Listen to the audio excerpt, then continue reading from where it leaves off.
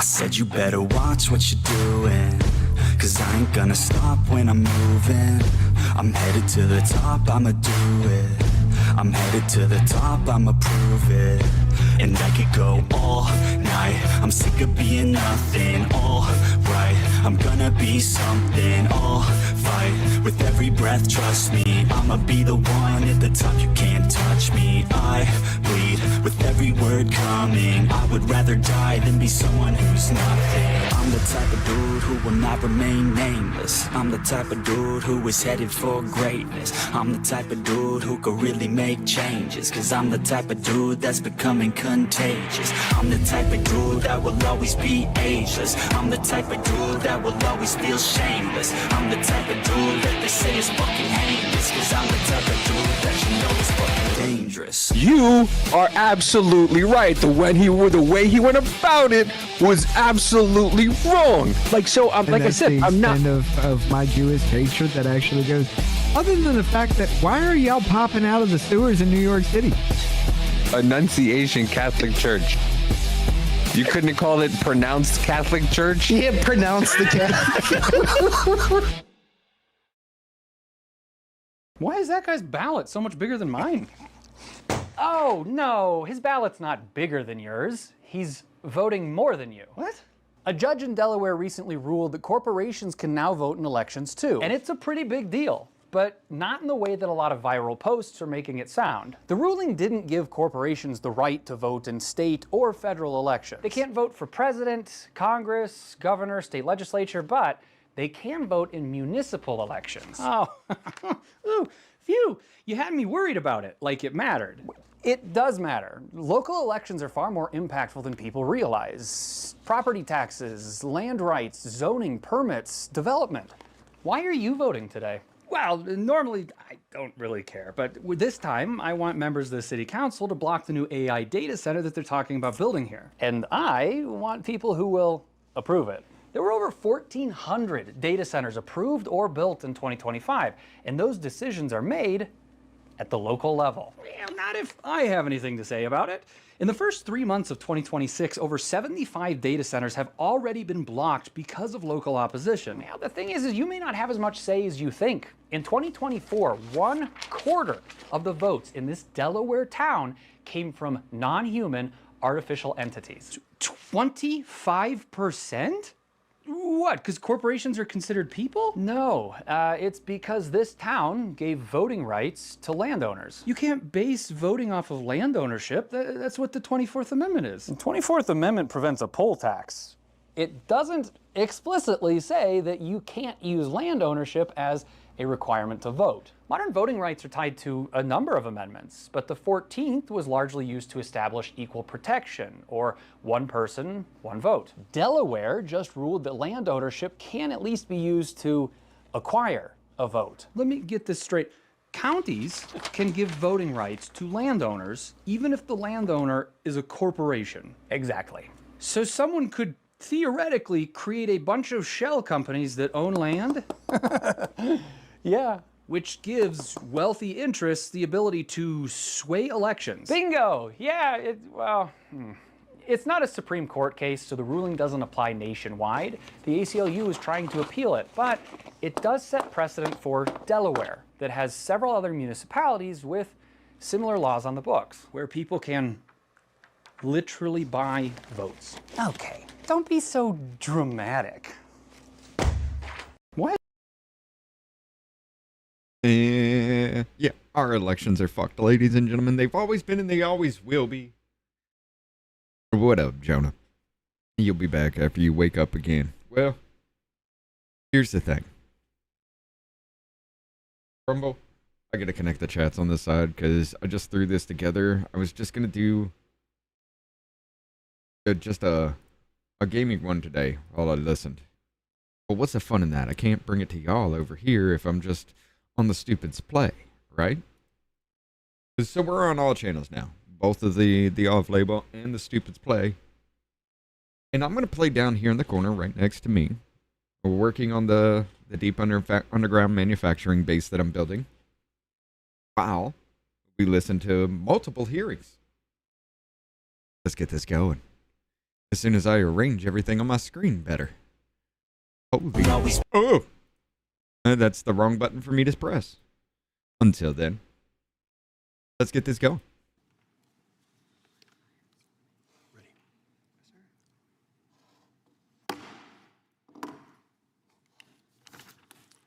The committee will come to order. Today, the subcommittee, without objection, without objection, be authorized and declare a recess at any time. We welcome everyone here today for the Intellectual Property and Internet Subcommittee hearing, Come on. which will cover a Fucking broad random ass range things. of All right. current but important issues. Candidly, we in Congress often wait until there is a crisis to move. We're known for the expression that what we do is nothing at all or overreact. We cannot afford to do either at this time. The growth of various types of theft of intellectual Isa, property, what the fuck is through wrong with you, counterfeiting, and piracy, in fact, has become an epidemic. Most of the rest of the world has at least made efforts to deal with these problems. This hearing will establish once and for all that the various pieces of legislation need to move and need to move quickly. That means that this committee must come together along with the Senate to deal with economic crimes around the world, but particularly those who come to our shores and take advantage of a weaker enforcement. Additionally, the growth of AI means that in the near future, what we see as a growing epidemic will rise even further. I want to particularly, though, focus on something here today. It's not just the money that's stolen from people whose creative works are being taken. It is, in fact, the funding of criminal networks, whether it's Hamas and Hezbollah, ISIS, Al-Qaeda, or others. Almost all of these groups, in addition to the conventional drug cartels, are operating criminal syndicates that include various forms of intellectual property theft. That means that, in fact, not doing something in a timely fashion is causing people to die. It's causing countries to live in terror. It's costing countless amounts of dollars that U.S. citizens pay in addition to the loss of revenue to those who create intellectual property. I want to make it clear, we all know that there are people who innocently think that watching on a bootleg channel Muffin? something How they you would doing? otherwise pay for, the cost is simply they're getting a deal of free. But if that money is in fact going to syndicates that are involved in other illegal activities, you are funding criminals. You are funding people who hurt people. 4 decades ago, Advanced Research Project Agency, ARPANET, adopted a communications protocol. I was a young lieutenant in those days, and we used it. We used it in a very limited fashion. One day, somebody came up with the idea of a way to communicate that became known as email. In those decades, half a century or so, we have gone from a connection of Isa? military bases and universities We're not retarded, for brother. purposes of furthering research to the internet as we know today.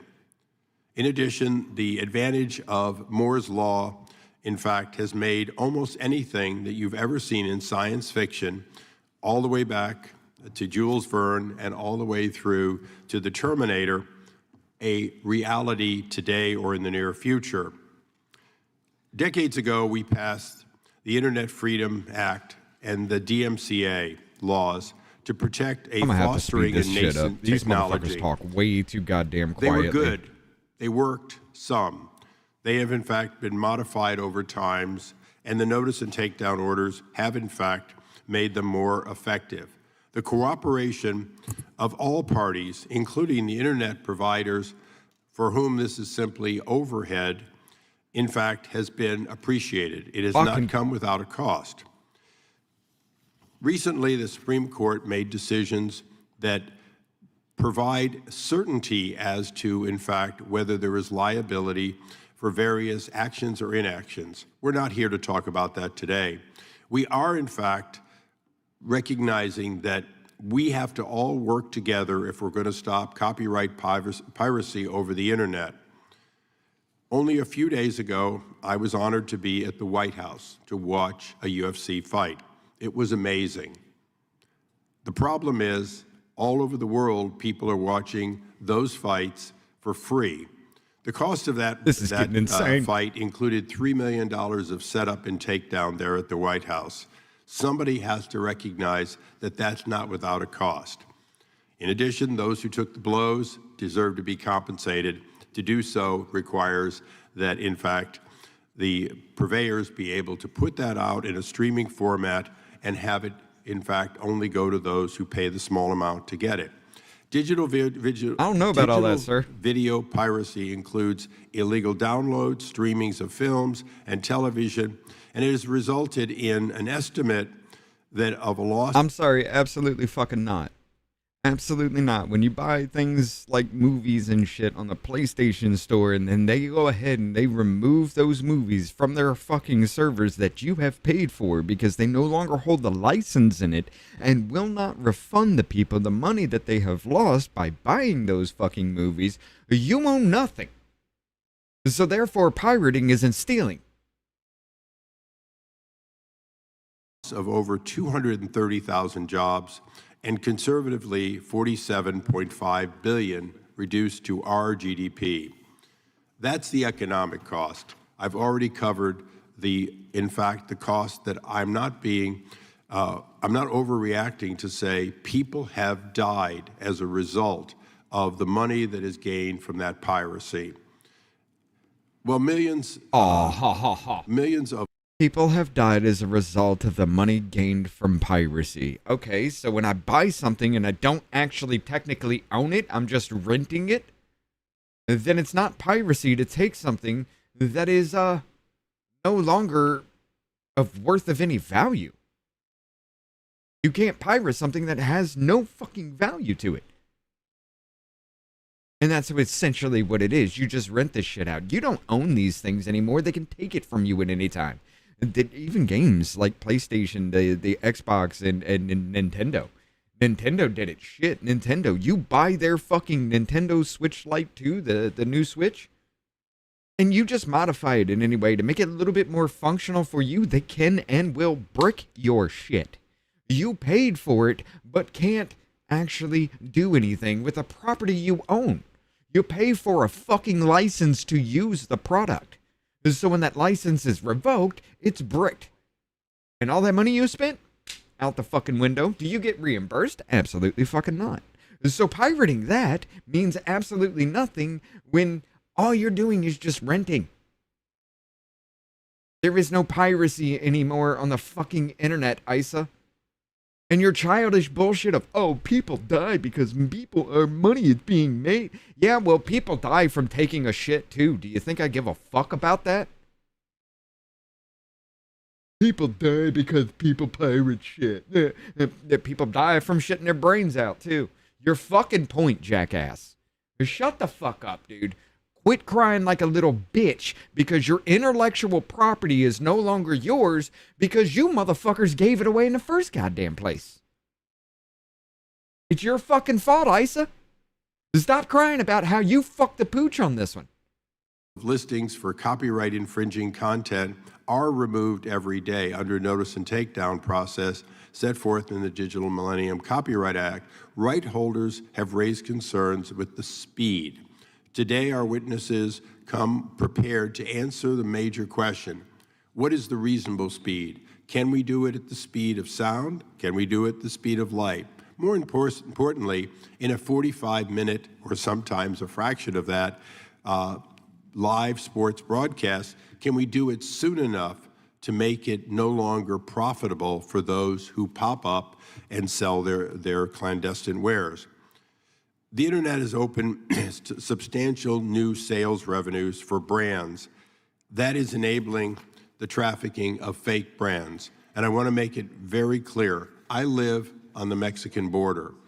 My district covers 80 miles of the Mexican border. In my district, we have a holding facility that that holds up to 40,000 square feet, racked 3 and 4 high, of illicit drugs.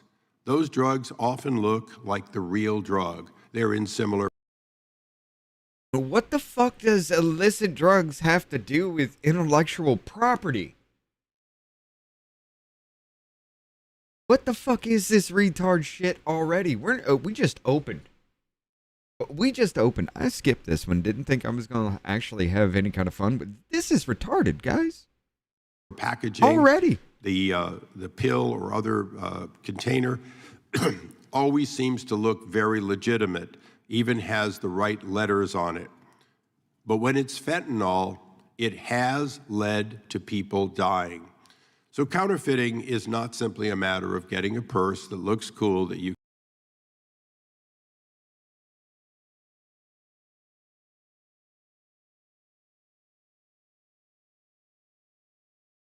Are you fucking kidding me? You link the people dying because they take drugs and make it look like legitimate pills, like coming from a pharmaceutical company. And we must put a stop to that. We must take away all intellectual property from your fucking self. Because people make fake pills, ladies and gentlemen. You no longer have the rights to your own fucking property, the things you do, because people make fake pills and people die from those fake pills. Yo, shut this fucking faggot up. Yeah, I'm gonna speed his ass up. I really the fuck am. I'm gonna speed this whole goddamn thing up because this is absolutely retarded from Jump Street. You can take to a party and maybe no one will know, or even you may even brag that it's a fake. It also includes the counterfeiting of pharmaceuticals that, in fact, once again, lead to people dying. The patchwork of laws, in many of these cases, state by state, ask the question, should we continue to have states make decisions that make honest, law-abiding purveyors of products life difficult, while, in fact, not effectively stopping the clandestine work? We made this decision in 1972 through both legislation and court that we weren't going to do it with copyright for music. It's been a long time since that, and there's needed to be some additional items done. But we have profited as a nation from having not just one standard, but having the federal government being able to aid states in the enforcement of copyright paid him protection. to think this way? Same needs to happen relative to AI. I think Whoever fucking paid him to think needs to just goddamn get their fucking money back. This is absolutely retarded. You can't have... His argument was because people died of fake pills, you can no longer have intellectual property. We need to control it all. We need to have full control over every fucking bit of it because people make fake pills. Go beat this with the... Never mind. I can't say that. we all know it has to happen. And We're on more YouTube. importantly, if we're going to protect the law-abiding citizen, we can't have it be simply an additional law on top of hodgepodge laws that, in fact, can create conflicts or greater regulatory requirements. There needs to be a congressional act targeted and in a measured way, meaning don't overreact. Any federal legislation must balance three goals to avoid hobbling American innovation in online services and AI technology, which will, in fact, ensure the continued leadership around the globe of U.S. technology. Let's make it sure, in closing, that there is one thing beyond all that I have mentioned that is at stake, and that is global leadership. America leads the world in high tech. We do so because we welcome people from around the world to join us through immigration. Our universities are the envy of the world for both those who come and stay and those who come and go back. But that leadership is challenged by many others, but particularly by a China that, in fact, does not respect intellectual property, but does appreciate the innovation. They appreciate it so much, they steal it. It is Congress's responsibility, thus, to, in fact, make clear that, that we are in a war, we're in a battle, we're in a competition against China, and we are determined to win. Before I recognize the ranking member for his opening statement, I'd like to set a tone quickly with a short video. If we could please run the video. With audio. Movies all over the world, from the last 4 Jurassic World films and too many locations to count, to Twisters in the great state of Oklahoma. Filmmaking is global, but truly gifted storytelling is an American specialty and one worth protecting. No, it ain't. not any fucking more. You've perverted it in such a goddamn way that there ain't no point in watching any damn movie because we all know it's going to be gay transes fucking each other in the butt instead of actually having a storyline to it. You're going to take classics and you're going to reverse gender everything. You're going to swap out fucking races. You're going to do whatever you can to bastardize every bit of American culture because yay for the trannies, right? Shut the fuck up. Hollywood burned itself and now it's collapsing under its own fucking failure. It's nobody else's fault but you fucking retards at the top. I don't give a fuck about your intellectual property any fucking more because the only thing that it's ever being used for is to show how much shit you are as everybody just trolls the ever-living fuck out of your greatest accomplishments. And you still try to hit people because they're saying bad things about you. Even though it's all really fair use, you go after them because they say bad things about you, so it should be taken down. No, go fuck yourselves. Fuck Hollywood, you pedophilic fucking faggots. Every single fucking one of you. No one gives a shit about you anymore. COVID lockdown, everybody's forced to stay at home. Politics is shoved in our goddamn faces. And every single one of them, oh, we're all in this together. Now give me money because I'm a fucking celebrity and my bills, I can't afford my bills without making movies that I can't do because of COVID and lockdown. I need your money, America. You need to pay me because I'm just a celebrity with millions of fucking dollars. Hundreds of millions of fucking dollars in some cases, and I can't pay my own fucking bills, so therefore you must do it for me. But we're all in this together, America. And do you want us to fucking continue to back that? How fucking retarded can you actually fucking be? I want to thank Chairman Issa and Ranking Member Johnson for your important work. Today, our filmmakers have no remedy to combat rampant competition from piracy websites based overseas, offering up exact digital copies of our work for free. This illegal marketplace is threatening the Good. You have failed time and time and time and time and time and time and time and time. Again, you have ruined DC. You have ruined MCU. You have ruined the Fast and the Furious franchise. You have ruined Little Mermaid. You have ruined Little House on the Prairie. You have ruined every fucking classic, including Animal Farm. And you're crying, whining, bitching, moaning, and complaining because people aren't paying for the shit you ruin. Faggot, no one cares. No one gives a shit. You shouldn't be paid to bastardize human fucking history, human culture. You shouldn't be paid for that. A little twist, a little bit here and there to mark something different. I get you. I'm okay with. I'm cool with. But to take Ariel and make her fucking black just because? Cleopatra's black just because? You want to race swap and gender swap every goddamn body just because? And you want me to pay for it. And then you complain and call me racist when I don't pay for it. No one fucking cares about you, bitch-made motherfucker. No one cares about how much your pussy hurts over the fact that nobody's paying for your shit-ass fucking movies.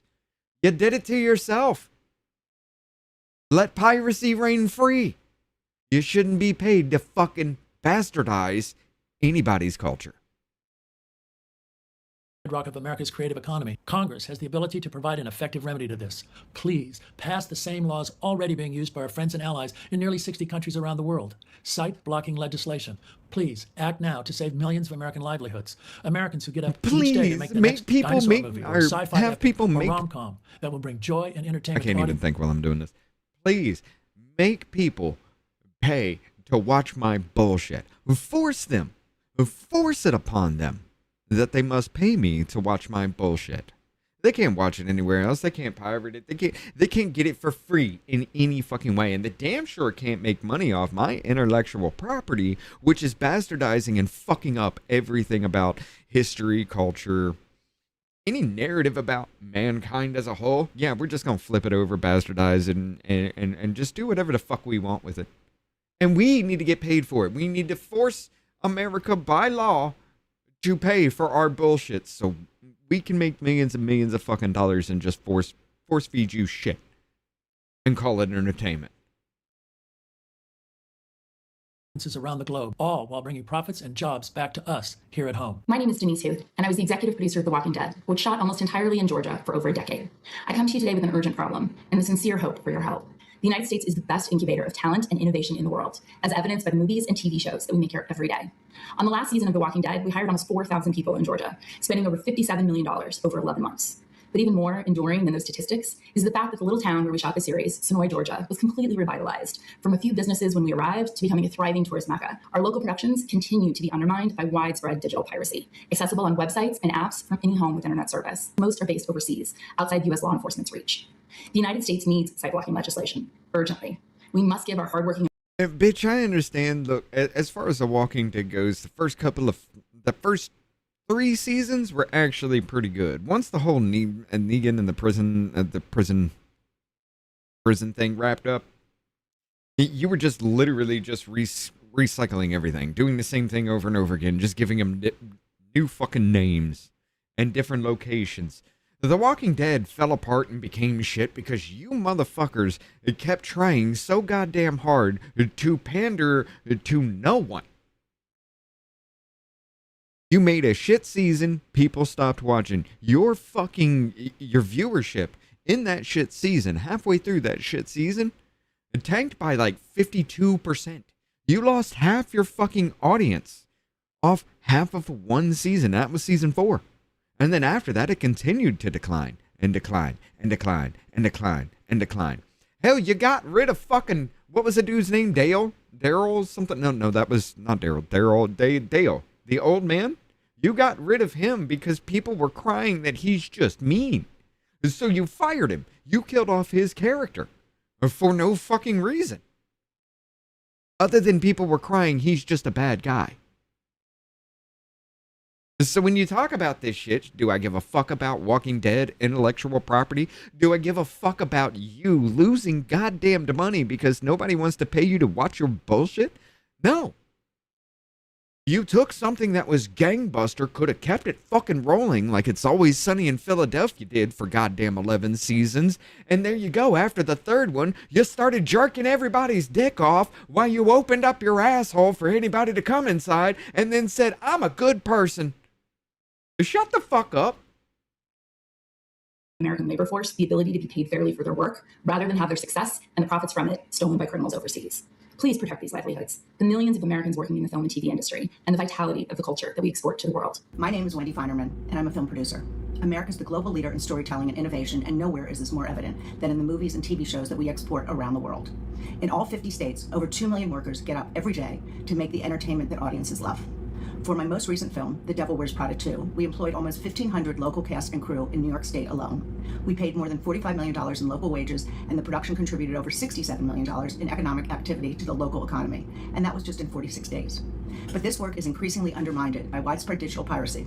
Each year, this piracy causes an estimated losses of between $29 and $71 billion from the U.S. economy and costs as many as 560,000 American jobs. Congress should enact the same laws already used by our friends and allies in over 60 countries around the world. The United States needs site blocking legislation, and we need it today. We must act to stop offshore piracy. I'm asking you to protect the millions of Americans working in the industry. Ladies and gentlemen, we take all this money and we create all these jobs. We do all these things to bring you entertainment. We should be paid for it. Okay, cool. When you lose money because you make shit, and then you tell me I can't fucking... I can't get something shit for free just to make sure that everybody's right and it's shit. I have to pay you your money because you must get paid for making dog shit. You must get paid for bastardizing culture. You must get paid for taking an iconic fucking story, a historic fucking storyline, and making it dog shit. You must get paid for that. I'm sorry, suck what dick? I ain't gonna pay you for that. You're bastardizing everything that makes that story good, and somehow I'm supposed to pay you to watch your fucking dog shit. You guys are the most delusional, retarded motherfuckers in existence. You want money? Make a good goddamn product. For once in your pathetic existence that you call life, make a good product, and then you can get paid. It's like me making a fucking... I sit here and make a phone. But I don't make that phone. I just give you 2 cans tied together with string. And because I call it a phone, you must pay me for it, America. That's the fucking argument. And it is absolutely that downright retarded. I'm getting attacked. Hold on. That I love, and the one that represents one of our most valuable exports. Thank you for protecting it. Hi, my name is Mark Varadian, and I'm a film producer. I want to thank Chairman Issa and Ranking Member Johnson for the important work this subcommittee has been doing to address digital piracy. Last year, I was happy to speak to visiting members of Congress at a field hearing in Los Angeles about the urgent need for a solution. Today, we can't release a movie without immediately losing significant income to piracy websites based overseas. This is an existential threat to the American film business at a time when Hollywood economics are under We can't get paid for creating dog shit the anymore. world's best storyteller, exporting those stories globally and creating an economic engine here in the U.S. that benefits millions of Americans in all 50 states. But those jobs are at risk from digital piracy. Congress can and should enact the same laws already being used by our friends. Congress and needs allies to in nearly protect 60 us so we can countries around the world. The United continue States to needs fuck up your site-blocking culture. legislation. We need it today. Please act now to protect one of America's most successful export industries, preserve millions of well-paying jobs, and ensure the future generations of American filmmakers will continue creating the stories that move audiences around the world. I'm Scott Turow. I certainly don't need to remind this audience that protection of authors and their copyrights is delegated to the Congress in the Constitution. It reflects the vision of our founders that an independent class of creators, supported by their audience, not by the government, not by private patrons, is essential to the flourishing of our democracy and the free flow of ideas. For more than a decade now, that constitutional vision has been jeopardized by the existence of offshore pirate sites that have sold millions of stolen ebooks without a cent in compensation to authors or their publishers. If this was a storefront selling stolen books, we'd have no hesitation about closing it down. And we should have no hesitation in this case either about the needed federal legislation that will allow authors to enforce their rights in the face of theft that has been organized and industrial and flourishing beyond our borders. My name is Lee Thomas Miller. I'm the president of the Nashville Songwriters Association International, and I am an American songwriter. Growing up on a farm in Nicholasville, Kentucky, the radio was my window to the world. I dreamed of someday being part of the music industry that delivered the songs I loved. After moving to Nashville, I struggled for 11 years in a 10-year town, trying to pay the bills with a wife, 4 young kids. Along the way, I signed a music publishing deal, and one day I finally started hearing my songs on the radio. But over the last few decades, the internet has made that tough. First came music piracy. It is hard to make a living when your creation is being illegally offered for free. Then there was music streaming, almost free. Pay so low that our jobs were immediately threatened. Now there's artificial intelligence. Software that takes what I create. I can't even fucking do anything but stand here and kill things. They keep respawning. Nothing. I thank the subcommittee for today's hearing. American songwriters need your help. Thank you. I now recognize the ranking member of the subcommittee for his opening statement. Thank you, Mr. Chairman. When the modern internet was born in January of 1983, many considered it just another Department of Defense project for the military. But thanks to taxpayer funding, the United States was able to partner with research universities and eventually private companies to harness this innovation for use by the general public. Over its first 10 years, the internet evolved from an application to compete with the Soviets to a place where people could socially connect, conduct business, and communicate with others, and even this could have been a Democrat talking like he is. I mean, they all are for that. Today, what up, it's boom hard boom? for many of us to imagine a world without what about that when they steal ideas or plot lines from other movies? Or pictures of our friends and family on our social media news feeds. No, that's intellectual property because the names internet is inescapable from my. That's intellectual property, boom boom. You don't understand. The storyline may be the exact same thing. The plot is the exact same thing, but the names and faces have changed. The locations have changed, so therefore it's an entirely different story. It's the dumbest, most retard shit. But you can't pirate their shit because they need to get paid for bastardizing everything and fucking the whole goddamn culture up. They need to get paid for it. You can't take it and watch it for free just because somebody wants to create some bullshit. In society. This is quickly becoming the same with generative artificial intelligence. Fuck, they just won't stop spawning right here. Consumers alike in just a few short years. Even with widespread adoption of transformative technology, it is imperative that we continue to protect rights holders when technology is used to steal intellectual property, defraud consumers, and increase inequality. Products available online from a trusted website can seem identical to those at brick-and-mortar stores, but instead are produced with harmful chemicals or contain dangerous malware. These nearly identical knockoffs can damage your favorite brand's reputation and harm their ability to stay in business. Websites that miraculously have Project Hail Mary streaming for free really are too good to be true. And that product with Tom Hanks in the commercial may not have actually been endorsed The by Tom internet is Hanks. going to tip just a into the replica sea with stolen created with videos. AI. Oh, it already has. Some of these may seem harmless at first glance, but they matter to me and my constituents. Film and This TV shit spending in never Georgia, fucking stops. the Hollywood of the South, hit $4.4 billion in 2022 with 412 productions. But increased costs have devastated our film and TV market. Spending was down $2.3 billion in the last fiscal year with just 245 productions. Our writers and actors need jobs to keep creating, and market changes have made that all the more difficult to achieve. Across creative industries, innovators from writers and software developers to musicians and painters are watching their works used to train AI models for free, while the barrier to entry gets higher and higher.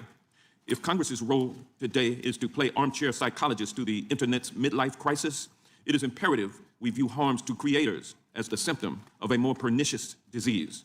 The question we should be asking ourselves is, are the innovations before us serving the American people, or do they exclusively benefit a small handful of the wealthiest, most powerful corporations and individuals in the world? Georgia's 11 million plus residents have a median household income of just under $82,000. Mark Zuckerberg is worth $220 billion as of December 2025.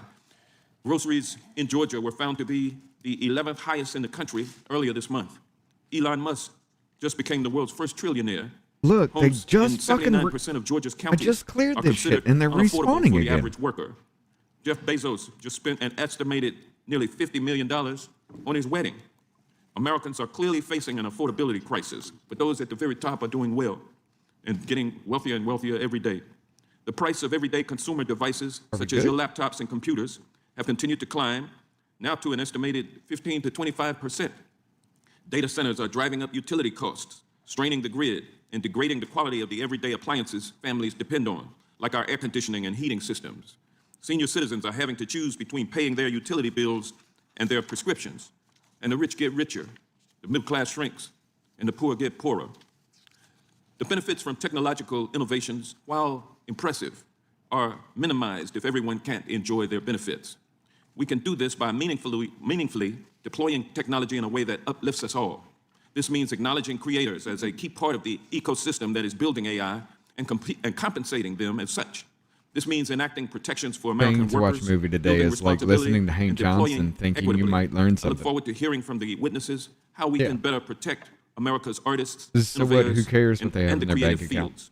I thank Chairman Issa for holding I this don't. important hearing, and I yield back the balance of my time. Gentleman yields back. Thank you. We now recognize the chairman of the full committee, Mr. Jordan, for his opening statement. Thank you, Mr. Chairman. I'll be brief. I just want to thank you for your work for now over 2 decades on trying to stop copyright piracy and harmful uses of AI while not harming choice, innovation, and maybe most importantly, First Amendment liberties. We appreciate your tireless work, and I know this is your last session in Congress. We'll probably have a few more hearings, but I did want to take the time to thank you for this issue and so many others that you've worked so hard on, and I look forward to thank our witnesses for being here and look forward to hearing from today's panel. Wait, With that, I you yield mean back. Hank Johnson's gone? I profusely thank the chairman. Or We now Issa. recognize the ranking member of the full committee, Mr. Raskin, for his opening statement. Who was he talking to? Hold up. For now over 2 decades on trying to stop copyright piracy and harmful uses of AI while not harming choice, innovation, and maybe most importantly, First Amendment liberties.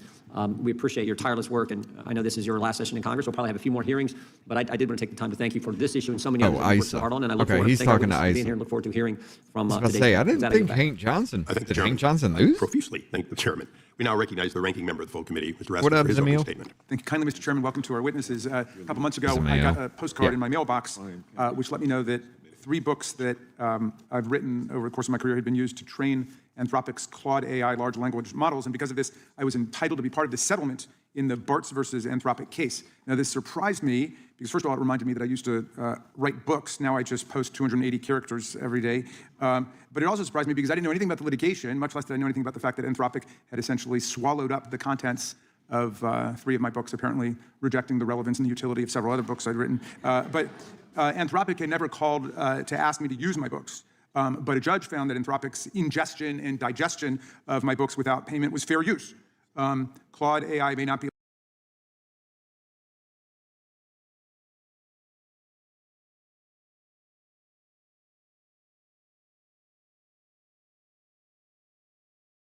This motherfucker just made the argument because AI read my book and I didn't get paid for it. It's an infringement.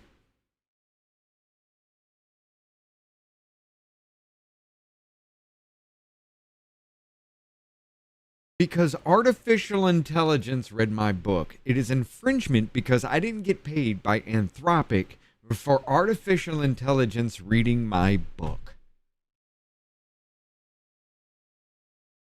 This is the stupidity, ladies and gentlemen.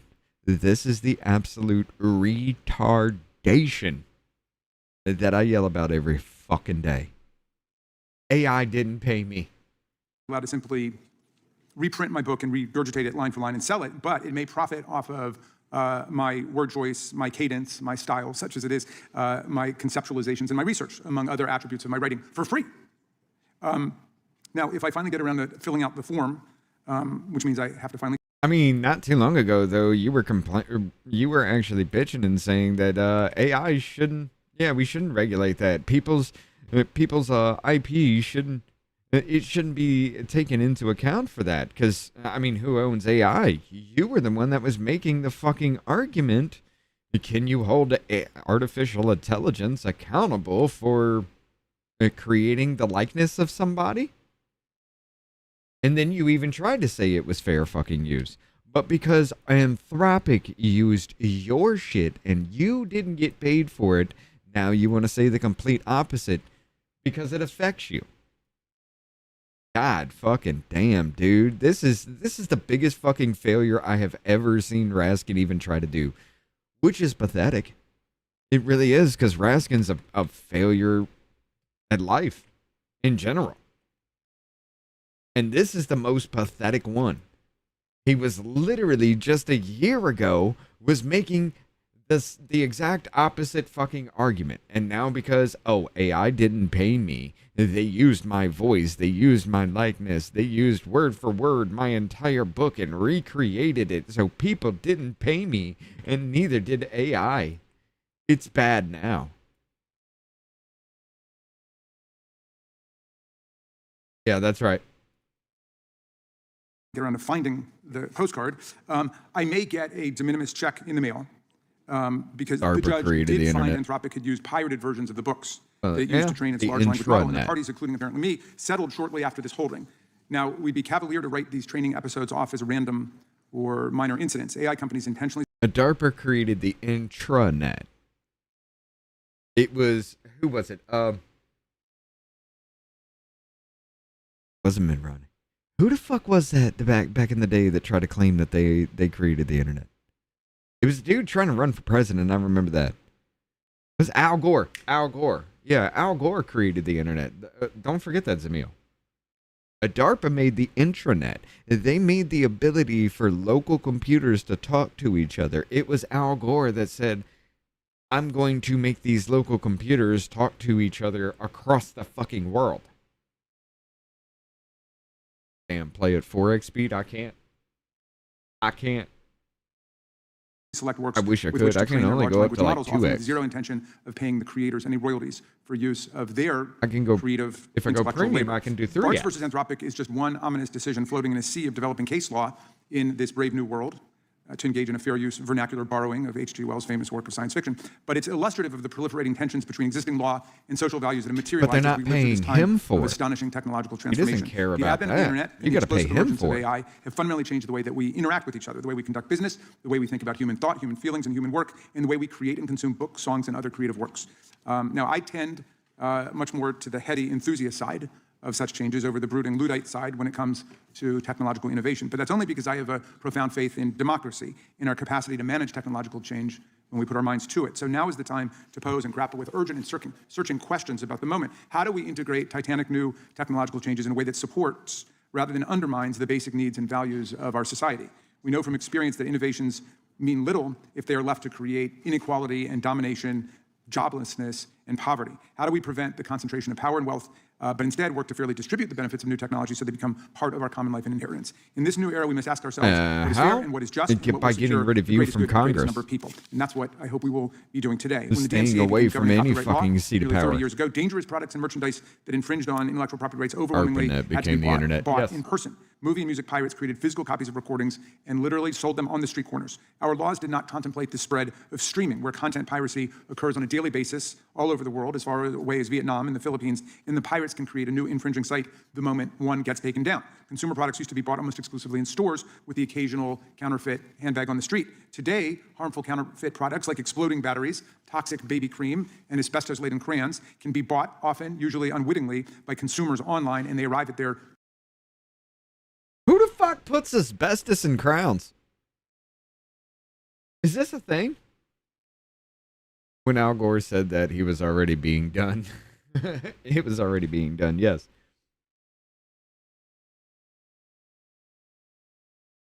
I mean, lead paint, yeah, I get, that's cool.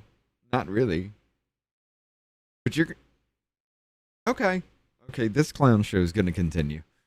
Doorsteps in a matter of hours. Even our music laws were designed for a world where listeners discovered music through their stereos, which is why we are left with laws that prevent performers from being paid when their music is played on the radio. These issues affect not just the 2 million employees of the movie industry or the nearly $12 billion in revenue from the music industry, but also the consumers who end up paying the cost of counterfeit goods that break or cause harm or just drive up the price of the real product. The laws on the books may no longer be fair for these affected industries, and they are almost certainly unfair to consumers. You know, you motherfuckers still haven't learned yet, have you?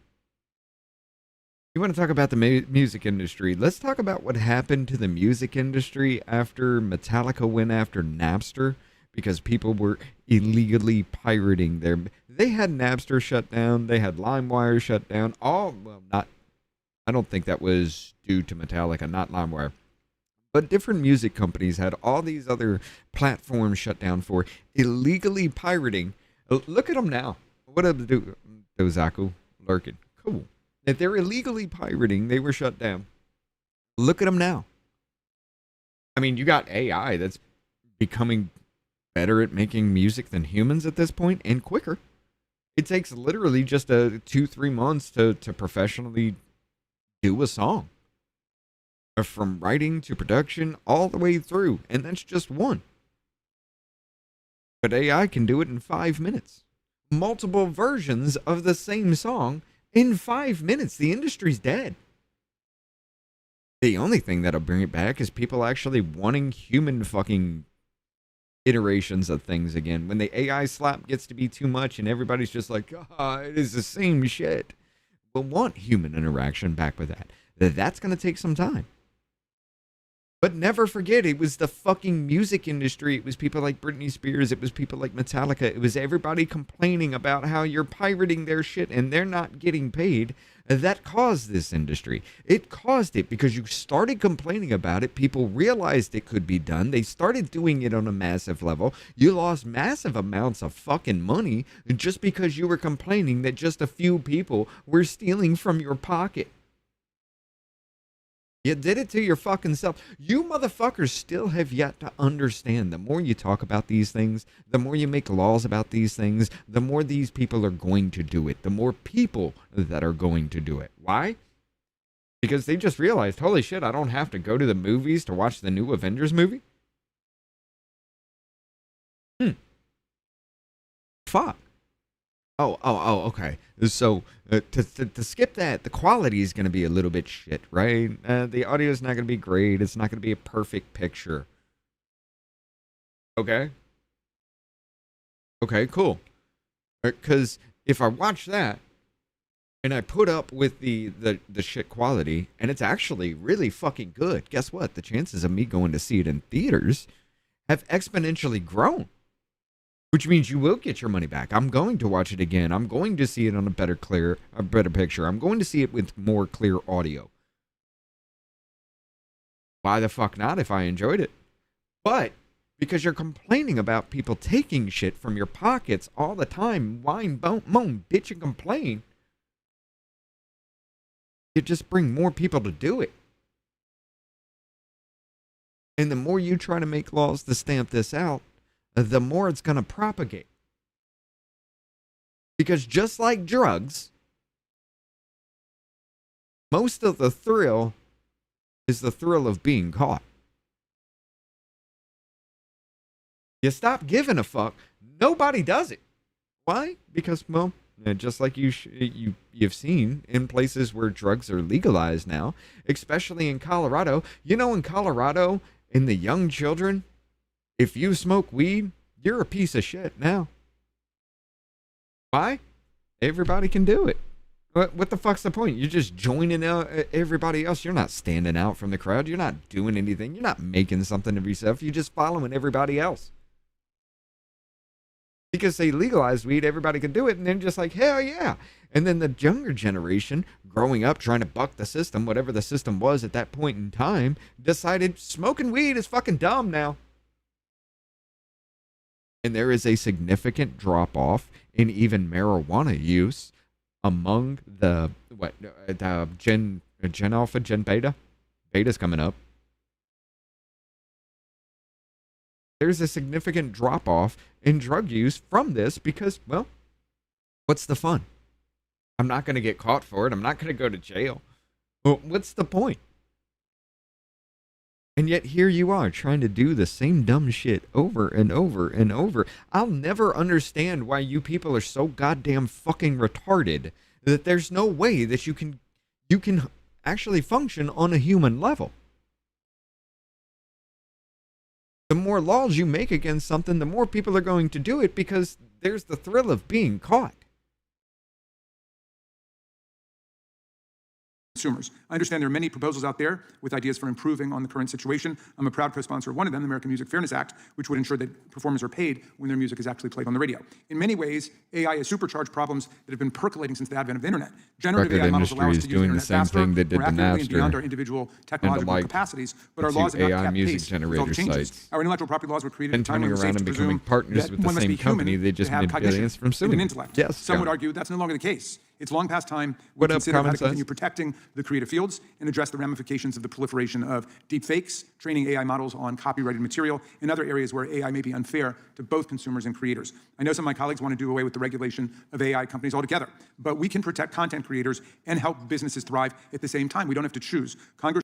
Hold up, this motherfucker is pro-AI. He has fervently defended the use of AI in every aspect of life. But again, AI took something from him and didn't pay him. They used his likeness. They used his voice. They made him sound like he was reading his own fucking story. And he didn't get paid for it. So now AI is bad. Now AI is bad. No. We can't have that because AI didn't pay me money. It's bad now. Except when it's in the hands of the government, of course. But it's bad now. Should help provide for the safe adoption of generative AI models that take into account the environmental, labor, and social consequences of such technology. And we should do so while allowing the states to experiment with different approaches. I'm dismayed by those who have caved to a small group of billionaires and now a trillionaire who own these AI models and have proposed broad preemption of state common law causes of action and state legislative decision-making with no federal regulation at all. There's no reason we should do away with common law tort claims that act as the basic national safety net for fairness. The National Institute of Science and Technology should absolutely be allowed to test frontier models, and if AI models are being built on the You're right, but these laws shouldn't be made off the fact that your pussy hurts because you didn't get paid for something that nobody else got paid for as well. Hard work of artists, writers, and inventors, we should be thinking long-term to ensure that there are more artists, writers, and inventors a generation from now creating material to sustainably train the next wave of generative innovation to come. The rational next step for this committee is to ask ourselves how we can map a path forward for all Americans to use technology while ensuring laws that protect consumers and creators, workers, and families. Thank you, Mr. Chairman. I yield back to you. The gentleman yields back. Without objection, all other opening statements will be included in the record. We now go to our distinguished panel of witnesses. Mr. Sean Astin. Mr. Astin is the president of the Screen Actors Guild. By the way, one of the few things I haven't done, and I continue to say I'm available for a bit part. Am I allowed to do that? Anyhow. The American Federation of Television and Radio Artists, commonly known as SAG-AFTRA. He is himself an actor and a long distinguished career in film and television.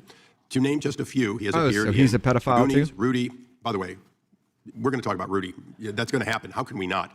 Even if you didn't go to the right college. The Lord of the Rings trilogy, Stranger Things, Teenage Mutant Ninja Turtles, and many more. Thank you for being here as a well-knowledgeable expert witness in addition to your current role. Mr. Chris Floyd. Mr. Floyd is a legal and business strategy advisor to Ablin Entertainment and film and television production company. Basically, He's Steven Spielberg's most trusted advisor. He previously served as the chief operating officer and general counsel at the partnership for a decade and held various positions with DreamWorks Studios, Universal Pictures, Paramount, and Walt Disney Productions. Welcome. Mr. Steve Francis. Mr. Francis is the executive chairman and president of IP House, a global intelligent Never got caught because I didn't share what I downloaded or left the torrent link on my acting computer. executive associate director of Homeland Security Investigations, as the director of...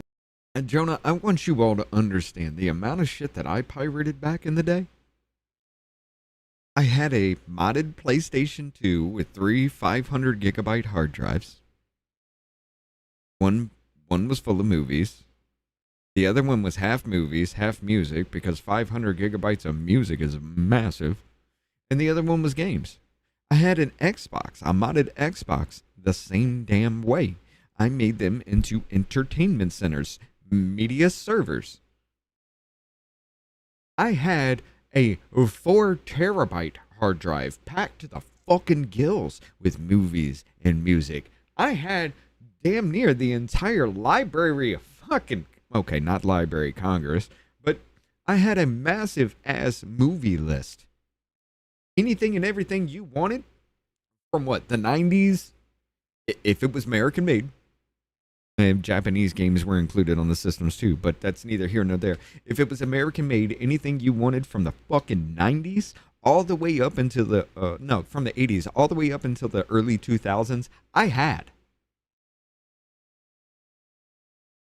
And I did update those things when they got released from, if it was bad quality, like somebody took a camera into a movie theater type situation. When the movie was actually released and we were getting better quality, I would update that. I had a massive fucking home server full of anything. You know how much I took? And nobody fucking cared back then. I would get emails, oh, you downloaded this, please remove it from your computer or we're going to prosecute you. You know how many thousands of emails I got from that? Did anything come about it? No. They just made it harder. They shut down the Pirate Bay. They shut down fucking LimeWire. They shut down Napster. They shut down any peer-to-peer service where you were actually doing these things. Why? Because people weren't getting paid. Now, at the point when you were creating good shit, you had an argument. But why should I have to pay you premium shit, or premium money, for dog shit movies and music now?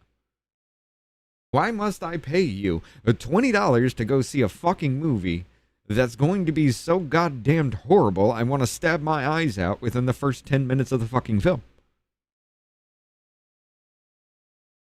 Huh. Shouldn't you just put it on Amazon, make Amazon pay for the licensing, and then people can watch it well? Oh, no. See, you don't get it. They still make their money from that Amazon deal when they do that. But when you buy it, when you go out there, you have to do these things for them to make more money. You can't watch it for free. You pay for Amazon. That's a good thing. That's cool, right? But you can't watch it for free.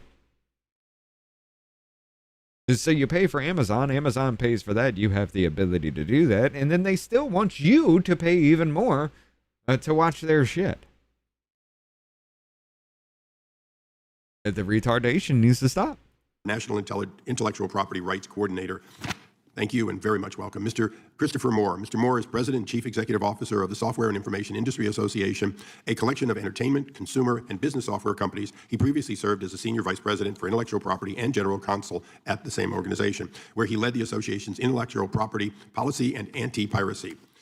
Lastly, but not leastly by a long shot, Dr.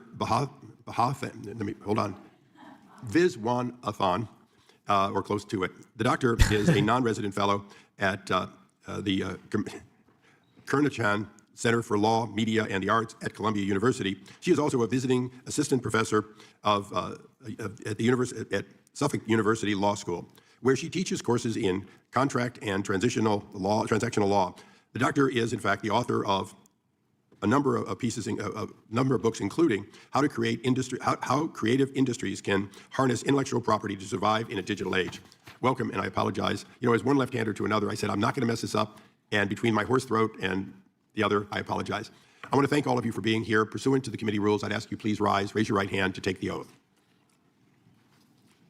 Do you solemnly swear or affirm under penalty of perjury that the testimony you're about to give is true and correct to the best of your knowledge, information, and belief, so help you God?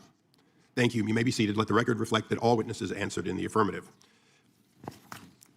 If you watch C-SPAN, you know I have to give this admonishment that you'll have 5 minutes in your opening statements, but 100% of all the material you brought with you in your opening statement, plus additional material you may supplement with, will be placed on the record, thus leaving you completely free not to just read what you brought, although some of you just might. So with that, we begin. Mr. Austin.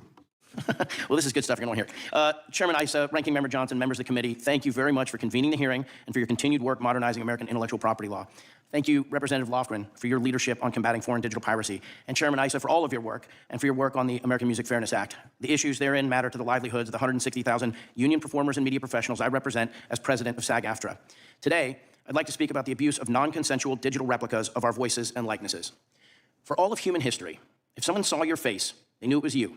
If they heard your voice, they knew you had spoken.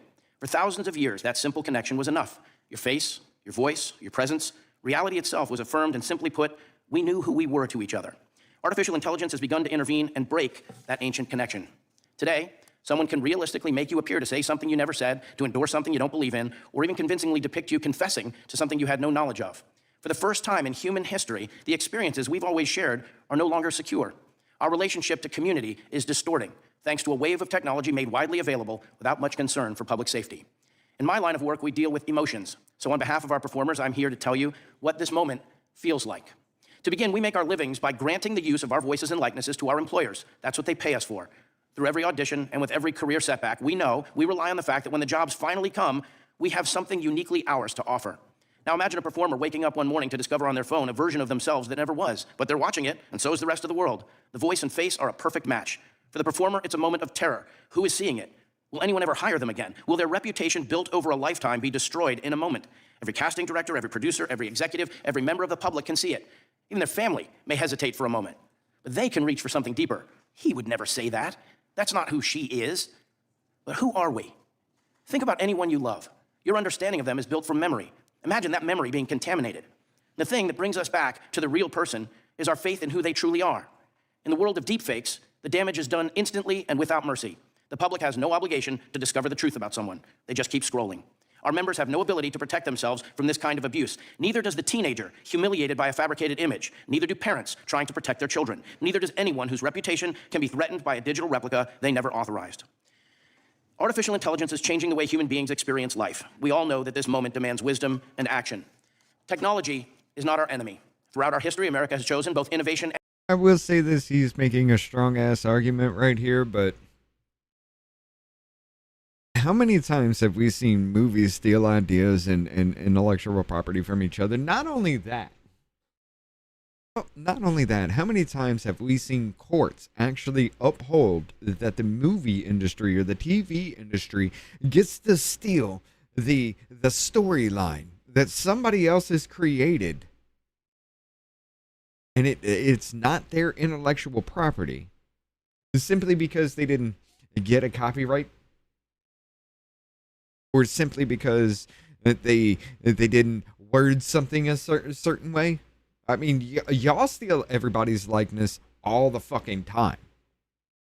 You will steal likenesses of characters from each other all the fucking time. So when you bitch and complain about AI doing the same thing to you, it kind of falls on deaf ears to me, but I get it. I understand.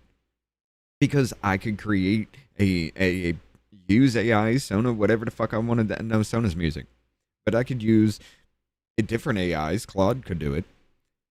What's that one? What's that one where you're actually getting like 15-minute videos now?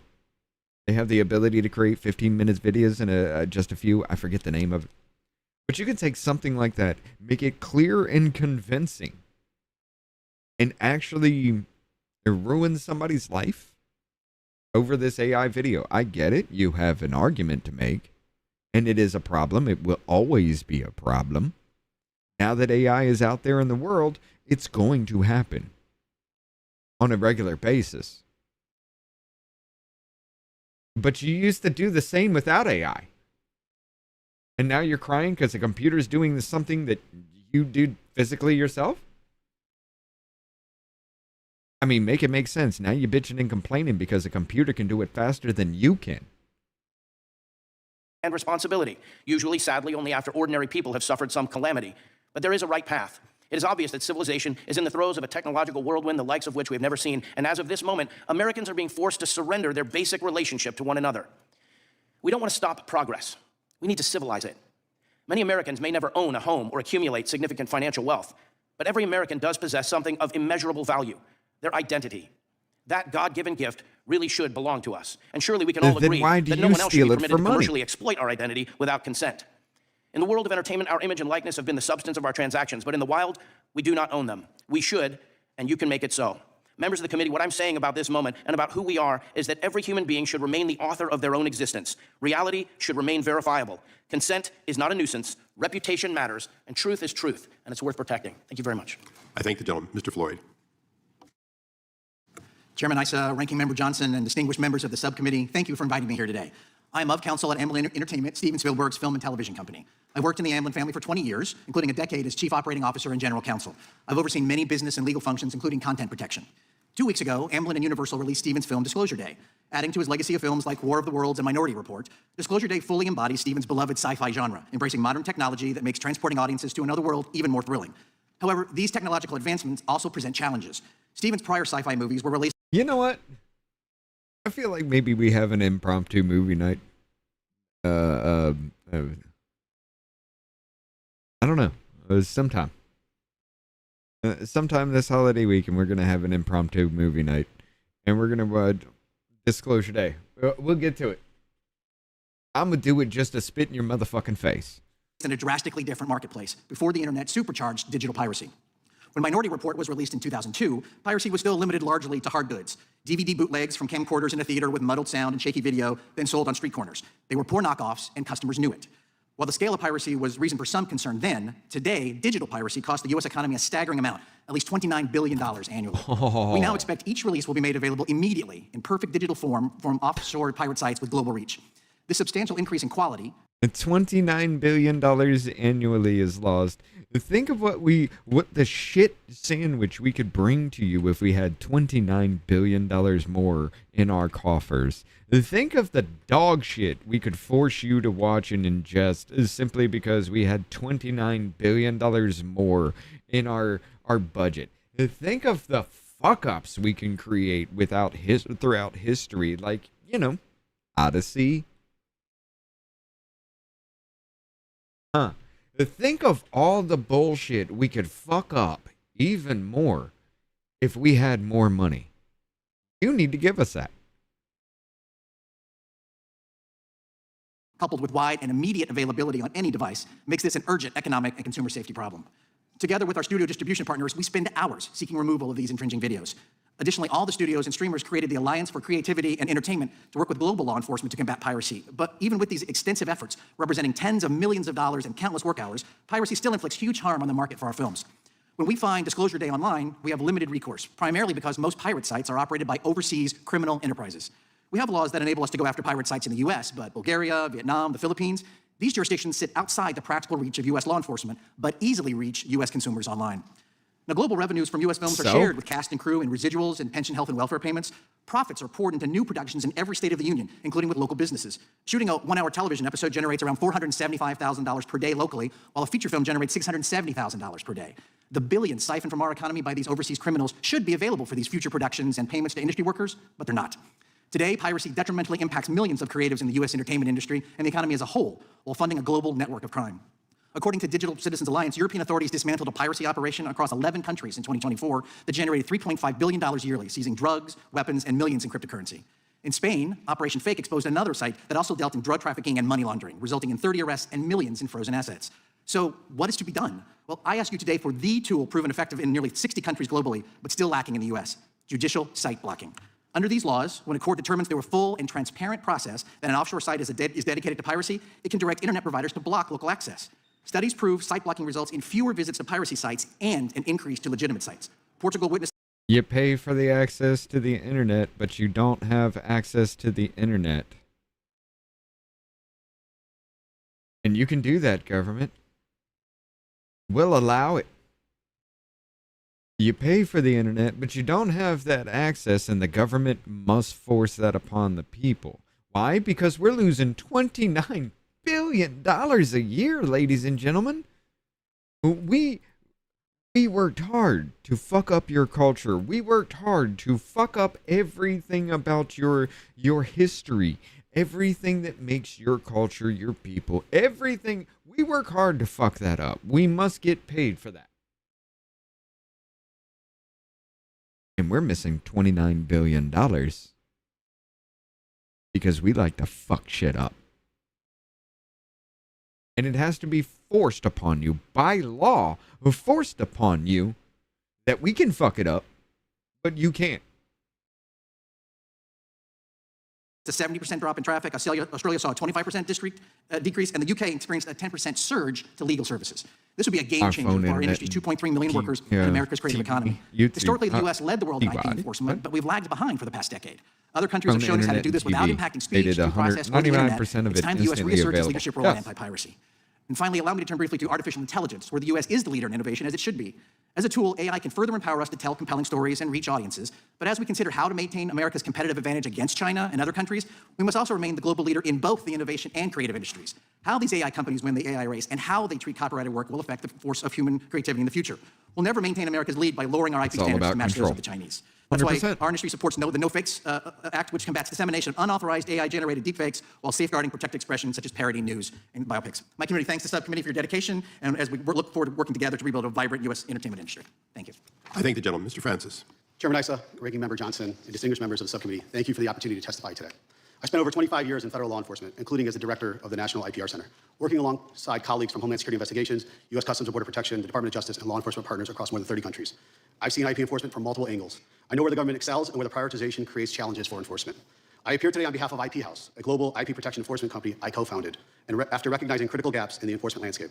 IP House operates across every major jurisdiction because IP crime is truly global. We detect and disrupt infringement networks at scale, bringing global intelligence and operational visibility that complements the work of governments and rights holders worldwide. What I see at IP House confirms what I witnessed throughout my career. As commerce has moved online, IP crime has grown more sophisticated, more organized, and harder to disrupt. Criminal networks now exploit the speed, scale, and anonymity of the internet to steal IP and endanger consumers on a global scale. So today's hearing is incredibly timely. Counterfeiters operate through anonymous digital storefronts on the trusted online marketplaces American consumers use every day. They rapidly cycle through seller identities, domains, and payment processors to evade enforcement, often moving illicit proceeds long before traditional legal remedies can take effect. That is why IP House focuses on following the networks and the money, not just removing individual listings, to dismantle criminal organizations rather than chasing one product at a time. They are not harmless knockoffs. They include counterfeit pharmaceuticals, automotive parts, electronics, children's toys, and household products that threaten the health and safety of the American consumers. One of the most effective U.S. civil tools against counterfeiting is what practitioners call Schedule A litigation. It allows rights holders to bring a single action against multiple anonymous foreign sellers engaged in the same infringing conduct. Just as importantly, it allows the courts to quickly freeze the seller accounts and related assets before these proceeds disappear beyond the reach of U.S. jurisdiction. That changes the economics of infringement. Without this tool, rights holders are forced to file dozens or even hundreds of nearly identical lawsuits against anonymous defendants who have moved assets and simply reappear under new identities faster than the courts can reach a judgment. Schedule A is one of the few law enforcement tools capable of matching the speed, scale, and anonymity of today's online infringers while preserving judicial efficiency and due process. Online piracy presents an equally sophisticated challenge. Our recent Organized Piracy Crime Report, published with the Digital Citizens Alliance, demonstrates that many of today's piracy operations have evolved into criminal enterprises built on the systematic theft of American intellectual property.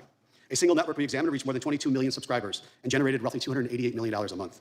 When law enforcement dismantled that operation, they uncovered drugs, weapons, and cryptocurrency, evidence that these organizations are engaged in far more copyright infringement. Large-scale piracy networks they can't control the internet and it's freaking them out high-reward that they created it and changing the turned on calculation them. is what IP House was built to do. Yeah. The enforcement gap is real and measurable. Rights holders are stuck with reactive platform tools that provide relief measured in just hours.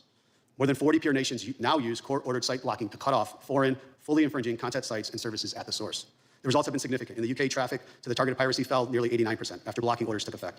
The United States has not kept pace with its international partners, leaving creators, consumers, and businesses at a competitive disadvantage. Meanwhile, criminal organizations are now using generative AI to accelerate infringement to an unprecedented scale. These include mass-produced counterfeit listings and brand impersonation to synthetic media, as well as the name, image, and likeness violations. While the technology is new, the underlying challenge is not. Bad actors continue to exploit innovation faster than our enforcement tools can adapt. I hope my testimony today provides the subcommittee with an operational perspective on how today's online infringement networks actually function, where the current enforcement tools are succeeding and where meaningful gaps remain. IP House is committed to working with Congress to ensure American innovators, creators, consumers, and businesses are protected in the digital age. Thank you, and I welcome you. Thank you, Mr. Gentleman. Yield back. Mr. Moore. Chairman Issa, Ranking Member Johnson, and members of the subcommittee, thank you for the opportunity to appear here today. Before I get into the substance, I just want to take a moment to thank you, Mr. Chairman, on behalf of our members. You've been a genuine ally to us on patents and a straight shooter even when we've disagreed. That leadership shows up here too, convening roundtables on foreign piracy, advancing thoughtful site blocking discussions, and choosing an educational hearing over a rush to markup. It's been a privilege to work with you, and we're grateful for the way that you've sought to both protect and advance American innovation. SIA represents more than 350 companies in the business of information, AI developers, publishers, financial data firms, and software creators. Unusually for a technology trade association, our members sit on both sides of many IP issues. We have platforms that distribute works and their rights holders. Some of our members have both functions. Over the course of our 40-year existence, we've seen a lot of technological change that's affected member operations, some of which caused them to bring competing worldviews. When examining new IP and other policy proposals, we tend to ask the same questions every time. Does existing law already address the harm? What new risk does the technology create? And what limits make a statute both effective and constitutional? I'm going to briefly highlight two areas. 2 years ago, SIA testified in front of this committee about unauthorized digital replicas. And on digital replicas, the harm that these unauthorized uses cause is real. These AI-generated voices and likenesses are already defrauding consumers and exploiting performers. We support the creation of a federal right here, and we supported the Take It Down Act last year as proof Congress can build precise, targeted tools for AI-enabled harms. In terms of vehicles that have recently moved, the No Fakes Act has received a lot of attention. But from our perspective, there are four problems that remain, and each one is That was fixable. fucking dumb First, from the very preemption beginning. clause grandfathers And you're existing saying state you law and only support the displaces state regimes retardation? for expressive works, so the bill doesn't really deliver on the promise of a national standard. Second, the counter-notification safeguard against wrongful takedowns only exists inside the bill's safe harbor framework. As statutory damages up to $750,000 per work and a life plus 70 term, no company will risk staying outside that framework. So in practice, this isn't a narrow opt-in category. It's close to the entire digital ecosystem operating under a takedown regime with no guarantee necessarily to put wrongly removed content back up. That raises concerns over speech at scale. Third, there's no general intent requirement, risking liability for general purpose AI tools and inadvertent lookalikes alongside the actual bad actors. And fourth, again, this goes to scope. The bill's framed as touching only user content platforms, but it reaches deep into the broader digital economy and shifts Section 230 treatment along the way. We don't have a problem with that resolution, but it emphasizes the importance of getting the details right. Now, we've supplied red line language on these issues, and these are fixes, not objections to the bill's premise, and we're ready to keep working on it until we handle these problems correctly. The second topic that I'm going to address is foreign piracy. And site blocking specifically. This is a different question, and our members are genuinely split on site blocking as a remedy. And my goal here is not to advocate a specific solution, but to present the equities that Congress has already begun to consider. First, the underlying problem is real. These pirate sites sit outside U.S. courts' reach, and they keep operating through mirror domains and offshore hosting, no matter how many times they're shut down. But the concerns over how blocking gets implemented are just as real. Blocking at the level of DNS resolvers doesn't respect borders. Targets increasingly share cloud infrastructure with thousands of unrelated lawful sites, so a narrow order can have overbroad effects. And foreign experience shows that legitimate services can get swept up by mistake. So we're not here to endorse or oppose a specific proposal. We're here to say that if Congress moves forward, 4 guardrails should be non-negotiable. Real judicial process with some adversarial testing, not rubber stamp petitions, targeting precise enough to protect shared infrastructure and lawful content, strong good faith safe harbors for the providers required to comply, and no mandate for a single government prescribed technical method. On both issues, our position is the same: get the goal right, get the mechanism right, and we all win. And our members are going to have to operate under whatever regime Congress creates. Thank you again for the opportunity to testify, and I welcome your questions. Thank you. Dr. Viswanathan. Viswanathan. Chairman Issa, Ranking Member Jordan, Ranking Member Raskin. Thank you, Johnson, pardon me.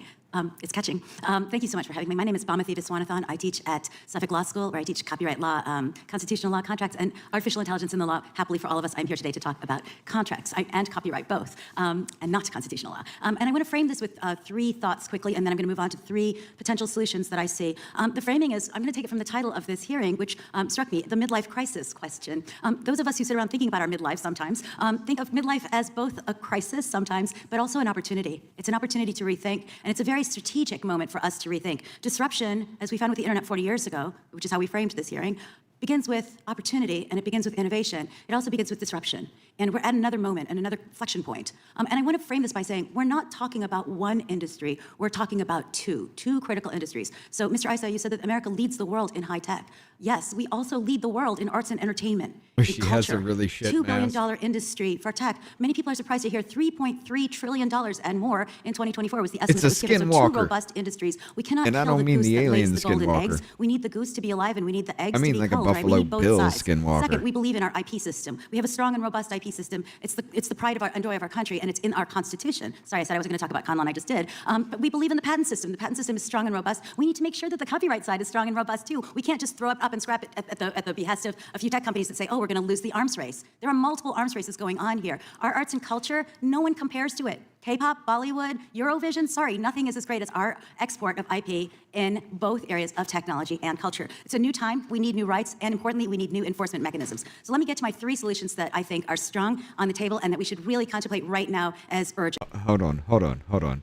So all those laws that were working before that were keeping our people paid and keeping the extortion of culture and content continuing to roll are no longer working, so we need to adapt to get all that shit back. That's what that bitch just said. You found ways to get around their laws that made them control everything, and they're mad about it. And now we need to create more laws, different laws, because the old laws no longer hold up. Nobody's actually enforcing them. Nothing's really being done about that. We can't control that shit anymore. Now we need to make new laws to protect us so we can continue to bastardize culture and fuck up storylines and make you pay for it. Because you're racist if you don't go watch it. Make it make sense to me. It'll never make sense, but you're welcome to try, man. The first, as you've heard my fellow panelists speak about, judicial site blocking. For those of you who don't know what that is, it's a process through which you ask a court to stop an infringing website. You know already that it exists almost exclusively to disseminate infringing materials. So you're worried about a bad actor here. And there are due process steps in place to say, okay, we need to make sure that's true. But once we've made sure that's true, what can we do? We can ask a court to say through a no-fault process without... You're crying about some random motherfuckers stealing your shit, calling them bad actors, when you sit in a den full of bad actors who do the same fucking thing. The irony is not lost on me here. Seeking damages, you need to shut this down because we can't. We can't go after these bad actors. They're often extraterritorial. We really have no other recourse. Over 50 countries have adopted it, as you've heard. The U.S. Copyright Office has written a letter of support to you, Congress, about it. It's timely, and I think it's a fair and reasonable balanced solution. Second, I'm going to talk very quickly about digital replicas because I know you've heard about them a lot. They are a problem. They affect people, and because we are people, we have personal property rights in our identity and in our autonomy. Let's not forget why this exists. It's rights in ourselves. As Mr. Aston said, we have human rights, and those rights deserve to be federalized. They deserve to be made into a federal property right, and this needs to be made something that occurs across the country. We can carve out First Amendment concerns. We can carve out the scope of it, but it's something that needs to be addressed now. Thirdly, and perhaps nearest and dearest to my heart, is the question of the treatment of the ingestion of copyrighted materials by large language models, LLMs. What does that mean? We use this word a lot. We say LLMs train themselves on copyrighted materials. Well, they can train, but just like the rest of us who train, they have to pay for the training. Licensing agreements need to flourish. They are beginning to happen. We need to make sure that creators who create the stuff that we consume are compensated. Small creators too, not... Hold on. We need to be paid for our work because AI AI reads our shit. Why? AI reads our shit. Okay, so they're gonna recall from memory everything that that we do. So we must get paid for that. Wait a minute. Isn't digitalizing a fucking book that is written in print the same goddamn thing as what an AI does? Because it reads a book that's available and you didn't get paid for it. It has learned itself from that book, just like every other human being. So if I read a book in the library, I didn't pay for it, right? Is that an infringement on intellectual? Well, no, that's because the library paid for that book, but I didn't pay for it. So AI is the same thing. Somebody else paid for that book and AI read it. AI went to the library of humans and read a book. So the human paid for the book, but the AI didn't. And now you're pissed and want more money because the AI didn't pay for the book that the human did.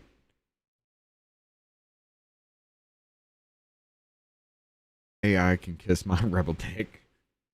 It's going to be a problem. It's definitely going to be a problem. But goddamn, it's a bunch of ones and fucking zeros flipping.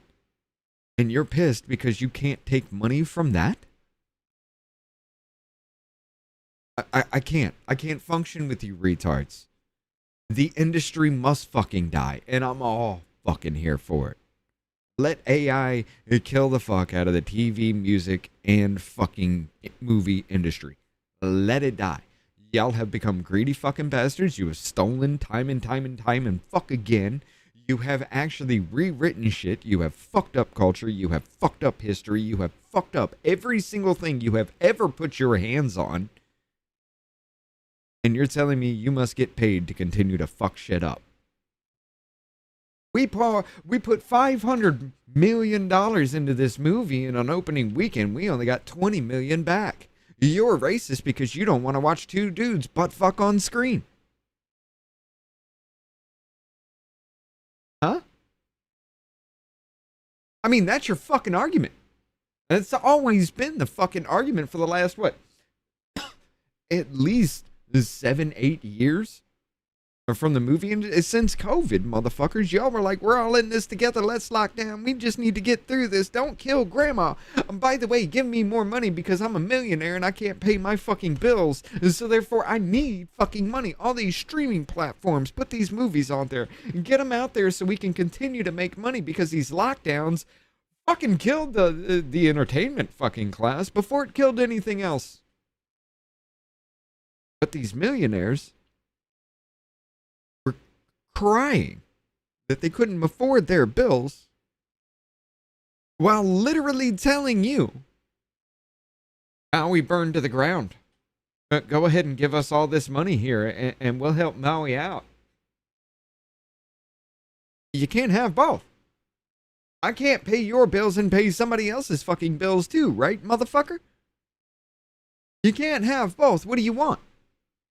I'm done with the retardation of the fucking industry as a whole.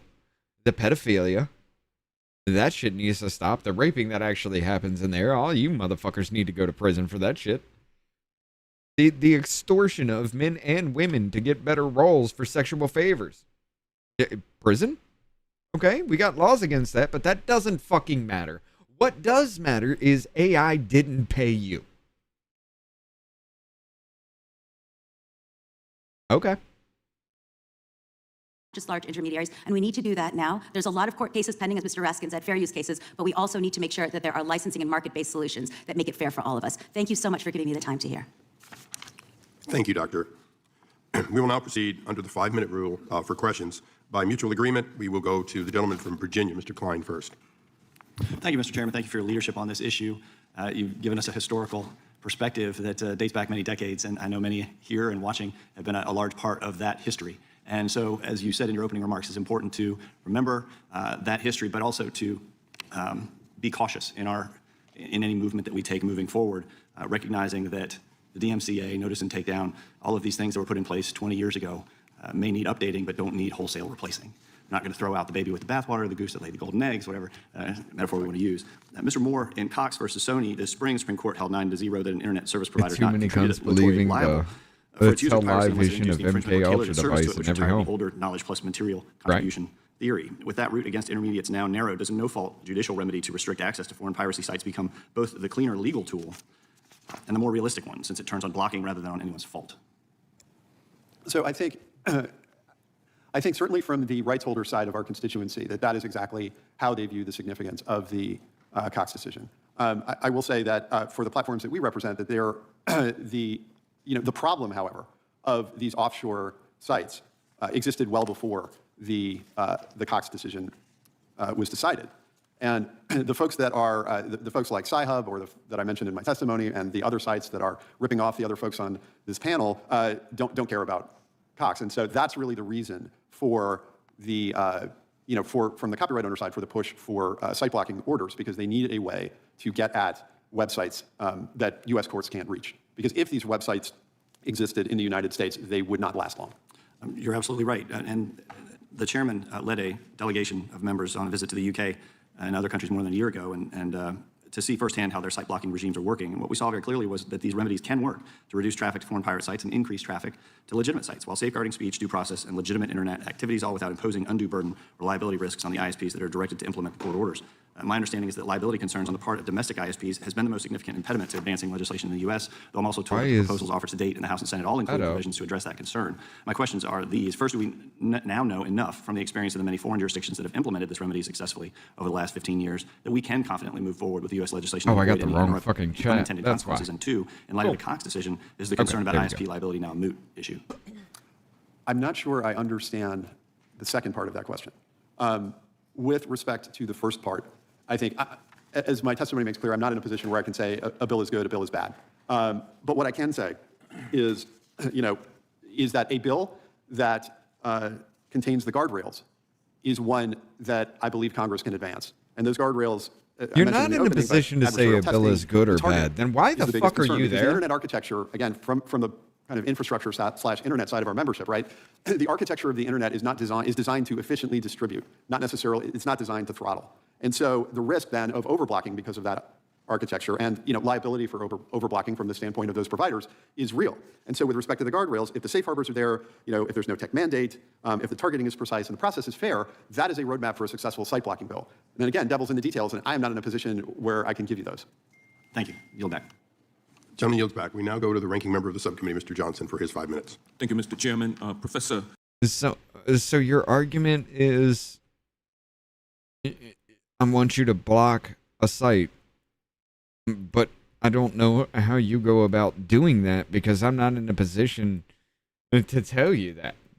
Because literally I don't know. I'm just losing money, and Congress needs to do something about me losing money because my IP is precious to me. However, I can steal your IP, I can steal your likeness, I can steal your movies, I can steal your culture, I can do anything I want to, but you can't. This is why the industry must die. It is this fucking stupid. This one-a-thon. AI systems require massive amounts of data for their training and development. And AI companies are continuing to train on copyrighted material to release better and better models. Should AI developers be required to disclose the data sets used to train their models? Thank you so much for asking me that question, Mr. Johnson. I want to start by saying we use the word training, and I'm not sure that that is always the right word. They do ingest enormous amounts of material to generate what they generate. But when we train, when you and I train, when we learn, when we go use things, we pay for those materials. We license them or we buy them. I buy a book in the bookstore, I use it in the library, which has already paid a licensing fee. I am training in a respect, but that's not the same thing with the... There you go. There's my argument. There was my argument. Oh, the library paid the licensing fee. Okay, they paid the licensing fee one fucking time. But if 15 people go in there and read the same fucking book, did you get 15 fucking licensing fees? No? Okay, so if I pay for the book and I use AI to read it and summarize it for me, it is learned from my payment of that book. So therefore it's the exact same thing, right? No, because it read it and remembered. So if I read it and I remember, it's the exact same thing, right? No. How? Make it make sense. Why are you so fucking retarded that you cannot come to the same fucking conclusion as, hey, if I buy a book, you got paid for it. I give that book to a friend. That friend reads it. You didn't get paid for it. However, that's not illegal, but if I buy a book and I give it to an AI and the AI reads it, somehow it now is.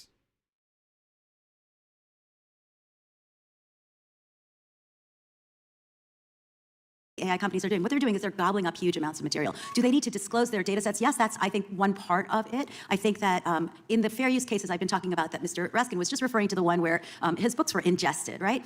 What happened there? I don't think they ever paid you for those books. You will be paid, go find that postcard in the settlement, because it's the point is, right, it's not just disclosing what they trained on. By the way, in the Bart's case, we'd found that they were in fact training on pirate sites as well, right? So we're learning what they're training on, and it's not good. But they should also be made to realize that you can't just take it. It's not a get out of jail for free card to say, oh, it's expensive to license. They need to license the materials that they're using, as one does. It needs to, I think market-based solutions are the preferred solution because parties come to them, but we need to monitor what in fact they're doing.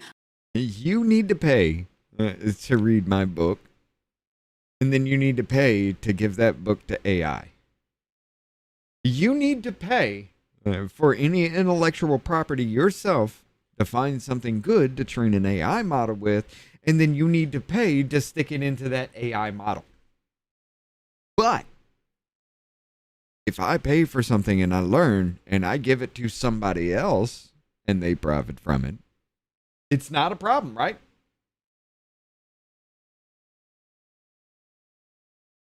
If I give Dave Ramsey courses to somebody else so they can do better with their money, I really don't give a fuck about Dave Ramsey. I'm just saying that was a thing back when I was a kid. But if I give Dave Ramsey courses to somebody to help their financial situation, even though I've already paid for it, they get it. Somehow that's not copyright. That's not infringement. They're not losing out on that money, right? But if you give it to an AI, they are. And they need to double charge you for that, and then you to plug it up into an AI. Make it make fucking sense. I think disclosure is a part of that, but not the entire story. I think it's an important part of it. But most of all, I think we need to recognize that harm is being done to the markets, the actual and potential markets of copyright holders. That is not what fair use, in the copyright fair use term, was ever legally or in the spirit meant to have happen, right? It was not meant to be it's beneficial and so you get to use it for free. It's beneficial, but it's also valuable, and the value needs to be paid. Thank you. Mr. Floyd, how has the proliferation of internet piracy changed the way that movies are made? It's had a direct impact on the number of movies that we make and which movies we make. When we're making a decision as to go forward with the film, we do a profit and loss analysis, and we look at the history of the movies in the last few years, and we look and see what kind of revenues have been generated. As piracy cuts down on the revenues, the legitimate revenues that we're getting, we determine that our next movie is going to make fewer dollars, and so that impacts maybe our ability to spend a certain amount of money on a movie or make that movie at all. So what you end up with are fewer movies being made, fewer people being employed along the way, and more risk being taken by the studios on the movies that they do go forward on. Thank you. Okay, you retarded asshole. Again, as a former pirate myself, I will tell you this, you stupid asshole. Every time I watch a movie that I had illegally pirated and it was fucking good, and I thought, yeah, I'd like to go see this in theaters. This might be cool to sit here and watch some popcorn and actually really watch a good version of this. And guess what? You still got your fucking money, right? So if you create good shit, people will still come and watch it, even if it's pirated. Why? Better quality. It's more immersive. Instead of looking at it from somebody else's camera lens, it's immersive. And you get into it more. You understand it more. You become the story more. The suspension of disbelief and all that shit happens at an even bigger fucking pace and more convincingly because you're there. And all that was created because somebody looked at a movie and said, I don't know, this looks like dog shit. Then decided to pirate it. Oh, this movie isn't dog shit. This is actually pretty good. I want to go see this in theaters now. I want to go rent the real movie. I want to see this in better quality. And then they pay for it. It's almost like renting something. Except in this case, you watch it multiple times. Because that's what people do, dick sucker. Mr. Austin, you've made a career off of your name, image, likeness, and voice. Everything we talk about when we examine digital replica legislation. What about individuals whose names or likenesses I haven't seen a good film is made in not the last 10 commercial years. business? That's all dog Do you shit think now. those individuals need to be protected as well? Absolutely. They need it as much, if not more. I mean, All and the they're- big names, If yes. I mentioned in my testimony Independent that films, if you're a some teenager little somewhere random in your things district, here and there. for Yeah, example, they were good. and for whatever reason, with very little difficulty, someone's able to depict you as you, not you, this imagined teenager, saying or doing something, or you too. Everyone in here. I mean, Movies do the exact same thing. Producers of movies will steal the images and likenesses of things to make these movies. You all motherfuckers don't sit down and drop a bunch of LSD and come up with these fucking storylines like, I'm sorry, what was it? Natural Born Killers or something? Yeah, it was Natural Born Killers. Y'all motherfuckers actually did this shit. Oh my god, I'm about to be attacked. Hold on. we Let me traffic continue in this while our I fight identity this and our off. reputations all the time. Well, so does a 14-year-old kid. And yet these big platforms benefit financially from when some horrible depiction is done of them. And they have no ability to do anything about it. So yes, they should have their identity protected as a right. Thanks. Thank you. I yield back. The gentleman yields back. We now go to the gentleman from Wisconsin, Mr. Fitzgerald. Thank you, Chairman. I just want to go back to February of 2024 for a moment, because that's when our committee first began discussing the issue of AI and digital replicas. And I see a lot of familiar faces on the witness stand as well, and in the audience where we were in Los Angeles for that field hearing. Mr. Moore, in fact, you testified at that hearing, if I remember correctly, and it was also the first time I think Mr. Aston was there as well, that first time we met. I got to get Mr. rid Moore, of let that me start with fucking you. When you testified in tilbake. 2024 at that field hearing, you mentioned that there are already a number of state and federal laws that address many of the concerns with digital replicas. So if Congress were to act, and it should act in areas where AI poses a particular risk of harm left unaddressed by current federal state laws. Is that still kind of your testimony today, or has anything changed in the past 2 years since we last debated kind of the issue of AI? So I think what I would say is that it is true that a number of the harms that occur from the unauthorized use of digital replicas are covered by, in many instances, will be covered by existing state laws and remedies, but there is no federal remedy. And that presents an opportunity for Congress to present a uniform rule and uniform protection, which will benefit both the folks who are injured and the businesses that actually have to implement this by a uniform set of rules and a clear standard of what's allowed and what's not allowed. And in order to do that, there are a number of equities that this body will have to balance. But our members view the current state of digital replica law as an opportunity to legislate constructively. Mr. Aston, Isn't that fat I dude remember in the that we were Lord able to visit in LA. of the ass I ring? know this is kind of general and wide open, but I why don't is know. the federal digital replica right? Why is it important to you and Lord those of the that cock are in the rings. entertainment industry right now? What's prompting people to kind of move in one direction or another? Well, every day we're having our images and our voices and our faces and us created, fictitiously in ways that people can't tell the difference. So it looks like I'm saying or doing things. It's happening all the time. I had one friend, a colleague, I saw a video image of him, and he was really upset in this image, and he was talking in great detail about some problem that happened. And I called him up, and I said, hey, man, are you okay? And he goes, yeah, what are you talking about? And I said, well, I saw that you were so upset about this thing. He said, no, I wasn't. I said, you were sitting in this room, and there was a thing behind you. He said, no, it wasn't. And his wife walks in and says, I can't believe you fell for that fake. And I'm thinking, I went back and looked at it, and I opened it up, and I couldn't tell the difference between him and this creation. So you know what? It's like, could you please take this down, YouTube? Could you please pull this off your site? They need this law in order to have the instruction that it's okay to take it down. And the process to do that is tedious. No, they just have to know it's okay. Let them work out the tech. Or these guys back here have it worked out pretty good, right? They got a system for how to take it down, right? Yeah, it's working. They have to know that it's okay. Bum show. And we've got our First Amendment that we love and we want. Oh, this dude right here? Yeah, he also played Rudy. Yeah, he also played Rudy in the movies. Yes, he was Frodo Baggins. Not Frodo, but what was the dude's name? Samwise? The Samwise Gamgee?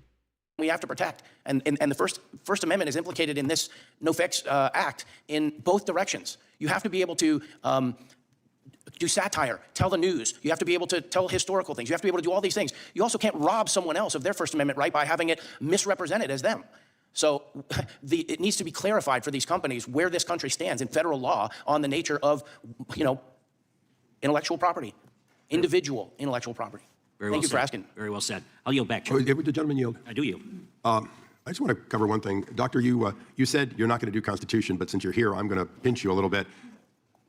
Is it true that states under the Constitution don't have international reach? In other words, they, by definition, might be able to pass a law, but to enforce against countries outside the U.S. is completely limited in the Constitution to the federal government? I invite you to my con law class next year, and we'll talk. It's still to a certain extent an open question, but yes, what you're saying is essentially true. There's a case called Vetter right now that's pending that's asking about international reach of certain copyrights that we have, and that case is in the Fifth Circuit, so it's and going up hopefully, and it's unclear. So I think that one thing that federalizing laws like the Digital Replicas Law does is it gives us a level of security that we're playing at a national level, and that we're not getting into the morass of states' rights versus international rights. Site blocking too, when this is something that's so agreed upon amongst so many countries in the developed world, I think it's relatively uncontroversial at this point. I think it's fair to say that. And I think digital replicas are going to be a problem worldwide. No, it is I think we controversial. can get not just bipartisan support, but international support behind this, which it's a rare opportunity. I think we should grab it. Thank you, Doctor. That tees it up for our constitutional scholar here on the dais. The gentleman, the ranking member, Mr. Raskin. Well, thank you for that, Mr. Chairman. I have to get you a copy of some of my books. I downloaded them already. What are you talking about? Not pirated. So Professor Viswanathan, I'd have been like, no, it was straight up pirated. Do you think I'm going to give this fucking cum sucker some money? That the use of copyrighted works for AI training constitutes fair use. You just voiced your skepticism about thinking that it is training. But according to the court, Anthropic is permitted to purchase a copy of a book and then use that work to train the model on language, writing, and story. Do you agree with the court's conclusion? Is that the right analysis? That's not constitutional. That's a leading question. Yeah. I think that courts are struggling, and they're struggling for the same reason we are. The court said, to be accurate, that it was transformative, but it's still a question about fair use. Y'all, for those of you who are not copyright people, I'm sorry for you, but there's still time, and I will help you through this, right? So you say, I say to you, you infringed. And you say, well, you're right, I did, but I did it for good reason. It's an affirmative defense. And it has 4 prongs to it. The biggest ones are, did you do something really important, transformative? Did you change it in some meaningful way that makes it important that we preserve that? And the fourth factor is, does it affect the market? And I want to point this out, actual or potential market, right? For the work, for the original work. The courts are confused and they're concerned because they see the effect on potential markets. At least the Bart's court does, right? What's the potential market? You could license that work otherwise. Right, so are there licensing regimes in copyright law that can serve as a model? Absolutely there are. There are licensing regimes that exist right now. You just asked someone a couple moments ago, how are movies made? They license and cross-license all the time. That's how movies get made. When you embed a piece of song into a movie, you license it, you cross-license it. So there are regimes that exist, and fair use is not an open and shut case. There's over 100 cases that are pending right now. All right, so let me just ask you, are we going to be able to get to the solution within the existing contours of copyright law, or do we need to legislate to address the brave new world we're in? It's hard because we're at a moment right now where we want to go with a light hand because we don't want to hamper innovation. We'd like to encourage licensing regimes. The thing I'm concerned about, Mr. Raskin, is the small creator who can't go up against the big tech company and say, help me here.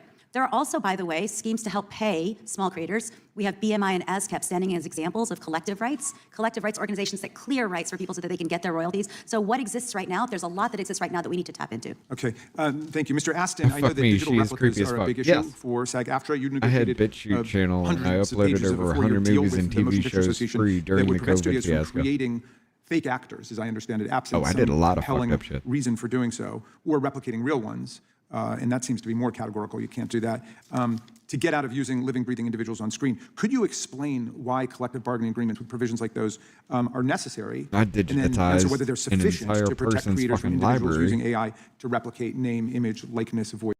And during COVID, I digitized an entire person's library. And I kept a copy of it all. Did I own half those movies? No. Intonation and so on. Yeah, But absolutely. that was so my they're payment. absolutely necessary because the relationship between workers and their bosses is often fraught with being taken. That is a good argument there. Okay, so if I digitize a movie library for somebody, and my payment was not money, but the movies that I didn't have at that point in time, did I infringe on their shit? Because again, if I give you a book and you read the book, is that infringement? No, that would be sharing, right? Huh. I don't know how much that would hold up in court, but that would be kind of an argument there. It would have to be fleshed out better than what I'm doing at first thought of this kind of thing, but if I gave you a book and you read that book, has there been an infringement? No. Why? Because you still got the money from the license of that book, from buying the book.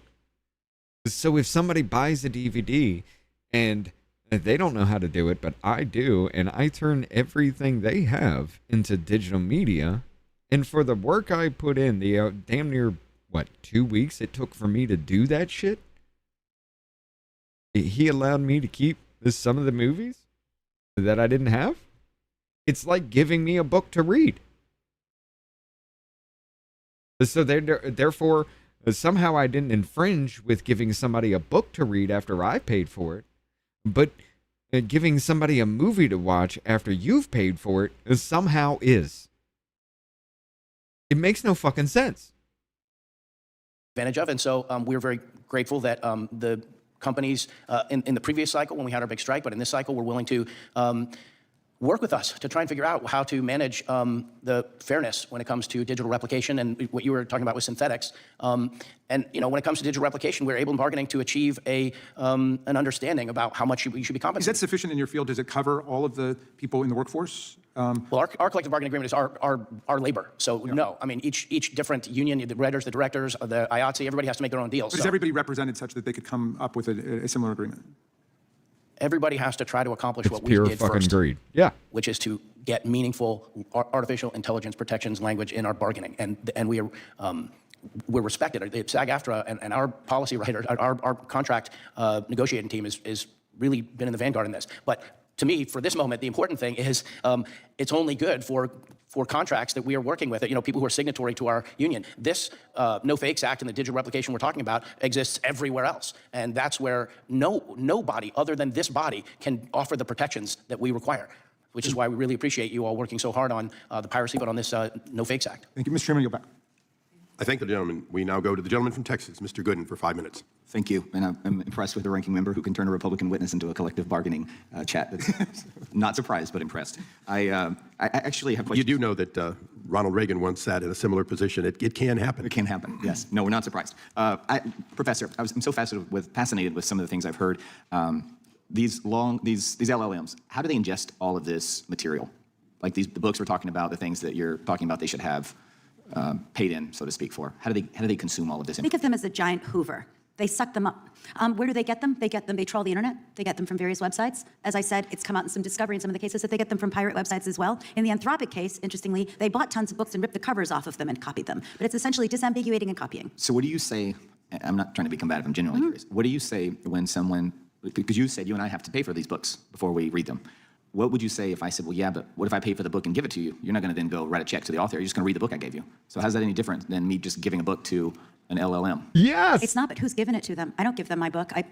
I wrote a book called Cultivating Copyright, and it was uploaded to ResearchGate, a pirate website, in about 3 minutes. I mean, I know I don't get a lot of royalties on my book, okay, but that's I'm sure it was interesting too. 200 bucks. No, it wasn't, but it was 200 bucks. That could have been a couple Starbucks, So I think that it's a little false to say that it's just like receiving a book. And sure, the first sale doctrine would say that you could receive a book, but Hold on.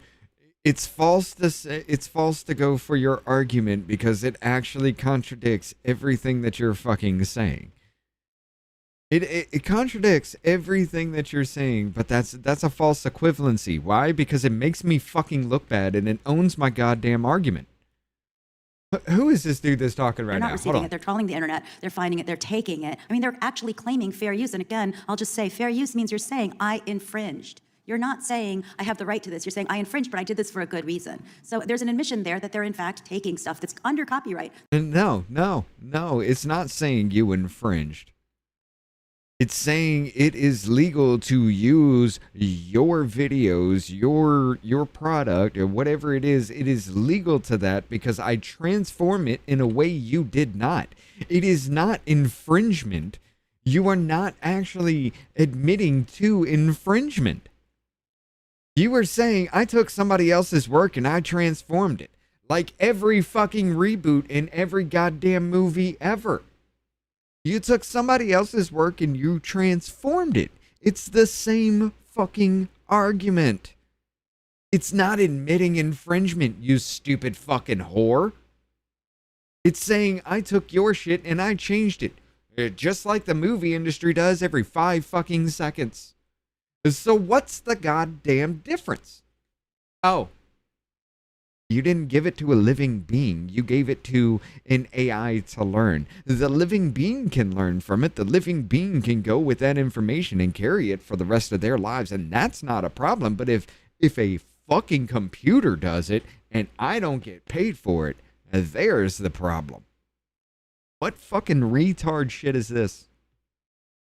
The whole point of copyright law, y'all, is to make sure that creators get incentivized, but also that they get paid so that they keep doing what they do, right? We all work because we love what we do, but we also need to put food on the table. Do you think that there's a solution that they would go for? Or do you believe, is it your impression that they're just against any and all, no matter what? No, I think that there have been some licensing agreements, especially like in music licensing, for example, that have been emerging. Good on you for I just that think argument. They think it's very expensive, and they think that in terms of the arms race against China, it might grind salt in the gears, and that it might be slow things down. But again, I want to just emphasize that 2 industries here. We can't just talk about the cost to the tech industry. We should talk about the cost to the copyright industries. Thank you. I've enjoyed hearing you, and I love to take one of your classes someday. Yield With back. the gentleman yield. Take my time, sir, please. I thank you.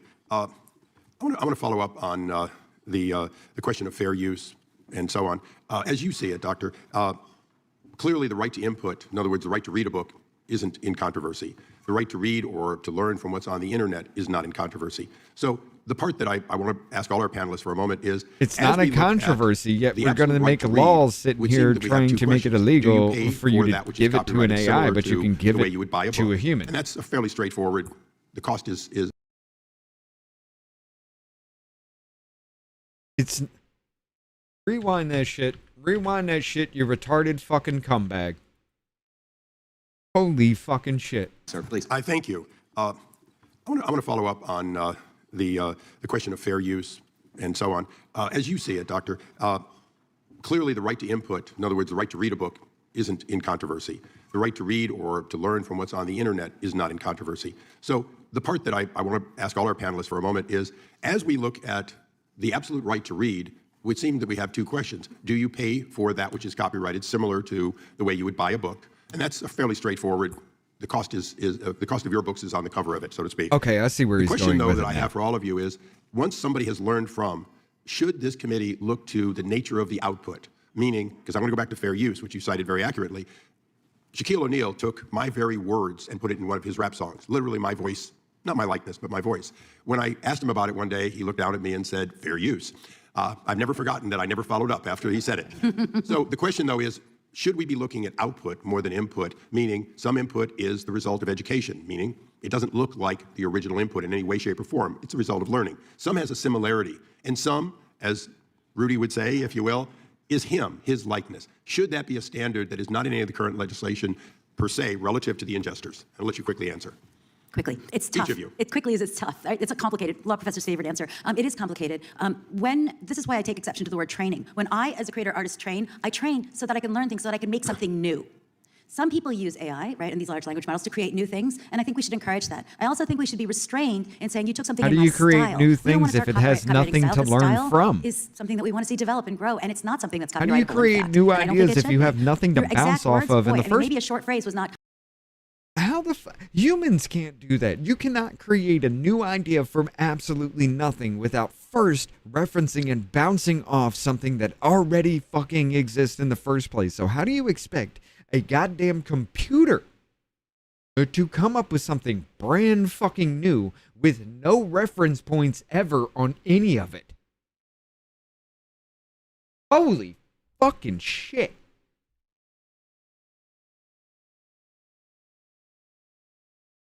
If you have no reference point for anything, new ideas can never fucking exist. It just doesn't fucking happen.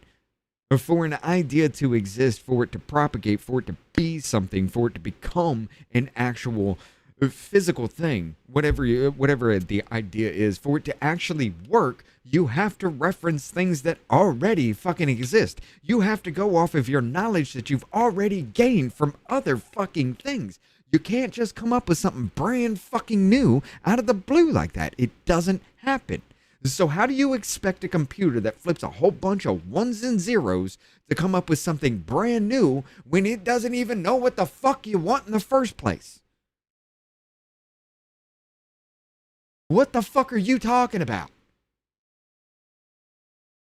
Copyrightable. If you took a paragraph from your book, that'd be less likely to be fair use. It wasn't my book. It was me I saying, know, it was you saying protected by something. Viper, stand back. Okay, well, that's a tough one, right, as a short phrase. But yeah, but the point stands, right? We should be able to use short phrases from each other, I think, unless it's a trademark violation, which is another question altogether. The question about outputs is tough, right? When they're exact copies, we already have copyright to protect against that kind of infringement. It gets squishier and more difficult. The other question is, as those outputs get more and more created by prompts and less created by humans, do we want to copyright that stuff at all? Well, if there's some human authorship, the Copyright Office has drawn a hard line and said there needs to be an author behind that. And I think that is the right line to draw. Okay, and on that note, I think one answer was going to have to be sufficient. We now go to the gentlelady, my friend and indulgent to my question, Ms. Lofgren. There needs to be should it be? No, she didn't even say should it be or not. She just says there needs to be somebody that we can blame for when our pussies hurt over it.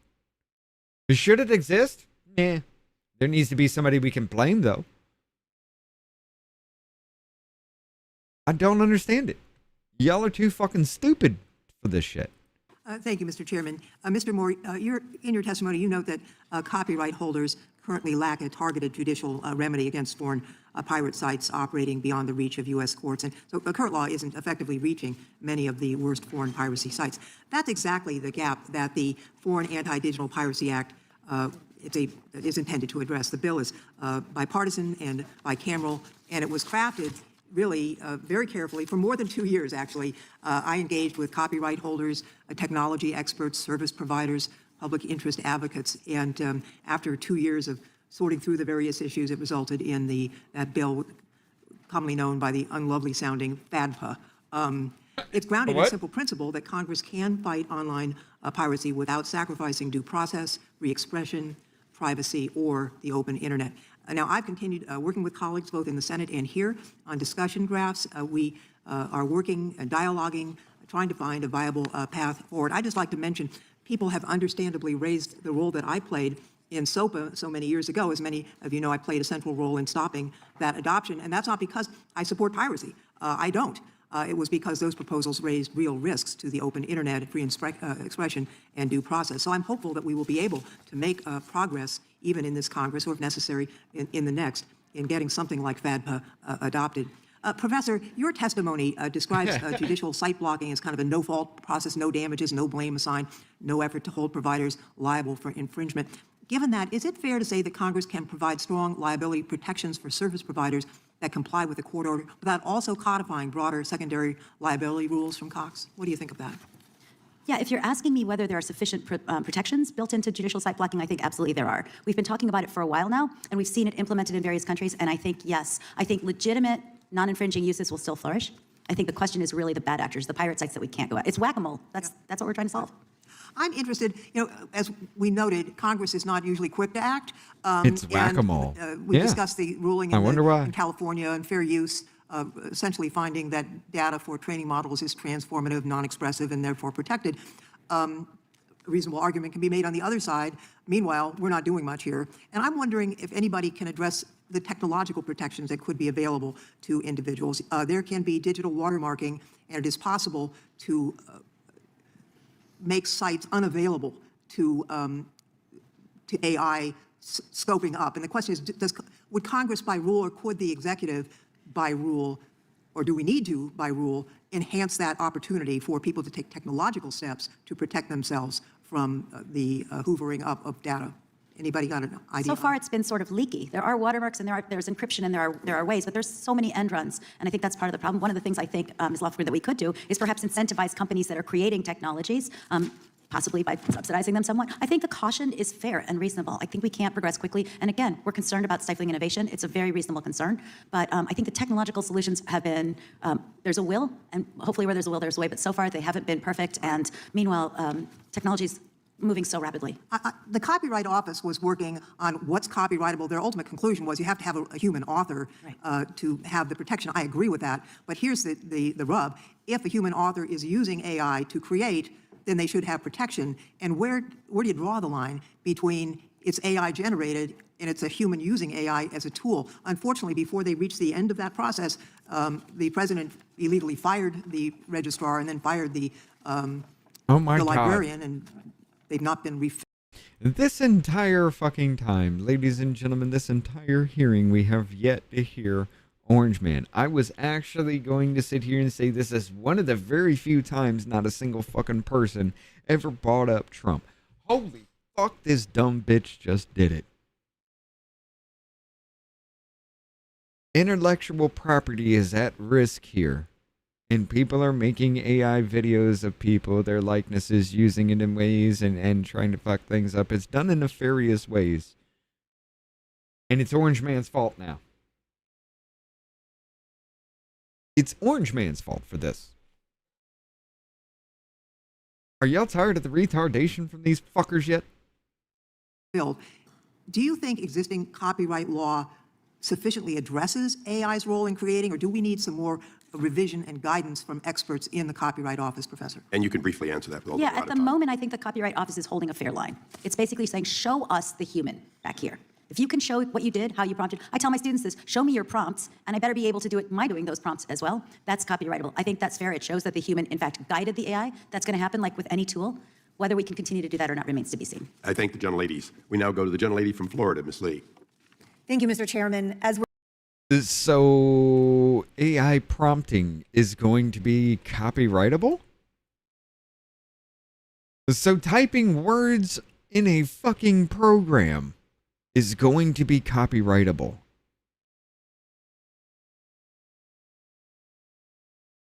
Huh? Prompting an AI by typing words into a program, as long as I can recreate exactly everything about it because of the prompting that you gave that I can type into it. If I can exactly one for one recreate that, then it's copyrightable. Bitch, you do realize that if I put the same fucking prompt into multiple AIs or even the same AI in multiple instances, I'm still going to get different results, right? You understand that, right? The prompt that I put in to get something is not going to be the same as the prompt, even if it's worded the same, that the end result is not going to be the same with the prompt that you put in there. The end result would not even be the same from the same prompt that I myself put in multiple times. It does not work this way. hearing today, the internet has created extraordinary opportunities for innovation, but it has also made it easier to steal intellectual property and exploit identity through AI-generated content. And as Congress considers whether our laws have kept pace, we have a responsibility to protect creators, innovators, and everyday Americans while preserving free expression and ensuring that the United States remains the global leader in AI innovation. So I thank all of you for being here today to share your insights and your expertise in helping us strike that balance. Mr. Floyd, I'd like to start with you. You made the point that America should win the AI race, but not at the expense of lowering our intellectual property standards to match those of countries like China. And I think that's exactly the right approach, that we shouldn't have to choose between innovation and protecting American creativity. As counsel to Amblin Entertainment, you've seen firsthand how much investment, planning, and talent go into bringing a project from script to screen. And it's important that we recognize that uncertainty surrounding AI-generated digital replicas affects not just actors, but studios, production companies, and the thousands of people whose jobs depend on the success of the creative industries. How would a clear federal framework like the No Fakes Act provide the certainty needed to continue investing in American storytelling while preserving our leadership in AI innovation?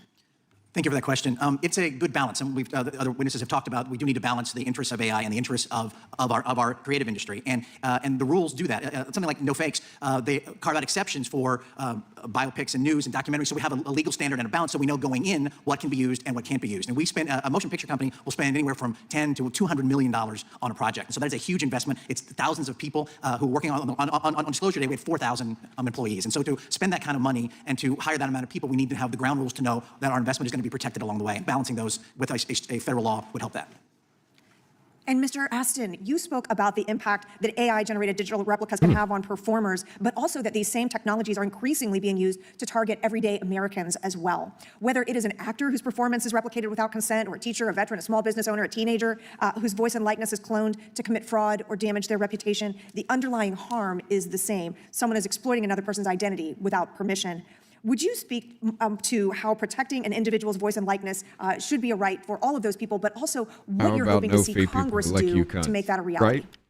Absolutely. Thank you so much for that. Holy shit, I hope Guam doesn't hit easy and over. obvious when you look at performers. If something happens with their reputation, their identity, their likeness, and their voice, unfortunately, Hank Johnson the does impact keep of talking. to our business is immediate. But really what's at stake is you want to have some mechanism to stop someone from doing something harmful to you. And the way you do that is Congress tells these companies, you're not allowed to use a deep fake of some, to me, I don't know if it's because I have 3 daughters. I picture, I guess they're getting older now. Sorry guys, they're 29, 23, and 20. And if somebody deep fakes them and there's nothing I can do about it, it's so horrible. So the idea that you guys could pass a law that says I can go to YouTube and say, please take this down, or my daughters on their own behalf can say, please take this down, and they have a law that says, oh yes, that's been established as a deep fake, that's not your identity, and they can take it down. I just want to live in a world where... Hold up, you're also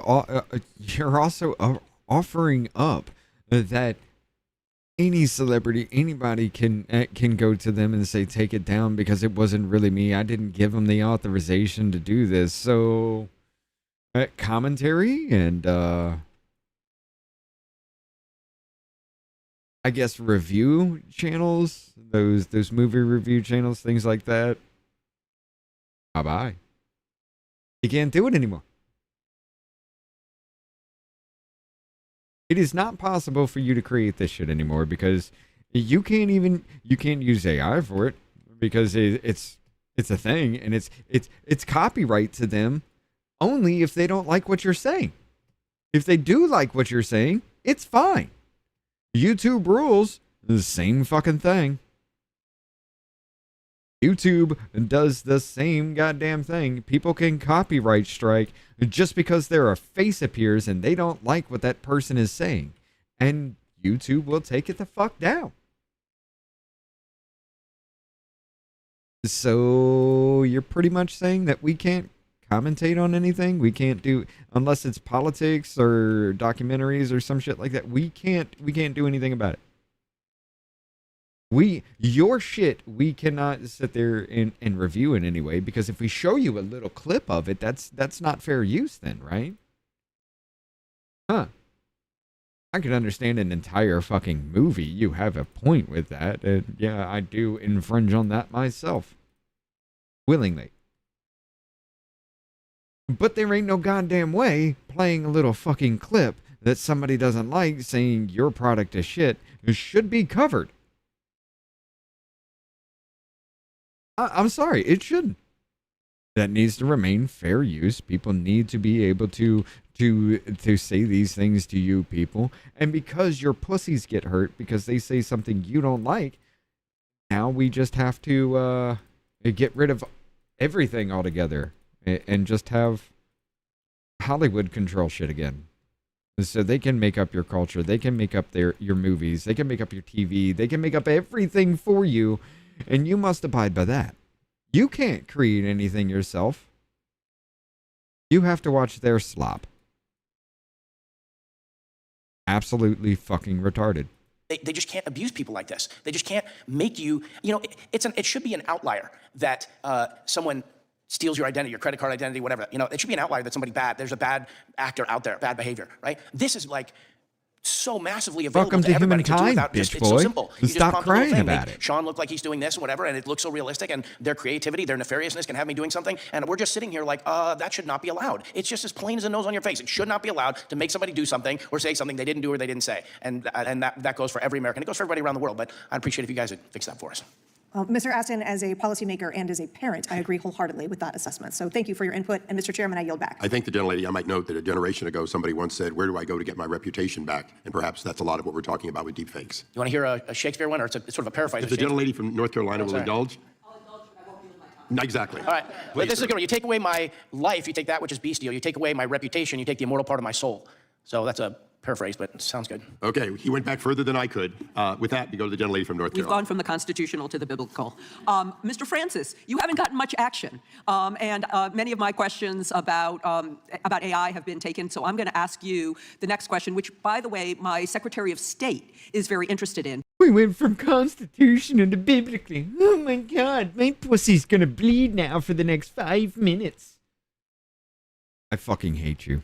Because she ends up having to enforce I hate counterfeit your laws very in North fucking Carolina because there are existence. not enough federal resources to do it. And by the way, she used to get grants to do that from the federal government, and about 20 years ago that dried up. And so I want to ask you a few questions and then also ask you about who our partners should be in enforcing some of these trademark and copyright counterfeit laws. So you testified that counterfeits in our supply chain pose significant risk to Americans' health and safety. They range from unsafe counterfeit auto parts, dangerous technology knockoffs, poisonous prescription drugs, and toxic personal care products. So what happens when counterfeits steal the goodwill that legitimate companies have spent decades building and use it to sell products that put customers' health and safety at risk? And how would the SHOP Act help with that? Well, I will start with She partnerships. dried up years the ago. Secretary of State Or Nick. in North Carolina, there are so many task forces that at the state and local levels that do a tremendous amount of work. And yes, ma'am, you're right. The Bureau of Justice Assistance grants that were available for almost 25 years have essentially been stopped funding these task forces, which have a significant impact on enforcing intellectual property. And we would love to see the support of that, bringing these grants back, because we know the consequences without the Bureau of Justice Assistance grants. Yeah, these counterfeit goods remain to be an extreme problem, especially with the health and safety risk to the American consumers. I think it's very difficult to kind of assess the entirety of the issue. But when we're looking at these marketplaces that have these anonymous foreign sellers that are selling goods online, there's very few effective ways to take them down from state and local law enforcement. And something we have seen as a very useful tool, our Schedule A litigation. This allows a rights holder to file a lawsuit and join all these anonymous foreign sellers online in an effort to recover some of the losses to them. As it relates to the Shop Safe Act, from a consumer's perspective, I can answer it that way. I would, as a consumer, expect to understand where the origin of these products came from. And I think most consumers believe that there's a continuous monitoring of these sellers online. And we'd love to have and see continuous vetting of these sellers and where the products came from. Right, but basically there has not been effective enforcement, either at the federal level or now it's pretty much unfunded at the state level. We're leaving it up to state legislatures to decide whether or not they're going to give state law enforcement the tools they need. Is that correct? That is correct. And that's unfortunate. That's something Congress could do, Yeah, right? and I'll speak for the entire IP It's industry. unfortunate The grants that are that provided we to state and can't locals just are, willy-nilly incredibly give our valuable. money away to people Today, with with the no priorities of the federal accountability. government, I think there's no one more It's important than unfortunate, state-level, ladies and law gentlemen. enforcement that are actually doing the work on the ground each and every day. Great, thank you so much. I do want to pick up on something that the chairman asked about the output, because we've been focusing a lot on the input, and we've had this Anthropic lawsuit, and I took copyright law when I was in, and I had David Lang at Duke University who taught me copyright law. It was so much fun. We started with Ansel Adams. But I want to talk about the output, because I know that the Copyright Office is coming up with rules for what is produced and whether or not there's human content. But Professor, could you tell us a little bit about how we could apply copyright law that from derivative works to this? Because it seems to me that if you're actually using something that somebody else had, you should have gotten the license in the first place. It wasn't a fair use. They're already but then doing it it, is dude. considered a derivative work, and a derivative work has to have the It's attribution already and all those happening. other things. And so I'm going to ask for indulgence for Give me a the sec. answer to that question. It's already happening. It is. You remember when Biden was watching that little air show thing and they had this video of him just walking away out of nowhere? Oh, it was a cheap fake. It was a cheap fake because if it was edited to cut out that there was a dude packing his goddamn his parachute that was on the ground about 20 feet away from Biden. Yet Biden wasn't looking at the person. He was looking above the person. Not even, he was looking in that general direction, wasn't even looking at the dude, wasn't even mouthing fucking words, but he was congratulating the dude on such a good job, as though he wasn't even looking at him. Oh, it's a cheap fake. Don't worry about it. His mind is sharp. He's sharp as a fucking tack. The dude's got bone fucking cancer and sundown at noon. But it was a cheap fake. It's not a deep fake because it wasn't made up. It was a cheap fake because they manipulated to not show you the dude that he wasn't talking to. Great question. Definitely product of Professor Lang's excellent instruction. It's a good question. Derivative works are works that come from other works, right? And as a copyright holder, you have rights in your own derivative works. For example, the translation of your book, right? You have that right. So if AI is being used to create a work that's clearly a derivative work, we have the copyright law now. We keep talking about how we want to amend the Copyright Act. It's now 50 years old, and that's fair. There are new things that need to come into place, but let's use the tools we have now. The derivative rights right is an important part of it. It's an important part of it. It's not the only part of it. The tough question becomes, what if somebody creates something that's close but not the same? We want to encourage that, but we also want to say you can't come too close, right? You can't take where the authorship is. What did I put into that thing that made me the author? An author, by the way, can talk about a musician or anybody else creative. So copyright law exists and has been enforced for 50 years successfully. We can apply it to this space in the question of derivative works. Thank you very much, and I yield back. I thank the gentlelady. I now ask unanimous consent that a letter statement from the Entertainment Software Association be placed in the record. Without objection, so ordered. Additionally, we'll be placing in the record the Fifth Circuit decision in Vedder versus Resnick, since it's been included so much as a part of this hearing. Without objection, so ordered. We now go to the gentleman from South Carolina for 5 minutes. Thank you, Mr. Chairman, for having this hearing. Thank you guys for being here today. Appreciate your testimony. Mr. Aston, the actors that you represent are generally not the copyright owners in the films and television shows in which they appear. I Can know you explain most how of these piracy, people by however, the impacts sound you, of their or voices the now. members that you represent, and is the adoption of site blocking in the U.S. important to those members, and why? We see our work exhibited in places like on YouTube and around the world where they have not made an agreement with the people who hold the copyrights. So we are powerless in two directions. We're powerless to go to those big companies and get them to compensate us according to. because somebody played a clip of a movie that I was involved in. I didn't get paid for it, but yet they talked about the movie and they didn't make an agreement with it. Therefore, that's an infringement because you can't do review channels, you can't do commentary, you can't do anything anymore, apparently, without paying motherfuckers for it. This has become incredibly fucking retarded. Some of these arguments I could understand, and there is something to be said about it. But literally, you sitting here saying, I'm not getting paid because somebody showed a clip of a movie that I was in and they used it as commentary. Cool, if they show the whole fucking movie, you got a point. But even then, that's still fucking allowed because there are reaction channels where they would show the whole movie in the corner and watch the whole damn movie and add commentary to it. And that is still counted as fair use. But because you didn't get paid for it, and they are getting paid for it because they transformed something from what it originally was, somehow that's bad. Because you didn't get paid for somebody else's fucking work, talking about how much they did or did not like your movie, it's somehow bad. But guess what? No reaction channels will ever exist. You'll never hear about any other movies. You'll never hear if movies are good or bad anymore until you actually go yourself. You'll never hear about it because it's infringing on copyright, according to this dickhole. Our contracts and the people we have the contracts with don't seem to be doing anything about it. So, and that's not actually true. Yesterday, a lawsuit was filed, and so we're looking forward to it. But we're on the business end of a lot of this stuff, and we don't have a lot of control. So we do the best we can to negotiate the best deals that we can, and then we hope that the companies we're in business with advocate for the protection of their IP. And we really want them to be good. It's going to take a minute for you to actually you and your members would to get like to to the see, real appreciate fucking that deep of have this. an impact. I ain't even there myself. Well, just like as I said, the ability for our employers, who we have our collective bargaining with, to successfully impose the law or that copyright, to protect their copyright. If that mechanism, if that tool is going to help them, then we're all for it. Absolutely. From a global perspective, I think it's been testified today that we were a leader, and maybe still are in some aspects, but we're a leader in establishing standards for strong IP. But we've got some catching up to do. That if we were to do something, create a more robust system to target these offshore criminal actors, can you explain what this would mean for the U.S. Generally and our ability to maintain the status as that global leader in creativity and innovation?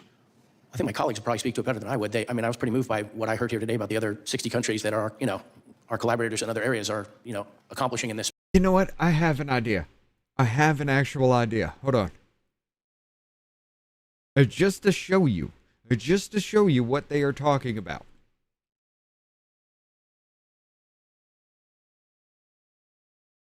This channel right here, movie recaps, it shows you actual scenes to the movie.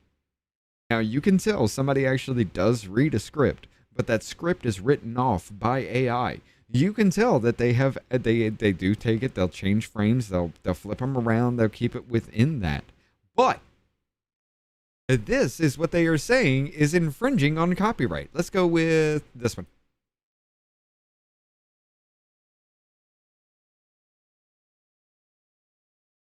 The planet Eternia is the beating heart of the cosmos.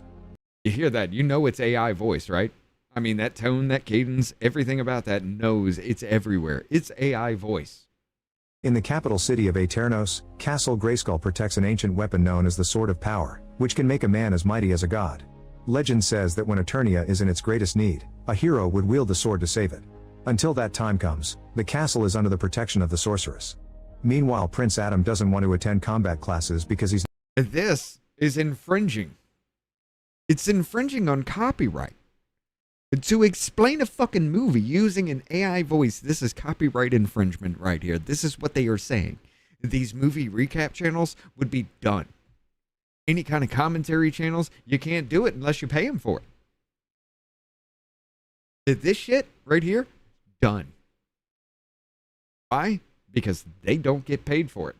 Space, but I would rather hear their experts in that, Mr. Francis, IP House and Digital Citizens Alliance issued a report in April I saw a black exploring the man growing up there connection between spewing his global mouth organized like crime it and online always, piracy. What like are some of your always top is line the dumbest observations of arrogant that hero on the to the U.S. Democrat economy side. and also to our citizens? All of them. Yeah, You're joint publication, organized piracy and crime. talking about Hank Johnson, yes. Yes, he was the one that said Guam would capsize if there's too many people stood on one side of the island. However, I want to bring your attention to Joe Nagoose, because we have a running joke with the Off-Label channel here that we say you're a stupid Nagoose. Just so we can't say the N-word, right? We just say stupid Nagoose. Because Joe Nagoose, every fucking hearing, if you heard this dude, you would think Hank Johnson was about 5 points intelligence higher. But you're not wrong, Senior. Just reiterating that I think we're seeing a shift towards criminal organization syndicates when the profits are very high and the risks are very low. We're seeing a significant amount of bad actors organized in many ways. We showed that these are criminal organizations because they have a structure, they have operators, they have supply chains, they have ways to finance the funds, they have IT technology, and significantly impacting the way these networks need to be looked at, right? I think the UN, Interpol, Europol have all said that these types of behaviors are more towards indicators of organized crime syndicates. How does it affect our citizens, though? I mean, what does that translate to the average person? That's why I play it at 1.5 speed. Most of these motherfuckers talk so goddamn slowly. They have 5 minutes to fill, and they only ask about 2 or 3 questions most of the time. So they have to talk like this to get past their 5 minutes. And just to show you. Let's slow it down to normal speed for even Mr. Fry. What up, quiet part? What's this gay BS? It's this is judiciary, right? Yeah, judiciary hearing on IP and the internet after 40. Yeah. They're talking about intellectual property and how AI is infringing on intellectual property. The argument is, and we've actually heard it in here, you can go to a library and you can read a book. And you can take that knowledge with you for the rest of your life. And it is not infringement. But if you go to the library and you take that book and you give it to an AI and an AI learns, it is now infringement. Because the library might have paid for that license to you, for you to read the book. But the AI didn't pay for the license to read the book.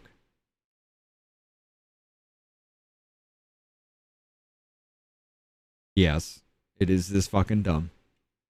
But South Carolina or New York normal or speed, California, even Mr. Fry. That are not, say, directly involved with these criminal syndicates or in the film industries or the TV or whatever. How does it affect normal Americans every day? So I think the effect is the malware that I got to speed it back up again. But you get the point.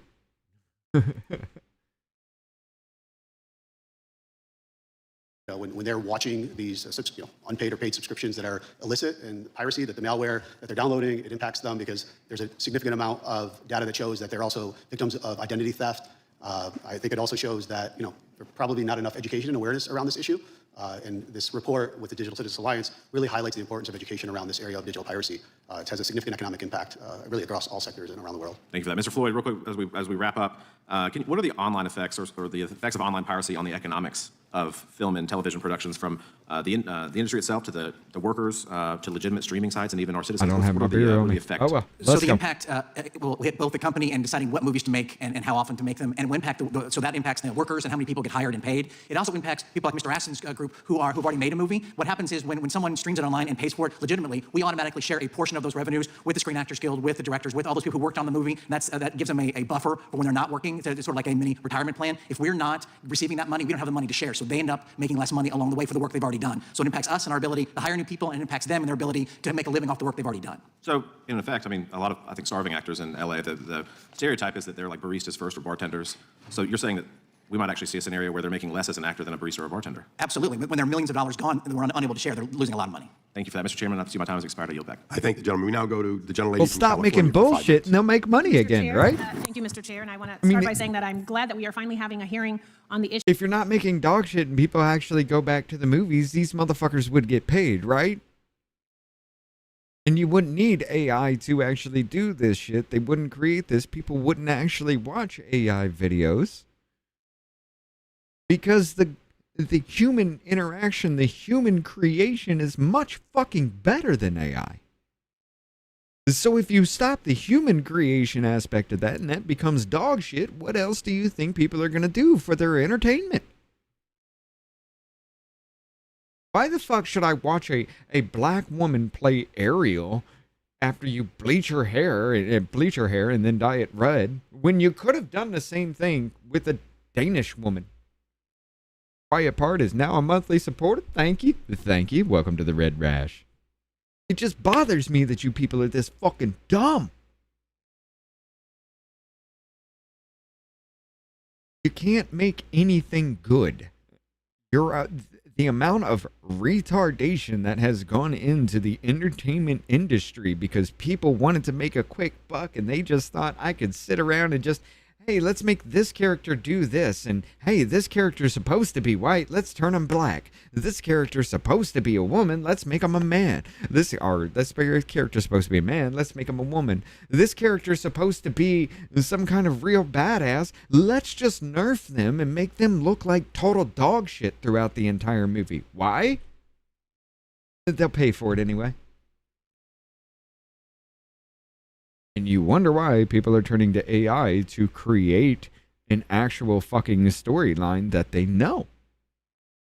You wonder why people are using, like, Funimation has this thing going on. Like, Funimation's bitching and complaining right now because people are using AI to create the Dragon Ball, Dragon Ball Z, Dragon Ball Super storylines and make them look realistic in live action. Now, Funimation's bitching and complaining that, hey, this is overstepping our bounds because you're not licensing this information from us that we paid from Akira Toriyama.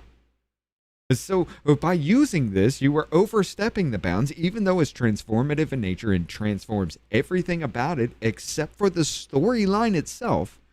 It is in IP infringement to do so. Just the case in point. It even gets worse. Team 4-Star. Now they okay, look. The Funimation did have an argument with this one. But Team 4-Star made a parody. It was called Dragon Ball Z Abridged. They took the Dragon Ball Z story, made jokes, made fun of it, actually transformed it in an awesome ass way. They went to fucking court over it. Team 4-Star was winning until Funimation admitted to the court, yeah, you know what? It's actually great. We love it. Here's the actual problem, though. Our audience is starting to believe that their story, their timeline, is actual canon to our story. So there are things that they have created that are so iconic behind our IP that our fan base is actually starting to meld and think that is the actual storyline. And they won because of that. Some of the things in Dragon Ball Z Abridged that Vegeta would say, some of the best punchlines in the, that series, people would watch the original and be like, no, wait, he never said that. He said this. And no, that's Dragon Ball Z Abridged. Really? That was shit. Yes. Their own fan base was taking Dragon Ball Z Abridged and headcaning it right in with a storyline. Team 4-Star had the fucking had the trial nailed fucking down to, yes, this is absolutely fair use, until Funimation said, we actually do like the work, it's incredibly hilarious, but our fan base, our people that are paying us, now think that this is canon. Team 4-Star lost because of it. Interesting ass case, but yes, you do that with AI, it's the same exact thing. There are people that created Dragon Ball Z Abridged, the Team 4-Star. They came up with every bit of it. They spliced it all together. The only thing that was Funimation was the names and the images. Everything else was their creation behind it. But because people were taking their storyline and the original storyline and melding them together, now Team 4-Star lost. If you do that with AI and you make something completely fucking new, you're complaining because you're losing money. Just like If Funimation was complaining because Dragon Ball Z Abridged was losing money, or they were losing money to Dragon Ball Z Abridged. You use AI to come up with this shit because it's better than what the industry can produce and can think of as a whole. You use AI to do this shit. What's the point of your existence in the industry at that point then? Oh, because nobody's going to watch AI slap unless it's in the likeness of a celebrity. Like, nobody's going to watch an AI slap unless it shows, like, Robert Downey Jr., unless it shows, like, Scarlett Johansson, unless it shows these big-name actors, unless it shows these people. It's not going to show any kind of... Because it's the likeness of. The likeness they didn't get paid for. Okay, so if you take an entire storyline from one of these movies, they don't look like anybody, they don't sound like anybody, but the story is the exact same. Is that infringement? Well, yes, because AI did it. The movie industry can do it. They can create something and not license any bit of it. They can create something, steal an entire fucking storyline, make a new movie, just different people, different location, and somehow it's fine. But if an AI does that, that's infringement. Fucking what? Issue of IP from my district's perspective. Oh, today is come the day love or when we're dove. actually talking Great. about issues that the American people care about. We have had 12 hearings in this subcommittee, and this is the first one on this issue. I think the videos that were played at the beginning are a testament to the critical nature of this topic, and I actually hope we have more hearings because each of these topics deserve their own hearing. This is personal to me. My district includes Los Angeles and Culver City. It is home to actors and musicians, writers, journalists, content creators, video game developers, It bothers and me everyday that this Americans. is the hearing and for we're these getting. and How more about of my constituents, one on their something voice, that matters, their image, like their likeness, and their why the performance, SAVE Act that is their hasn't passed? livelihood. AI, we know, can create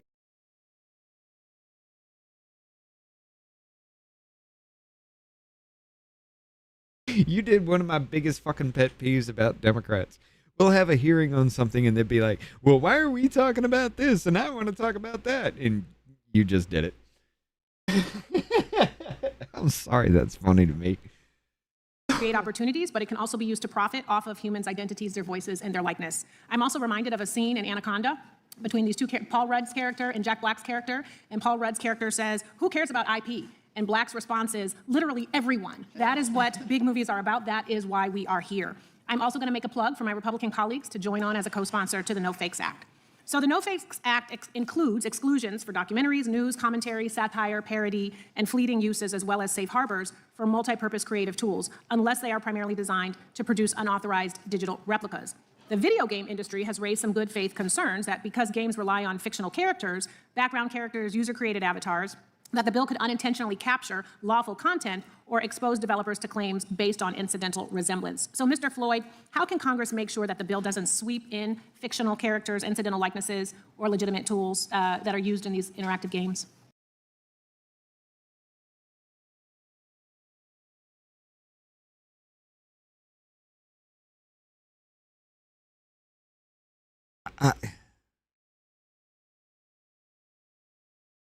I hate to admit it.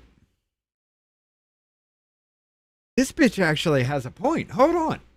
Well, I think as long as there are guidelines in the legislation to help guide what everyone moves forward on, it would be helpful. There are, under the copyright laws now, you can have incidental uses or uses that are similar, but it's the substantiality of what goes on. So the legislation talks about that. That'll help give guidance to everybody as to know. So if there's one background actor that looks similar, maybe that's not enough, but if it's an exact replica would be too much, but many that are similar might be too much, but you have that balancing act sort of with those guidelines. Thank you for that. This has come up about counterfeiters. Mr. Francis, I know you don't know this about me, but I support the resale marketplace in a very real way, and trusted resale marketplaces are incredibly important. One problem is that bad actors use... Okay, so the motherfucker just said it's not the actual likeness that is the problem, it is the intent of the likeness.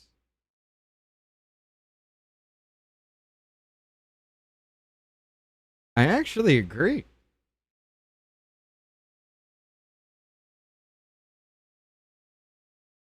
I 100% actually agree. It is not the likeness that counts, it's the intents behind the likeness, because I can model a video game character and it looks like somebody actually physically on Earth. I didn't model them after it. They just kind of resembled them. So did I use their IP? Do I have to pay them because the model that I made, even though I never seen them, never knew them, the model that I made looks like them? And it doesn't matter if you got one background character like that. It does matter if there's multiple background characters like that, but that could become an issue. Yo, the video game industry is already fucking cooked. We got some Stupids Play next week bringing that up. But the video game industry is already goddamn cooked, and now you're going to sit there and say because somebody models a background character and it looks like somebody else, and there's multiple that they do that with, because, well, there's only so many times you can make a human look human without running into looking like an actual person. But because that happens, now it's copyright infringement? You see a character in the background of a game that looks like your best friend's sister. That's copyright infringement. Even though the designers of the game, the programmers, the developers, the graphic designers never knew your best friend's sister, that's copyright infringement. Because they look alike too much.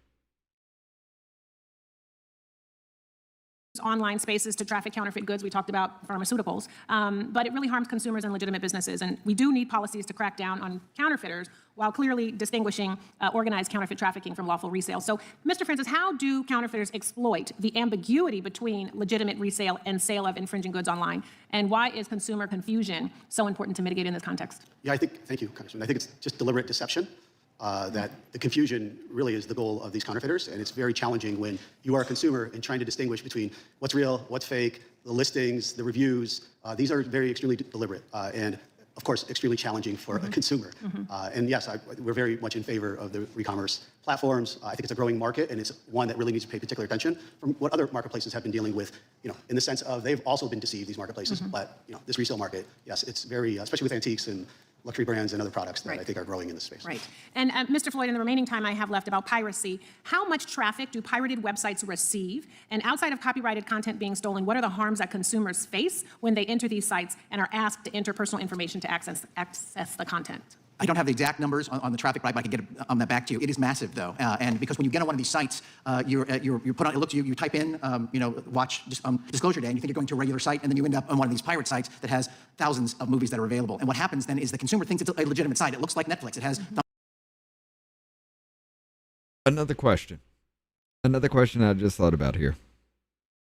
We do the little movie nights, and if it isn't free, I will spend my own money to rent it.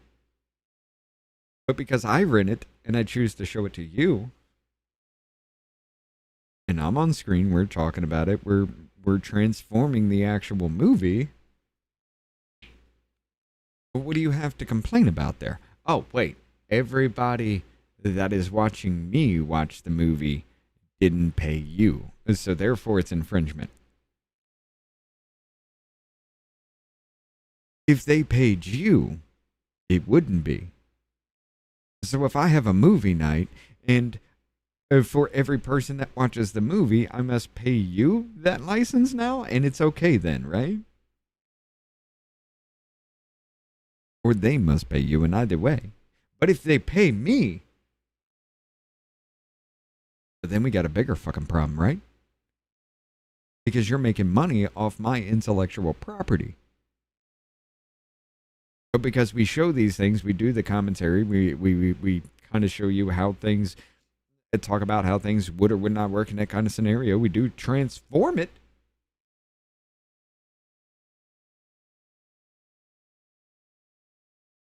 What grounds do you have to actually say that that is not fair use, other than the fact that I showed the actual full movie? Because that's the only argument you could actually make in court. I showed the full movie. Every bit of it was within fair use copyright, except for the fact that it doesn't stop every 3 minutes to make a commentary for a little bit. That's the only thing, but everything else about it is transformative. The only other argument you would have is he played the whole thing and not just clips. thumbnail photographs of everything. It has the list of people who worked on the movie. You think you're in a legitimate site, and you type in your credit card. And when you type in your credit card, now that money is now used for all kinds of nefarious purposes. Also, there's malware that's on the ads. If you click on one of those, you're now impacted that way. And they may steal your credit card information. So you, as a regular innocent consumer, have now been detrimentally harmed for trying to watch one movie online. Thank you for that. And Mr. Chair, I'd like to I ask unanimous consent to enter into the record a statement from the Motion Picture Association. Wait. So you're saying because some dumbass doesn't go to like Amazon or somewhere else where they can rent the movie and watch it from home, they're going to rent the movie from a shady website, that we must stop every bit of this altogether because people are too damn stupid to function at a human fucking level. Oh, they may go to that site because it's a little fucking cheaper? I mean, if you go to unrecognized, kind of dirty-ass sites like that in the first damn place, I mean, you know that's a fucking thing. You know that has a chance of happening. Any website that even looks reputable, if it's brand new and you don't know, brand new to you, and you don't know if they're really a legit business or not, and you order something from them, don't you run the risk of the same goddamn thing? So this whole thing comes from the fact that dumbass retards might be scammed of their money? Your entire argument is gonna, God damn it, I was giving you credit, but your entire argument is over, we need to protect stupid people from giving their money to other people. Association before this subcommittee on this particular hearing topic. Without objection, so ordered. Thank you so much. And I want to thank the gentlelady for her comments. The 12 hearings we've done, some have been clearly, many have been on IP, but the fact that this one focuses on piracy specifically, I take note that if I had to do it over again, I'd have done more and I've done sooner. So with that, I will recognize myself for my 5 minutes. 5 minutes isn't enough to deal with all the issues we're dealing with. I think that's clear. So I'm going to ask all of you to please revise, extend, give us your thoughts. Doctor, we'll take it all, even though we couldn't have it all here. I want to focus on a couple of things. First of all, it is clear that we have some laws that the courts have found The fucked up thing is they're actually taking this shit more serious than any other hearing. That means more. Prepared for. In the Clear Correct case, the Fed Circuit limited the ITC from enforcing essentially what we've been talking about here. They can't enforce that which comes in from outside the country, which is intangible. And I'm going to ask you and then the others, as we look to do site blocking and the other enforcements, including and notwithstanding states that try to enforce federal law or contract, should we be looking to empower organizations like the ITC and any other existing body to, in fact, have the ability to deal in this growing thing of intangible or non-physical property in a way that would allow for a broader enforcement of our laws? And how do we trust you to actually do it correctly? Most of us didn't know until that case that the ITC can tell the customs to seize the fake DVD, but they can't seize the incoming, if you will, fake product. And when we talk about site blocking, if the ITC had that authority, perhaps they already would have done it. I'll start with you, Mr. Moore. You weren't kidding about that being a tough question. So what I would say is this. I think. Okay, so you want to do site blocking, cool. How does that, how do you deal with VPNs then? Because site blocking only works for like a region or a country or where you have control over. So if I make my IP look like I'm coming from, let's say, Botswana just for the fuck of it. So if my IP is coming from Botswana, do I still not have access to that? Because technically, by all rights of IP, I'm not technically in the United States. How does that stop it? What up, Lenny?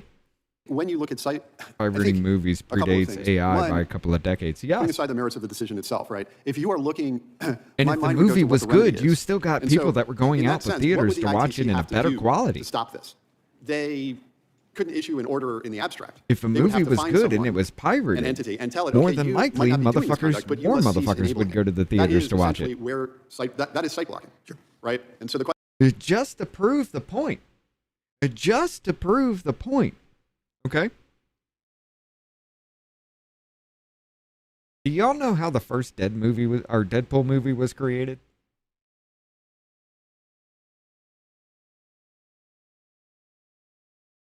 Let's do this.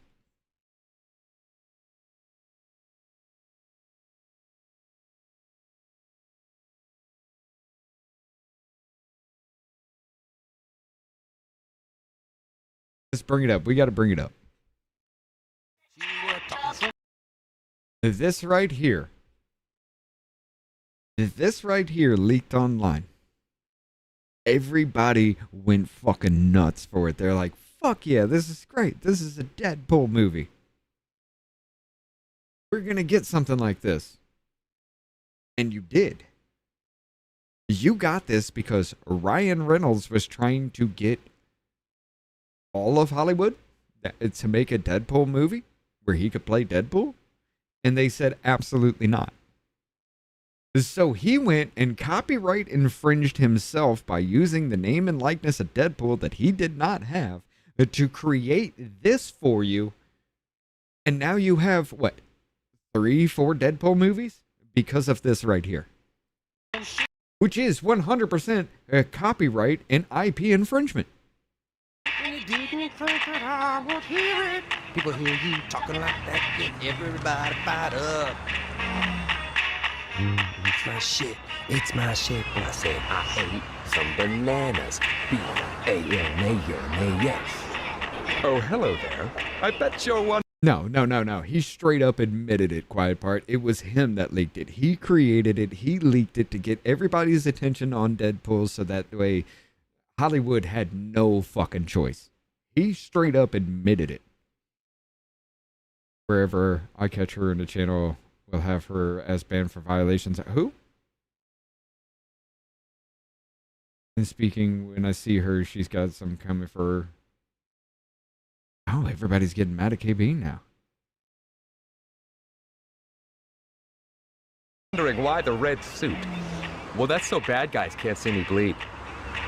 Hey! Let's hope these guys are wearing their brown pants.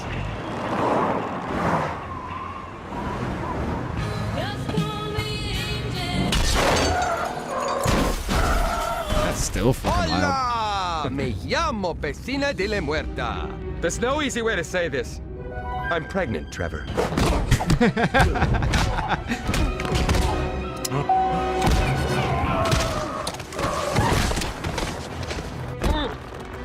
Rich Corinthian leather. Bitch! Excuse, por favor. Ow, ow, ow, ow. Damn! I wish I was out.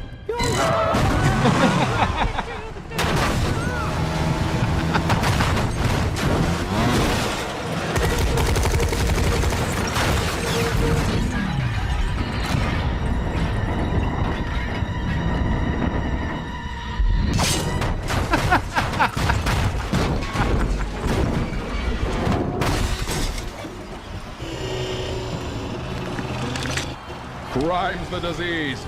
Meet the cure. Okay, not the cure, but more like a topical ointment that reduces swelling and itch. Hi, Tom. And that right there is what gave you the Deadpool fucking franchise.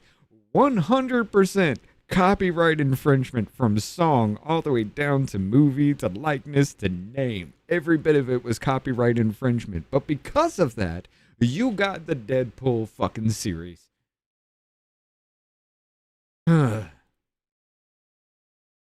Question then becomes, for us, the questions would become what the guardrails are and whether they're appropriate. Absolutely. I'm not going to claim that Ways and Means and we wouldn't have a lot to do. But Mr. Francis, I'm going to stay on this line because it's the one thing we didn't cover.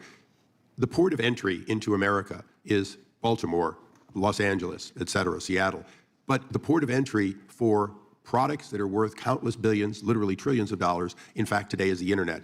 Are we, to a great extent, looking at the customs process coming into the United States of product that has not been paid for, product that is in fact counterfeit? Are we looking at customs in the broadest sense having to be expanded to include intangible? And should that be the work of this and the other committees for the foreseeable future?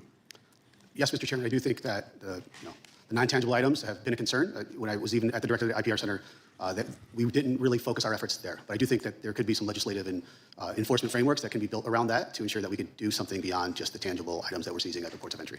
Quickly, Mr. Floyd, would you say that, that in fact the problem is bigger than today's hearing and bigger than this committee's jurisdiction if we do that?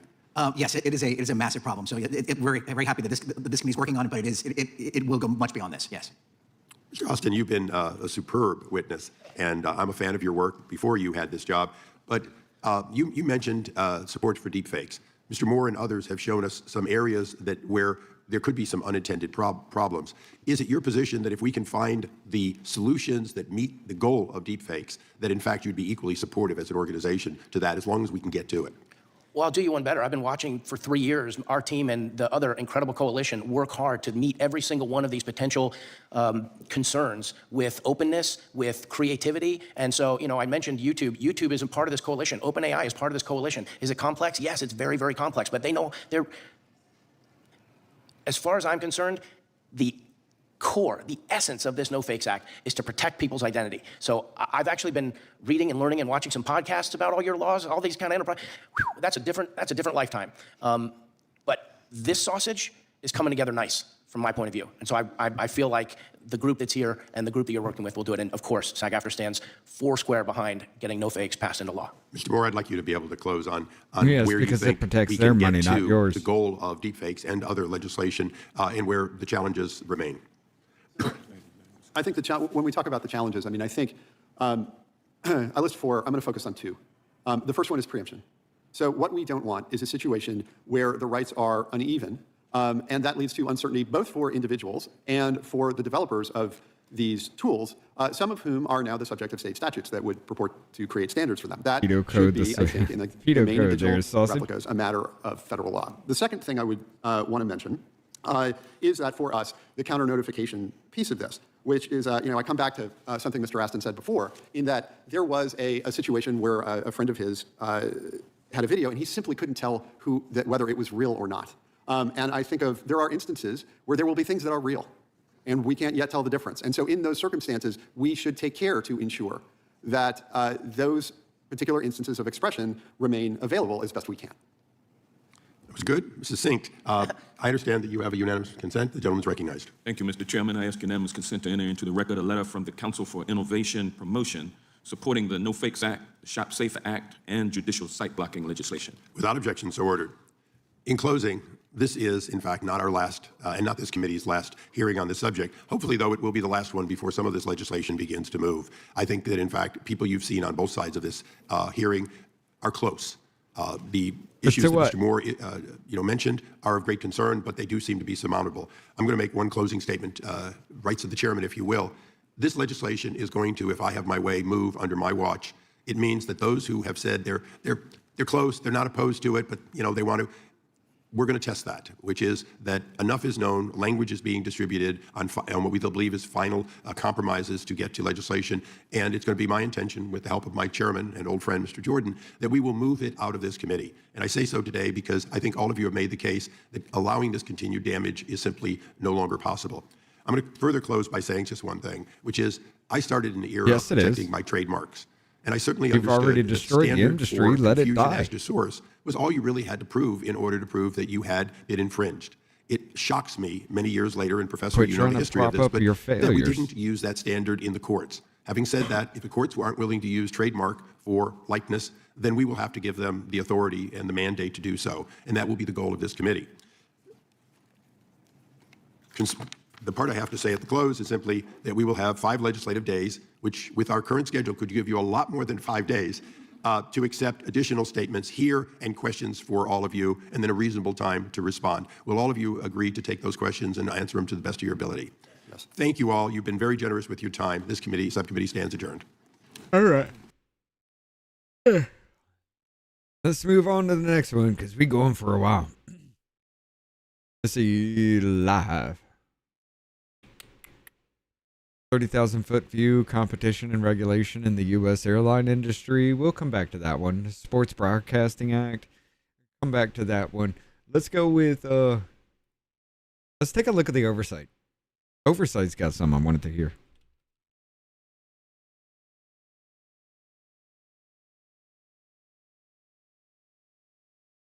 We already watched the mind control one. Two sides of a digital coin protecting U.S. security by challenging power of foreign regimes. That might be worth hearing. Getting taxpayers a better bang for their buck. Military contracts.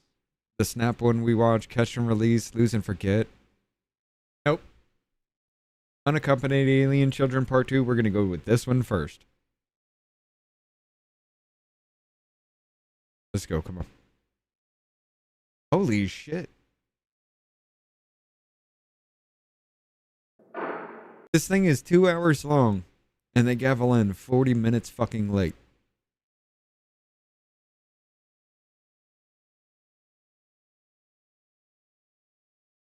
Oh well. Anyone for pizza or jerky bunch of on sucky Federal sick Law fucks? Enforcement will come to order. Welcome, everyone. This is a round table, not a hearing, so it's a bit less formal. I mean, you're not wrong, though. Than a hearing. We're going to have a solid discussion today. Without objection, the chair may declare a recess at any time. I recognize myself for the purpose of making an opening statement. Today, the subcommittee convenes to continue its oversight of an underreported but critically important issue facing This has our got to go nation's faster. I'm sorry. I'm sorry, Higgins.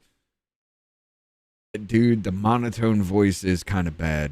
And the way you speak, it's such a slow-ass fucking pace. You make some great arguments, just speed it up a bit, brother. Oh. immigration enforcement agencies.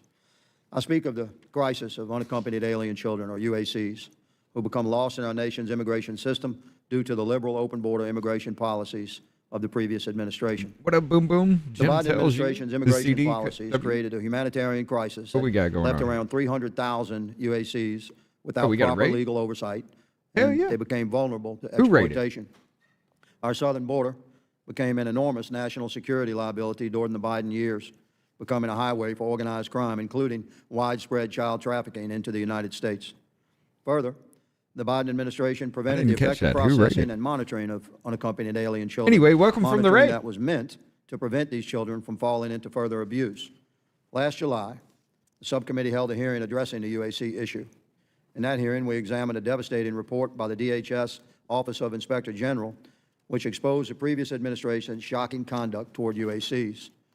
This report revealed that ICE did not effectively oversee UACs processing upon placement with sponsor What up, KB? families, We got failing to maintain contact with Finding hundreds Dory. of thousands of Boom immigrant children. shakalaka. Welcome, everybody. Crucially, the Biden administration denied Jim HHS's tells Office you. of Refugee Resettlement, or ORR.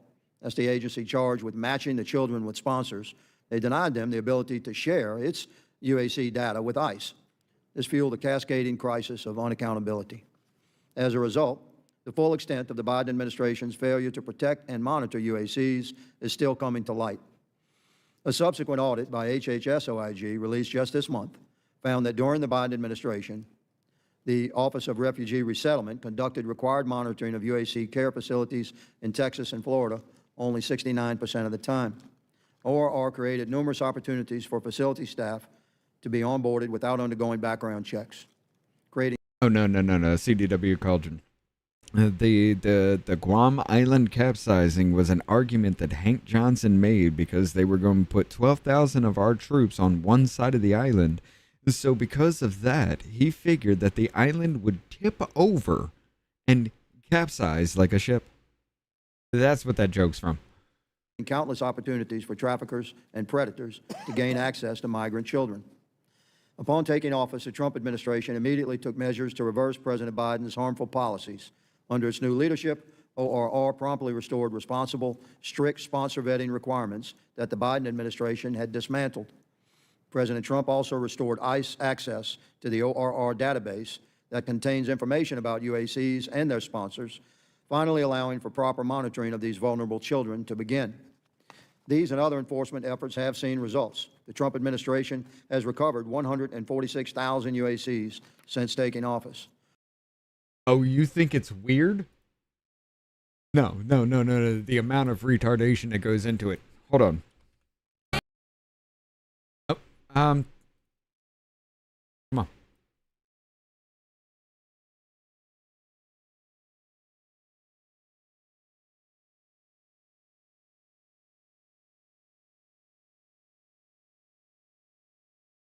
The amount of retardation in this fucking argument. This is a island that at its widest level is what, 12 miles from shore to shore, and at its smallest level or smallest location, it's 7 miles between one shore and the other. Is that correct? I don't have the exact dimensions, but to your point, sir, I think Guam is a small island. Very small island, and about 24 miles, if I recall, long. I said 12. So 24 miles long, about 7 miles wide at the least widest place on the island, and about 12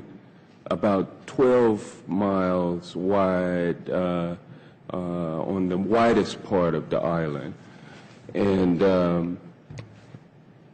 I don't know how many square miles that is. Do you happen to know? I don't have that 12 times figure with 7. me, sir. I can certainly supply it to you if you'd like. Yeah, my fear is that the whole island will become so overly populated that it will tip over and capsize. We don't anticipate that. The Guam population, I think, currently about 175,000, and again, with 8,000 Marines and their families, it's an addition of about 25,000 more into the population. The whole island will become so.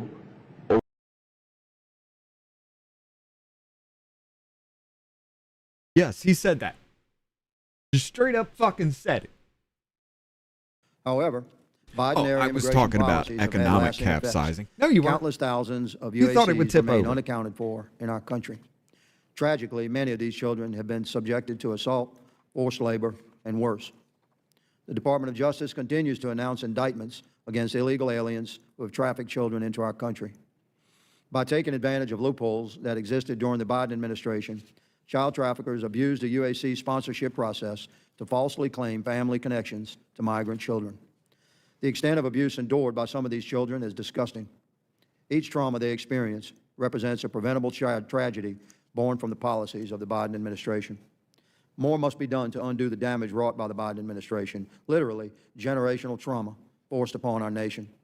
Congress is ready to partner with President Trump to provide our federal law enforcement agencies with the tools they need to rescue these children and bring criminal child traffickers to justice.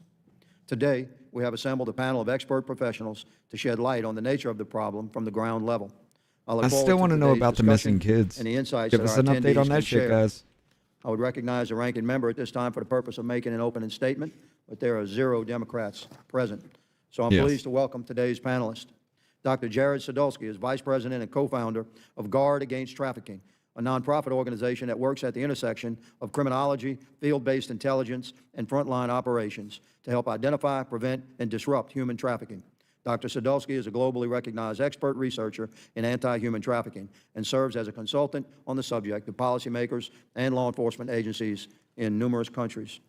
Mr. Chris Clem is a former Chief Patrol Agent of the Yuma, Arizona sector in the U.S. Border Patrol. Chief Clem retired from the agency in 2022 after serving nearly 3 decades at the front line of American immigration enforcement.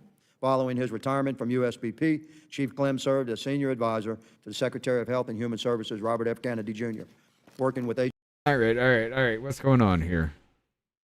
Lenny thinks I banned him from Rod's channel, who put me on timeout on YouTube. You need to handle this issue. All right. So Lenny's the one saying that he thinks you banned him from Rob's channel?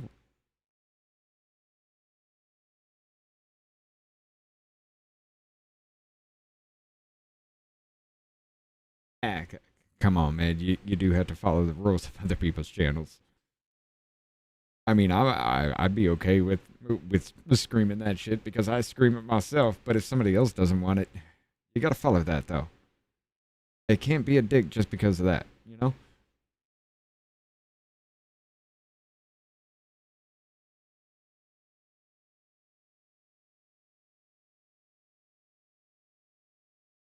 How do I do that?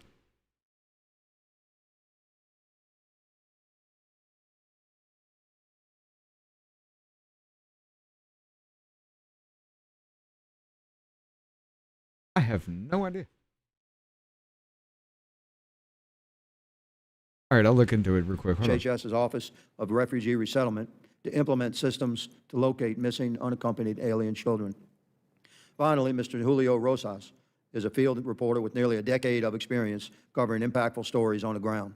In addition to covering border issues broadly, Mr. Rosas reported extensively on the 2020 BLM and Antifa riots and the subsequent Biden-Harris border crisis.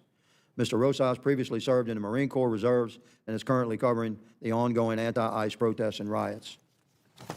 We appreciate you all being here today and look forward to your testimony. Let me remind the panelists that we've read your written statement and it will appear in full in the Okay, so there is currently no way to undo or manually untime out a user on a YouTube live chat or video comments. Once a moderator of the video places them in a timeout, the restriction remains for the entire duration specified, ranging from short periods of 24. Now that's some bullshit. That's straight up bullshit. The user of the channel, the user this for the time limit, the owner of the channel should be able to. Users who believe they were timed out incorrectly can file an appeal through YouTube support channels, but that'll take longer than that happened.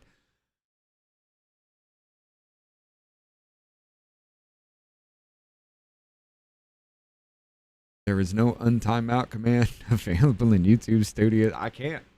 I can't do it. Take it easy, Chris. record. That's Please limit your fucking oral statements dumb. to 5 minutes. As a reminder, please press the button on the microphone in front of you so that it is on and members can hear you. When you begin to speak, the light will turn green after. Lenny, you cannot punish somebody else for something that happened on a channel, on another channel, dude. You can't do it. Not a thing. You can't do that. That is totally unfair to anybody else. In that kind of issue, that would have to be taken up with Rob's side. But let's just be nice with each other. You can all just go on and yell and scream and cuss and do whatever with each other in the chat. I don't care. That's not my deal. However, we can't bring other people's chat dramas into other people's chats. We can't do that. That's wrong. We all know it. 4 minutes, it will turn yellow. When the red light comes on, your time has expired. We ask that you wrap it up. I now recognize Dr. Sadolsky for his opening statement. Chairman Higgins, distinguished members of the committee, thank you for the opportunity to testify.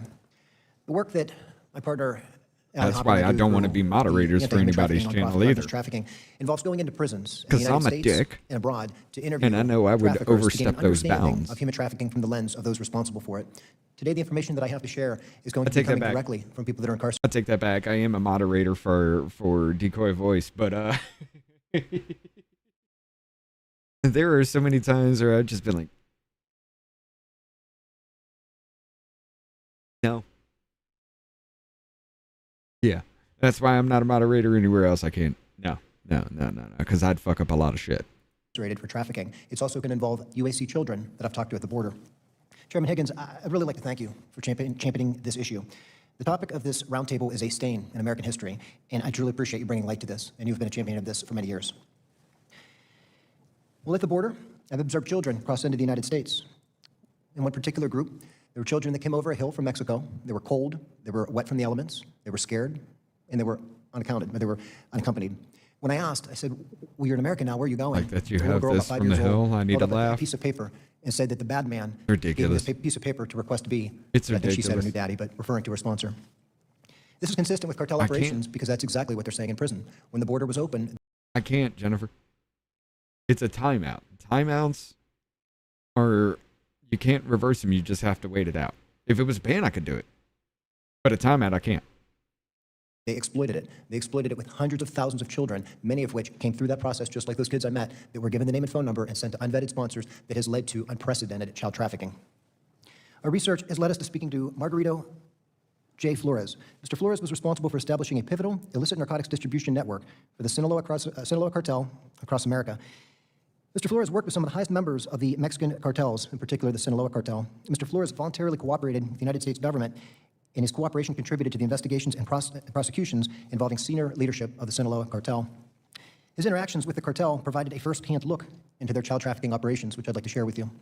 Mr. Flores, which provided me permission to use his name in this roundtable today, explained the process of child trafficking at the hands of the cartel. Mr. Flores explained that the cartel has a portfolio of girls in a booklet for purchase. The price tag on these children's heads range from $2,000 to $12,000, depending on whether they're a virgin, and the younger the child, the more expensive they are. That is how the cartel is trafficking God's children.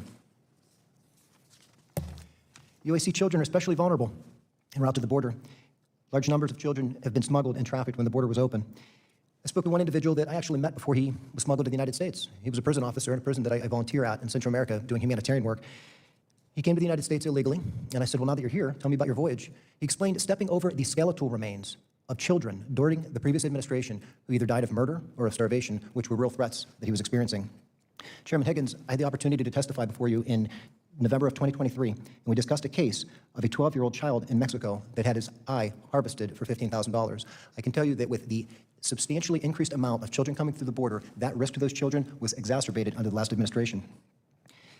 As criminologists, we don't simply investigate individual cases, we study patterns. Criminal organizations identify these vulnerable children, exploit weaknesses in our government systems, and move to exploit children through labor trafficking, sexual exploitation, fraudulent sponsorships, and criminal enterprises. Opening the border opened up this business for them. Congress has the opportunity to strengthen post-placement oversight, continue to improve sponsor verification, and hold employers accountable when labor trafficking of children occurs. The most successful investigations occur when local, state, and federal partners work together. Protecting children requires timely intelligence, coordinated investigations, and decisive action. Criminal organizations collaborate every day. Protecting these children requires that we do as well. These children have become the United States' responsibility, as they were once in the hand of ORR and HHS, and they continue to remain a responsibility to locate and to provide protections. If we protect these children, we protect our communities. If we fail them, organized crime groups will continue to exploit them, and our communities will suffer. Thank you, and I look forward to your questions. I thank the gentleman. We recognize Chief Clem for 5 minutes for his opening statement summary. Greetings, Chairman and members of the committee. My name is Chris Clem. I'm a retired Chief Patrol Agent of the U.S. Border Patrol. I began my career in 1995 in Lordsburg, New Mexico as a Border Patrol Agent trainee and retired on December 31st, 2022 as the Chief Patrol Agent in Yuma, Arizona. Well, then in it's January already of over 2025, I was appointed to the the only position of thing I Senior got Advisor is at Health and put Human Services user to be in part of the timeout. transition into the Trump administration for the first 100 days. I remain active in border So security and national apparently the security as an timeout's advisor and already over? speaker. I don't know. My responses to your questions will be based on my best recollection of my experiences and observations over the last 31 years. I spent most of my career assigned to the Southwest border. As a Border Patrol agent, I was a career government employee who served under 5 presidential administrations, under Clinton and under BSR too. Biden. As the deputy chief and Beats chief, I was not USR. a political appointee. Bugger. During my time at HHS, my direct assignment was overseeing the Office of Refugee Resettlement and focusing on finding the missing children and directing Breezy. changes to prevent this from happening again. I was laser focused on this narrow scope. It was my opinion that the country expected nothing less than me, and that's what they were going to get. I immediately stood up an internal task force from the Office of Refugee Resettlement Integrity and Accountability team to go through all the cases that were suspected of fraud. This has evolved into a highly efficient collaboration center that complements criminal investigations upon encounter and throughout the child's time in ORR system and supports sponsored verification processes. Additionally, because of my background and relationship with federal law enforcement, specifically Customs and Border Protection, we were able to ensure that every UAC encounter at the border, whether between the ports or at the ports, a Homeland Security Investigation Special Agent would respond to conduct an interview into the encounter. In other words, an immediate action was taking place to address the smuggled or trafficked UAC, to include responses to the alleged sponsors or family members' locations that the child or the smuggler claimed to have planned with prior to entry. This helps ensure any criminal activity is addressed early in the event, rather than responding days, weeks, or months later. A little side note to that is under the Biden administration, the UACs were not serving the charging documents for up to 120 days after they were sponsored, which made every case a cold case when we went to follow up. God. The initiative has evolved into a more robust Over DHS-led 120 days UAC passed? task force that again prioritizes the child's safety and targeting the criminal network involved in cross-border and domestic trafficking. UACs are the most difficult to deter from illegal entry due to protections provided by the Trafficking Victims Protection and Reauthorization Act, TVPRA. TVPRA requires U.S. Border Patrol agents to turn over UACs from non-contiguous countries to Health and Human Services within 72 hours of the arrest. Because of the short timeline, Border Patrol has limited options and limited consequence options. TVPRA is a driving force on how the Border Patrol handles UACs. In our current administration, there's a stronger focus on screening UACs from contiguous countries for voluntary return eligibility. Mexican UACs 14 to 17 are placed in removal flights to the interior of Mexico. However, not much else is done otherwise due to the TVPRA. A good example is when we're using Title 42 for immediate expulsion. UACs were exempt from Title 42, making it more likely that UACs would remain here after being processed and turned over to HHS. This was a loophole being exploited and the reason for the UAC surge during that time. In my experience and information provided through briefings, parents did this on purpose to use their children to justify getting to stay once they made illegal entry, since their children were already here. This also fed the separating families narrative. The Biden-Harris administration pushed for increased processing capacity to reduce time in Border Patrol custody. DNA testing was only done if we suspected fraud, and because of the overwhelming numbers, it seldom happened for adults, and UACs were never DNA tested. It is my recommendation that solutions begin with addressing TVPRA to eliminate loopholes being. Who the hell? All right. Where?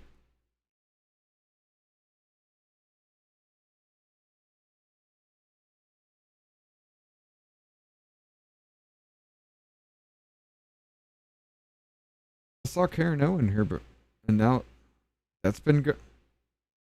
What the hell are y'all doing in here?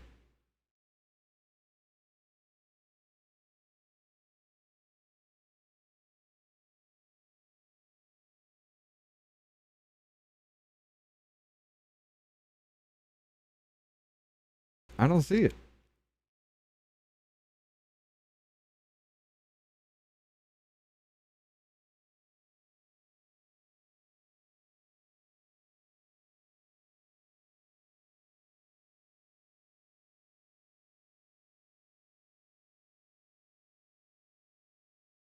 I don't see it.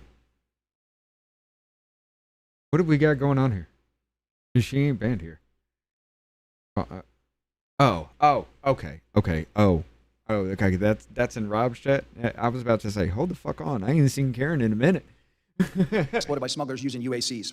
Earlier in June, Acting Attorney General Todd Blanche, DHS Secretary Markwayne Mullen, and others held a press conference. The purpose of the press conference was to acknowledge the cooperative efforts between departments and agencies in targeting traffickers and finding the missing children. This is absolutely what is necessary and will continue to be an enduring mission. While I recognize that immigration enforcement receives mixed reviews, it's a critical piece of our immigration system. No exception should be made when it comes to protecting children.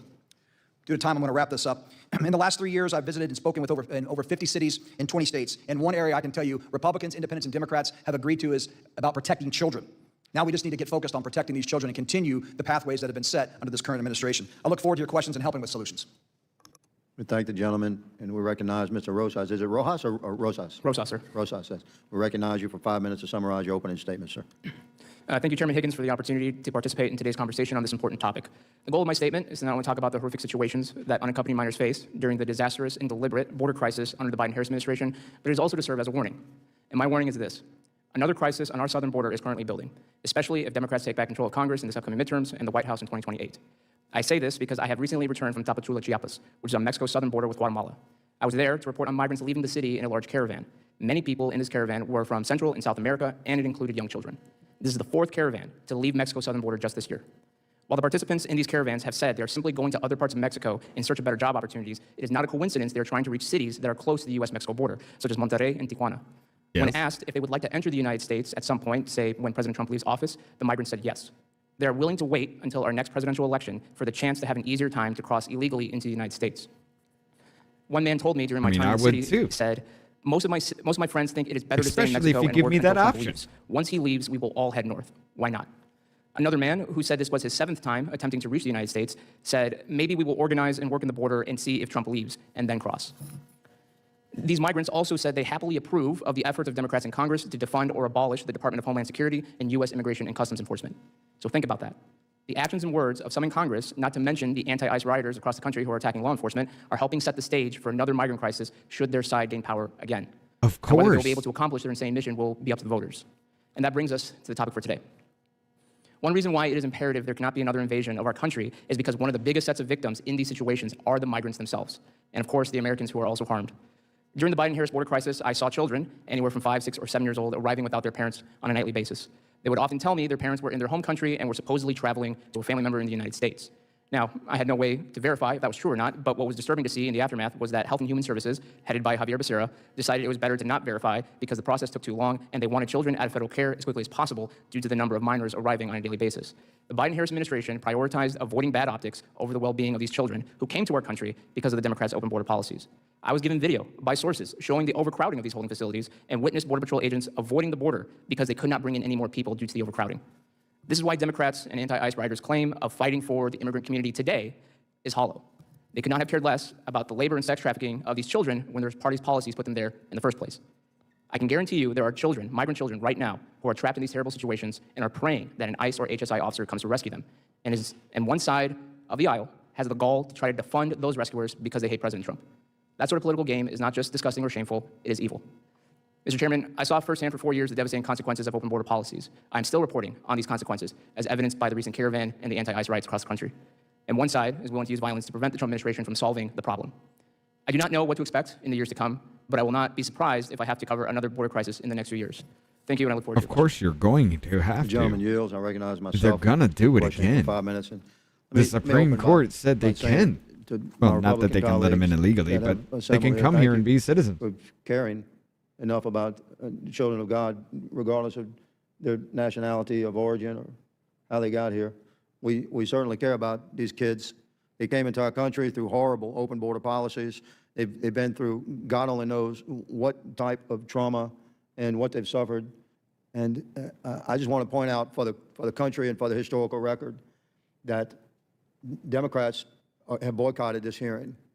I would certainly recognize them for questioning, and we would engage just as a roundtable is designed to provide Congress with honest, candid information whereby we can perform our legislative duties in service to we the people. And clearly, our Democrat colleagues don't actually care about these scores of thousands of tender-age children that yet remain lost in our country. And I'll direct that question, my first, at you, Doctor. How many tender-age kids, just setting aside for a minute the 14, 15, 16, 17-year-olds, let's say that they're, from a reasonable man's perspective, old enough to handle some of their own business. Let's talk about the tender-age kids.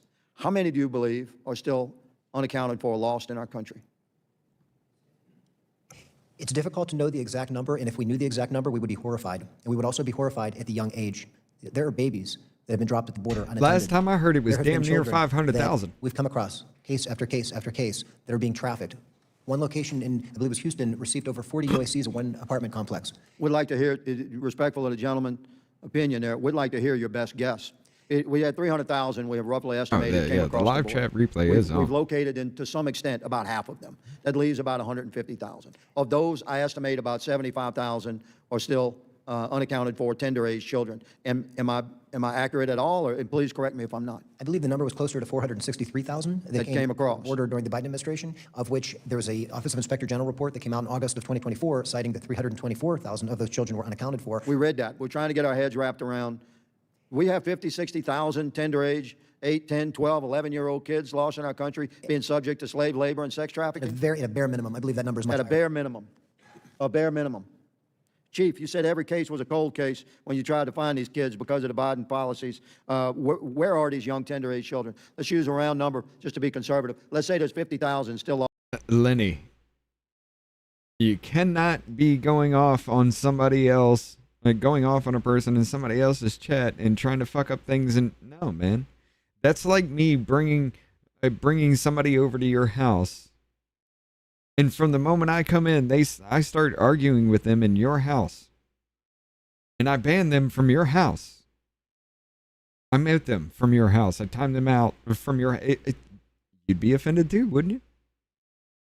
In our country, 10, 11, 12-year-old. Where are they, Chief? Yeah, I would agree that that number is around that 50, 60,000 mark, only because the majority were 14 to 17-year-old, which means... Are they in densities of population that could be loosely identified as sanctuary cities? Absolutely. So to your absolutely, that's where they're going to be, because that's where most of these people can be protected, or in those suburbs. Okay, so in sanctuary cities is where the traffickers would naturally bring these kids. So we're talking about 50,000 10, 11, 12-year-old kids being slave labored and sex trafficked. They're in sanctuary cities, and aren't sanctuary cities the government entities that won't cooperate with ICE? They absolutely are, and that goes back to the point of every case is a cold case. The Biden, Harris, Mayorkas, Becerra administration, that's the food chain when it comes to unaccompanied children. They put a moratorium. They would not send charging documents. This is the actual notice to appear for more than 120 I get days. it. That wasn't served for a few months. Right, so we're starting out from of cold time. case. Yeah. Respectful. Mr. Rosas, what role did NGOs play in facilitating the trafficking of these children? The human traffickers could not have done this on a massive scale without the help of the NGOs. And it was made worse because our tax money went to those NGOs. So Those are the NGOs that were largely fraudulently operating and just devouring treasure. Is that correct? Absolutely. Thank you. My time has expired, but my passion on this topic has not. I recognize Mr. Gosar for 5 minutes for question. Thank you, Chairman. I'm going to go right to you, Mr. Rosas.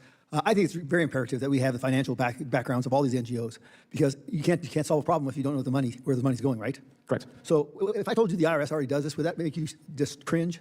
Yeah, yes, it would. And when I, as a legislator, ask for that report, it's completely blacked out. I'm not given the ability to even look at it. I think that's a real fraudulent aspect here. We ought to if you take a penny, either directly or through a side view, you should have to prepare us with that money. And where I'm going with this is that we condition these people to do this. It started back in Clinton. He found out that you use these immigrants as political weapons against your adversaries. And then it continues to Obama, and it goes contrary that there were numbers where it actually decreased under Obama. He was called the chief of that dictation. But Biden just really took it to new levels, right? Correct. So what happens when the theater changes? So you find out these children go across and there are no questions asked. Doesn't that change the whole mantra of what follows that? Yeah, absolutely. And what I would say is that, in Tapachula, where I just came from, there is a harder time organizing these caravans because, thankfully, because of the Trump administration kind of cutting off the funds, they're not able to be created in such large numbers because the infrastructure to support leaving the city and starting this long trek north is no longer there. Now, that being said, again, under a different administration and those funds are turned back on, the overall infrastructure is there to support another mass movement. So once again, if we don't want this to ever play out again, we need those NGO numbers as where they're getting their money. Because, Catholic Charities, I'm a Catholic, they were horrendous down at the border because they facilitated all this. Tough love, I guess it doesn't exist. Mr. Clem, thank you for your service. Great seeing you again. How did the Biden's open border policy enable human trafficking and the flow? There's nobody on this channel that's banned. Hidden users are completely empty in my list.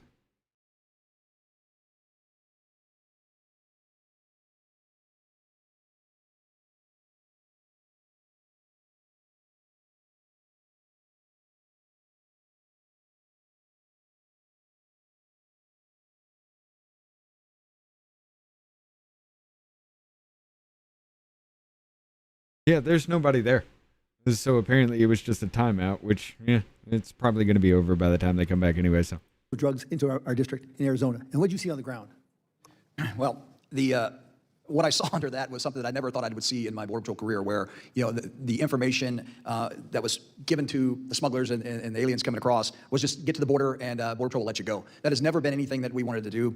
It was not part of our culture and our history. We were about rule of law. And when catch and release became the process and the policy under the Biden administration, it really was an open gate. There were times in my 126 miles of border that we had 10 people assigned to cover that border. And in reality, maybe 2 agents made it down there because we were literally dealing with hundreds at a time or thousands at a time. And in that, the problem lies is what's the threat in the mix? We didn't have the time to do the true investigative work to find out where somebody's background. It didn't show up on our fingerprint data system. We had no idea, so we just had to process them and turn them over to ICE, which, again, under the same administration said we don't have any room, so they got released. So we haven't even begun to see the tip of the iceberg of what could possibly happen with the people that were caught and released. That's why these operations you're seeing across the nation are so imperative. And Arizona took the blow, right? We took the punch right in the face in Yuma when we led the nation in the number of people coming in illegally for the first 2 years under President Biden. We were not a huge... I'm starting to see some hypocrites in here that think their speech is more important than others. What a joke. Here's the fucking thing. You timed somebody else out for something that happened on another goddamn channel, motherfucker. You thought you could come in here and fuck everything up for somebody else because your pussy hurt because somebody did something for another fucking channel. You're off the fucking mod list. You can't do that shit. I'm not going to sit here and tolerate the absolute fuckery that you pull simply because your pussy got hurt over fucking somebody else doing something on another fucking channel. I don't go into your house and ban people and block people from fucking calling you and talking to you and coming into your fucking house, do I? It wouldn't be right of me to do so, right? You can get the fuck out if you want to just because your pussy hurts. I don't give a goddamn. You will not do it here. Grow the fuck up. Deal with it like a fucking adult on that channel or with that person. The retardation needs to fucking stop. And sitting here crying about, oh, my First Amendment fucking right. Your First Amendment right you think was violated somewhere else, not here. And you made it a problem here. You can get the fuck out for all I care now. Corridor for unaccompanied children, but we had our share of the UACs. What we had were people from all over the world, military-age men from China, from Eastern European countries, former Soviet bloc countries. This was a big problem that really made border enforcement non-existent, at least for the 2 years that I was chief there before I decided to retire. And then you further complicate it with these unaccompanied children because you don't know, there's no way to tell whose kid this is. Well, I can tell you that a lot of the family separations that occurred that created unaccompanied children happened in Mexico by the smugglers. They would send parents to one sector, send kids to the other sector, or even split up families and, make mom and dad become mom and dad of other kids, or separate children and send them through Tucson sector while sending a family to my sector. So it was a lot happening on the front end, which made it that much more difficult for us on the back end. And then what I discovered at my time at HHS was even worse than I could imagine. My time's out. I'll yield back. Gentleman yields. Mrs. Perry is recognized for questioning. Thanks, Mr. Chairman. I don't know really how to prepare for something like this. I'm not even sure what questions are relevant for you folks. According to my records, 448,820 unaccompanied children transferred to HHS ORR custody. Okay, and you know what? and maybe we could talk about this. As of September of 2024, so now we're a couple years back, ERO officers were required to monitor more I than just 7.5 violated million your First non-detained Amendment cases using speech. roughly Now you got 1,000 24 officers fucking across hours. 25 field You got a offices. problem During with one it? site visit, You can kiss DHS the chocolate starfish between the skin flaps I call my asshole. You come into somebody else's fucking problem or channel causing a problem because your pussy hurt from something that happened somewhere else. Just stay the fuck up out of here. If that 24 hours doesn't fucking teach you your goddamn lesson, you can stay the fuck out of here. I got no problem banning a fucking piece of shit who wants to cry like a little bitch that somebody else did something to him, and here he feels like he can do whatever the fuck he wants in my goddamn house. I don't know who the fuck you think you are, you little baby back bitch, but the time for crying like a little fucking pussy motherfucker is over. Change your goddamn tampon, dilate that motherfucking bonus hole, put your fucking foam helmet on, and shut the fuck up for once in that pathetic existence you call life. I'm not gonna put up with the absolute retardation just because you've been here for a while. Cry in somebody else's fucking chat. I'm done with the bullshit. Just shut the fuck up, pussy bitch. Investigators discovered that 10 deportation officers were managing 300,000 non-detained cases, including 17,000 UAC cases, meaning each officer was responsible for an average of 30,000 cases annually. So that's about, doing the math, that's about 3 minutes a case for the whole year for each individual. This problem was created. I hear you. It was created by design. And unfortunately, little kids were the commodity. They're human beings. They're, now they're trapped in this thing. Do we know how many, do we have an estimate how many are still out there? You're looking at me, so I'm going to go ahead and take this one. I think the number is around 80,000 is when I do my rough math, that we found 146,000, and then there was, we see different numbers, but the number that we were beginning to work on last year was around 280,000 of those that were completely, we had no idea, because again, back to the paper trail and having to start from scratch. And to your point, Mr. Perry, the design of the system to overwhelm. When you have those type of numbers, you cannot do your job efficiently at all when you're having to monitor that many people as a case agent. So this is an enduring problem that was created by design with failed systems, failed background checks, because of a gaslighting, virtue signal, empathetic cause, and not looking at the root problem that was truly created. Now you become a sucker when you sit there and allow all these people in, and you have 7.5 million people on the non-detained docket. What that means is these people are illegally in the United States, where process could not be detained and were released, and they may show up for their hearing a year to 7 years later. And then you add the UACs on top of that, and you have all this misinformation and fraud. This is going to be a problem for years to come. And we've got to find ways to do it. We've started securing the border. That's the first way. Right, to stop the bleeding, right? But where, other than pursuing some, and I looked through this, and of course they didn't, like you said, they didn't keep them with their families. They, it goes to unaccompanied. They didn't record where they were going to be in many cases or anything like that. So what kind of locations are you encountering these unaccompanied minors now, other than the ones that you're trying to track down, but where are you just finding them? And like what kind of places, what's happening at those places, and what places in the country? Like what cities, north, south, where? Well, as far as the geography, it's all over the country. I mean, the main cities, as we mentioned earlier, a lot of these sanctuary cities are magnets for criminal activity. So therefore, birds of a feather are going to stick together that way. We're finding a lot of these kids are not in school; they're working. They're underage. They're working. We've seen cases in California at some of the marijuana fields that they've had underage children, unaccompanied alien children working there.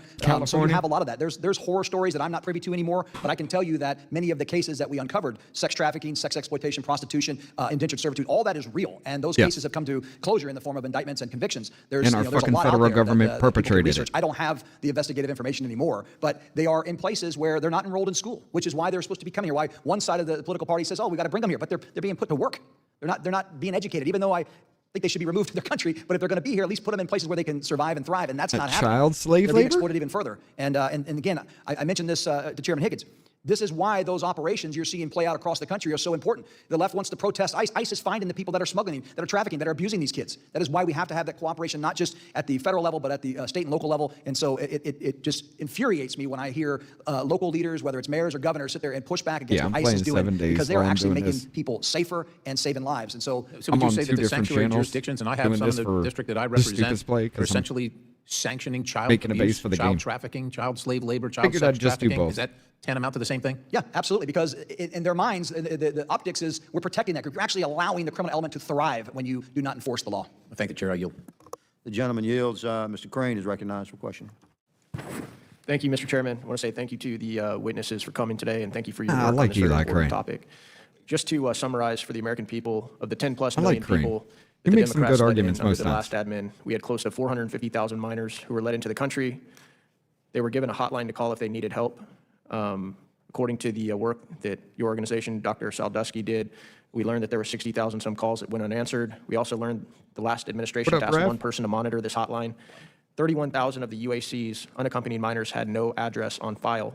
Kind of hard to track them down when there's not an address on file, I would think. The Trump administration, and I'm grateful for their work, has found 146,000 of these kids, according to the new secretary. But that still means that 304,000 of these kids are still missing. I'd like to note that there is not a single Democrat member of Congress in attendance today. Did you guys on the witness panel, did you happen to notice that? Yep, because they don't give a fuck. Interesting, isn't it? These are the same people that feigned outrage over the kids in cages, which Mm-hmm. we obviously learned, those photos were taken under the Obama administration. But it just goes to show with all the sex trafficking that has come to be highlighted globally, especially in the U.S., as Hollywood has got involved in some of the films that have been made trying to expose this issue. There's not one single Democrat here today. It just goes to show that they only really care about these kids when it fits their agenda. Dr. Saldusky, you are a trained criminologist, is that correct? Correct. How long have you been studying criminals, victims in our criminal justice system? Over 26 years.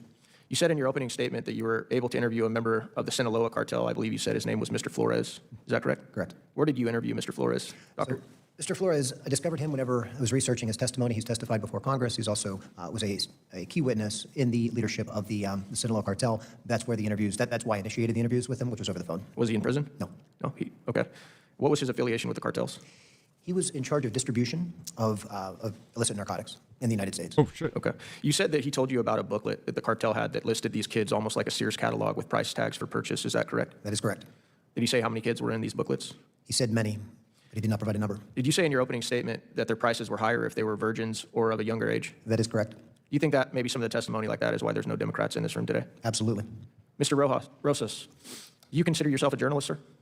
I do. I don't like the term because of what it overall represents, but technically I am. Well, I don't like the term politician either, but here we are. First time somebody told me that, I almost threw up in my mouth. You said you recently went down to the border and interviewed several members of a migrant caravan. Is that correct? Too many bees. I believe you even said that you asked them about American politics. Is that correct? Correct. What did they tell you? Unsurprisingly, they're big fans of what the Democrats are doing and what they're currently doing. And we've had these debates amongst ourselves, but the whole world is watching. And that's why my warning really needs to be heeded, because now, worst case scenario, the other side gains power and undoes, again, the progress that Trump has made. There's going to be even greater incentive to enter illegally, because not only did they see an open border for 4 years, but they saw a closed border for 4 years. So there's going to be a lot of people who might have been waiting or for whatever reason didn't come. There's hundreds of thousands of migrants waiting just in Mexico, and that doesn't even include the rest of the world. Did they happen to mention the president, Mr. Rosas? Yes. What did they say about the president? Some words that I don't know if I can repeat, but mother effer was one of them. Garbage, piece of you know what. So unsurprisingly, they're not big fans of President Trump. Yeah. You think that might also be a reason why there are no Democrats in this chamber today? Yeah. I'm not surprised that they're not here, because it's indefensible what their party did. Thank you. My time If is they expired. allow it, they want it.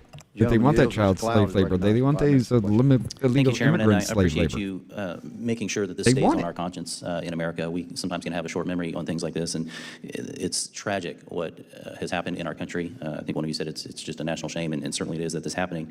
And yes, it is odd that the Dems aren't here in spite of all the virtue signaling and gaslighting we saw about trying to help and protect kids through the Biden administration. Meanwhile, they stood up the largest human trafficking industry ever to the tune, it's tens of billions of dollars. Some estimates go up to $150 billion industry on trafficking humans, among which, as we've talked about, hundreds of thousands of kids were lost, and many, tens of thousands at least, still missing, and that's a conservative figure. Chief, like we Tens of talked about, thousands some still of the things missing? that the way the So cartels you are found a monetizing lot of kids, these? splitting up with families and those The kind of things. I child? was down there once when we encountered a rent a kid child? The program. children? The cartels are basically taking kids and renting them out. I'm from South Texas, so I've had the opportunity to tour the ranches and see the rape trees where young women were abused. We had a facility in our area where they were holding young women, minors, who had arrived in the United States before going to their sponsors. And by sponsors, very often, and you can back me up if you, they were cartel members on the other hand, who had maybe 10 to 20 different cell phone numbers, really all going to the same place, trafficking these kids. I had the opportunity to tour the facility, and we even went in some of the rooms while they were away at lunch and noticed the artwork on the wall of these young women who had come to our country wasn't, yay, I'm happy to be in the U.S. It was, I miss mom.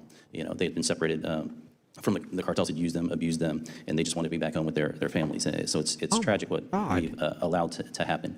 Mr. Rosas, I've seen you down at the border on a number of my visits there. You talked about the cartels are, in a sense, they haven't put this away as a business idea. They're still looking to do this. That's right. That's your testimony, right? Yeah, absolutely, they're waiting. And what I would just say really quickly, as you know, during this crisis, it was actually more profitable to traffic humans in certain sectors than drugs.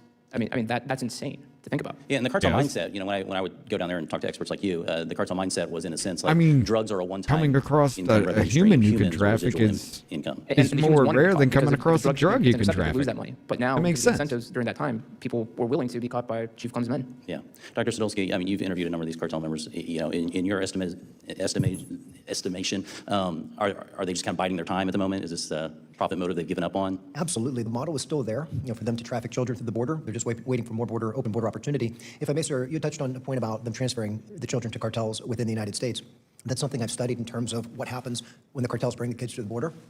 A lot of what we've seen is that they'll provide a false name for the child, a false identification, sometimes a false nationality. They depend then on the transnational criminal organization network to then actually do the labor trafficking of the child. The communications are held via the cloud to the cartels back to Mexico, and that is the link between cracking this TCO network in terms of communication. And labor trafficking, some of that's sex trafficking as well.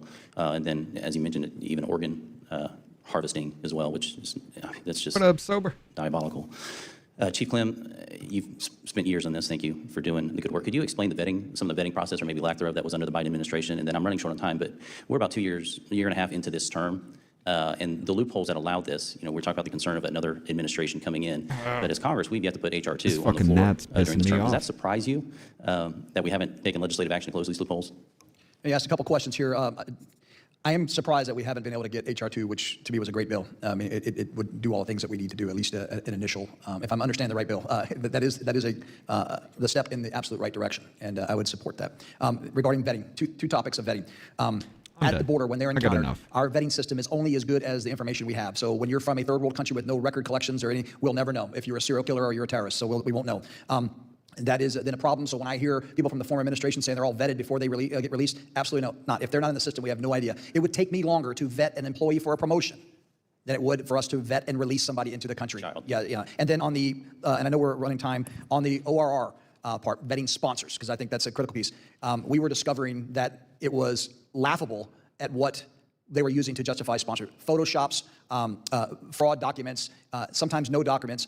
What I would call glamour shot pictures of showing biological references, like people's feet being missing in the picture. Someone said it was harder to adopt a pet. I actually said that. It took more information for me to provide to adopt a dog from the shelter than it has to get a child. That has changed. Let me just let everybody know, and for the record, government ID is required. DNA for any biological family requirement. If you claim to be the grandmother, we're taking DNA.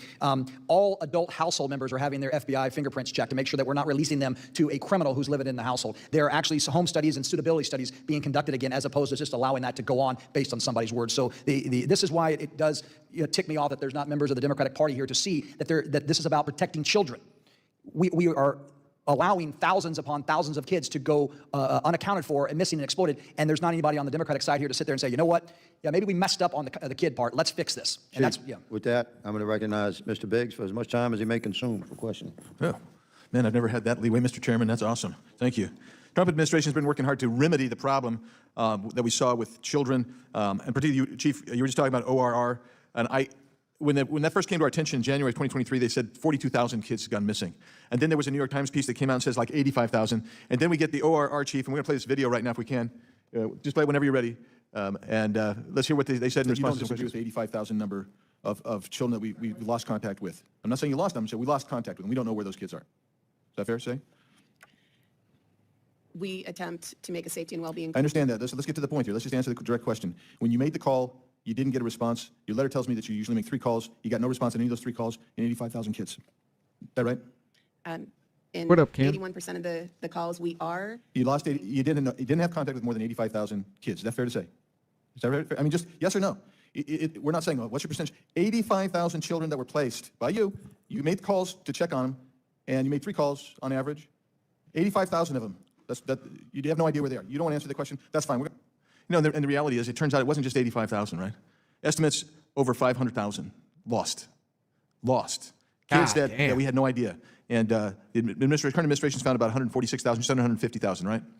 Over 500,000, damn near close to 1 million fucking children. You have no idea where they are. But yet, if you don't know where your child is, your ass goes to prison. The federal government can lose damn near 1 million fucking children from what it sounds like. And it's fine. We don't know where they are. We have, oh, well, we can't get in touch with them. Fuck it. Whatever. It doesn't matter.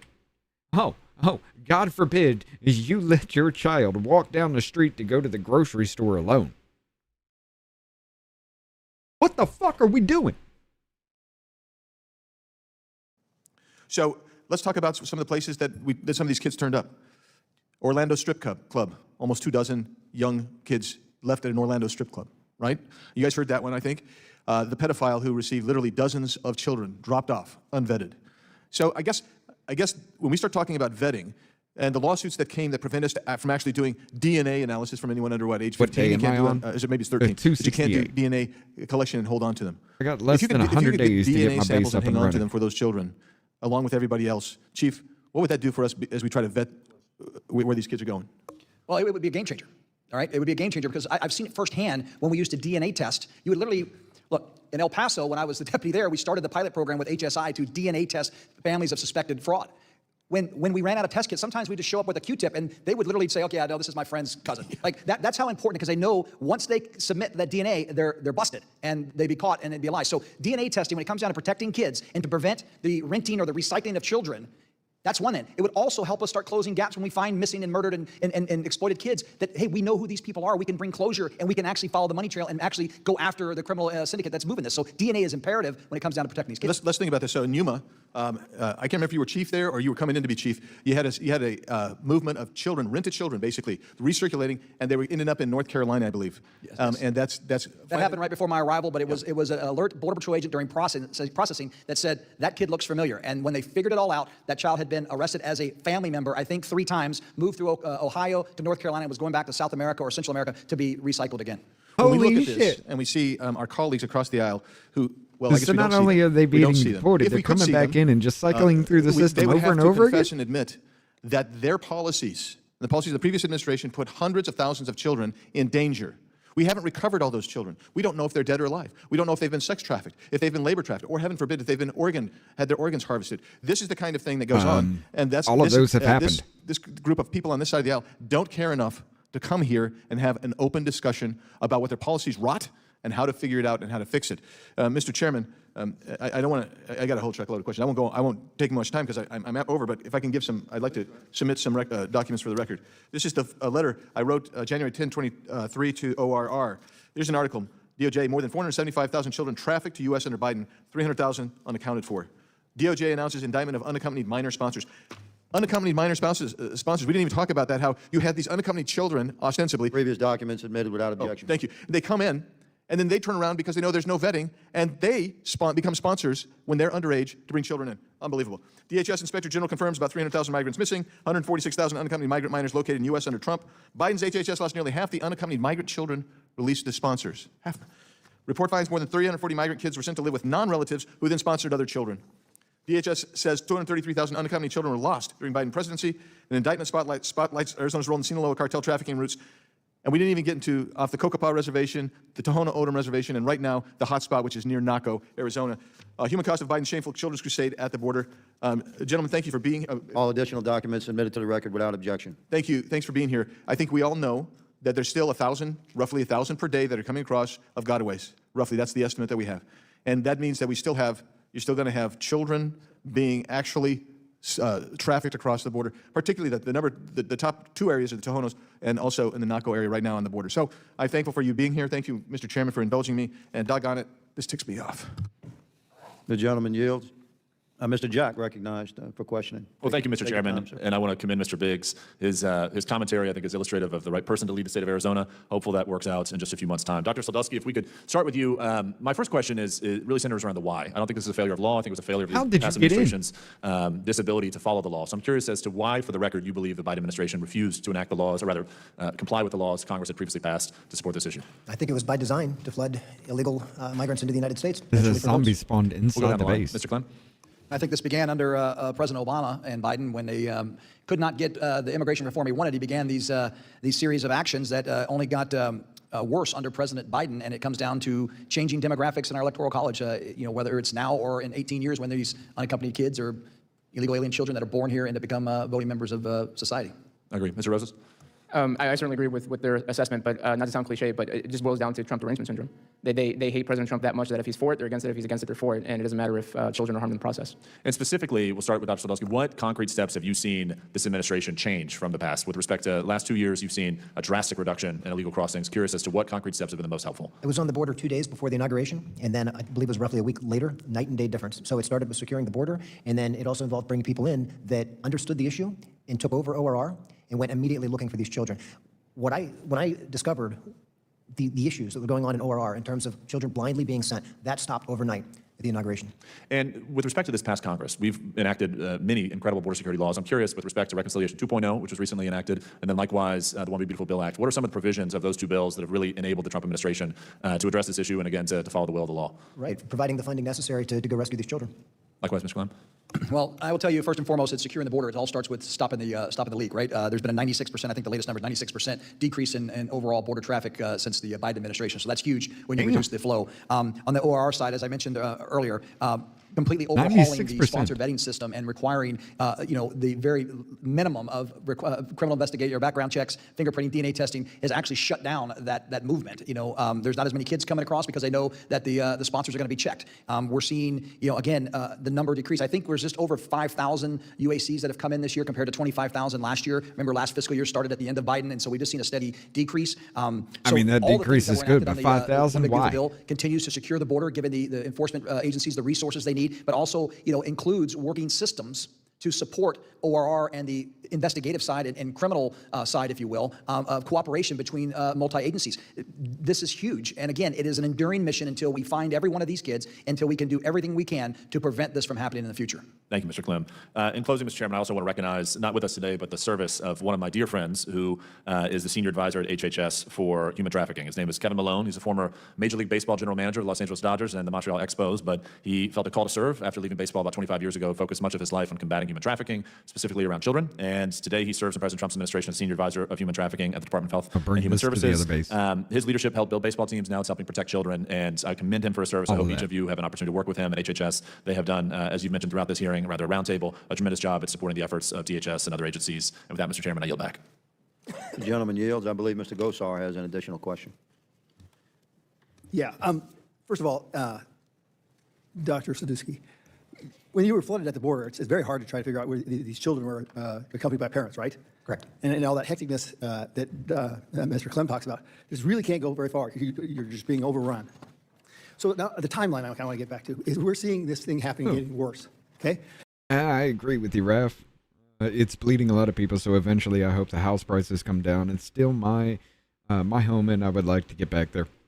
Yeah, look, check this out. My wife and I, before COVID started, we have a fixed rate mortgage. And that doesn't increase. My wife and I, before I started, my wife and I, before COVID started, we're paying about $532 for mortgage and insurance. But throughout all the increases, now we are paying damn near $1,000 a month. None of that has been on the rate because we've had a fixed rate mortgage. The increase has been on the insurance of the house. We have gone from half of the money being the insurance to 90% of our payment being insurance now. What up, Jacob? Our rate didn't increase because of the fixed rate mortgage. Our rate increased because of the insurance behind it. And we have to have that insurance to keep the fucking mortgage going. So we have to pay an exorbitant increased amount of money simply for what reason? Because the value of the house hasn't increased, but the insurance for the house did. So tell me how that's supposed to fucking work. I get you. I understand it. It started with Cuba. You know, they sent the boat people over. They sent their criminals, and they sent their mental issues people over. And Castro chuckled. He chuckled at it. Well, then you get the Catholic Church involved. You had Clinton, you had Biden, and you had Obama. Okay, and they're using this as lawfare. Now we got to quote Luis Brandeis. Luis Brandeis is Associate Justice of the Supreme Court, and he says, "In the government of laws, the government will be imperiled if it doesn't scrupulously uphold the laws, any major or small. If the government breaks the law, it invites everyone to become a lawbreaker unto themselves. It creates anarchy." That's what we had on our board, right, Mr. Clem? So my question is, what happens when one side doesn't believe in the law? Mr. Gosar. They're all missing. You know, we're He up got against in the fence trouble because for sharing a fucking meme about we lose the AOC term, being and we're gonna have to go back to this decapitated anymore. in fucking Now, what I did is I ran down and I the got this book. style Have you heard of this book? what is it? Attack This is a on must read. Titan. This is an absolute must read. It's by Peter Schweitzer. It's called The Invisible Coup. She called it a threat on Have you her read the life. disclosures? It's pretty amazing, isn't it? It's happening right in front of our eyes. And it all comes down to the rule of law.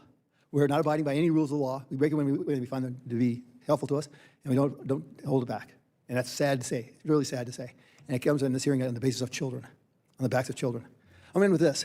You know, in northern Mexico, we also found, I think, Mr. Clem, I think you might have known about this, the incinerated bodies of maybe many thousands of kids and young women. That was sad, because if that was going on at the same time, oh my Lord, the agony and the pursuit of those people being utilized like cows and calves. And I don't need it. Sick. That just absolutely sickens me. So, but we have to resolve this because it's going to happen again. And then we're not going to really be what Ronald Reagan called us, that beacon of light on the hillside. Thank you Yeah, for it's gonna everything you guys happen try to again. do, and thanks for coming this morning. Thank you. Gentleman yields. Mr. Cloud, do you have an additional question? Sir, we could talk about this for quite a while, but I do want to thank you all for being here. Thank you for your service. I mean, it's just unconscionable what the Biden administration let happen, and I'm grateful that the Trump administration's there. But I'm also mindful that we still have some work to do in Congress to make sure that this doesn't happen again. And so thank you again for your service. Thank you for making sure that this stays in front of the American people and stays in front of Congress. Gentleman yields. In closing, let me thank you each for being here. You're gentlemen of distinguished accomplishment and service to our country. And we find ourselves as dedicated servants to we the people, the Republicans that appeared on this committee today to listen to the wisdoms that you had to share. We care greatly about our country, and we love our people, and from sea to shining sea that we serve. And yet, if we fail to codify the strong border security policies of the Trump administration by passing H.R. 2 and the sections of H.R. 2 by some method or form to pass the legislation of H.R. 2, then we are clearly leaving ourselves wide open for the kind of human wave upon human wave of misery and torture and lawlessness that we witnessed at our southern border in 2021, 2022, 23, and 24.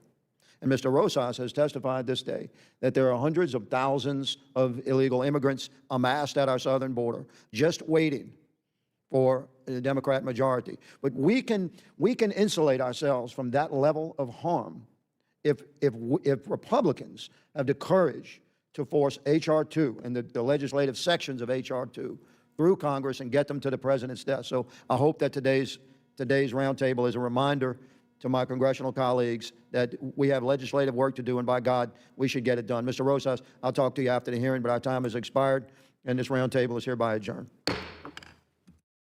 Perfect fucking timing. Give me a second. I'm going to show you all what I've been working on over here in the corner. For those of you that don't know what's going on. Where is it? Damn it.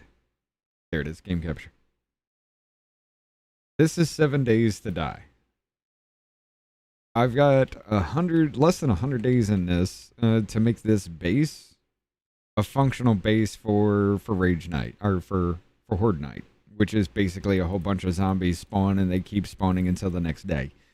I need to keep that on me.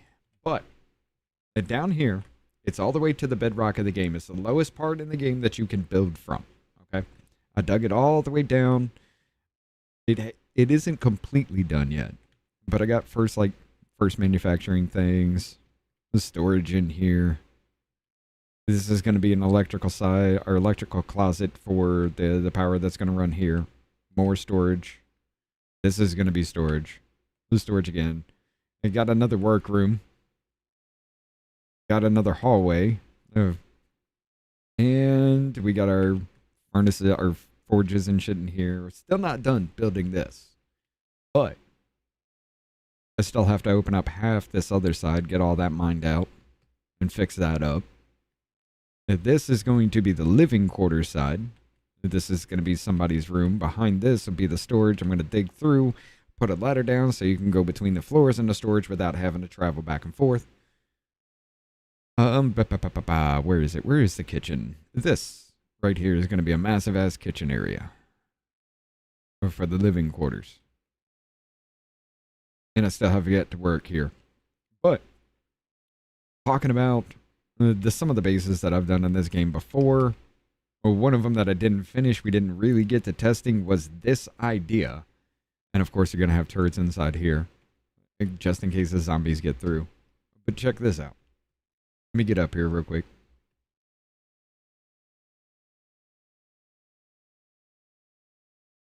Ow! How the fuck did you get in? I know that block is still missing, but you shouldn't be able to jump. Oh, I left the door open. Well, I'm a douchebag, ain't I? But I'm having to take out all this to make it flat land. All four walls are going to be defensible with turrets. You're going to have your shotgun, your 7.62, and your submachine gun auto turrets out here on this motion sensor that will be linked to all the turrets, not just one, but there will be multiples. They'll link the turrets. They'll link to an alarm, so that way when it sees a zombie, you hear a sound. And it'll link to a spotlight that lights them up as the turrets shoot them down on all four corners. Inside, and let me kill fuck ass over here real quick.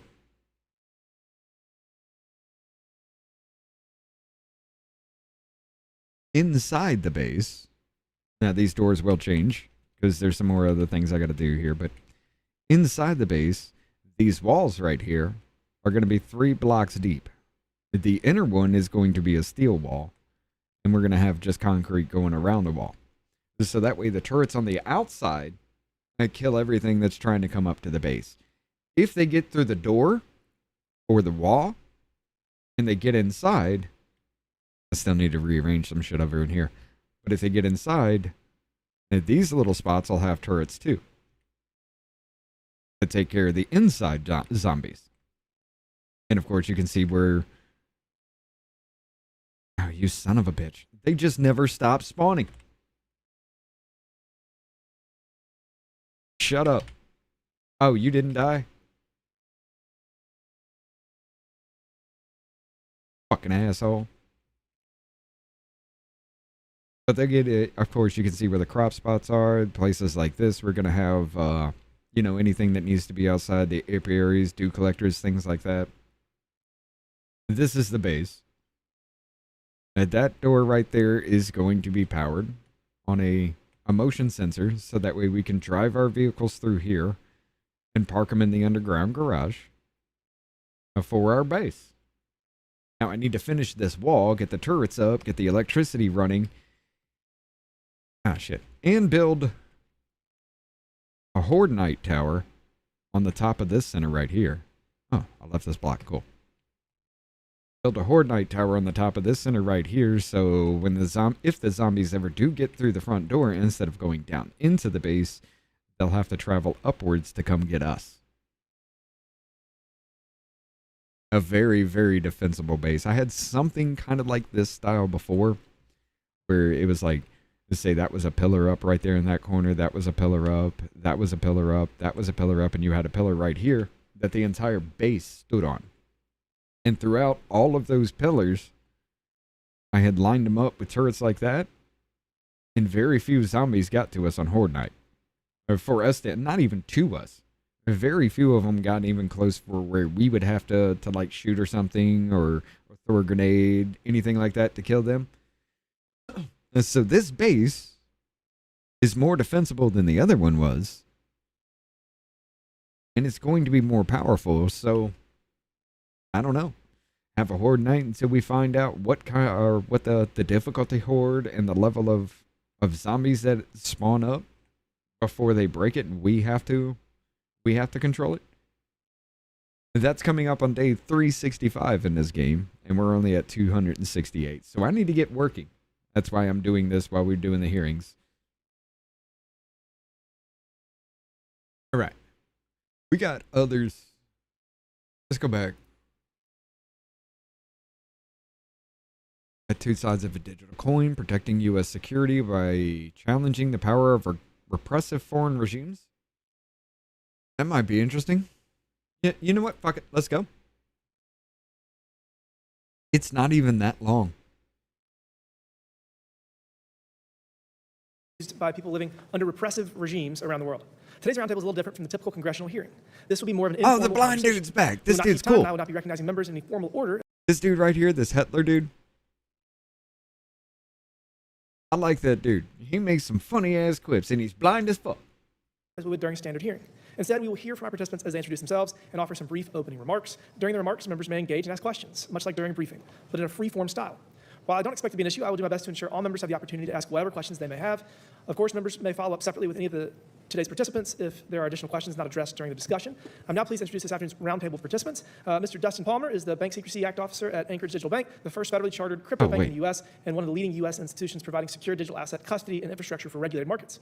Mr. Palmer's experience allows him to speak knowledgeably about how democratic governments can support safe, transparent, and digital I have financial not systems. seen this one. Next, we have Mr. Jorge Charazade. He is the I've president done a of the lack Economic of Inclusion the, Group, where he leads global the research on how hearings for a individuals minute. living in authoritarian countries I use gotta digital get back tools on to it. access That's why I'm financial doing freedom. Mr. Charazade, his work has examined the conditions under which people turn to cryptocurrency when their governments restrict banking access or weaponize currency controls. Next, we have Mr. Cody Carbone. He serves as the Chief Executive Officer of the Digital Chamber, one of the most active voices in shaping the policy and landscape for blockchain innovation and responsible digital asset regulation. Mr. Carbone's expertise will allow us to understand how U.S. policy choices affect both global democracy and American national security. Lastly, we have Mr. Dylan Hetler-Gaudet, who serves as the Acting Vice President of Policy and Government Affairs for the Project on Government Oversight, where he works on a wide range of issues from congressional capacity and federal spending issues.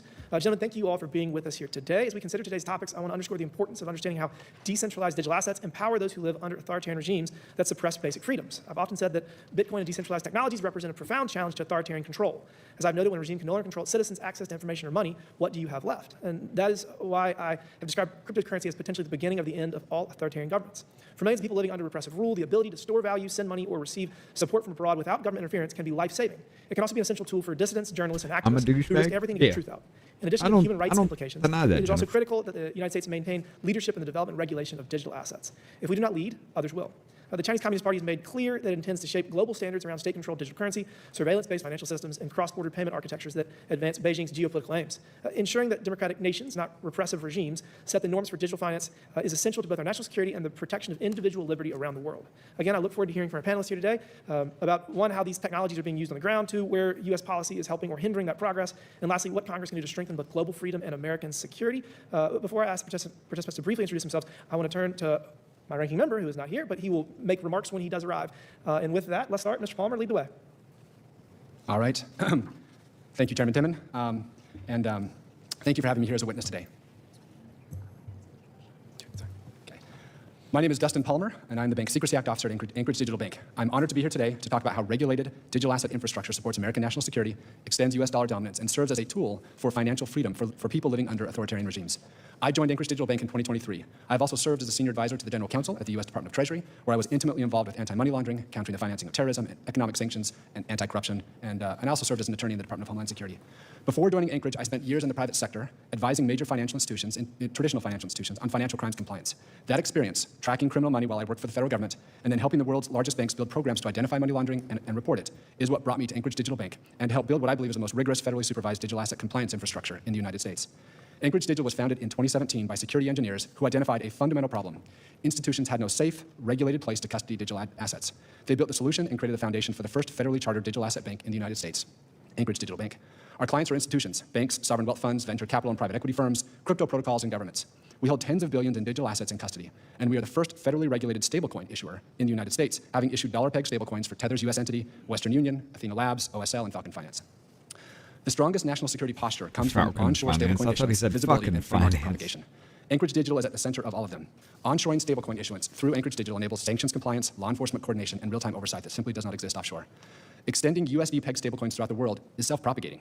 The Genius Act provides regulatory clarity. The free market, where allowed to flourish, is already choosing USD-pegged stablecoins.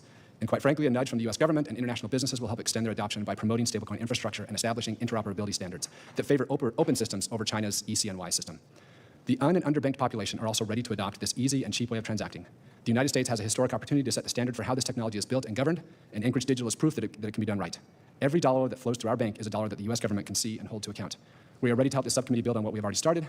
Thank you again for the opportunity to testify. Morning, I look Rhoda. forward to answering your questions. Rhonda. But before I do so, I Sorry. also have, or at any time, I also have a demo because I want to demonstrate how people actually use this. Let's in do the reality. demo. I'm going to let us Yeah, do perfect. quick opening remarks, and we'll do the demo. Happy Sounds good. Independence Day Thanks, Ron. weekend to Mr. you too, Chair-side. man. Thank you very much, Chairman Timmons. I appreciate this discussion. I appreciate the invitation for you and all members of the subcommittee because this is a really important issue for us. Following your remarks, I will introduce myself. My name is Jorge. I'm from Venezuela, and my entire life I have been working to bring back rule of law, economic freedom, and democracy to Venezuela. And when trying to understand this process, I really understood that financial access is at the core of democratic progress, is at the core of what a free society really means. Why? Because if you don't have financial tools, if you don't have access to digital assets or bank accounts or any sort of financial instrument, you cannot be part of society, especially in today's world. And I started working on this because I realized that it's an extremely underreported issue, but globally, most people have extreme levels of financial repression. If you are somebody born in New York or in Washington, I'm pretty sure you don't know many people without a bank account. But if you are somebody from a country like mine, Venezuela, most of our citizens, business people, think tank leaders, NGOs don't have bank accounts and for many years have been experiencing severe levels of financial repression. If it's not for the creation of digital assets, stablecoin and Bitcoin, hundreds of millions of people around the world will not be able to sustain their families right now. That's the value of digital assets. In Venezuela, again, all of our civil society is unbanked because of the levels of repression. You ain't got no beakers in In it. Venezuela, we have been experiencing financial repression since the early 2000s. Since 2003, we have been experiencing exchange controls, in which the government had the monopoly and the arbitrary monopoly of giving people access to dollars. Since 2013, we have been experiencing the highest inflation rate of any country in the world. And since 2017, we have been experiencing hyperinflation, meaning that our inflation rate has been over 50% per month. We mark 4 years of hyperinflation, making us the longest hyperinflation period of any country without war. And this is happening not because of a war, it's happening because of bad public finances and mismanagement of our economy. Yes. This context really collapsed the finances of our people, from their ability to transact to their lifetime savings. All of it was gone. Our poverty rate in 2012, for example, was roughly 29%, then went up to 81% in 2024. Extreme poverty rose from 8% to 50% in the same period. And this despite the fact that during the Chavez administration, we received $1 trillion in oil revenues and $200 billion in foreign debt. All this money was laundered, all this money gone from our economy. As a result of these desperate measures, these desperate conditions, people start using, first of all, dollars. So the economy became de facto dollarized in Venezuela. People just forgot to use bolivars. And at the beginning, they were using cash. But then they realized that they could use digital assets. They could use stable coins. They could use Bitcoin. To the point that right now, Well, over I mean, 60% their of people in bolivars Venezuela went to shit, use didn't digital they? assets for their transactions. And this is despite the fact that the Venezuelan government, to this day, continues to block the full adoption of digital assets in Venezuela by imposing more financial controls at the point of retail purchase. On top of these economic damages in places like mine, you need to always remember that internationally, 75% of people live in authoritarian regimes. That means that over 6 billion people live in financial systems where their financial system can be weaponized against them for political control, for censorship, to silence them. And this number of 75% comes from the Human Rights Foundation. Yes. In all these places, your accounts can be frozen at any minute. They can be frozen for no explanation. It In all still these happens places, here. these regimes, they say that a nonprofit or an activist or a business person, they blame them of money laundering charges, and what happens is that they are able to block their account. At the same time, their financial privacy is also weaponized in order to understand who are their suppliers, who are their donors, etc. So many nonprofits who receive money from the US end up being in prison in authoritarian countries. To finish my remarks, I have three recommendations. So first of all, the US State Department should integrate and systematize the use of Bitcoin peer-to-peer strategies in their effort to support civil society in places like Venezuela, because the banking system is not arriving to places like my country. The second one, the US Treasury should improve its guidance to financial institutions when it comes to clearly reduce the compliance uncertainties, enabling American foundations to have lower compliance costs when supporting a nonprofit or civil society in general in authoritarian places. And the third, both the State Department and the Treasury, they should create a fusion cell in which they include the element of national financial security to its foreign policy doctrine, because they need to include and promote the defense of people's financial freedom and financial inclusion, which is really part of people's overall democratic freedoms. Thank you. Thank you for that. Mr. Carbone? Chairman Timmons, thank you for the opportunity to be here today. My name is Cody Carbone, Chief Executive Officer of the Digital Chamber, the world's largest digital asset and blockchain trade association. Our members span more than 250 companies, from the world's largest exchanges and banks to startups, innovators, builders, and developers. I'm here as a representative of the blockchain technology and digital asset industry as a whole, not on behalf of any single company. The Digital Chamber stands ready to help every member of this subcommittee and beyond work through these issues. The title of today's roundtable gets it exactly right. There are two sides to this coin, and we shouldn't pretend otherwise. The same technology that helps a dissident protect her savings can be misused by a regime trying to evade our sanctions. Any honest conversation about digital assets must hold both of those truths at once. And the good news is that with the right policy, the United States does not have to choose between them. Let me start with the side that gets too little attention. When a government weaponizes the financial system, freezing accounts, surveilling transactions, debasing the currency, it is the most vulnerable people who pay first. In Afghanistan, women cut off from the banking system use crypto wallets to move their own money, and in some cases to get their families out. In Venezuela and Syria, where the local currency has collapsed, people turn to dollar-backed stablecoins simply to preserve what they had already earned. In Kenya, families are using these tools every day for remittances and small business payments. For these individuals, this is not speculation. It is financial survival, and very often, it is access to the US dollar when their own institutions have failed them. Now, to the other side. Yes, adversaries, including Iran, North Korea, China, and Russia, have attempted to use digital assets to move value and evade sanctions. We should not minimize that threat, but we should also be precise about the nature of the threat. Bad actors have always looked for ways to move money outside the reach of law enforcement, including through cash, shell companies, and traditional financial intermediaries. The difference here is that digital assets often operate on public blockchains, where transactions are permanently recorded and traceable, where American law enforcement can reach into Iranian wallets and freeze assets from afar. That creates a very different enforcement environment to our benefit. Used wisely, this technology is not a blind spot for our national security agencies. It can be one of their sharpest tools. That brings me to the stakes for the United States. Our adversaries are relentless, and they are building closed, state-controlled digital currencies designed for surveillance and control. We here have a better model. Open networks and a dollar that can travel anywhere where there's a smartphone. Every person abroad who chooses a dollar-backed stablecoin is choosing American money over an authoritarian alternative. That is a strategic advantage worth protecting, but only if we lead. That means finishing the work of clear, sensible rules here at home, keeping our tools to combat illicit finance sharp, and coordinating with allies abroad so bad actors have nowhere to hide, while honest users and American businesses remain free to build. The Digital Chamber and our members stand ready to be a resource to this subcommittee as that work continues. Thank you again, Chairman Timmons, and I look forward to any questions. Thank you, Mr. Carbone. I appreciate it, Mr. Ron. Hetler, go ahead, please. Yeah, you should go back and watch the one where Davey eats that hot chicken. Thank you. It was like Thank you, Mr. 40 Chairman. I wanna minutes of thank you and the pure ranking hell member for inviting me here today to speak with you, and also for holding these roundtables. I think these are an excellent middle ground between hearings and briefings, facilitating robust collegial discussion. I think is a really important function. So I appreciate you all doing that and allowing me to be a part of it. Just as some housekeeping, for those of you who are unaware, I'm not wearing dark sunglasses as a ridiculous fashion statement. I'm blind, so just want to make sure everyone knows that. My name is Dylan Hetler Gaudette, and I'm the Acting Vice President of Policy and Government Affairs at the Project on Government Oversight, or POGO. We are a good government, nonpartisan watchdog group that has been around for 45 years, and our entire mission is to root out waste, fraud, abuse, and corruption from the federal government. The last word there I want to emphasize a little bit, corruption. Why am I here today talking about this particular issue? My role here is not to be an evangelist or a naysayer on crypto or, broadly speaking, digital assets. I think they have quite a large potential and potency that they can deliver for people domestically and abroad, as my colleagues on this panel have already outlined here today. But what they also possess is the potent ability to provide new opportunities for corruption, cronyism, and conflicts of interest. And this is particularly acute when you think of overseas actors and foreign entities attempting to engage in pay-to-play and influence peddling by using crypto and other digital assets. What I'm here today to advocate for is that as we have these really important discussions about digital innovation and other kinds of innovation, AI comes to mind, for example, we need to also be thinking about how to construct smart, reasonable guardrails to make sure that these potentially powerful technologies are not being used for ill gain or being used to otherwise undermine the U.S. policymaking process, which is ultimately supposed to be in the interest of the American public. I have specific ideas and recommendations on how to construct that strong ethics and anti-corruption regime, and I'd be happy to share them. But in the interest of keeping my remarks short here and didn't they have two like not too long ago that were my statement here. Thank you for that. Is 7 I'm going or to set higher? real quick, and then we're going to go to your demonstration. So I kind Like, of see this, almost there's at the just four same time? different areas of impact. The first is individuals that are living in authoritarian countries, and they're suffering because the government is using the financial system to control their lives and reduce their freedom of movement, their freedom of choice. And so that's one group. The second group is individuals that that do not live in authoritarian countries, but have loved ones in authoritarian countries where they're trying to send money back, and there's limited ability to financially support family, and there's travel controls. And then obviously the next group is the government actually using the controls over those people. And then the last one is the global economy's interaction with It was all of pretty that. funny. And so, I'll admit I mean, I that, guess Rhonda. first, You tried to do the countries, show. I mean, there's all these different areas. Certain countries are actually being targeted by the global community as not being worthy of participating in the financial economy, and that's Russia. And post-2022, they've been on an island. And then obviously you have the countries that are banned from using SWIFT, and that's North Korea, Iran, Russia, Belarus. And so those are two different areas. And then lastly is just countries that have chosen to use financial control of their population as a means of control of their citizenry. And I mean, that's China, India, Iran, North Korea, Venezuela, Vietnam, Lebanon, Ethiopia. That's what the internet told me. Those are the countries that are, I guess, the most that's right. I egregious. don't And have there one in really there. is a ton of different ways you can do it. You can say you can't send certain amounts of money annually. India has a cap, China has a cap, Iran has a very low cap. So, I mean, this conversation is about individuals trying to circumvent all of these capital controls. And I was thinking, I was born in 1984, but I watched a lot of James Bond movies growing up. And back in the day, it was bearer bonds.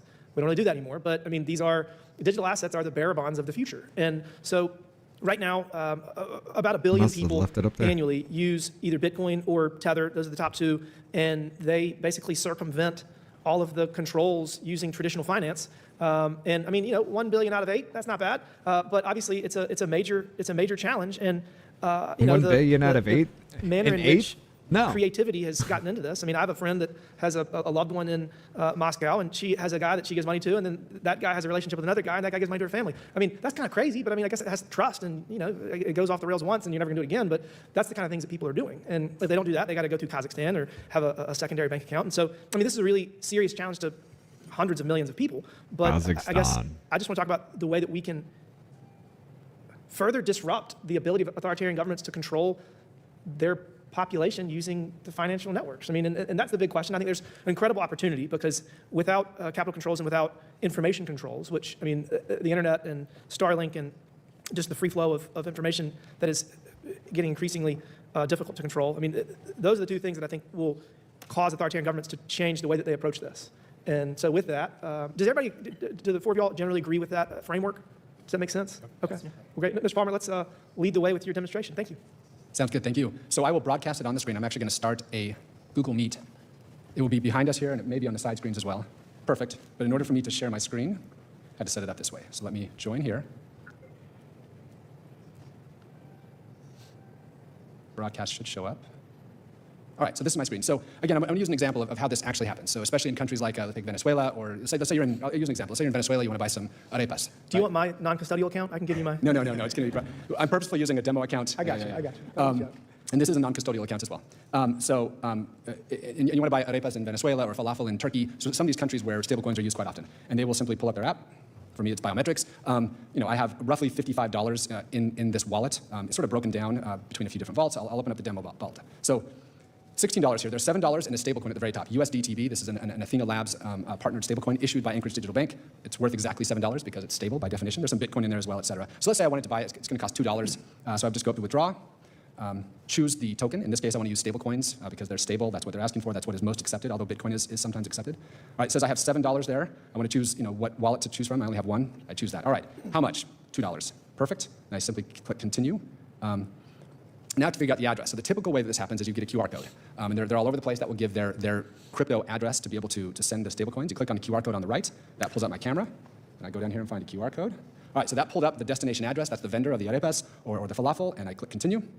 I can add a comment if I want to and say, I'm buying arepas. All right, good deal. That's just an internal comment. That's the way this app works. Now I get to do a final review before I actually send them. And the nice thing about this is it goes all at once. But there's my comment. I'm going to withdraw $2 of USDTB.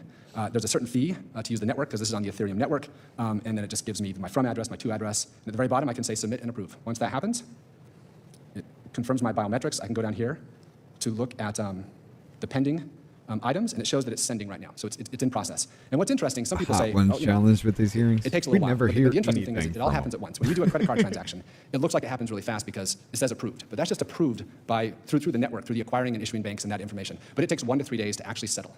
So that's why if you go to your credit card company, it will actually sort of indicate that it's pending. And it charges you 3%. That's right, and it charges you 3%. How much did that transaction cost? This one cost, I think it was something like 25 cents. 25 cents. 25 cents. Okay. And it depends on the network. There are some networks that are cheaper. Like Ethereum is actually built it has a robust framework in order to build applications on top of it. Other networks are actually cheaper, which is why those networks are oftentimes used in those cases. So then it just shows it still looks like it's sending. But as soon as this happens, it will disappear, and then the funds are there. And then you get the arepas. You're good to go. They've already have their funds. They can see it immediately. The nice thing about public blockchains is it's right there. You can check it immediately. They'll be able to see that their funds have transferred immediately. And let's talk about, I mean, obviously the U.S. financial system has been a little bit reluctant to adopt emerging technology. It's been slow, and we helped last year with Genius, and once we pass Clarity, it'll really create the regulatory framework that will allow all financial institutions, banks and credit unions to fully adopt it. So like I set up a non-custodial wallet, and my bank would absolutely never let me put money on it because they are worried about risks, and it's still new to them. But once we pass the regulatory framework, it's going to just spread like wildfire. Is that fair? That is 100% fair. In fact, I think the best analogy is actually what happened with Genius. You know, once the Genius Act passed, it was sort of a historic unlock, right? And I think Clarity can be the next one. It really unlocked stablecoins. The issuance has really started. You know, once that happened, firms started to come into the United States, like Tether. They found Anchorage Digital to issue their token. Athena Labs came to us. So yeah, I think that's 100% fair. And I would say in the U.S., hasn't been as big of a need, right? In Venezuela and other places, they needed to adopt the dollar to control against inflation and authoritarian regimes. That was one thing that I didn't talk about that I wanted to. A lot of the people that are using digital assets globally, they're doing it to shield their money from inflation, from governments' poor monetary policies. And they're doing it because they want their money to be worth what it was worth when they got it, as opposed to be at the whim of poor government policy. And I mean, I guess that's a huge part of Venezuela's adoption. Because think about it. It has been years of mismanagement of our currency. So Venezuela, since the 1990s, we have had an inflation rate that is 2 digits, even 3 digits, and then hyperinflation. So people develop this skepticism, and they need to protect themselves because their lifetime savings were destroyed by bad management of a government. So the way I also see digital assets is it's a technology that constrains government, that creates competition for governments, and that way governments that want to mismanage their currency also have competition because they know that they will protect themselves by acquiring Bitcoin or by acquiring stablecoins. So this is a little bit opposite direction. Let's take it from the other side. So governments do all of these things because they want to be able to tax and manage their domestic economy. So fast forward 50 years, tariffs are charged. Sorry, I had to go talk to the wife real quick. If I go to Paris and spend $10,000 on some fancy thing and I bring it back, I got to pay taxes on it. I got to pay tariffs on it. So if I do that with digital assets, the way that you just did that, there is a record, but government's ability to track it. What's the future hold for that? How are governments going to adapt to technology in that regard? It's a great question. There are a lot of different ways that they'll do it. So I guess first and foremost, because this technology is so fast, secure, relatively cheap, and 24/7, it's going to take over. These rails are so much more efficient that they're going to take over. So governments are adapting. They simply just have to adapt to the new technologies. Honestly, a lot of it may actually happen below the level that we're paying attention. Like I'm showing what typically happens in authoritarian regimes because they're trying to get around. If you're in France, we may end up using MasterCard or Visa or Zelle or some other network, but they're actually using the rails, stablecoin rails underneath it, blockchain rails underneath it to power what they're doing. So in many economies, it will actually happen.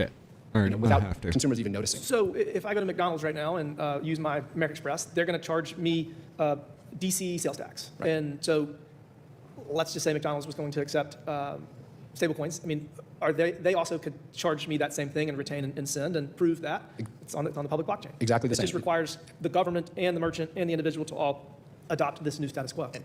And one of the benefits right now for merchants accepting stablecoins is that we're starting to see like gas stations in the U.S. offer discounts for people to pay in cash instead of credit because they're saving on their credit card swipe fees. They're doing the same thing. I just used this example the other day. Regal Cinemas right now just started accepting USDC. They're offering 10% off on ticket sales and concessions if you pay with USDC versus a credit card cash. So the benefit is hitting the consumers. Hopefully over time hit some of the prices. So the $9 water that Regal Cinemas is going to sell me is going to be $8.10. $8.10. That sounds like a great deal. That's a great deal. But on this note, in the US, for example, and in Europe, the rates of unbanked people is roughly 10%. But if you go to all over the world, people don't have bank accounts. If you go to Africa, most people don't have bank accounts, or if they have them, they are being not used the way Americans use their bank accounts. They are just used to cash in and to cash out, and then they use the cash. In Latin America, 70% of people, they work in this way.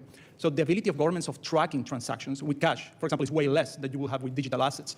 In countries like, for example, let's say in sub-Saharan Africa, most women don't even have an ID, As a result, they cannot have a bank account, 43% of women. And this is happening all over the world. So that's the biggest problem. The other issue is that we see an increase on people that are financially excluded, even in developed countries, because of the result of bad compliance rules. So if these people don't have this bank of last resort, which is digital assets, they really don't have anywhere to go. And if people don't have anywhere to go, this is when people are really vulnerable to criminal activities, criminal deals, the black economy, etc. So financial inclusion actually allows more the states to have better financial integrity. So non-custodial account, self-custodial account, you can have unlimited money in it and take it anywhere you want to. I mean, at what point does a government say, when we say no more than $10,000 in cash, you can have on you when you get on the plane to go somewhere else, and that includes in your digital wallet? I mean, our country's going to try to do that? What can they do then? I mean, That's still maybe back in the... maybe a comparison is the best. If you think about the blockchain, one of the benefits of the blockchain is that it's public, right? You know, cash leaves no trail. Blockchains leave a permanent one, right? And so even in your self-custody wallet, that still is a permanent transaction. So you know, you can't hide it forever. And that's actually what helps. You know, as the Bank Secrecy Act officer, I'm always trying to look for, you know, illicit activity or suspicious activity.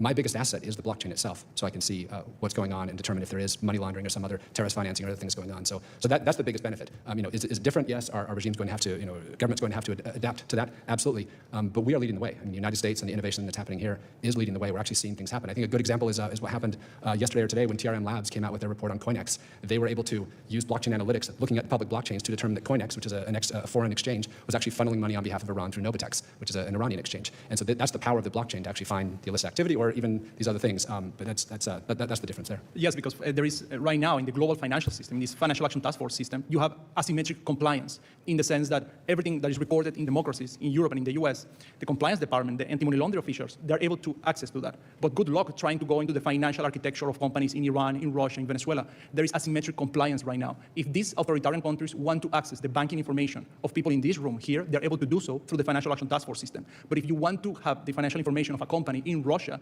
Russia will not comply to the request of law enforcement agents from the US. So right now we are an extremely unequal system that is not preventing these countries from doing money laundering or terrorist financing.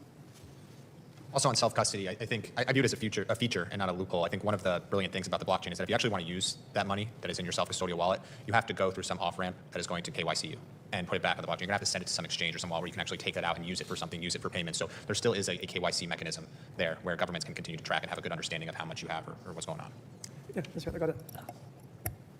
All right, I think I got it out this time. One question I'd be curious to have my colleagues and you, Mr. Chairman, grapple with is what do we do about the Binance problem? As I understand it, largest crypto exchange in the world, not monitoring for the kinds of activity that my friend at the end of the table there is tasked with monitoring in his outfit. And then we see recent Wall Street Journal reporting that Binance has been facilitating Iran's activities and funding itself, trying to evade sanctions. We also see Binance opening its headquarters in UAE, who has its own history of using crypto to peddle influence here domestically. So I think a lot of this is going to rely on like, you know, the relevant actors being in good faith and complying. That took out 4% of my bike health, but it exploded into a fine mess. Those who aren't. Well, first, I think if the U.S. economy is the center of the digital global economy, then there's going to be a very strong incentive to use our substantial rule of law and all of our different protections to the benefit of everyone else. And I think that the lack of a substantially developed rule of law in other countries is going to make it appealing at the outset, but long term it won't be appealing because the reason that the U.S. economy is the greatest economy in the world is because of our system of checks and balances and consumer protections. But Mr. Palmer, what are your thoughts? Yeah, no, I think it's a totally fair question. Look, a clear regulatory perimeter within the United States is a national asset. The wider it is, the better. Because what that will do is it will bring that innovation back to the United States. You know, and that's the important part. That's the historic unlock with Genius. That's why I'm looking forward to Clarity passing, because it will provide that clarity and sort of bring innovation here. You know, maybe the best example even with Binance is Binance came to the U.S. Many years ago with their BUSD, their stablecoin dollar.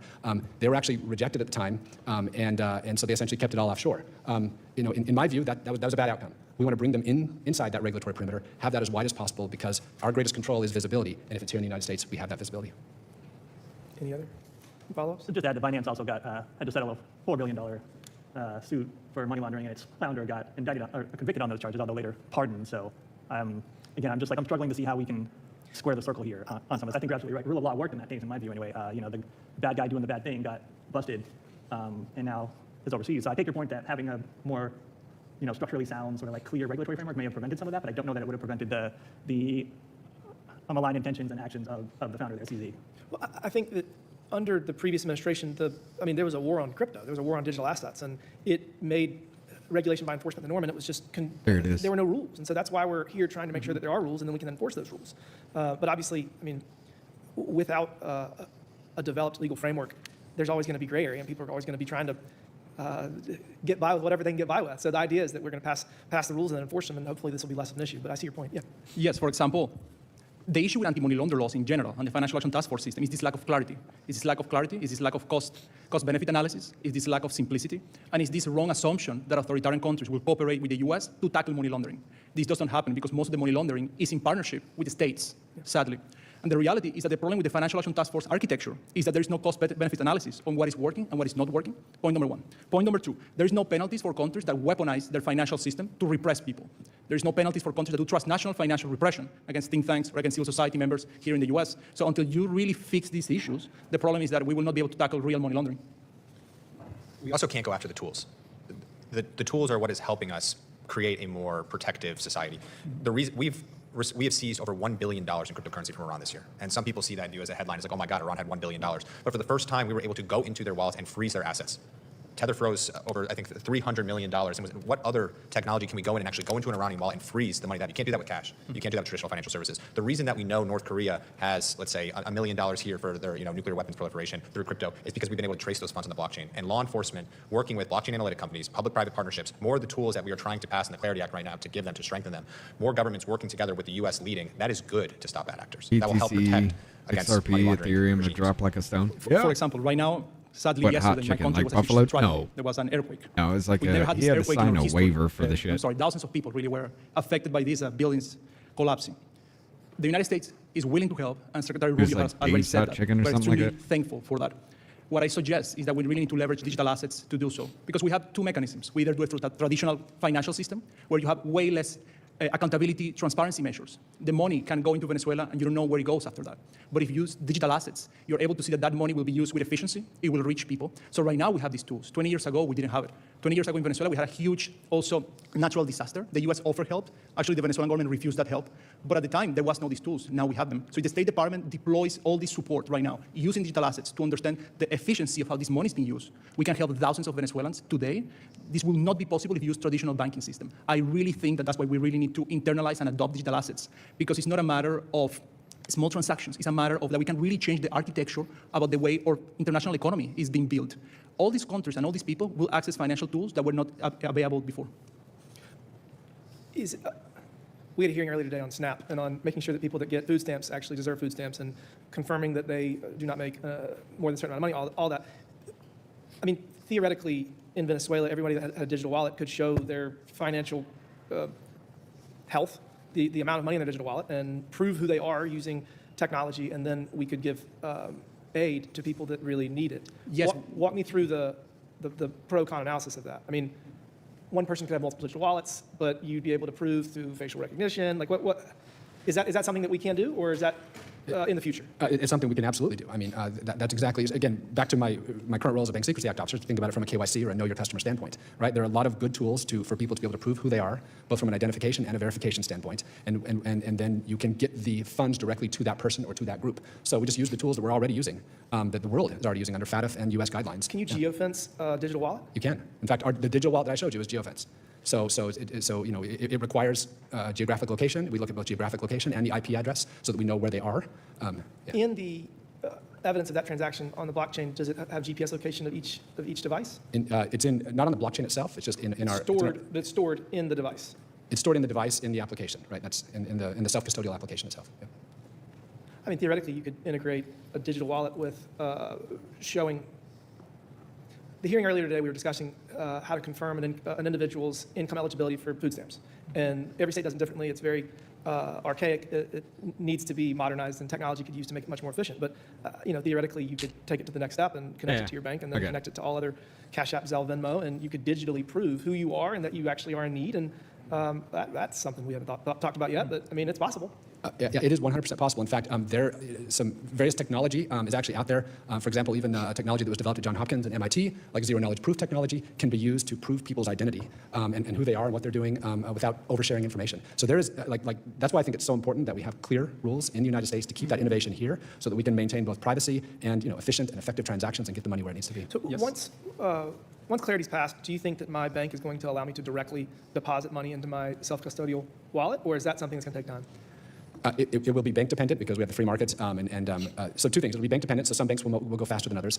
That being said, once there are clear rules, and because of the effectiveness and the efficiency of the blockchain, the fact that it's faster, cheaper, 24/7, I believe that most banks will move relatively quickly. The major issue that's been there for the last decade or so is just the lack of clarity. And it's like this legal gray area that is partially resolved with Genius Act and hopefully is more fully resolved with Clarity Act. Yeah, we represent some bank members as well, and the amount of offerings that'll come out of post-Clarity world are going to be enormous. I don't know if they'll allow you to move right into self-custody. I think they'll start with tokenized deposits and other blockchain-based offerings.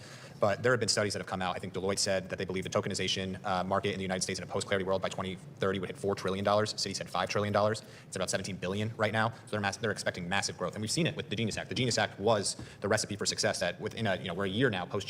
Jennifer, thank you for the gifted membership there on the YouTube side. That went to Red Alert 27. I think that's Cindy. Welcome back. Welcome back. Appreciate it.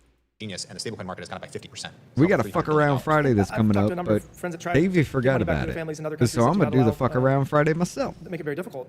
Once we pass Clarity and once the U.S. financial system fully adopts digital assets, it's going to make it wildly easier to send money globally, circumventing Fuck capital around controls of Friday our was government. his So it's idea, literally and he gonna forgot. exacerbate He said he was going to go to a party tonight. It'll make it way harder for them to control their populations.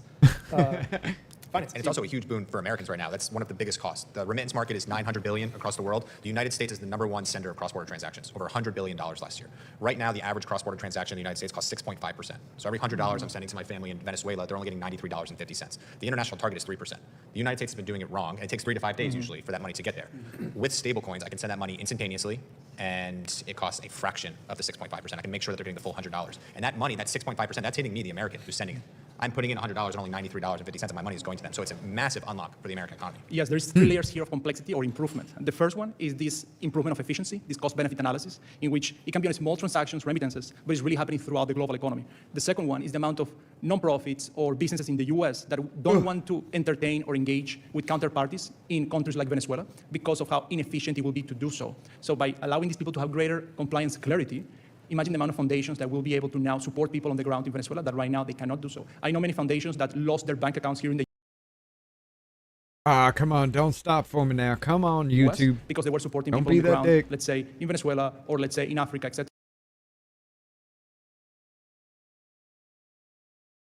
What are we doing, YouTube? The compliance risk is too high, and now the idea is to simplify that compliance. What the actual fuck? Yo, what is using so much of my GPU right now? Hold on.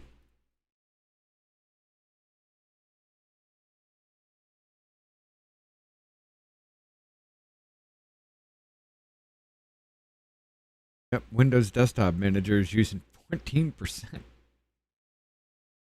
This is insane. All right, let's see if we can do this then. The fucking Windows using up 14% of my motherfucking video card. And just to show things on a fucking screen. Like, the insanity of all this is amazing as hell. Let's take it down to low.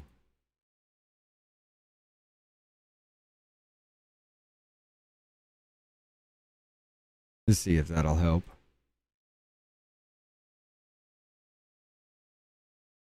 Yep, that should. Okay. Risk when you're doing so. And the third aspect is that, of course, There you're we go. empowering people in these places. Because the reality is that in countries like mine, the government is not a benevolent actor. They don't want to see your transactions in order to see if you are doing some kind of tax evasion. What they want That is to shit go is against your insane. political ideas. They want to weaponize the financial system. They want to monopolize markets. Just to give you an example, right now, the adoption of stablecoins and Bitcoin in Venezuela is roughly 60%. But it would be 90% if the government allowed it to do so. Despite the fact that they saw the amount of people who is benefiting from this technology, they continue blocking it because they know that they're losing their spots for corruption of doing so. So the mentality of all these governments is just to take as much as possible from society. And the fact that the US has this technology is really protecting people in all these places. Just as a further example, right, this is happening right now. Western Union came to Anchorage Digital Bank. We're now issuing, on behalf of Western Union, their stablecoin so that they can use it for remittances. So this is already starting to happen because of the clarity, pun intended, coming out of the Genius Act. And we hope that that gets extended to all digital assets. But it is happening right now, exactly what Cody was talking about. Yeah. Pardon my language, but the authoritarian regimes are scared shitless of this. I mean, 98% of stablecoins right now in circulation are US dollar backed. The people in Venezuela, the people in Argentina who have hyperinflation or their currencies debased, they are desperate for access to the dollar, and there's nowhere else to get it except US dollar-backed stablecoins. It is the best national security, economic security tool that the United States government has to make sure the dollar remains the world reserve currency, especially as the BRICS coalition, China is pushing the digital yuan into Africa and to other nations. Having the strength of the dollar be in the access of millions of people around the billions of people around the world is such a massive unlock as we move to a digital economy. Well, we're about out of time. Any final thoughts? I think this has been a great conversation. I appreciate everybody. Thank you very much. Appreciate it. Out of fucking time. Thank you. Thank you very Thank much. y'all so much. This is great. Thank you. I want y'all to understand Mr. Timmons was the only motherfucker in that hearing. The only dude in that hearing. Oh my God, I'm about to get attacked. I heard you. Where'd you go? Fuck you. Shut up. Oh, there you are. Okay.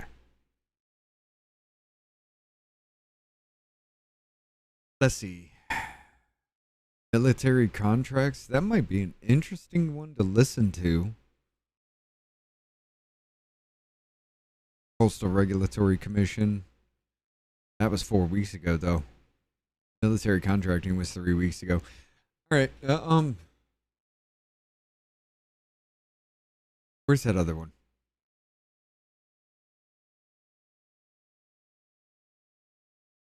Let's do the Sports Broadcasting Act. Let's see what the oversight has to do with that.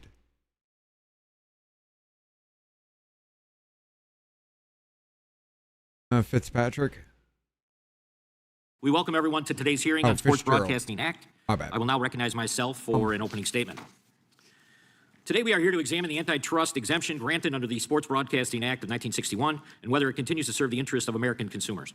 The Sports Broadcasting Act was enacted at a very different time in American history. In the late 1950s and early 1960s, professional football was still developing into a national enterprise.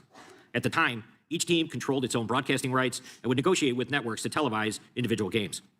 To promote competition and ensure the success of its league, the NFL amended its bylaws to prevent teams from broadcasting in each other's territory.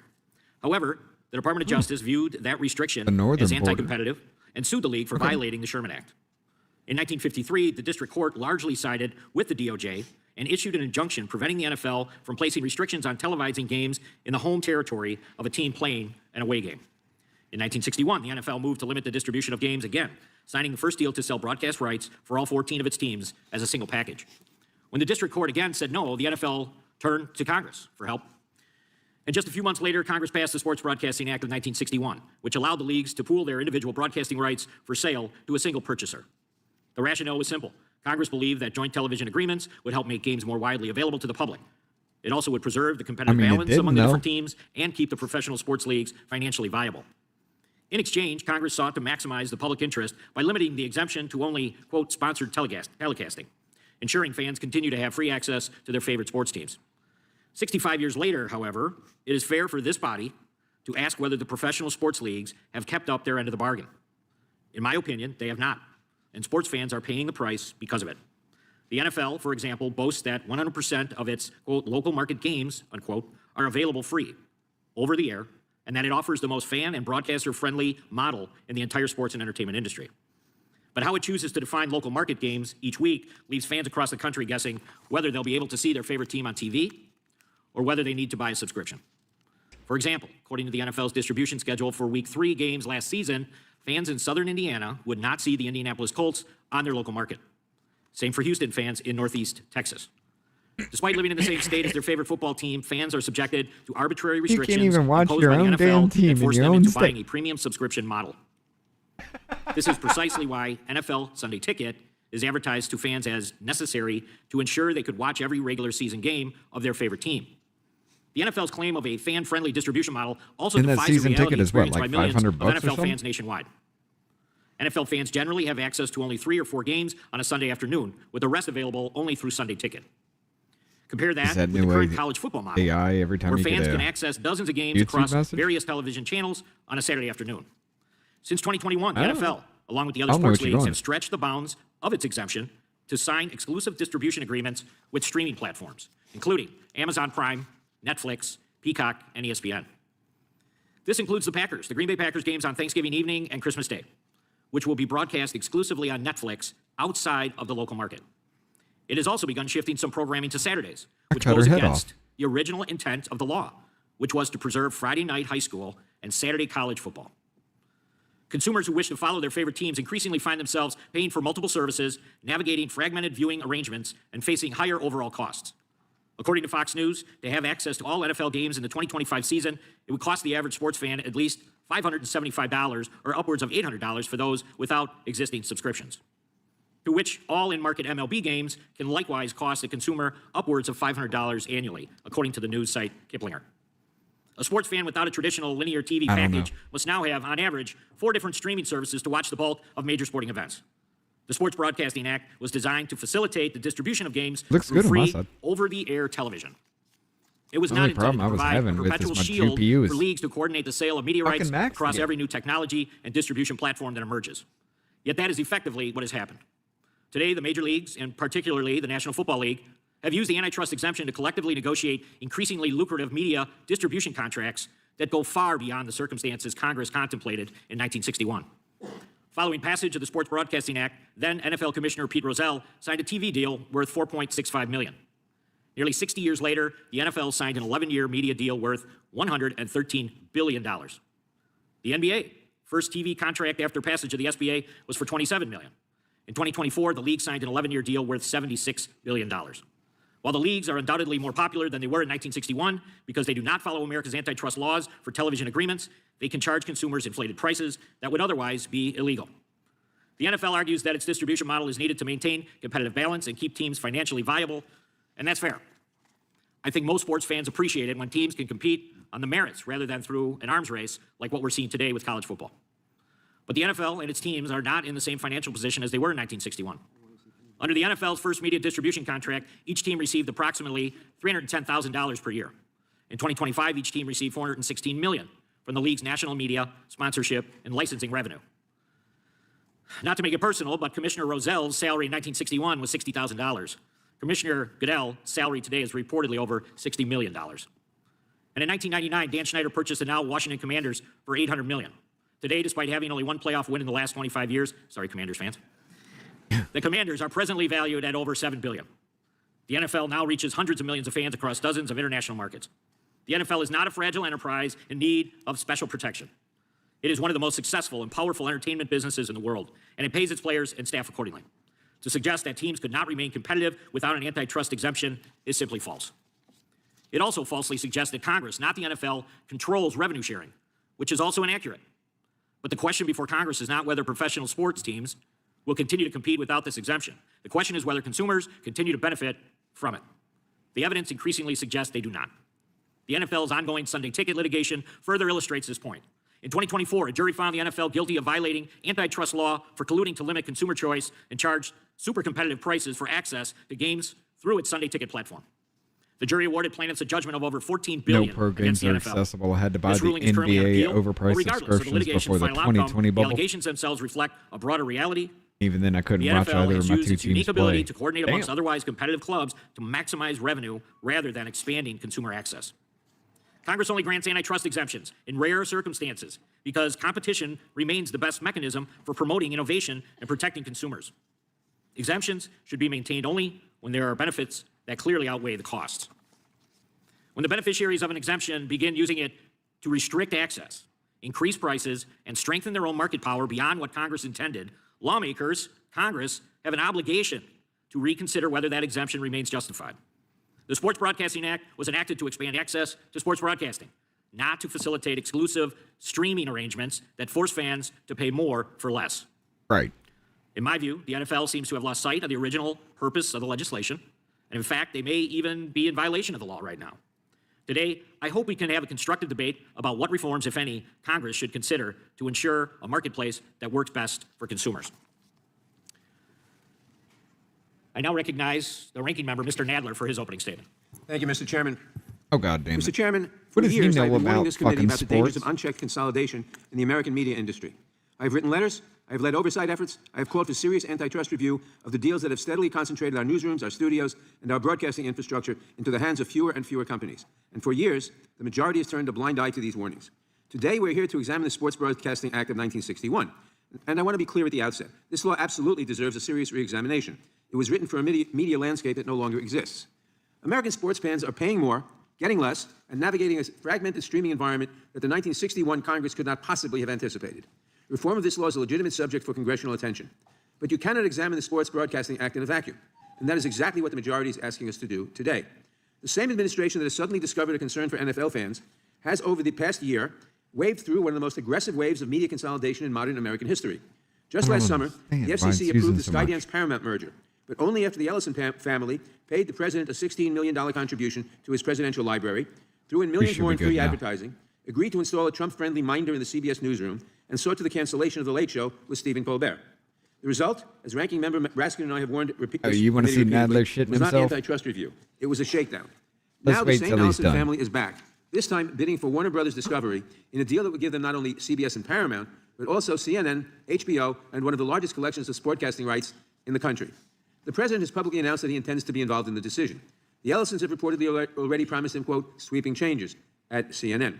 The same playbook that worked for Skydance Paramount is being run again, with the same beneficiaries, the same victims, and the same silence from this administration's antitrust regulators. This is a First Amendment crisis dressed up as an innocuous business deal. When this president can use the merger review process to extract editorial control over a major news network, it represents a significant threat to our democracy and our constitutional liberties. When the FCC can be used to retaliate against ABC for airing a Jimmy Kimmel monologue the White House did not like, no broadcaster in this country is safe. The story that 60 Minutes was forced to delay about lawless deportations and the firing of high-profile correspondents like Scott Pelley are a preview of the censorship regime these mergers are enabling. And all this unchecked consolidation, aided by corruption in the administration. And Jennifer, thank you for the dono. What is the hearings titled? This one is Examining the Sports Broadcasting Act. Must inform our consideration of the sports broadcasting landscape. The merger of CBS Sports and Turner Sports under one corporate roof would create a sports rights portfolio rivaled only by ESPN, encompassing rights to the NHL, the NFL, the Olympics, the UFC, the PGA Tour, the Big Ten, Big 12, NCAA basketball, and the Champions League. Fewer competitors bidding for sports rights means higher monthly bills for every American family, sports fans or not. Last Congress, I joined my colleagues in writing to the Department of Justice about the proposed Venue Sports joint venture between Disney, Fox, and Warner Brothers Discovery, a venture that would have given three of the largest media companies in the country control over the sports streaming market. A federal judge agreed with us, granted an injunction, and the Biden Antitrust Division filed a powerful amicus brief detailing the anti-competitive effects of that arrangement. Last year, the Trump Justice Department cleared Disney's acquisition of Fubo, the very company that had brought the antitrust case in the first place. The result was exactly what we warned about: a competitor knocked out, a market consolidated, and consumers left with higher prices and fewer choices. And now we are here to discuss the NFL, not because the majority has introduced any legislation to address the high cost of sports viewership, but because Rupert Murdoch personally lobbied the president at a White House dinner in February, warning that the NFL's streaming deals would, quote, kill broadcast networks like Fox. Within weeks of that dinner, the Justice Department opened the investigation that is a stated reason for today's hearing. Yes, we should reform the sports broadcast. You're streaming and gaming. It is your job to check the stream tags before going live. Please stream in the proper place for your content here on Rumble. I am. I'm on multiple fucking channels. Who the fuck are you to come in here and start running your goddamn cocksucker, boy? I'm playing Let It Die, and I'm on another fucking political channel at the same fucking time. Or not Let It Die, but 7 Days to Die. I don't know what the fuck you got your pussy bleeding over, but get the fuck over it. And get the fuck out. Stop crying about your pussy hurting. Nobody gives a fuck, God and Gaming. You're too fucking stupid to call human and too pathetic to respect. And you expect me to just sit here and, oh my God, he's playing something else while he plays a game. Shut the fuck up. Fans are being asked to pay too much across too many platforms just to watch their favorite teams. But we cannot pretend we are doing the work of consumer protection when we examine the SBA in isolation, while the administration facilitates the very consolidation that is driving up the costs we claim to be concerned about. I have called for a full investigation into the corruption at this administration's Department of Justice and Federal Communications Commission, and I will continue to do so. We cannot have an honest conversation about the Sports Broadcasting Act or any antitrust matter when the agencies responsible for enforcing our competition laws have been turned into instruments of political and personal favor. Before I yield back, we cannot discuss anything related to sports today without taking note of the most important sports story happening in this. Holy fuck, everybody. God in Gaming's over here screaming that I'm streaming this political shit and playing games at the same oh shit, I hit the wrong button. I'm streaming this and playing political shit at the same time. I'm in the wrong areas. My tags are wrong. But he's got me fucking muted because I'm just going to make excuses. You know what? You retarded fucking faggot ass piece of shit that nobody ever fucking cared about. I can't believe your mother fucking you kept an orgasm as a fucking pet and then had the audacity to pass it off as human by giving you a fucking name and a social security number. Dick, get the fuck up out of here. I'm banning the fuck out of this fucking faggot ass piece of shit. You are the dumbest son of a bitch ever to walk the face of this earth. You can eat a dick bigger than shit, motherfucker. Where is it? I'm done with the fucking retardation of humankind. I'm done with the faggotry of every single one of you motherfuckers. I'm not going to take it. I'm not going to listen. You can suck a dick. Just sign out of this one. Just sign back into the other one here. And I'm going to remove this stupid ass fucking faggot. But cry more. Nobody gives a shit. Eat a dick. Mute him forever. He's spanning the same shit over and over and over again. Cry more. Oh, you're not showing just the game. You're not playing just the game. Let's cry. Let's cry. Just shut the fuck up. Just shut the hell up. Nobody gives a fuck. Nobody cares about how much your pussy hurts because you're not getting your fucking way exactly the way you want it. Holy shit, America. Shut the fuck up. For just once. Use the merger review process to extract I don't even know where we were with him now. Over a major news network, it represents a significant threat to our democracy and our constitutional liberties. When the FCC can be used to retaliate against ABC for airing a Jimmy Kimmel monologue the White House did not like, no broadcaster in this country is safe. The story that 60 Minutes was forced to delay about lawless deportations and the firing of high-profile correspondents like Scott Pelley are a preview of the censorship regime these mergers are enabling. And all this unchecked consolidation, aided by corruption in the administration, must inform our consideration of the sports broadcasting landscape. The merger of CBS Sports and Turner Sports under one corporate roof would create a sports rights portfolio rivaled only by ESPN, encompassing rights to the NHL, the NFL, the Olympics, the UFC, the PGA Tour, the Big Ten, Big 12, NCAA basketball, and the Champions League. Fewer competitors bidding for sports rights means higher monthly bills for every American family, sports fans or not.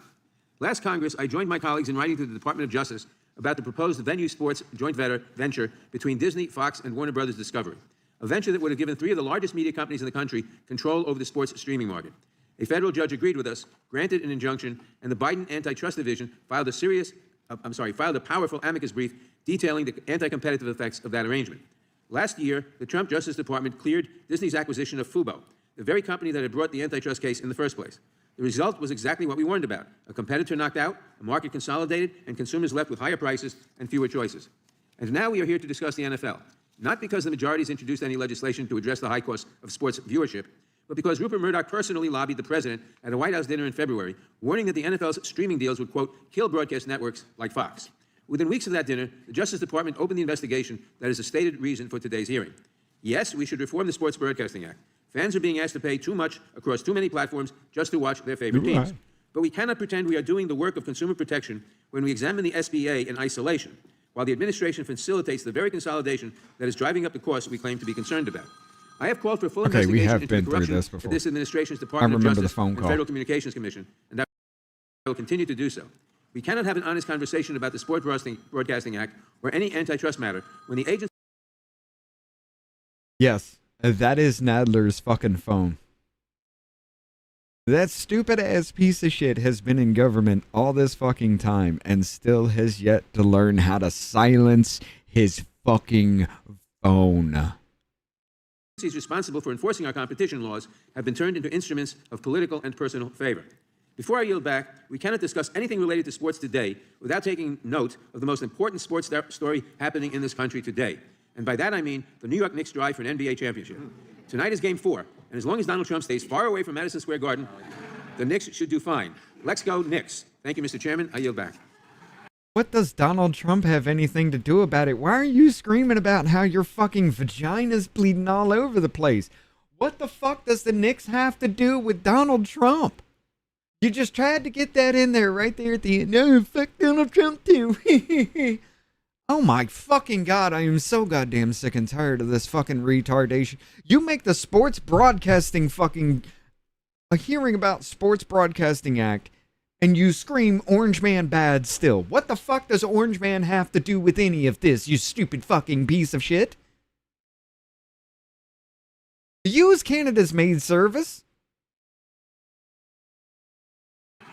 Gratuitous plug by the member from New York for the Knicks tonight. With that, I will recognize the chairman of the full committee, Mr. Jordan, for his opening. Thank you, Mr. Chairman. We have an antitrust law in America. We've had it for over 100 years. In simple terms, you can't collude, you can't form a cartel, operate a cartel. And the reason we have that is we want competition because that's good for the consumer. Simple terms. That was the 1961, most NFL came to retarded Congress and BS said, I've "We ever need relief heard. from this law Nadler is brain dead when it and comes his to our TV agreement." PBS is terminal. And if we don't I let wish us it combine our fucking resources to was. negotiate with networks as a group, include on this, we will go out of business. That's what they told us. And their argument was a good argument. I mean, I get it. They said bigger markets will get bigger deals, better deals.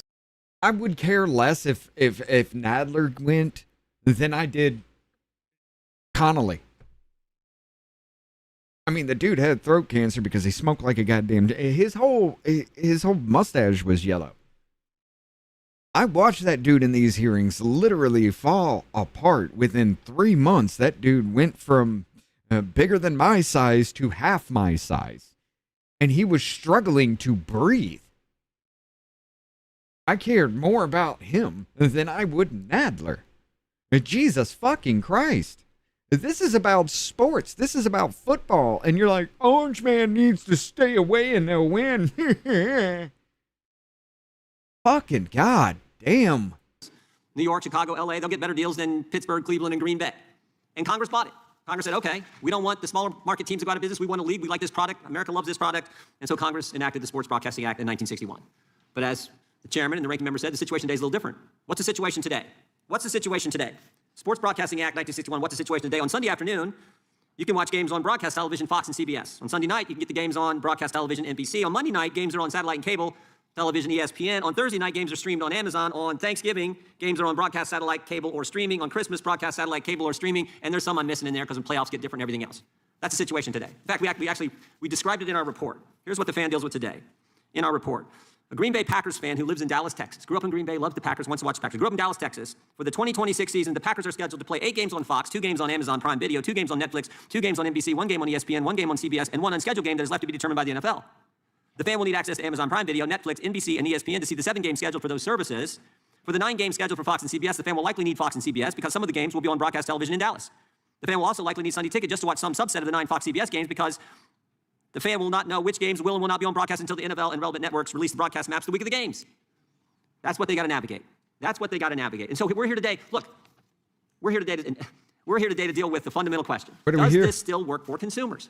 And maybe it does. Like we haven't reached any type of conclusion. We just know the situation. We know what our constituents and what fans are telling us. And folks, we have the privilege of representing in our respective districts. We want to know if it still works for them. And maybe it does. We all love this product. Everyone loves football. We all love to watch it. We all love the Super Bowl, the playoffs, your hometown team. We all love that.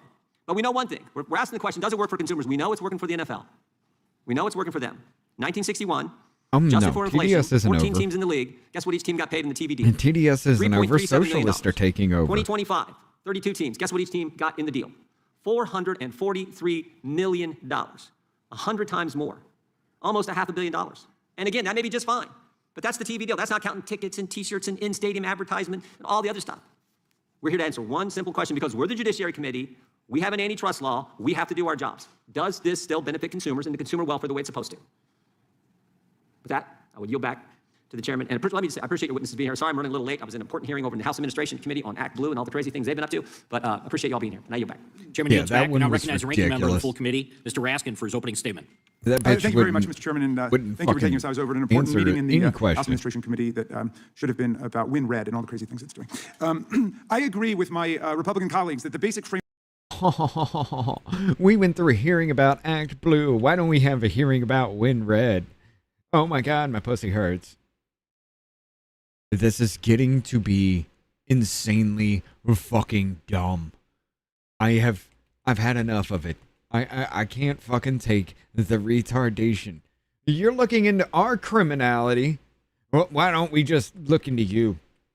And by all rights and means, you know what? Fucking do so, because I'm sure WinRed does the same thing as Act Blue. But until that information comes forward and you can fucking prove it like Act Blue has, stop crying about your fucking pussy and change your tampon, right, foreskin. Nobody cares. You literally tried to tell America you had cancer. No, you didn't. You had a botched hair plug job to put pubes on your fucking head. It's amazing how you used to have thinning hair, then you slapped a do-rag on your head claiming you had fucking cancer, and then, oh, I beat cancer. Take that do-rag off, and you got more fucking hair on your head. Kinkier than it was before. You put fucking the pubes on your head. You had a hair transplant to put pubes on your head, and trying to say, oh my god, I'm wearing a do-rag to cover up the fact that my head is all pussy and full of infected and shit because it went wrong.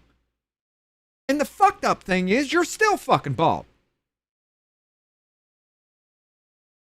Framework of the Sports Broadcasting Act is worth revisiting, given how much has changed since it was enacted 65 years ago. When I was growing up and for much of the life of the Sports Broadcasting Act, there were just 3 networks on the airwaves, and all you needed to do to watch your favorite team play on Sunday was a TV and an antenna. Today, an NFL fan must spend between $500 and $1,000 every single season in subscriptions to different platforms and streaming subscriptions just to effectively cheer on their home team. It seems fundamentally unfair that the league should get billion-dollar deals, the network should get billion-dollar contracts, but the fans are left out in the cold. That hardly captures the spirit of the antitrust exemption that Congress passed in 1961. What I have trouble computing, however, today is why the majority is focused on this narrow issue against the backdrop of the most sweeping and aggressive media consolidation in American history. Time and again, the administration has allowed giant media companies to merge, leaving consumers with fewer choices, higher prices, and less power. Why are we talking about the Sports Broadcasting Act when all these other companies are able to buy each other up like they always have been, but for some reason it's different because Orange Man is in existence. Orange Man is in office, so it's evil. It's evil for all these companies to consolidate their power because Orange Man's in office, yet you never gave a fuck under Biden, you never gave a fuck under Obama, you never gave a fuck under Bush, you never gave a fuck under Biden, or not Biden, but Clinton. You never gave a fuck anywhere else, but somehow it's bad now that Orange Man's in office. It's the worst thing to have happen to America because Orange Man is in office. How the fuck do you get voted in time and time and time and time again being this absolutely fucking retarded if it's not for voter fraud?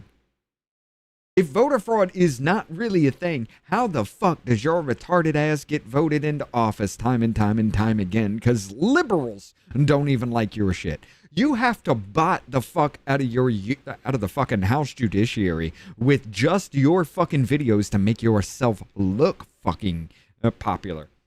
And how do I know it's botted? Only one that ever made sense as far as get real fucking play would have been Jasmine Crockett because she has a bigger social media following. She gets more viewership than AOC fucking videos. How in the fuck does Raskin stand higher in viewership than AOC on their YouTube channel, but not higher than Jasmine Crockett? Oh, okay, cool. Let's figure this out too. Why the fuck does most of the comments say, "Thank you, Senator Raskin"? You think if you liked a politician, you know if they were a senator or a house rep, right? So why is it senator is always a thing, and it's always some bullshit comment, never really anything to do with the video itself. It's just like, thank you, Senator Raskin. He's a patriot. There is nothing, absolutely nothing in the comments section that would lead me to believe that most of those, if not all of them, are human. Yet you expect me to believe that you can pull 10, 15, 20, 30, 40, 50,000 views and you're so popular that not a single other fucking video on this channel gets even 1,000? Unless it deals with Jasmine Crockett. You bought the fuck out of this, out of just your videos to make yourself look popular while you're screaming about how much you can't suck Orange Man's dick in every fucking hearing. It's embarrassing. They waved through Disney's acquisition of Fubo and ESPN's acquisition of NFL People Network. don't know resulting shit in about how greater our government consolidation works, and Rich. dramatically reduced Therefore, competition Senator in the sports Raskin. rights market. They turned a blind eye to the Nexstar tech. No, it is blatant and obvious. I'll even throw, I'll give you the link here. Go to their channel. Look at the videos, look at the shorts, any video that Raskin's in, look at the fucking comments in that shit. Look at it. I swear to God, they bought this fucking account. Well, Raskin bought the account just for his fucking videos. I'll even do it here. We'll show you. Hold on. Open link in new tab. Oh, this is the GOP. Let's go to Committee on the Judiciary. Is the Democrat one?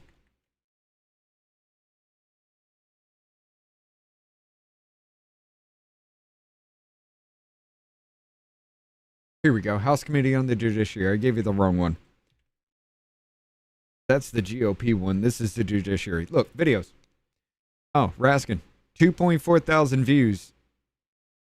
Jayapal. 269. Oh, Raskin. 603. Johnson. 133. Raskin. 701. Alend. 317. 19,000 on this one. 1.9 on this one. 332. Now, let's just go ahead. Mr. Chairman, and thanks to We'll leave it all running. of our witnesses for being with us today. Thank you so much, Rep. Raskin. Especially Oh, wanna look, somebody thank put Mr. Rep. Abraham and Mrs. Gorman. Thank you, Jamin coming to Raskin. speak We all about need their to beloved how much your daughters spend who is were being criminally and demonized in savagely immigrants. stolen away from their families. Good, sensible As a research. father, I too know the pain and devastation said of nothing. losing a child, and my heart goes out Oh, they to might have you and fixed to your it. Rep. families. Raskin? Did they fix it this time? Oh, it's actually calling him Rep now. Mr. Raskin, his party Flushgates, you got South Africa. That one is actually pretty human sounding. You got South Africa protesting to keep illegals out and send them packing. Raskin, never mind. That looks human. His party let the floodgates open in the border and now acts like he gives a shit. That one's probably human. I have so much respect for Mr. Raskin. On 1/5, his son had killed himself. On 1/6, he came to the Capitol and did his duty. I love watching Jamie Raskin dismantle all the lies and corruption. He has so much strength that's admired. I'm not going to say that. Well, it could be human. They are that fucking stupid. But where was that one that I actually... Was it in the shorts? Mr. Chairman. Oh, you dick. Tomorrow. I mean, you can sort of see. Tomorrow in Washington, D.C., Donald Trump wants to spend $60 million of your money to put on a stage spectacle mixed martial Mr. arts Raskin, Mr. celebration, Raskin, which yeah, it's somehow changed. is He supposed to have changed it something from to do Senator with Mister. the 250th I guarantee you that motherfucker was actually reading those comments, or somebody was, because I was leaving comments on every single time he packed up. Every single video he did. Everything he put out there. Somebody would call him in the comments Senator Raskin. I'd point out that they're fucking stupid. He's a House rep. If you like somebody, you should point it out. And I'd leave comment after comment after comment about how he's botting this fucking channel. Here's how. Here's why. Everybody's calling you Senator Raskin. This is 100%. Apparently, it was changed. Look. Thank you, Senator Raskin, for defending our democracy.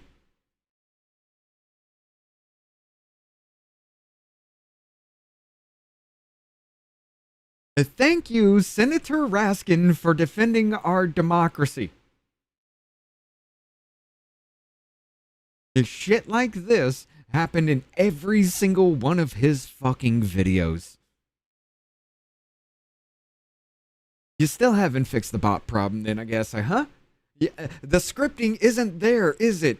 Your fucking staffers are dog shit piles of fucking human trash, aren't they? Holy fucking shit.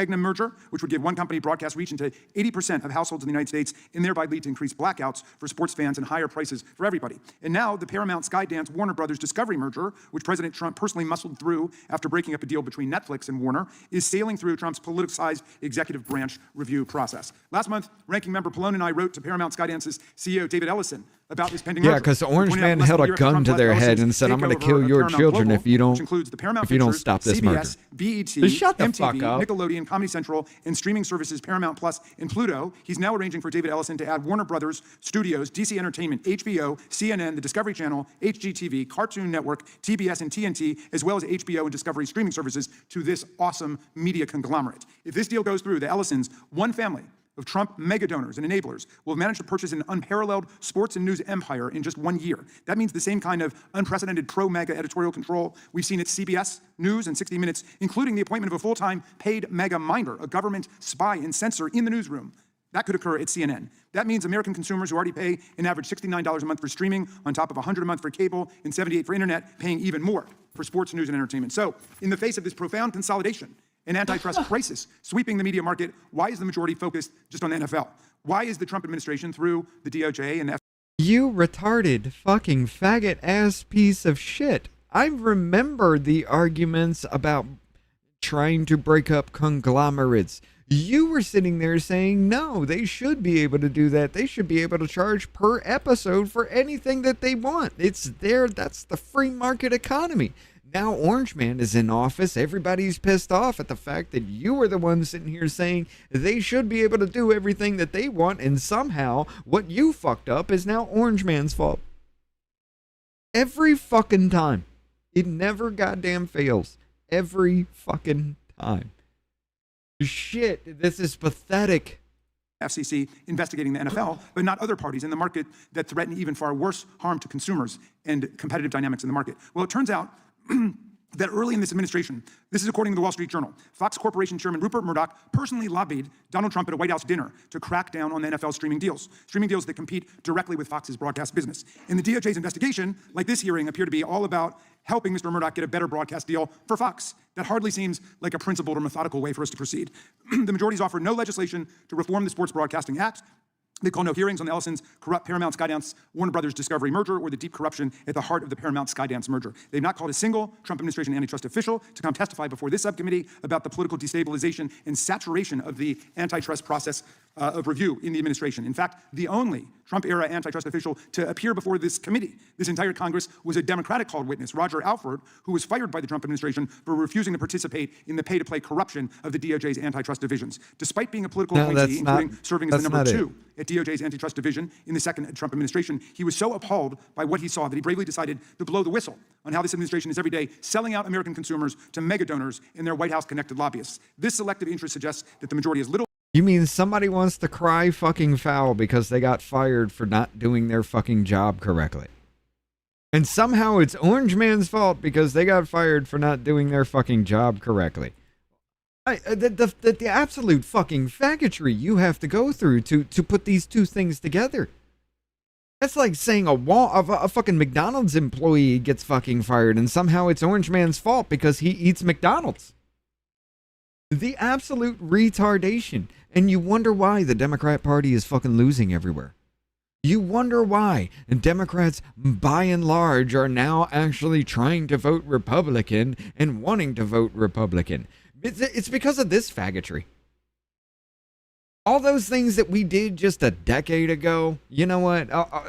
It's causing problems now, but we didn't do it then. The things we did back then, we're not at fault for now. The only person that's at fault for the things that we did before their term in office is Orange Man now. And he's at fault because he simply exists. He opens his mouth, somebody asks him a question, he answers that question, and now it's everybody's acquiescing to Donald Trump. Shut the fuck up, dude. Everybody's bowing to Donald Trump. He's a dictator. He's this, he's that. Oh my God. We're the ones that caused the problem, and now just because he spoke about it, he takes responsibility for it all. You wonder fucking why. You wonder why you lost people like fucking Joe Rogan. Well, that's fucking obvious. You wonder why you lost people like Tim Pool. Well, that's fucking obvious. You wonder why you lost people like me. God damn it, you never take responsibility for a fucking thing. You blame everybody else, and your pussy gets hurt every time somebody says something you don't like, so you try to remove them from a fucking hearing. You called Miss Hageman Miss Hagman to try to insult her because she looks like a transgender? I'm sorry. Faggot, aren't you the one saying there's no problem with being transgender? And if you're saying anything bad about transgenders, then you're transphobic?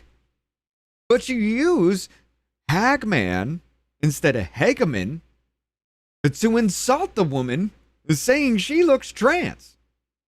So inherently, you faggot ass piece of shit, what is wrong with being trans? Because it wasn't that long ago you were saying there's no problem with it. And if you don't fuck trans people, you're transphobic. But now you use it as an insult. It's amazing how that happens, right, rat foreskin? Interest in conducting real oversight here or promoting real competition in the economy. They're doing nothing to protect American consumers, workers, or innovation. Instead, they're siding with big corporations striving for monopoly profits that jack up prices for everybody and depress wages while offering inferior goods and services. Commissioner Gomez, I think we are watching the alarming consequences for the First Amendment. Emboldened by its efforts to capture CBS and CNN, the Trump administration has now turned its attention to ABC and its parent company Disney, which you warned are facing a, quote, sustained, coordinated campaign of censorship and control from the Trump administration. And this is what I will ask you about. I yield back to you, Mr. Chairman. Ranking member yields back. Without objection, all other opening statements will be included in the record. We will now introduce today's witnesses. Mr. Jim Hollers. Mr. Hollers is the founder and managing partner of Tailgaters Pub and Grill and Citizens Grill, 2 restaurants in the Houston area. He has owned and operated more than 24 restaurants and bars over the years. Mr. Curtis Leggett. Mr. Leggett is the president and chief executive officer of the National Association of Broadcasters, an organization that advocates on behalf of television and radio broadcasters. He previously served as the organization's chief operating officer and its executive vice president for government relations. Mr. Clay Travis. Mr. Travis is the founder and I think president of Outkick Media. Maybe not at this point. I'm not sure. We need to update that text. A sports and culture news company that we're all familiar with. He previously worked as an attorney, college football analyst and commentator, and as a columnist for CBS Sports. He is also half of the Clay Travis and Buck Sexton syndicated radio show, which is broadcast across America. Ms. Ana Gomez. Ms. Gomez is a commissioner of the Federal Communications Commission. She has served in the role since September of 2023. Ms. Gomez previously served in the State Department and various staff-level roles at the FCC. We welcome our witnesses and thank them for appearing today. We will begin by swearing you in. Would you please rise and raise your right hand? Do you swear or affirm under penalty of perjury that the testimony you are about to give is true and correct to the best of your knowledge, information, and belief, so help you God? Let the record reflect that the witnesses have answered in the affirmative. Thank you. Please be seated. Please know that your written testimony will be entered into the record in its entirety. Accordingly, we ask you that you summarize your testimony in 5 minutes. Mr. Hollers, you may begin. Thank you, Chairman Fitzgerald and Ranking Member Nadler and members of the committee. My name is Jim Hollers, and I'm the founder and managing partner of Tailgaters Pub and Grill and Citizens Grill in the Houston area. Since 2009, I have built and operated sports bars and restaurants that today employ over 400 team members. But before entering the restaurant business, I spent 25 years in information technology, working with software and technology infrastructure. That background is important because the challenge I'm here to discuss today is not just about football. It is about technology, distribution, and the unintended impact these changes have on small businesses. My restaurants are built around the game day experience. Every Sunday during football season, hundreds of customers come to watch their favorite teams while enjoying food, drinks, and time with family and friends. The NFL Sunday Ticket has long been a critical part of that experience. For my businesses, Sunday Ticket is not simply entertainment. It's an economic driver. It supports jobs, generates tax revenue, and helps local suppliers, vendors, and employees earn a living. In Texas, many of our customers have actually moved from other parts of the country.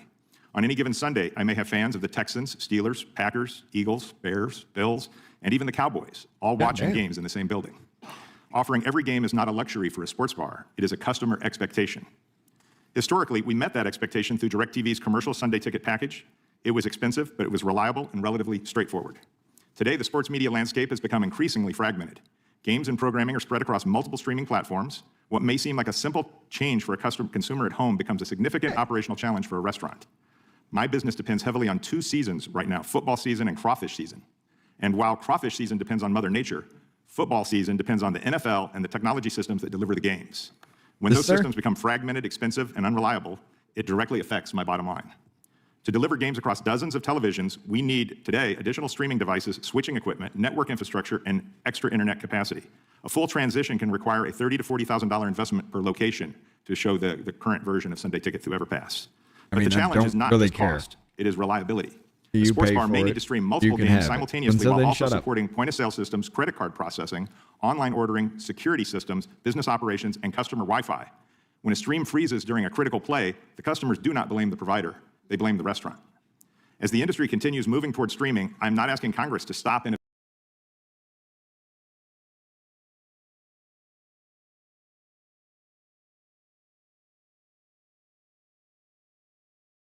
Holy fucking shit, you retarded goddamn cum stain.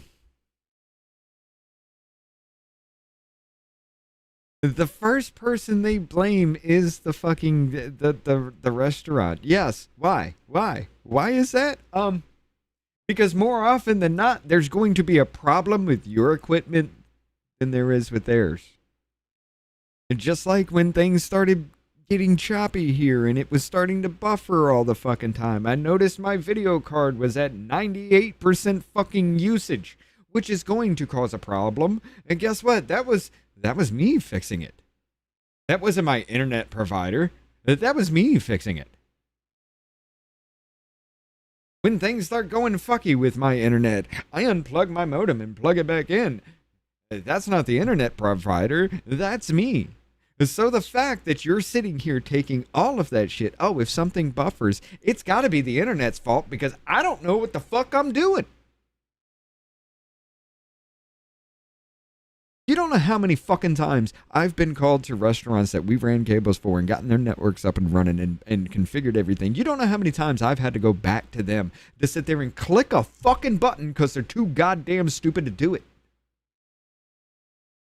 But it's not the business's fault, right? It's got to be the internet service provider. They're providing dog shit because my shit buffers.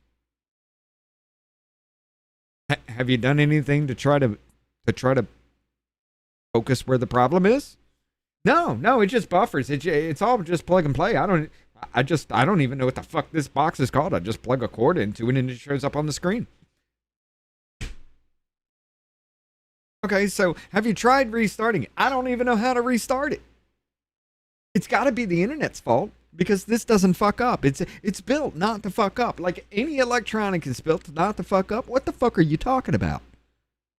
More often than not, problems that arise in a network, especially in a restaurant. Restaurants are the worst things. Problems that arise in networks are always, I'm going to say 98%, due to the fact that there is somebody fucking with shit constantly. It's like walking into a fucking... It's like walking into a micro center and expecting to find guns. And you don't find guns, so why not? What's wrong here? What's going on? There's no guns at a place that sells computer equipment.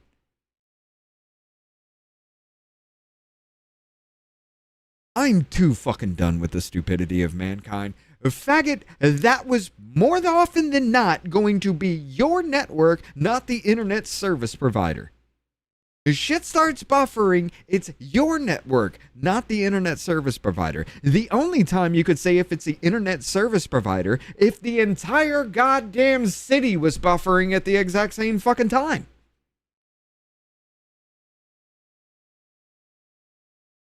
Sit the fuck down, shut the fuck up. I don't know why you're sitting here talking about, oh, my internet service provider is trash. I can't provide this to my customers. You're a fucking restaurant owner, not an IT professional. Do you know what packet loss is? Do you know what packet size is? Do you know what a bit size is? No? Why the fuck are you running your fucking mouth about how ISPs are so fucking bad? Because your networks don't work.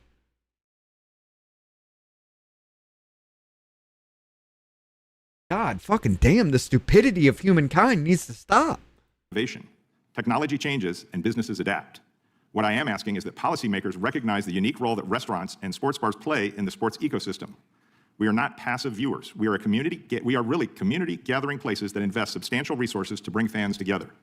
As Congress examines the Sports Broadcasting Act and the future of sports media distribution, I encourage you to consider the practical impact that these changes have on commercial establishments. We need transitions that are reliable, economically realistic, and mindful of all the small businesses that help deliver the game day experience to millions of Americans. Restaurants and sports bars like mine create jobs, support local communities, and provide a place where fans come together to share experiences that are increasingly rare in modern life. I want to thank you all for the opportunity to testify, and I look forward to your questions. Thank you, Mr. Hollers. Mr. Leggett, you may begin. Good morning, Chairman Fitzgerald, ranking members Raskin and Nadler, and members of this subcommittee. My name is Curtis Leggett, and I'm the President and CEO of the National Association of Broadcasters. I'm proud to testify today on behalf of America's local broadcast television stations and the networks with which they affiliate. Our members serve every community in the country with trusted journalism, emergency information, weather, entertainment, and of course, sports, all available free over the air. The Sports Broadcasting Act was built on a simple public interest bargain. Professional sports leagues received a limited antitrust exemption so they could pool and sell broadcast rights, and fans received broad public access to games. In 1961, Congress considered the scope of that exemption carefully and explicitly applied it only to sponsored telecasting, not subscription television. Congress was clear. The law is about free over-the-air broadcasting, not paywalls. For decades, that bargain worked. Fans could watch most games on free Now local you're broadcast having television. an argument. Leagues Good job, benefited from sir. the unmatched reach of broadcasting. Stations benefited from live sports programming that helped support local news, weather, and emergency coverage. And communities benefited because sports became part of our shared cultural experience. Yet today, it's increasingly apparent that the public access goals of that bargain are no longer being met. Games from the 4 major professional leagues are now spread across Amazon Prime, Netflix, YouTube TV, and Apple TV. Fans increasingly need multiple paid subscriptions to watch their favorite teams, and survey after survey shows fans are confused and frustrated. Some estimates suggest that accessing Yes. every NFL game over the course of a And season half would the cost a consumer motherfuckers you're well over talking to are the $1,000. problem, but That's a will they long way fix it? from the broad, No. free access Congress intended That when means it they got to created the do SBA. something. This is especially troubling because attending games in person has become unaffordable for many families as well. When fans are priced out of the stadium and games are moved behind paywalls, the public loses twice. Amidst all of this, broadcast television remains the most consumer-friendly platform in America. We are free, we are local, we do not require a monthly fee, a broadband connection, or a separate app. We reach rural communities, seniors, low-income households, and casual fans who may not subscribe to multiple streaming services.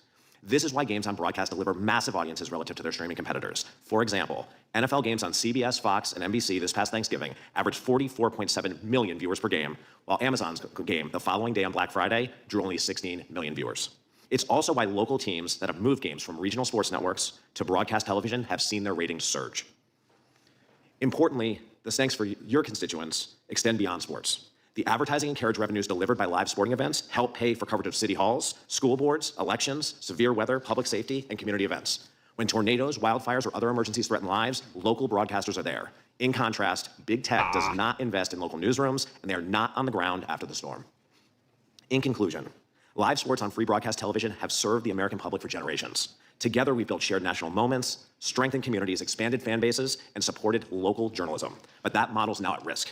Fans are paying more and receiving less, and meanwhile, local stations are competing against global tech platforms that can subsidize their sports rights Solid with revenue from argument, but entirely different it's not businesses. just the mobility In of people 1961, Congress road was right to and put not fans being able first, to watch and NAB non-local is games. not asking to eliminate the Sports Broadcasting Act. But this committee Yes. should reaffirm that the SBA applies only to league-wide negotiations with media companies that will distribute games through broadcast television, not lock games behind streaming paywalls. Thank you for the opportunity to testify today. I look forward to your questions. Thank you, Mr. Leggett. Mr. Travis, you may begin. Mr. Chairman, I appreciate the invite today. Mr. Nadler, I enjoy and I appreciate the opportunity to speak to all of you.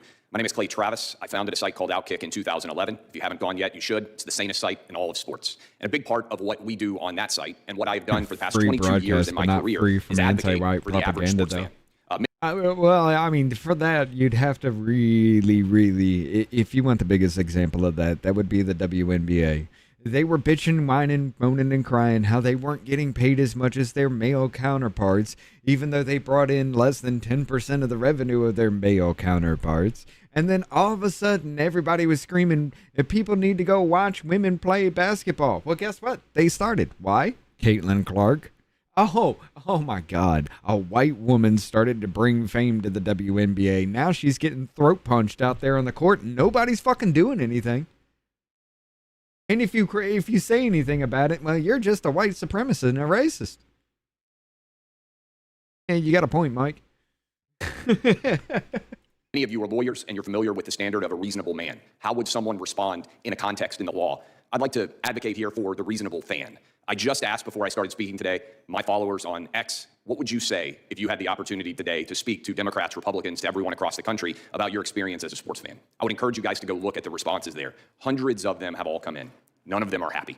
Every single day, sports fans are getting gouged now for the opportunity of watching their favorite teams. Yes. And I would say under the Sports Broadcast Act, as a very easy summation, fans now pay far more money every year for something that by law in 1961, you all guaranteed for them should be free.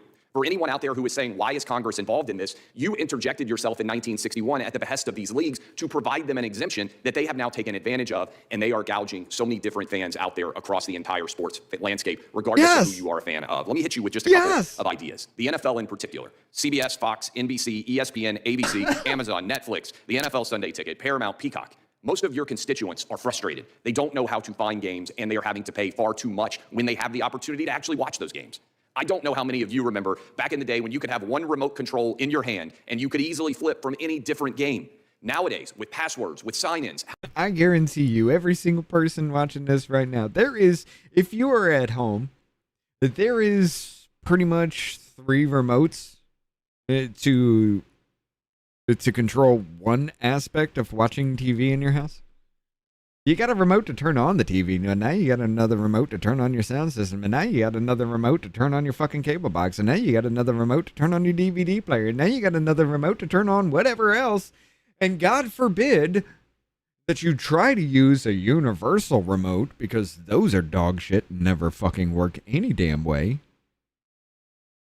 You remember how one fucking remote used to do everything? And if you lost that piece of paper that gave you the codes, you were fucked. But you remember when that was the case? Now you need 3 remotes just to turn your TV on. How many of your constituents on an average Saturday or Sunday those are things, but I extremely consume all frustrated my media because they just from can't my even get PC. logged I in do to too. watch their favorite games? And these are things that they're already paying for. I hear from fans every single day about how frustrated they are with what the leagues are doing. They just want to be able to watch their favorite team and not have to struggle to do so. Think about this perspective. Remember when flat screen televisions were very expensive? I spent $4,200 in 2006 for my first ever flat screen television. Now they are a few $100s. Capitalism has worked when it comes to flat screen television. Sports fans now can watch huge flat screens in their home for a fraction of the cost that they paid in 2006, but they now have to pay a massive amount to be able to watch all of their favorite teams. Your investigation has actually uncovered that the NFL Sunday Ticket, which is one of the most expensive packages out there, the NFL doesn't even offer to the average fan what they actually want, which is the ability to subscribe to their favorite team if they live out of market. Something that many of you know all about because you travel all That the would time, be an and you probably awesome want to watch your aspect. favorite NFL team, your local constituent team. You The don't have the only ability games to you do it. get You are don't the offer that teams product, you pay even for. though the marketplace is telling them that's what people most want. I love college football. I love the Now, NFL. every I have team 3 being boys. We paid, spend all day Saturday and every Sunday team watching games. charging, In the college that's football different. world, you know, I get 10 broadcast games for free every single Saturday. The market for college football is robust. In the NFL, at most, you only get 4. The NFL is... You know why college football is actually liked more than the NFL? Number 1, there's heart to it. They're not getting paid for it. They're doing it for the love of the game. Number 2, you can find them anywhere. A person in California can watch a fucking Crimson Tide game here in Alabama. But yet here in I'm sorry, it was Illinois, right? That was the state that was used. Yet in Southern Illinois, you can't find a team from Northern Illinois because you're in a different district.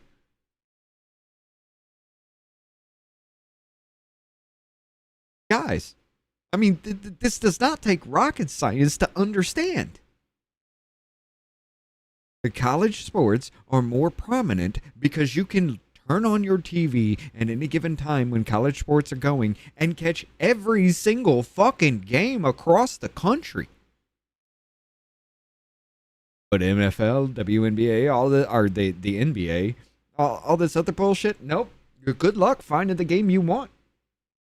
And if they're at a home, if they're at an away game, hang it the fuck up. You're going to have to pay $1,000 or more just to see them. Going to argue that 87% of their games are still free. That still means that they're violating the law with 13% of the games that they are putting behind streamers. It also means that the reality is, if you look at your individual constituents, none of them are getting 87%. And let me close with this one example here, and I look forward to your questions. Buffalo Bills, great new stadium opening, $850 million in taxpayer funds. Their very first home game is on a Thursday on Amazon. Most of the taxpayers in the state of New York who paid for that stadium are not able to watch for free a Buffalo Bills home opener. That's wrong. You guys have an important responsibility and an opportunity to apply the law fairly, freely, and help fans everywhere across the entire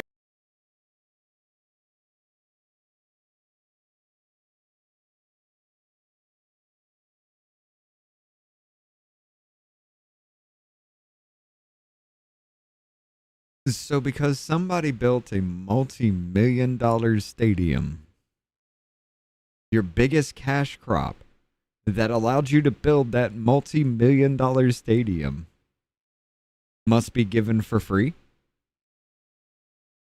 Then how the fuck are you going to build a multi-million-dollar stadium? The absolute faggotry behind every single one of this. Like there's only been one good fucking argument yet. nation. Pay less and get more. Thank you. Thank you, Mr. Travis. Ms. Gomez, you may begin. Chairman Jordan, Ranking Member Raskin, Chair Fitzgerald, and Ranking Member Nadler, and distinguished members of the committee, thank you for the opportunity to testify today. In living rooms and sports bars across the country, millions of Americans who may agree on little else will be gathered tonight to watch the I don't NBA even Finals, fucking like rooting together sports. for their respective team. There are I few don't things left in care. American life that cut across every line of division the way sports does. And I say that as a proud National and Wizards fan who knows exactly what it feels like to believe that your team might actually pull it off this year. We are living through a genuinely remarkable era for sports fans. More games, more leagues, more athletes, more stories are accessible today than any previous generation could have imagined. At the same time, the economics of how fans actually watch have shifted in ways that deserve serious attention. What used to arrive through an antenna, that one available of to Rush anyone regardless Limbaugh's of income, replacements? has increasingly Been a migrated while. behind a I don't growing know. stack of subscriptions and league-specific apps. For a family trying to I follow their stopped team through a using full TV season, 10 the years cost of ago. piecing together across multiple platforms adds up. I stopped using it How we longer ensure than sports that. content remains accessible and available to all Americans is a question I want to situate within a much broader set of The only time even before I got married or anything, the only time my TV was on is just for background noise. That was it. But just to hear something in the background while I was doing whatever, chores or my, college work or anything like that. Whatever I was doing, whether it be working for home, the TV was on the background for noise. That was it. I never even watched it. I just turned it on and walked away. I never even knew what the fuck was playing on my own TV. You know what would drive down the cost of pro games? Viewing drastically. Being a bunch of faggots demanding that they wear rainbow-colored jerseys or they don't play a game? concerns about who controls the media that carries the games and what they are doing with that power. The FCC has a legitimate interest in helping gather information about how the Sports Broadcasting Act is functioning in a changing media environment. NFL, and I support maybe, efforts even to that ensure fans can runs- access their teams without paying Even a that's fortune. run me When twats. sports programming migrates behind paywalls, fans lose access, local broadcasters lose the revenue that keeps their stations alive, and the local journalism those stations produce loses the funding on which it depends. I also want to be candid about where the FCC's authority ends. The Commission can gather information, raise concerns, and call out fouls when we see them, but any meaningful update to the Sports Broadcasting Act will ultimately require legislative action. Despite growing public concern about the challenges facing the media ecosystem, this administration does not appear to be prioritizing consumer protection. According to reports, the scrutiny now being applied to sports leagues through government agencies like the FCC and DOJ appears to be driven less by a genuine interest in protecting fans and more by the influence of powerful media companies with close ties to this administration that stand to benefit financially from the outcome of that scrutiny. I've called this pattern the billionaire buddy bypass, where the public interest gets bypassed in favor of a powerful few, and it extends well beyond sports broadcasting into a sweeping consolidation of media power that poses serious risks to journalism, to free expression, and to the Americans that depend on both. That consolidation is where I want to spend the remainder of my time because the stakes are high and the pattern is clear. When the FCC unlawfully waived federal law to let one broadcaster reach 80% of local television households, more than double the cap set by Congress by statute, it signaled it was willing to move the goalposts for the entire industry for the right relationships. When Paramount settled a baseless lawsuit just 2 days before its merger with Skydance was approved, and that approval was conditioned on commitments to reshape the editorial direction at CBS News, we saw what unchecked media consolidation leaves in its wake, including the collapse of 60 Minutes and the irreparable damage done to one of the most trusted names in broadcast journalism. And now that same ownership is seeking to add CNN, HBO, and Warner Brothers to that portfolio, financed by $24 billion from sovereign wealth funds controlled by foreign governments with documented records of press suppression. Nearly half of the combined company would be in foreign government hands. Paramount has asked the FCC to authorize up to 100% foreign ownership of its broadcast licensees, and the FCC has shown every sign that it intends to wave that through. Whether to authorize that level of foreign government control over media broadcast infrastructure, cable news networks, and Hollywood studios is a national security question that demands far more than a rubber stamp. Media consolidation on this scale creates the conditions for exactly the kind of editorial control this administration has shown it intends to exercise, pursuing investigations and threatening the licenses of news organizations whose coverage it finds unfavorable. That campaign of censorship and control does not happen without the consolidated media power that enables it. No. Hold on. Now you're trying to go after Orange Man for all that shit. Now, just because the media coverage was unlikable, he didn't like it. Nope. That's not what the fuck happened. It was dubious. It was manipulative. And they tried to make Kamala Harris look better than she was. They edited the interview so she had competent fucking answers to make her seem like she's not a retarded fucking cum dumpster. Making sure people stay on the up and up with the law, even because they hate Orange Man, is not putting the boot on somebody. You fucking pathetic, worthless, troglodytic retard. Shut the fuck up. Sit the fuck down. Nobody cares about how much your pussy hurts because you want to blame somebody else for something you fucked up. Plain and simple. You fucked it up. And now there's somebody saying, hey, this is kind of fucked up. Y'all need to fix this because by law, you're not allowed to fucking do this. Orange man bad. He's trying to kill the media. No, the media killed itself. He's actually trying to save it by saying, do your fucking job correctly. The American people deserve a government whose approach to media policy starts and ends with their interests, not those of powerful companies, foreign governments, and an administration that has made clear it views media ownership as a tool of political control. I'm grateful for this committee's attention to these issues, and I welcome any questions you may have. Thank you. Thank you, Ms. Gomez. We'll now proceed under the five. But those powerful companies and foreign governments should have control over everything else because, well, you're a weak piece of shit, and there's no reason you should be able to do anything for yourself. But Orange Man shouldn't have a say in making everything correct again and pressuring people, not even pressuring, just saying, motherfucker, do this. But because Orange Man is making motherfuckers actually follow the law, now it's a problem. Minute rule with some questions. I'm going to recognize myself. Mr. Travis, when the NFL came to Congress in '61, they warned that smaller teams wouldn't survive if the league could not pool their broadcast rights. So it would create a shared revenue, of which I'm not really concerned. I don't care how they slice up the pie. But today, professional sports leagues are amongst the most profitable businesses in the world. Is it safe to say that the survival of professional sports is no longer dependent on a special exemption from Congress? Right, I feel pretty good that the NFL is not going to start to lose money anytime soon. And I think everybody understands that the NFL's power today is drastically different than it was in 1961. So to me, the straw that kind of broke the camel's back was when we saw the NFL sign a contract with Netflix. Yeah. At that point, I think they went from kind of pushing on the edge of the law to jumping headfirst through it. Given the NFL has effectively kind of thumbed its nose at sports broadcasting, is there something there that Congress is missing, or are they simply flouting the whole concept at this point? I think the NFL, under the plain reading of the 1961 Broadcast Act, I also have a law degree, so I'm not entirely out of scope here when I analyze it. I think the NFL quite clearly, for at least 13% of its overall television package, which now has moved to streaming, is violating the plain intent of the law. And in fact, if you read the 1961 Act, there's a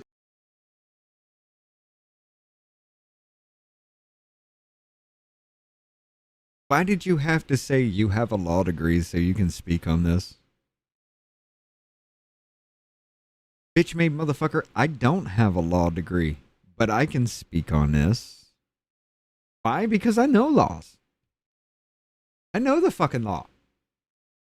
If you're breaking the law, I can cite the laws that you're fucking breaking. I don't have to be a lawyer to do so. I don't have to pass the fucking bar. I don't have to go to college for this shit. All I have to do is ask Google, hey, is this illegal? Yes. By this, here's the fucking statute for it. Here's the law. Here's what it says. Oh, so they're fucking breaking.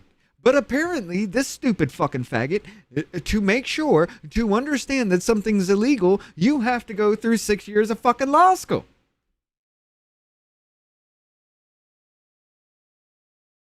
Your appeal to authority is fucking pathetic. And every time somebody says something like that, tries to appeal to authority or ask, oh, do you have this? Do you know this? I'm going to sit here and look you in the fucking face and ask you, did your mother drop you on the fucking head? No, she didn't? Okay, so let me ask you a question, you retarded fucking faggot. How do people become lawyers? Oh, professors at law school teach them, right? Are those professors? Are they lawyers? No, they're professors? They're professors that study the law, right? They're not lawyers. They don't practice. They study the law, right? They told you what the law was. Oh, but I can't do that. I can't say that. I can't be involved unless I've gone to fucking college to study law. Strut your fucking O-ring out, motherfucker. You're the dumbest fucking son of a bitch in this goddamn hearing. Just for that fucking comment alone, you are the most retarded son of a bitch in this fucking hearing. I can talk about the law because I have a degree. Nobody else can because you don't have a degree. So I can talk about the law. I'm good. I can tell you these things. You being an American citizen that doesn't have a law degree, knowing full fucking well what these statutes and laws and bills and actually everything says, you can know it by fucking heart. But you can't speak on it because you don't have a law degree. Use Canada's maid service. You're going to do humanity. Not just this country, humanity as a fucking whole. I guarantee you use maids. you use Canada's maid service, the IQ of humanity across the fucking planet will increase. You're that much of a fucking drain. Pretty clear discussion in there. Certainly, we didn't understand the concept of streaming. Even the idea of cable was hard to comprehend of where we were headed. But they specifically say that they wouldn't have been allowed under that 1961 Act to put these games behind what was then sort of a pay-per-view concept that they understood in 1961, closed captioning style, where it wasn't available for free. So I think clearly, if you look at that 1961 law and apply it to modern technology, the 13% Netflix, Amazon, and other streaming assets clearly violate the intent of the 1961 law, which is pretty clear. It was designed to make sure that fans get free access to games. Anything that fans are having to pay for outside of broadcast television, arguably, is outside the scope of that 1961 exemption. Very good, thank you. Mr. Hollers, as a sports bar owner, I would guess that showing your customers the games they want to see is an essential part of the business. But as we have already spoken about, unfortunately, purchasing premium packages like the NFL Sunday Ticket is not an option for a business like yourself. And now that's changed. Can you just try and describe the changes that would have to be made within your own restaurants and bars to accommodate the new NFL package? Right. Basically, it's still, I guess, called Sunday Ticket, but they've moved it from DirecTV, which is basically what all of the bars and restaurants that have shown football on Sundays for 30 or 40 years have used. They're moving it to a streaming-only platform called EverPass. And it's been available on both DirecTV and EverPass for the last couple of years. But here in 2026, they said no more for DirecTV. Everybody has to move to streaming. And so literally now we have to buy streaming boxes. And in a typical smaller bar where I have maybe 30. So innovation and evolution of media is now the problem. Because to keep up with what you are what you are doing for your business, you have to change hardware. Oh, they're forcing me to do it because NFL Sunday Ticket is no longer on DirecTV. Now I have to buy this little fucking box that's probably even less of a cost than DirecTV is. But now I have to do that to do the same exact thing for my fucking customers. And it's so much. It's so much fucking work. It's so much fucking work to spend 30 minutes programming this fucking new box to play on multiple TVs across your goddamn business. You can't be bothered to keep up with the entertainment that brings your customers into your fucking restaurant. You can't be bothered by the biggest fucking draw in your fucking business to keep up with the evolution. You can't be bothered by it. Well, then take the fucking TVs down and just be a regular restaurant. You fucking failure. The biggest fucking draw to your business, and you can't be bothered to keep up with it. So now Congress must pass fucking laws because you can't be bothered to keep up with your own goddamn restaurant.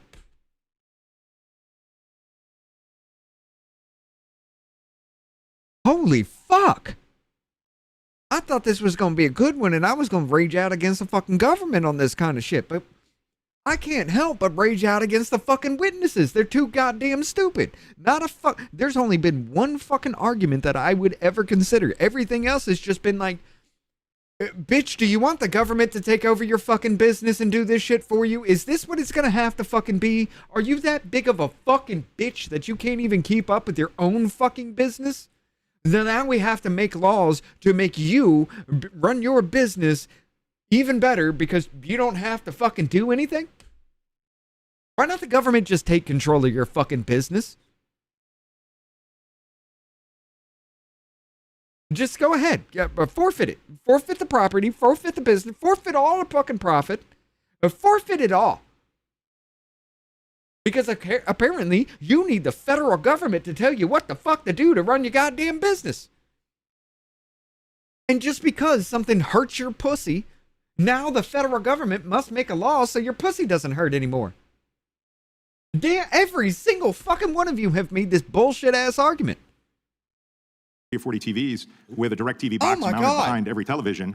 I now have to get an EverPass streaming box, but you can't put an EverPass streaming box behind every TV. It doesn't work like that. You have to bring in like 8 of these boxes, and then you have to put in the wiring and the infrastructure to distribute that signal out to all of your 30 or 40 TVs. This faggot. So you mean to tell me you have 8 TVs?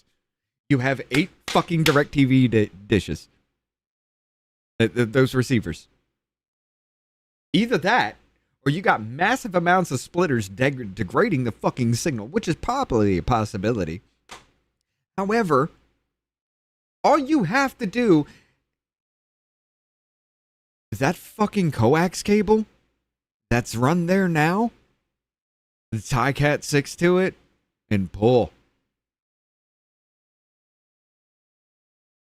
This is hard, isn't it? Oh my God, it's so fucking difficult. It's so difficult that now you have to change a coax cable to a Cat 6 cable.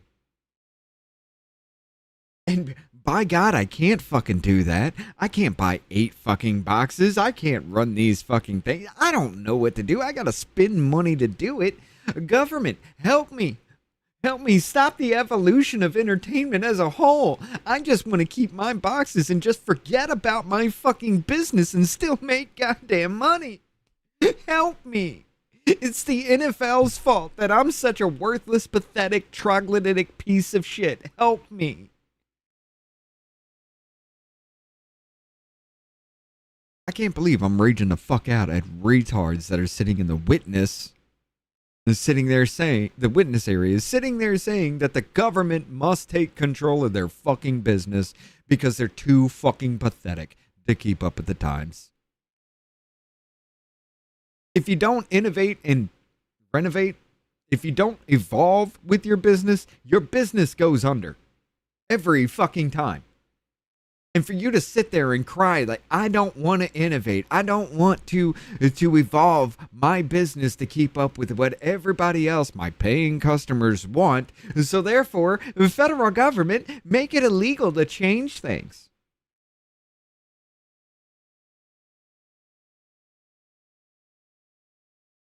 Canada's maid service. Use it.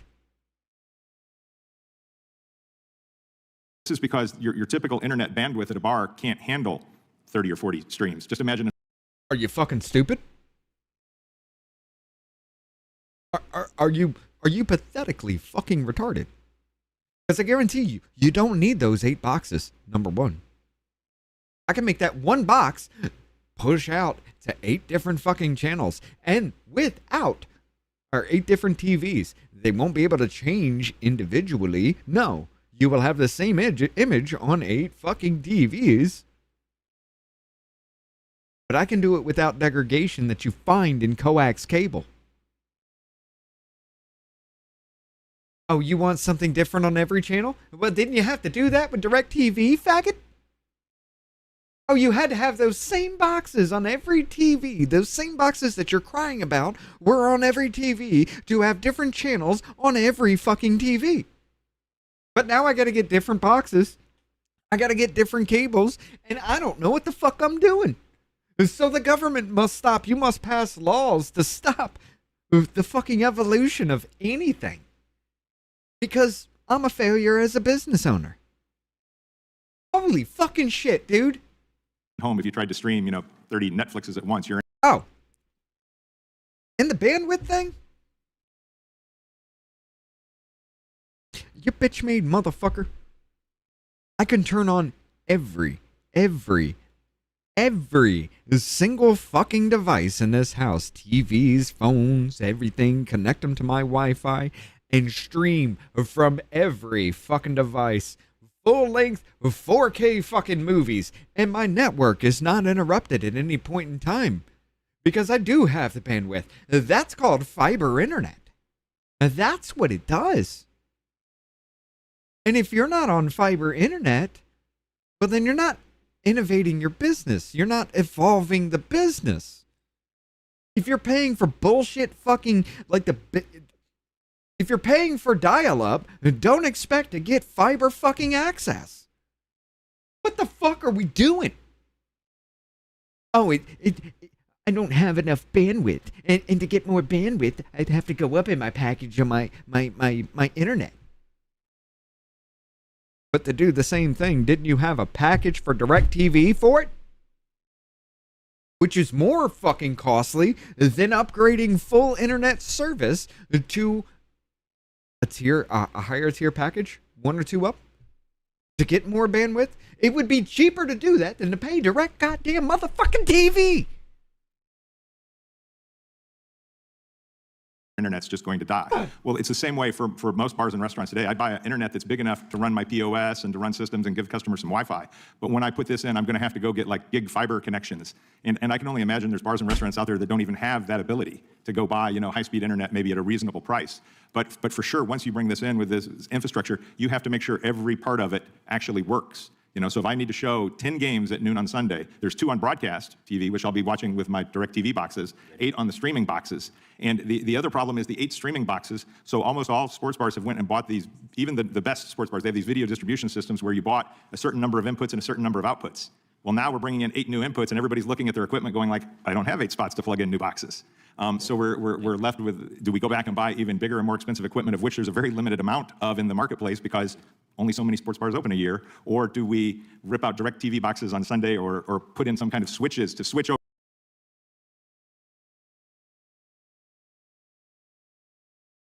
I'm sorry, say that fucking retard shit one more time. Equipment going like, I don't have 8 spots to plug in new boxes.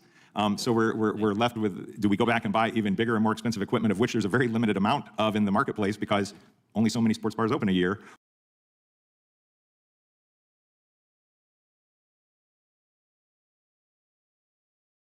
Ladies and gentlemen, you can go to your local Walmart right now and grab this thing called an 8-port switch. You plug one cable that comes from your modem into the 8-port switch, and there are 8 ports in which that internet that's going to fly through that switch will go out to. There's very limited because only so many sports bars open every year that you can't find the fucking switch at your local goddamned Walmart. As a matter of fact, holy motherfuck. Let's do this. Newegg.com. Let's do this. Let's not even go managed because that's a bigger fucking problem, and I guarantee you're too goddamn stupid to know this. Unmanaged switch.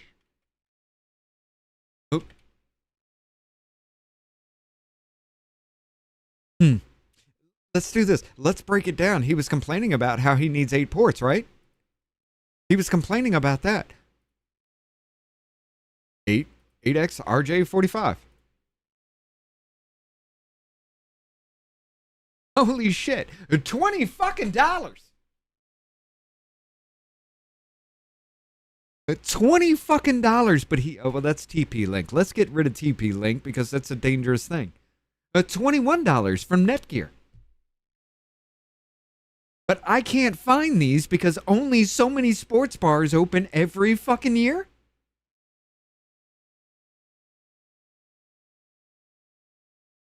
Help me, federal government. I don't want to do shit with my own business. I don't want to innovate. I don't want to upgrade. I don't want to do shit else but sit back and just let the business run itself. Help me, federal government. Make it illegal for them to go to a streaming platform because cable's dying. Make them stay on cable because I can't spend $20 fucking dollars for a goddamn switch.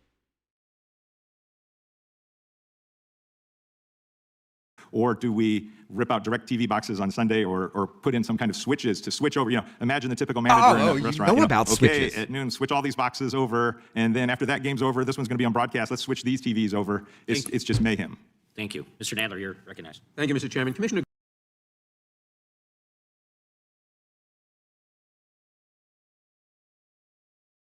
So when a game is over, you change the channel to another fucking game. And that's too fucking much for you now? What do you think these streaming services are going to do? That's going to be way over the fucking pale. If you can't be bothered to lift up a fucking TV remote and change a goddamn channel right now, what do you think this is going to do for your business? But that's the problem. That's the problem. I have to do something for my business. Government, help me.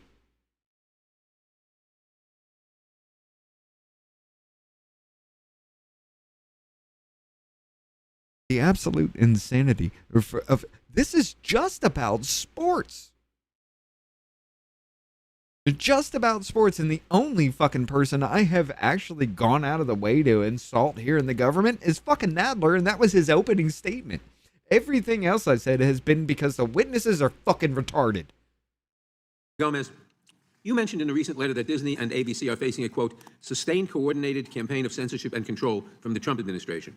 Can you tell us about how the Trump administration has weaponized the FCC and what that does to free speech?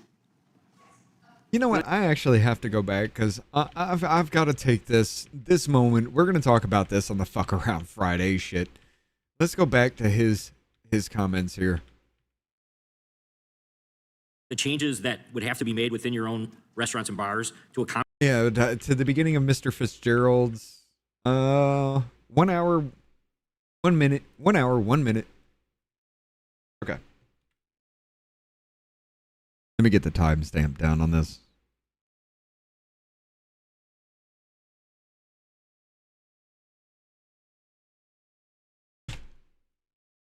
One hour, 1 minute, 7.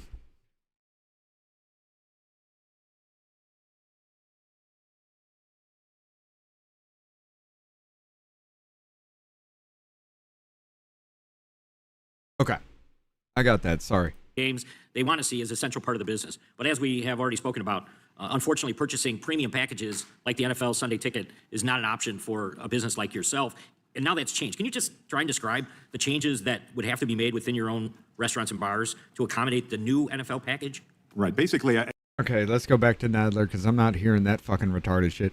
And basically, I'd have to do a whole bunch of shit that I don't want to do just to keep up with the times, so therefore it should be illegal. Sustained coordinated campaign of censorship and control from the Trump administration. Can you tell us about how the Trump administration has weaponized the FCC and what that does to free speech? Can we talk about the Biden administration and how you were shutting down people for actually telling the truth, calling it misinformation? Can we talk about how malinformation was a thing? You know, it's malicious information. It's not true. It's just bad for us. Can we talk about how people, regular, everyday Americans, the federal government was shutting the fuck up because they were starting to bust this fucking narrative that they had formed? And can we talk about that and what that does to free speech? Nadler, you were involved in that too. Put on your mic. Sorry. Thank you. Yes, this administration has used every lever in its power, including weaponizing the FCC, in order to wage its campaign of censorship and control over any content it doesn't like. And one of the ways that it has done so is through its actions against Disney. It's clear. The White House issues a statement that it is unhappy with some kind of content that is. Its actions against Disney. You mean the pedophilic fucking organization that had 64 motherfuckers removed from a director's meeting? They were arrested because they had child pornography or engaged in trading or selling child pornography? You mean these movies that Disney has created that overly sexualized?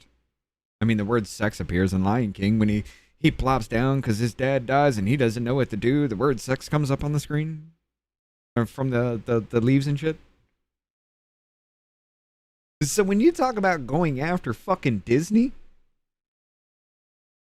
it's warranted. It's goddamn straight up fucking warranted. But no, never mind all that shit.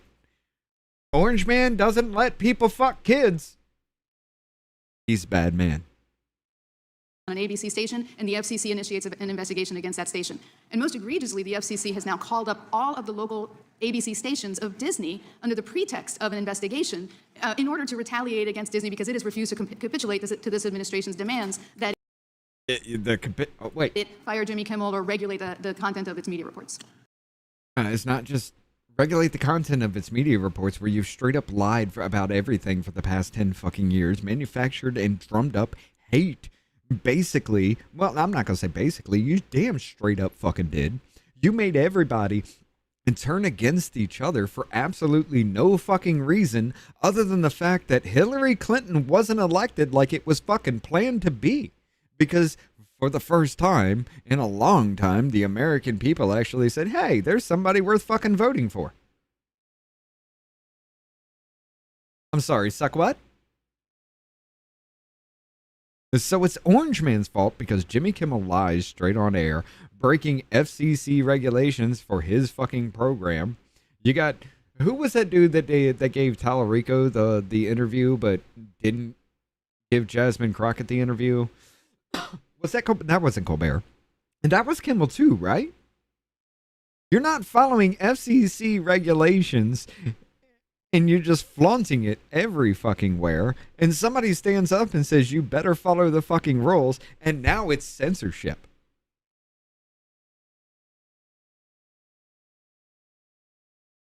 Look at the look on her face. This is a perfect fucking pause because she knows what she's saying is absolute fucking dog shit. She knows what she's saying is absolute fucking dog shit. And what are some of the more egregious incidents that you have witnessed at the FCC? I think the most egregious incident so far, and I've seen a lot of egregious uses of our investigatory authority in order to go after content, particularly by news organizations, has been calling up these 8 local stations by Disney. It is never gone after network content by threatening the licenses of local broadcast stations. And the last time it actually... You mean no license has ever been pulled because they violated FCC regulations? You're going to definitively sit there and tell the entire country no broadcast license has ever been pulled because they violated FCC regulations. Let's see.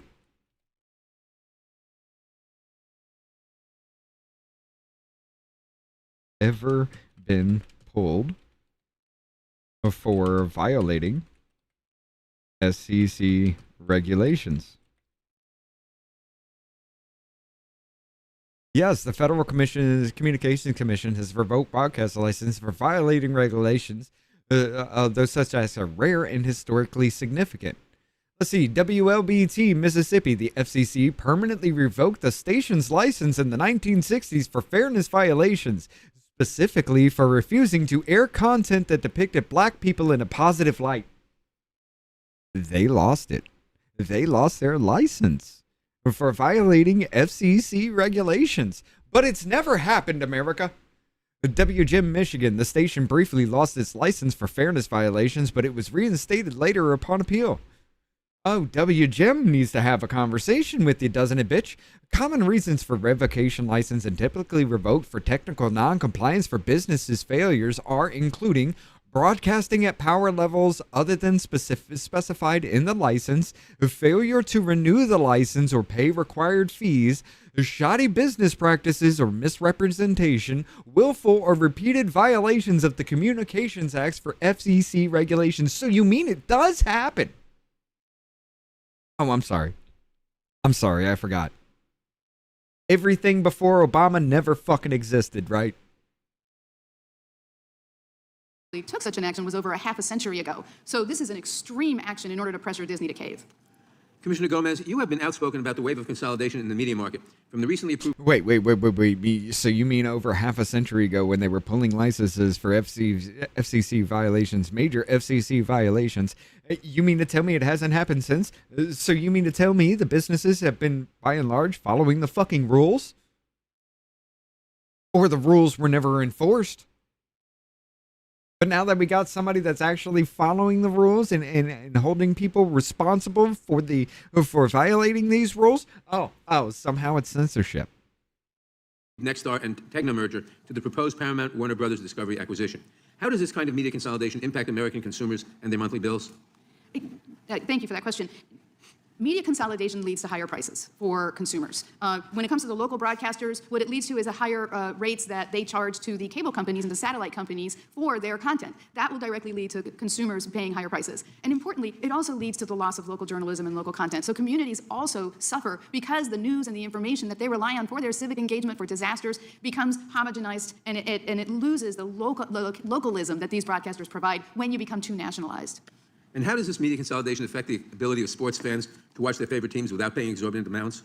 Media consolidation always affects any consumers because what you get is a difference in market power, whether it's a higher retransmission rates. Now, in the case of sports fans, you need to look at where excess market power is actually leading to less competition, which Wait. Why did you not finish up that fucking thought process that you were going to have before you jumped into this thought process? Bitch, did you take your ADD medication today? She just literally gave up that thought process and tried another one. Mid fucking Media sentence. consolidation always affects any consumers because what you get is a difference in market power, whether it's through higher retransmission rates. Now, in the case of sports fans, It's a different in market power, whether it's high recharge. You just literally, you knew full fucking well that was not going to stand, and you changed fucking thought process mid sentence. you need to look at where excess market power is actually leading to less competition, which then leads to higher prices for consumers and viewers. And finally, can you expand on how these large media mergers affect local journalism? The large media mergers Goddamn, this is result pathetic. in This is the losses most in the newsrooms. pathetic It one I've results in watched loss so of far. a diversity of viewpoints. It results in fewer local content, less local content being provided to consumers because the larger consolidations always need synergies. These broadcasters are taking on a huge amount of debt, and debt has to be settled somehow. And the ones that pay for that are the local journalists and the local communities these broadcasters are meant to serve. Why do the local broadcasters pay for that? Pardon me? Why do the local broadcasters pay for that? Well, when we're talking about big consolidation of local broadcasters, it's the local broadcasters that are, in fact, taking those actions. Well, thank you, Mr. Chairman. I yield back. Gentleman yields back. Now recognize the gentleman from North Carolina, Mr. Harris, for 5 minutes. Thank you. Thank you, Mr. Chairman, and thank you for the opportunity to talk with you who are witnesses for us today. Mr. Hollers, thank you for coming in and testifying today. It's always great to hear from business owners about how actions in Washington are affecting day-to-day operations where you are. The chairman started off with you by kind of talking about the changes that had happened. One thing I just want to give you a chance to elaborate on average, have these changes that you're even considering or looking to do you have an idea of what kind of costs are involved in those kind of changes? Right. For a full-blown sports bar, we're looking at anywhere from $30,000 to $40,000 of equipment upgrades, and we better get cracking soon because football. Ladies and gentlemen, for every single one of you out there, these are the costs of doing business, correct? Because if you don't keep up, if you don't change out, if you don't keep up with the times, it's like using a fucking rotary phone in the age of goddamn cell phones.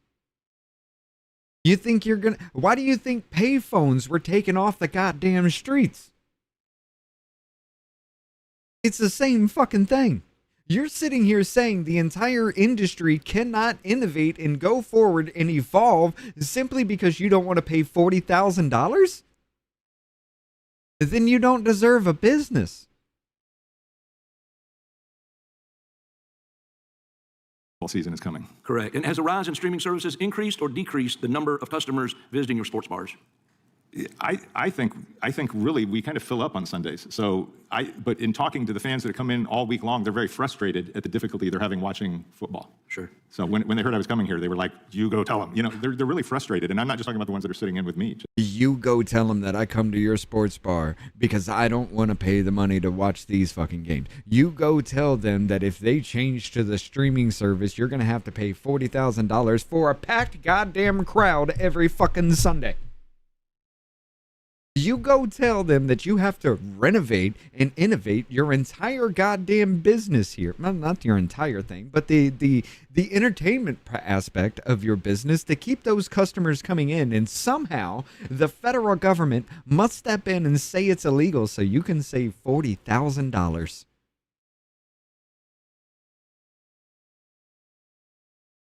Gotcha. In general. Well, Mr. Travis, I want to talk for just a moment about the NFL Sunday Ticket. In a briefing before this committee in 2025, an NFL representative claimed that Sunday Ticket, and I quote, was meant to be a product that was available for the truly avid fan who wants every game, end quote, and did not claim that the product was meant for fans to watch every game of only their team. However, this claim seems to be contradicted by Sunday Ticket's own marketing to Americans who are attempting to find their favorite NFL team's telecast. And I say that by advertising for Sunday Ticket warns consumers, and again I quote, even fans of the Cowboys, Chiefs, Eagles, Packers, 49ers, Lions, and fans of every other team have needed NFL Sunday Ticket to ensure they could watch every regular season game of their favorite team, end quote. So due to the work of this committee, data was obtained which showed that most Sunday Ticket subscribers signed up to watch one favorite out-of-market team, not every game in the league. This same data also revealed that most subscribers who cancel their Sunday Ticket subscription do so because it's too expensive.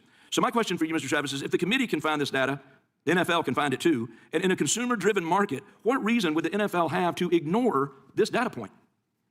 I believe, based on my experience over the last 20 years of covering the NFL, talking about the NFL daily, the vast majority of NFL fans who subscribe to Sunday Ticket do that so they can follow their single favorite team. There are also diehards that want to have access to every single game. To me, a market-based option should be that the NFL were trying to provide exactly what the consumer wanted and not just charge everybody way more. You should be able to subscribe to guarantee yourself that you get to watch every game of your favorite team. That should be an option in the marketplace. And then if you want every single NFL game available because you're a diehard, you love to gamble, because you just maybe are obsessed with your fantasy football team, that option should be in the marketplace as well. The fact that the NFL only provides the huge option and not the targeted option for individual teams, I think is a direct refutation of what the marketplace at large actually wants. Thank you. Great response. Mr. Leggett, it can be argued that the conditions that led to the passage of SBA no longer exist, and that the behavior of the league suggests that the spirit of the law is no longer being honored. However, the league would argue that repealing the SBA would destroy their business models. And I just want to ask you, in the last minute I have, if the SBA's antitrust exemption was removed, would business models be destroyed like the leagues contend, or would it require the leagues to construct contracts that are more reasonable to the and consumer friendly? I certainly don't think the league's business model would be destroyed, but I do want to be clear that the NAB is not asking to repeal the Sports Broadcasting Act. What we are asking is for this committee to affirm its guardrails, that it is meant to govern the negotiations between the league when it's pulling rights and broadcasters. It is not meant to enable sports to be hidden behind paywalls. And is there any other reforms to the SBA you would suggest for Congress to enact? Well, I think on top of this, we've got to ensure that the law is enforced. And one of the real questions here is the plain text of the law is clear as to the scope of negotiations it should apply to, the leagues and broadcasters, yet it's obviously being misused. So I would ask this committee to look at those enforcement tools as well. Thank you, sir. And thank you to all the panel. Mr. Chairman, I yield back. Gentleman yields back and now recognize the ranking member of the full committee again, Mr. Raskin. Thanks, Mr. I can understand that. I can actually understand that. I get where he's coming from with that. I really do.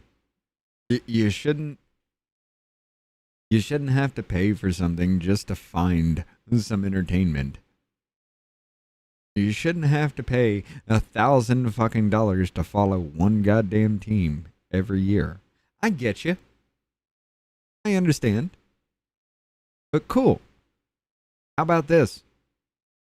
Don't fucking watch it then. You're pissed about how the NFL has made everything a monetary fucking gain, and you want the federal government to step in because the NFL made everything a monetary fucking gain. And why? Well, now you have to pay out money to indulge in a hobby like everybody else, but god damn it, this one should be free. Now I get it. NFL has done a lot of fucking shady ass shit. They have literally just tried to corner the fucking market on everything sports related, everything football related. 100% agree. But this is not the way you go about it, fuckasses. Because all I have ever heard is, I gotta pay money to watch them. It should be illegal that I pay money to watch them. Mr. Chairman, Mr. Leggett, you represent broadcasters. Do you agree with Commissioner Gomez that it's wrong for federal agencies to make enforcement and regulatory decisions based on the president's personal animus towards certain companies or friendship with other companies? At NAB, I can say unequivocally, we're fighting every day to ensure that our members have the ability to make programming decisions, to make newsroom decisions that are independent of any government influence. Okay. You should have looked at him and said, when you're trying to make other people look good and trying to make another person look bad, to influence an election, to lie to the American people, to use informational and psychological warfare on the American people so you can win? Yeah, that shouldn't be allowed, right? I mean, that would have been a better answer than, I'm not doing it. Commissioner Gomez, in your view, what factors have contributed to this recent intensified regulatory scrutiny of the NFL? Are there political motivations behind it? Well, thank you for that question. What appears to be reported is that, in fact, it was a major broadcast network that asked the administration to look into this issue, which worries me because what should be motivating the administration is the actual consumers, the fans themselves. So fans are indeed frustrated, as Mr. Travis identifies, but while there's this, I think, kind of unserious investigation into the NFL or heckling of the NFL to satisfy Rupert Murdoch, the administration is wading through massive media mergers that will further consolidate sports. And I just wonder if you would say a word about what that means for fans. And then, Mr. Travis, I want to get your perspective on that. Yes, these major mergers lead to, in fact, less competition, particularly among the portions of these merged companies that actually provide services to the fans. So does less competition mean higher prices? Less competition means higher prices, and it means more harms to consumers. What kinds of harms are you thinking of? Again, higher prices, maybe less choice. It's the usual pattern that we see when we see major consolidation. So when you see centralization, consolidation, monopoly-type practices, that inevitably is going to be to the detriment of consumers, to the people. So why'd you let the NFL get away with it in the first These place? revenues are very important to them, and that Why is did a you large part create of how they this rule finance for the the local journalism NFL? that so many communities rely on. Why did you and allow Mr. Travis, it? the same question to you. What do you think the consequence has been for your constituency, fans across America, of these massive media consolidations and mergers? Look, I don't think there's any fan in America, regardless of his or her politics, Democrat, Republican, or Independent, that would say the sports fan viewing experience is getting better. And that's why I contrasted it with the flat screen television experience, what the cost is there. Affordability and access are both getting worse. And in a market-based economy based on capitalism, the opposite should be occurring. We should be getting more affordable, better access, and we're not seeing that. And I think it's gotten worse. It's accelerated. Over the last 20 years, the fan experience has gotten worse. I mean, every one of you guys up there has sat with a remote trying to switch from one game to another and not been able to do it. In 2008, 2010, that wasn't an issue. And so that's what I'm concerned about, is the average fan experience is degraded. Yeah. So because that's your... Because you the focus can't of be your professional lazy. life, your personal life, it seems like it subsumes your whole being there. What are some of the concrete ways in which the fan experience has been degraded over the last several years? I'll give you several, and I could probably talk for hours on this, and I have. Just think about what goes on with streaming now. Streaming is delayed. If you're watching a game on Amazon or you're watching a game on Netflix and you are sitting with your phone and you are texting with your friends or family about a game, you might find out what happened on the play a minute after it actually happened. Some of you know this experience. You've been sitting on your couch. I'm sorry. Hold up. You don't think that happens on live broadcast TV as well? You don't think there's a minute delay in broadcast TV just in case something happens, they can shut it down and throw like a beep into something that somebody says, or it completely cut away from an image that should not be seen? You don't think that happens on broadcast TV over coax? Dude, you are way too fucking stupid to be called a human being, and damn sure too pathetic to respect if you think that's a thing.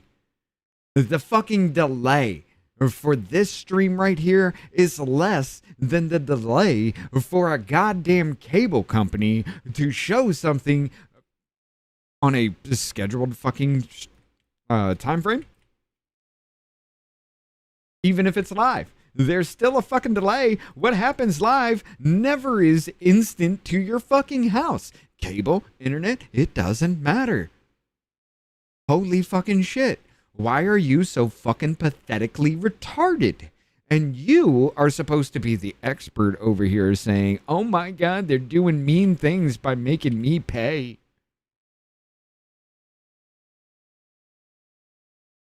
I have never heard a hearing where I have raged the fuck out at the goddamn witnesses. This is embarrassing. You don't even want to look at your phone because it's a crucible moment of the game, and your buddy might have seen it already a minute ago. That didn't happen back in the day. We used to all watch games together. Streaming is delayed. And I mean, that's a very minimal thing. Password situation with not being able to get logged in. You paid for it, but for some reason you're not getting logged in. The fact that you might travel and try to watch a game and you gotta, you're right. I'm obsessed with this. All right, and the I've average only fan got is 20 not seconds. I want to ask you one other question before I go and subscribe to Outkick.com. So the NFL has said they've received no outreach from the DOJ about an investigation that was supposedly opened months ago into the NFL. Does that suggest the DOJ is actually doing their job for consumers, or is all of this just sort of performance art and posturing for Mr. Murdoch? I'm not an expert in DOJ investigations. I do have a law degree. I would hope personally that the Department of Justice is actually looking into this on the basis of the 1961 law and on the foundational idea across the political spectrum of sports fans should get good value and not a degraded experience that they're currently receiving across so many different sports. Thank you very much. Yield back, Mr. Chairman. Gentleman yields back. Now recognize the gentlewoman from Wyoming for 5 minutes. Thank you. Since my time in Congress, I have long advocated for the use of sunsets Please, in much of the Hageman, work that we bring some undertake here, goddamn ensuring that sanity issues can here. be revisited as circumstances change. The Sports Broadcasting Act of 1961 is a perfect example of this, given that its enactment came at a time when satellite streaming and modern cable television services did not exist. Had a sunset clause been in place, Congress would have almost certainly been forced to address the problems that we are hearing about today, the moment that viewing options move beyond free, over-the-air broadcast television. Mr. Travis, given the pace of change in sports broadcasting, would you agree that whatever reform Congress may seek to undertake with the Sports Broadcasting Act, that it would be wise to include a mechanism allowing us to continually revisit the issue well into the future? Yes, I think that would be incredibly important because technology is hard to predict. And I would point out that there is a discussion surrounding closed captioning television back in the day, and I understand to be true. Back in the 1950s, 1960s, you could put pay-per-view for big boxing matches, and they would sometimes do it. And the 1961 Act specifically says that would not be allowed here. In other words, we're moving towards a world, I think, where one day the Super Bowl might be put on Netflix or Amazon or some streaming device that requires everybody to have a subscription to be able to watch something that unites us all. I actually agree with Commissioner Gomez on this. Sports is one of the last places where everybody can come together and common experience things. I always say, when somebody makes a winning shot, you don't think about the politics or the ethnicity or the religion of anybody else around you. Chairman Nadler was talking about the Knicks. So, Mr. Yeah, in that way. Legate, do you agree that there should be a sunset? May their name whatever be bill we blessed. adopt? Go Celtics. This is certainly a rapidly changing marketplace, and I do think that would be wise. But I think as important is to reaffirm these guardrails. That the piece of this ecosystem that is not changing, which is that broadcast remains freely available to all, is the medium that this act was intended to govern the negotiations with. Well, if we do move forward with a sunset clause, what market factors would need to be considered when determining the appropriate length, among other details?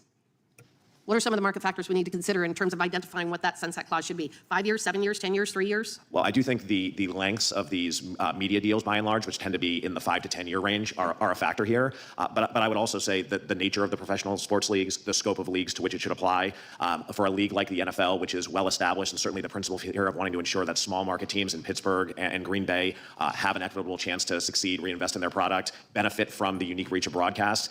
They're at a different stage in their business than a more nascent sports league. Okay. Wyoming is one of just over 20 states that lacks a professional sports team with respect to the major North American sports leagues. As a result, our professional sports fan base can be highly fragmented. Additionally, with Wyoming being one of America's most rural states, access to reliable broadband and other forms of connectivity is already a challenge for many of my constituents. Taking football as an example, the most popular NFL teams in Wyoming are the Denver Broncos and the Buffalo Bills, given the popularity of Josh Allen and his time as a star quarterback for the University of Wyoming. Mr. Travis, suppose a Buffalo Bill fan lives in Wyoming, well outside the team's home market. How would that fan access every Bills game during the season at home? The Bills fan in Wyoming who loves Josh Allen, who I happen to think is the best quarterback in the NFL right now. In Wyoming, they may say the best ever.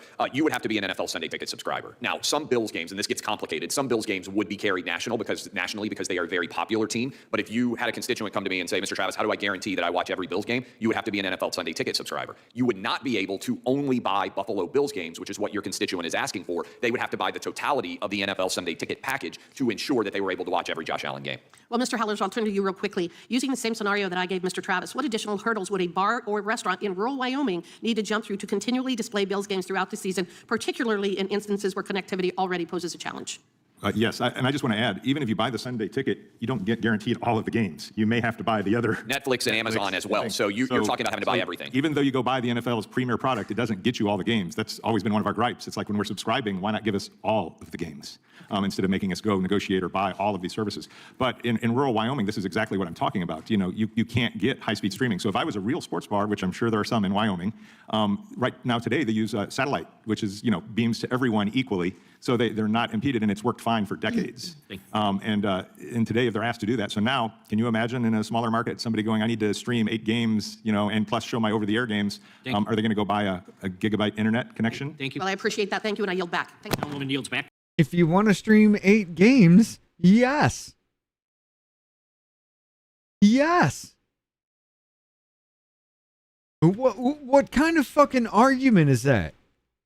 My business expenses should be absolutely fucking zero. Everything that I should be doing should be paid for. It should be 100% fucking free. Meanwhile, regular customers, not your customers, but the regular everyday fucking people, well, they have to pay for it. But because I'm a business and I got to pay $40,000 to get all these things set up and for everybody to do everything for me because I'm a complete fucking moron and don't know how to do it, I also think $40,000 for that shit? You are fucking retarded if you think it's $40,000 goddamn dollars in the first fucking place. But secondly, I can't pay that money. I shouldn't have to pay that money. I shouldn't do anything to keep up on my business to keep customers coming the fuck in. So, Congress, make a law to make it sure that I don't have to do anything to keep renovating my business and keeping it a new and fresh experience for new customers. We now recognize the gentlewoman from Vermont for 5 minutes. Thank you, Mr. Chair, and thank you to all the witnesses for your time. And from where I sit, every day is a great day to talk about antitrust enforcement. Because what is at the heart of all of this is we've got fewer choices, we've got higher costs, we got services that used to be free, and now they all come with a fee. And that's the modern American experience right now, and you are right. It cuts across all political persuasions. People are angry. We all feel it. Our paychecks are not stretching as far. Prices are creeping up. Quality of the products that we're getting is getting worse. It affects everyone except the very few at the top who benefit from this. So whether you're tuning into your favorite NFL team when you're trying to go to the doctor, whether you're trying to get online, on and on, whether you're going to the grocery store, you are having a worse experience because of this exploitation of the American fan and the American worker because of, from where I sit, corporate greed. We got to this place because of uncontrolled media consolidation. When our government does not enforce its own laws around antitrust, and we in Congress allow them to gather dust, and every once in a while we have a hearing on a salient issue for many Americans, but we should be doing this every day. Then competition exists in name only, and consumers and fans get ripped off. So I'm going to turn to you first, Commissioner Gomez. I appreciate how outspoken you have been about the wave of media consolidations that we've seen, including the Paramount-Warner Brothers merger. Can you please explain how media consolidation affects fans and their abilities to watch their favorite team? I know we've been over this, but it's important that we continue to shine a light on this. Yes, so media consolidation as a whole impacts local communities. I mean, you're doing good so far, because they actually Belinda. get less community content, and that includes sports content. Don't scream like a banshee about Orange Man, and you may be able to drag this one home and get a win. Leads to is market power and a lack of competition that then ends up impacting consumers because the corporations are more worried about, obviously, by their bottom lines, paying down debt, than they are about the viewers themselves. And you talked about this earlier too, right? It is driving up costs. And I know fans feel like they're stuck. They're absolutely stuck. They have no choice but to pay the fees on all these different streaming services. Now, I want to take a moment to drill down on the EverPass situation for a moment because this doesn't just affect everyday costs for Americans. It hurts small businesses, which you spoke to earlier, Mr. Haller. So I was really interested in what you had to say. For 3 decades, DirecTV sold commercial Sunday ticket to bars and restaurants. Now that's ending. And starting next season, the only authorized way for a business like Mr. Haller's business to show NFL Sunday ticket is through EverPass Media. And EverPass is a joint venture between the NFL and a private equity firm. What does it mean for you now that the NFL holds a financial stake in the only company authorized to sell you its out-of-market games? I mean, this is like the epitome of monopoly right here. Right, yeah. Clearly, we see more and more price increases coming our way. That's just what we feel. And it's crazy that they can't offer this out or have competition. I mean, why wouldn't you actually allow it to come out on multiple services to ensure everyone can see the game? Yeah. That's the crazy part. In other words, it doesn't. What reason would there be not to let them still send it to DirecTV for everybody with the legacy systems? And then sure, What you are saying is, why do we allow competition? I want free sports. I want everything fucking free as far as this goes. I shouldn't have to pay money to keep up with my sports team. However, I shouldn't have to pay money. I'm sorry. What was the real fucking argument? And by the way, here? they could come along with there be not everyone can see the game. Yeah. That's the crazy part. In other words, it doesn't. What reason would there be not to let them still send it to DirecTV for everybody with the legacy systems? And then sure. What reason? Because DirecTV didn't pay for the licensing because nobody's using DirecTV except for people showing sports, apparently. What reason could they be for them to drop licenses that are costing them money to show people?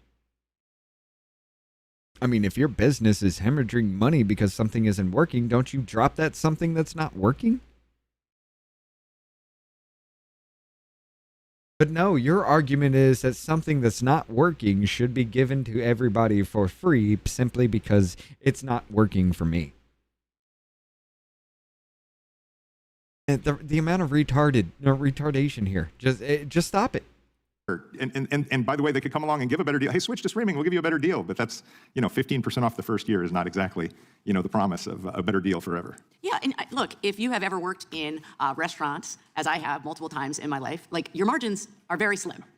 Yeah, for most, and that's why I literally am out talking to different bar owners who are like, we're not even we can't switch. They don't have the money to switch, from DirecTV. They're all praying that DirecTV somehow still gets the deal. Yeah, well, I appreciate you being here. The last point I just want to make is because I did attend President Trump's second inauguration and saw all of the folks who were sitting behind him at the inauguration, including Jeff Bezos. And just want to remind everybody that the CEO of Amazon gave tens of millions of dollars for the Melania documentary, on top of spending $35 million to market this, from my perspective, fluff piece on the First Lady. And this is what it's all about. It's always about payback. It's a quid pro quo. And I just feel like these are issues that we can work together on.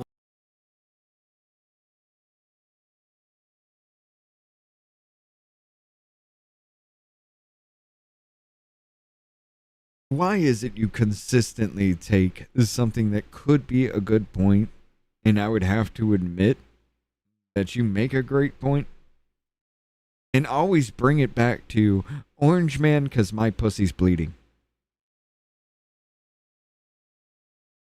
Why? Why must you do these things? It is outright fucking retarded, but yet here we are on a daily basis. And it makes no fucking sense as to why you continuously pull this shit. It makes no goddamn sense to me. Cross-party on, and I hope that we will do that. Thank you, and I yield back. Gentlewoman yields back. We now recognize the gentleman from Texas for 5 minutes. Thank you. Does she Mr. have that Leggett, energy for as of Vogue and today, their a BS Dallas fluff for Cowboys the left? fan Oh, in fuck Dallas, no. where I'm from, 'Cause Dallas that- area, that can watch helps all her. of their games for free.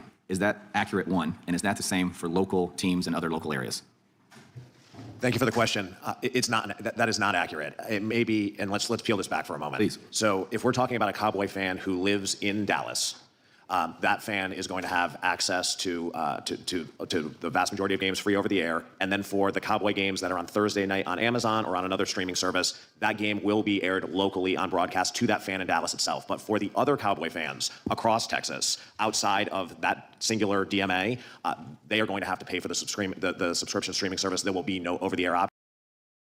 So because, I mean, like, they say the Green Bay Packers, it's somehow a problem that I must pay to watch the Green Bay Packers here in Alabama. But it's not a problem that and I know it's college, not professional, but it's not a problem that I don't have to pay to watch Crimson fucking Tide.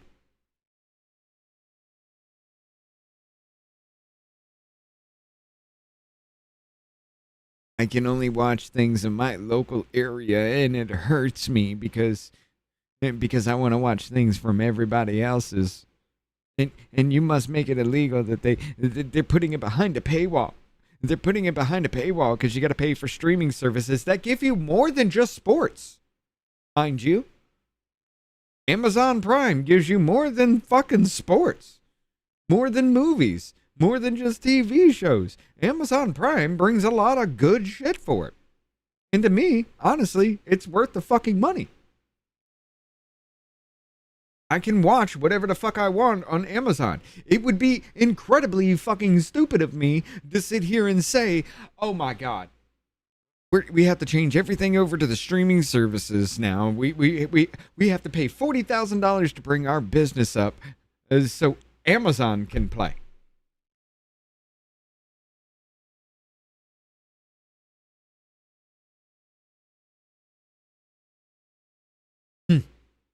If you can't afford that, the so-called 40,000, and I have to question that, I really fucking do. I really have to question that because for an actual network switch, the 8 boxes that you're talking about for your 8 different TVs and paying somebody to run the fucking cables for you, ain't no goddamned way in hell that's $40,000 fucking dollars. Ain't no goddamned way in hell. Unless you were getting fucked over because you were too goddamn stupid to know what you're talking about. And somebody has to deal with your absolute retardation, so they charge you a premium on top of that? Well, if you're too fucking stupid to understand what the fuck you need, and I have to figure it out for you, yeah, I'm gonna charge you too. You don't come to me wanting something from me and not even know what the fuck it is. I have to figure it out and then I have to give it to you. And then you complain because you charge me a lot of money. You bitch-made motherfucker. I had to sit here and create your entire goddamn network. I had to set everything up. I had to configure out all of it. Because you don't even know what a fucking IP address is. But somehow it's too much money for me to get paid to do my job because you want the government to tell everybody else you shouldn't have to renovate or innovate or change up and evolve your business in any way so people can watch sports and still attracted to your goddamned business. But $40,000, oh my God, I have to pay $40,000 to somebody who's going to set it up, do it correctly, and make it fucking run. And the only thing that I'm going to have to do if I have problems is unplug the switch and plug it back in, or unplug the modem that goes in before the switch and plug it back in. And that's the only thing I'm going to have to do to keep my fucking network running. And it's still too goddamned much. And then certainly out of market, while certainly the Cowboys are popular enough that they have games with a national distribution, a number of their games will not be available nationally. So that out of market fan is going to need to pay for the Sunday ticket, probably in addition to a number of other streaming services, as Mr. Travis just referred to, Amazon, Netflix, to access those games. So the cost still adds up. I'm not Mr. NFL here, but it just seems as if the point has not been made very well, because I've watched everyone speak. I realize I just walked in, but I've watched everyone, and I think the point has not been greatly made that you can watch your local team in your local market. The phrase I've heard a lot of folks say is my favorite team, but if you live in the Houston area, you can watch the Houston Texas. You maybe can't watch the Dallas Cowboys every single game. If you live in the Dallas area, you can watch the Dallas Cowboys, and you maybe can't watch the Green Bay Packers without having to. The only time this fucking argument works is if you have a state like mine where we don't have an actual fucking team. So we're not in that fucking region. But guess what? We're still covered. I'm still in regions. If I want to, I can pull up right now sports from my region. Oh, it's not my favorite team, though. And because I want to follow a team halfway across the goddamn country in another fucking region, I shouldn't have to pay for it.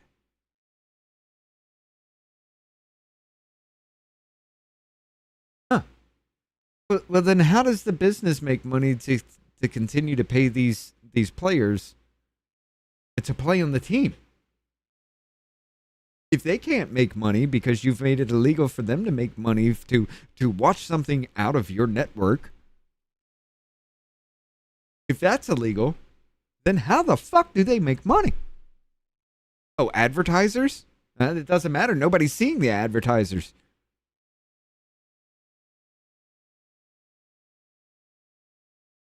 This is retarded.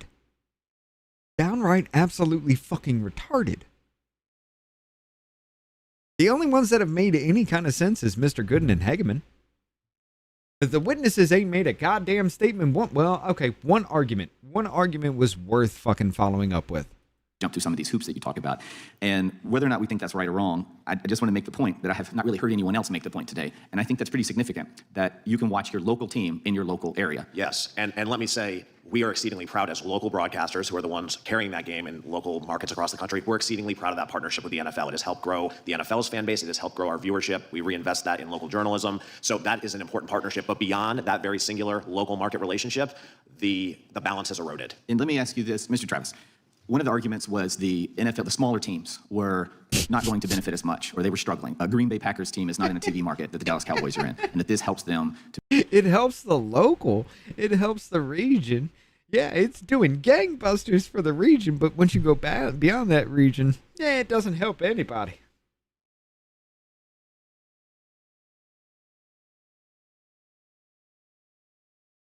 This is too much stupidity.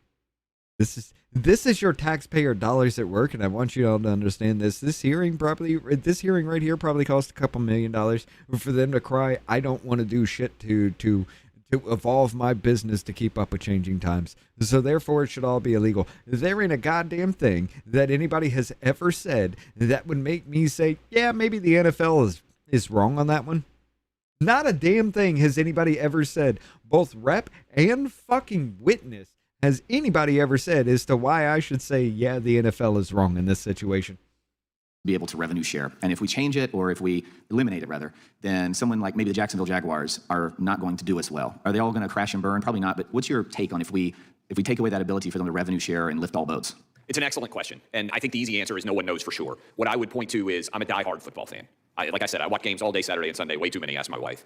On Saturday, when I sit down, I can watch 10 college football games on broadcast television for free. On Sunday, I can watch 4. I tend to think that the NFL would be smart enough to continue to maximize its audience and also maximize its revenue. So I don't think we know, and frankly, I'm not sure how many people are saying. How do you maximize your audience and maximize your revenue by decreasing your revenue to reach a higher audience? You decrease your revenue when you make these things fucking free. The higher audience comes from the people who are watching it, but what are they getting in return for what is the NFL getting in return for having more people watch their shit? Oh yeah, decreased fucking cost in increased fucking cost in business and a decreased revenue. So how the fuck do we continue to pay these people hundreds of millions of dollars every fucking year to play this sport, to make people come and watch us, to make them give up their hard-earned fucking money to pay for these tickets? Oh, they're not coming to the games anymore. Huh? What do we do? Okay, well, we can subsidize it. Let's make it regionally locked. Because of licensing agreements and everything, there was a problem with that. So let's make it regionally locked. And then if you want to look outside your region, you have to pay for it. Oh.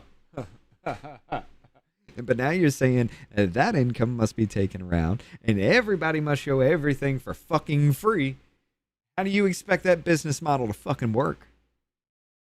Even in your world, Democrats or Republicans, that the Sports Broadcast Act exemption should be removed. I think there's a lot of people who say it needs to be applied fairly in the modern era, but I'm not hearing very many people say it would be repealed. What your hypothetical is, and I think it's an interesting and a good one, is what if we repealed this? What would the marketplace look like? And more significantly, how might it impact competition going forward? And I think the easy answer is no one knows, but if you use college football a bit as an approximator, they do not have an exemption, antitrust exemption, and you get more games for fewer or lower costs in college than you do the NFL. I'm with you, but I can't watch my Texas Longhorns every Saturday for free. I sometimes have to go to trouble. And if you also make that as a percentage, you said 10 free games. Let's say that's the number. Yeah. How many college games are going on a Saturday compared to how many NFL games on a Sunday? The answer is a whole lot more. Yeah, a lot more. I would say your Texas Longhorns, who, by the way, are really good. Bad Arch example Manning, to use, perhaps. But they're on ABC a lot for free. Now, it's true that ESPN, if you get into the weeds, ESPN has the exclusive rights to the SEC. You have the SEC Network, ESPN, ESPN2, ABC. But an awful lot, I would argue almost all of the big Longhorn games this coming year, I haven't seen the full schedule, but I think y'all will be on ABC a lot. You're right, but if I told you my team was a smaller school that was playing every Saturday, they're not always on TV. Yeah. And those NFL teams, they always are. Some of the smaller town areas that I don't know what happens if they can't share the I think it's a great question. I have faith in the NFL's ability to make money no matter what the rules are. Let's keep talking about it. I've enjoyed having you on. Thank you. I appreciate it. Gentleman yields back. I guess I would just make the point before I call in the gentleman from California that all the professional leagues handle revenue sharing differently. Very clearly, Major League Baseball does. So I'll recognize the gentleman from California for 5 minutes. Thank you, Mr. Chairman. I want to thank our witnesses here today. Good information. You know, I'm a person back home. I prefer going to the Friday night high school football games, stand on the sidelines. Doesn't get any better than that. Hot dog and a drink. It's a great time. But not all my constituents prefer high school. And to think of $1,000 some people pay? What happened? 1961, antitrust, fans first. What do I tell folks back home that may be watching this today? They send us up here to fix things. And I think that's what people are frustrated with back home is you guys talk a lot, like my daughter says, you guys talk a lot. So after today's hearing, is this going to fix anything? After today's hearing, do we have to pass legislation to fix things? Make it illegal so I don't have to spend money. We have to get the executive to do something. And I'm asking you, I'm going to ask each and every one of you that question or questions. And if you can be concise with your answer, I'd appreciate it. Ms. Gomez, go ahead. Thank you for that question. I mean, my advice to this committee is to look at where there's an excess of market power and a lack of competition that leads to consumer harms. And the answer would be legislative, administrative, what? Well, it's definitely not the FCC that can do something about this. So it would be us here? Mr. Travis. My contention would be you've helped to create the situation at play by passing that law in 1961. So it is incumbent upon you as Democrats, Republicans, Independents, in my opinion, speaking on behalf of a lot of fans out there who don't feel like the marketplace is serving them well, they're paying more and getting less, for you to fix the 1961 Act in the context of the modern era, which is very different. You know how many times I've had to struggle to find the Chargers game for my wife? You are preaching to the choir. And I lose most of those efforts. Not good for me. Mr. Legit? I think it's an all-of-the-above approach. I think Give me a priority here, not just all the above. the committee needs to reaffirm the scope of this act, which, as Mr. Travis just said, was enacted by Congress. We're not here to scrutinize the NFL's business practices. We're here to affirm that if they want to take advantage of an antitrust. We're not here to scrutinize the NFL's business practices, but for the past 2 hours, all we've done is scrutinize NFL's business practices. We're not here to do the thing we've done for the past hour and a fucking half, right? We're not here for that. We've done that for an hour and a half. Let's just go ahead and restart this entire thing because that's not what we're here for. Shut up. Just shut the fuck up. Exemption granted to them by this body, that there are certain public interest obligations that went along with that, and there's a clearly defined scope. To live up to the spirit of the law. That's exactly right. And so I believe that this committee is uniquely positioned to deliver that message, and I believe that the law needs to be properly enforced. Mr. Hillers. I'd just like to say that on Saturdays with college football, we actually pay for and are able to show like 40 games, and it costs me pennies. It's the charge doesn't even equate to anything that's a problem. And we now have more college fans than ever, and we see bigger crowds sometimes on Saturdays than Sundays. And you wonder why that is when they've just made the access so easy. So I'd like the NFL to just go back to being fan first rather than NFL first. Next to high school, I love college ball, and I do hope that we continue to have access to those games in a reasonable, cost-effective method. Last minute, I'd love for them to go back to the time when they were actually paying you to watch games off broadcast, putting them on cable TV. Would this proposal benefit local TV fans, meaning or not? Do you know? I'm not familiar with the specific proposal, but I can. You know what? Fuck it. Keep everything the way it is. Every single one of these motherfuckers have cried about how they can't find their favorite teams and they gotta pay money to do so. And oh my God, to keep my business evolving, to keep up with the customers, I have to pay money to do so. So keep it the way the fuck it is. Keep it the way it is. Seriously. Until you have a better argument than I don't want to pay money and everything should be free, keep it the way the fuck it is. Tell you the migration that we have seen in recent years has been in the opposite direction, which is that teams that for decade plus had reached their local fans through cable regional sports networks have migrated back to local broadcast television, and those teams across the NHL, the NBA, and the MLB have seen their ratings surge. I think it once again reaffirms the unique reach of broadcast. I can provide you and this committee follow up on the specifics of those deals. They number now in the dozens across the major sports. And does that raise the price or lower the price of the local? This is a home run for consumers because that game is available free over the air to every one of those consumers without cost. I want to thank our witnesses today, and if you get me that information, I would really appreciate it. And Mr. Chairman, Ranking Member, hope we can continue to pursue this one because we have good information today, but we still got to fix these problems. Thank you, and I yield. Gentleman yields. Gentleman from Virginia is now recognized for 5 minutes. Thank you, Mr. Chairman. Mr. Leggett, you've pointed out that NFL games on free broadcast draw far larger audiences than the paywall streams. Thanksgiving games average 45, 57 million versus about 27 million for the Netflix Christmas game, then 21 million for Amazon's Black Friday game. If broadcast reaches twice the audience, what does it tell you that the league keeps moving marquee and get games ready behind for paywalls? off labor tonight. I think to some degree you can take Look in for the Discord granted what you for already have. for The stories partnership and shit between to talk all about of the too. major sports leagues, particularly the NFL and broadcast, has been a testament, first and foremost, to the NFL's product, but also to the reach of broadcast, which has built their fan base and has increased our viewership and allowed us to reinvest in journalism. And that's the magic of this partnership. And as the NFL is now looking ahead to maybe a more global marketplace, they are clearly diversifying the options that they're going to use to reach other consumers. And I would just affirm for this committee that they're making that business determination, but this antitrust exemption, which was granted to them, enables them to pool rights in a way that would clearly be a violation of our antitrust laws, but for Congress's action, was intended only to govern those negotiations with broadcasters. The benefit to fans was that free access, and the balance is off if suddenly that act is going to be misused to enable negotiations with Amazon, Netflix, or YouTube. So you mean the NFL as a business is evolving with the times to keep up and maximize their revenue, like you were saying, but somehow it should be illegal because you would have to do the same? Now, reporting suggests that the NFL is seeking upwards of an additional $1 billion a year from its network partners. In your view, is the fragmentation of fans' experience a byproduct of serving fans or a byproduct of maximizing rights fees? Well, listen, by expanding the pool of media entities negotiating for these rights, the sports leagues are creating a broadened marketplace, and we know that these global streamers who have a number of other businesses as well, don't have the same financial constraints when it comes to bidding for sports rights. So that's driving up the price for everyone. One point I would make with regard to that reported $1 billion increase that the NFL is requesting in their rights, that's just with regard to their negotiations with Paramount. Right? That is not their negotiations with the other broadcast networks. They have said explicitly that they are looking for a 50% or more increase in their rights deals, given the increase that the NBA got during its last round of negotiations. And so that number is much higher than $1 billion. Thank you. Mr. Travis, EverPass, the new exclusive commercial distributor that bars and restaurants now must pay, is partly owned by the NFL's own investment arm, alongside Redbird and the owner of WWE and UFC. So the league sold the rights to a venture it has stake in, and then made that venture the only option. As someone who covers the sports business, how should fans read that? What I would say about the NFL Sunday Ticket is, in my opinion, the NFL should offer single team options. So you mean to tell me since the UFC came up, became popular, everybody started going there, watching it, and funneling money to it, that they shouldn't be able to maximize and capitalize off what they've done? Options in addition to the entire NFL Sunday Ticket. So in general, they if an created entity is an not entire serving the marketplace, fucking- what the marketplace is demanding. I'm sorry, UFC, not single-handedly, but UFC created and cornered an entire MMA fucking marketplace. And because they brought you that information, became one of the biggest ones here, that they shouldn't be allowed to continue to make you pay for what they created. Demanding, that would raise questions about why they're doing that. From a business perspective, I think the answer is because they can charge $480 some odd for the NFL Sunday Ticket if they include all those games. If they only sold individual games, what it appears the vast majority of fans would prefer, they might only be able to charge $80 or $100. And so they are making hundreds of millions of dollars on a product that the average NFL fan, if given the option to choose between, would likely not pick. A federal jury in 2024 found that the NFL had conspired to inflate Sunday ticket prices vertically. Wait.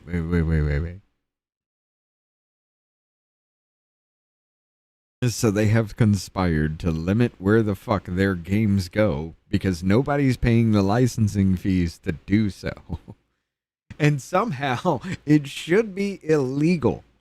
It should be illegal for them to consolidate their own fucking business.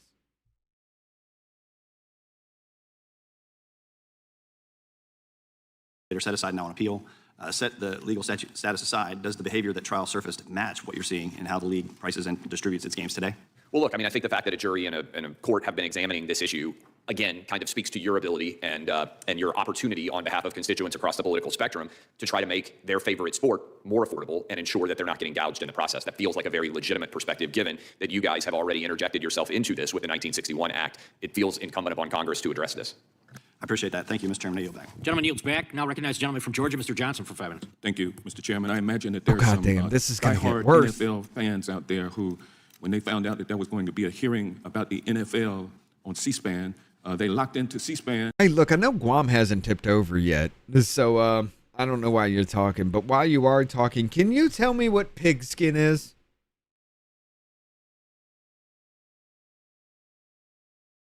When I say let's go throw around the pigskin, do you know what I'm talking about, Johnson? No, because it doesn't involve Donald Trump and playing a guitar and singing horribly and fumbling your own bullshit. Then why the fuck do you ever talk?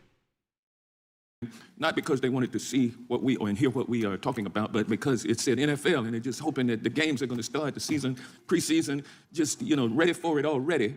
And it's coming soon, folks. The NFL is the undisputed champion of American spectator sports. Very popular. The model works. The American people love NFL football. That's the bottom line. So, they got this exemption, antitrust exemption in 1961, that allowed for collective bargaining between the NFL and not streaming services or cable or satellite operators, but broadcasters. And broadcasters, by the way, they serve every community in this country with trusted journalism, for the most part, emergency information, local sports, weather, public affairs, programming. We don't want to see our broadcasters go away. And they were the only game in town in terms of delivering NFL content back in 61. And so. Oh, you mean the industry evolved? The industry evolved. There are more ways to catch these games now. And because of that, everything must be free? Make any of this make fucking sense to me. Like, this is like coming after Elon Musk. Give us $6 billion and we'll end the world hunger. You've got it. You can just give it to us. Oh, yeah? How you going to do that? We'll use your money to buy food to end world hunger. You've had more than $6 billion and you still ain't ended world hunger. So what is my $6 billion going to do? I don't fucking know. Just give it to me.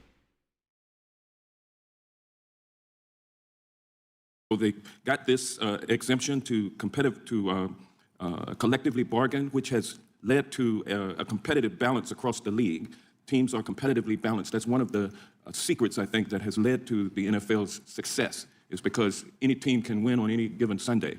And Mr. Gooden made a great point about people being able on broadcast TV, free TV, to watch their local NFL team, not necessarily their favorite team, but I hear Mr. Travis wanting there to be more choice offered by the NFL for viewers who are interested in teams other than their local team. They want to be able to access those teams without getting soaked financially. And I'll note at this point that when you try to go to a game, Mr. Travis, if you took your 3 sons to an NFL game, the average ticket price is $310, $310 to $350 in the nosebleed section.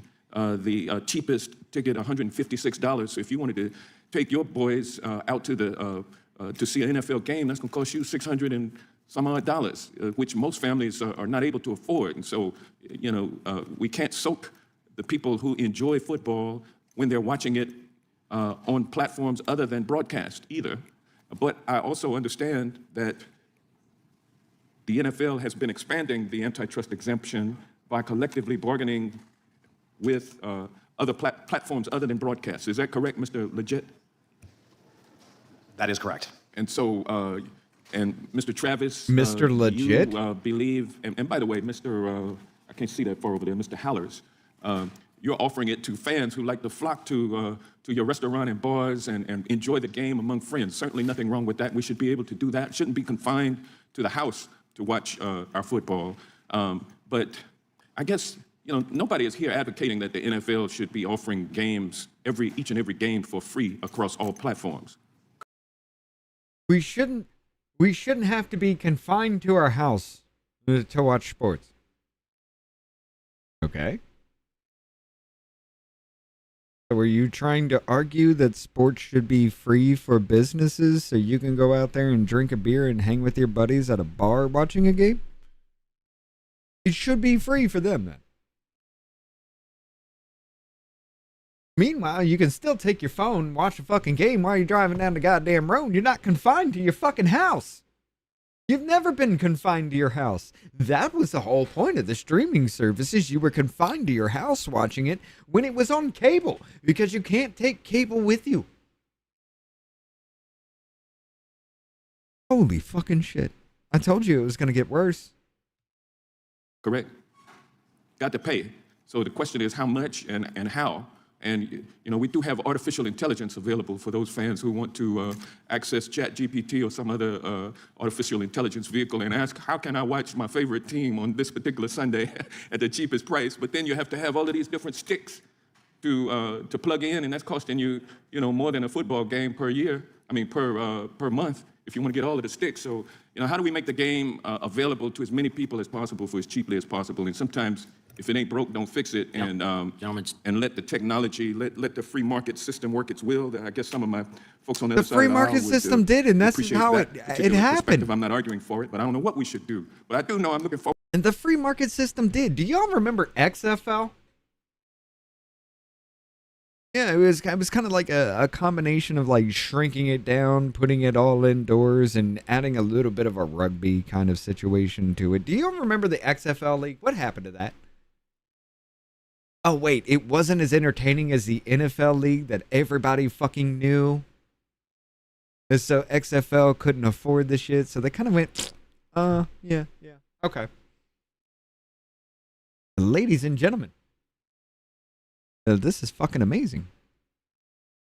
It's amazing as shit that there have been other things that challenge and rival the NFL that have gone to the wayside because consumers chose the NFL. And now it's wrong because the consumers chose the NFL and they corner the fucking market because the consumers chose the NFL.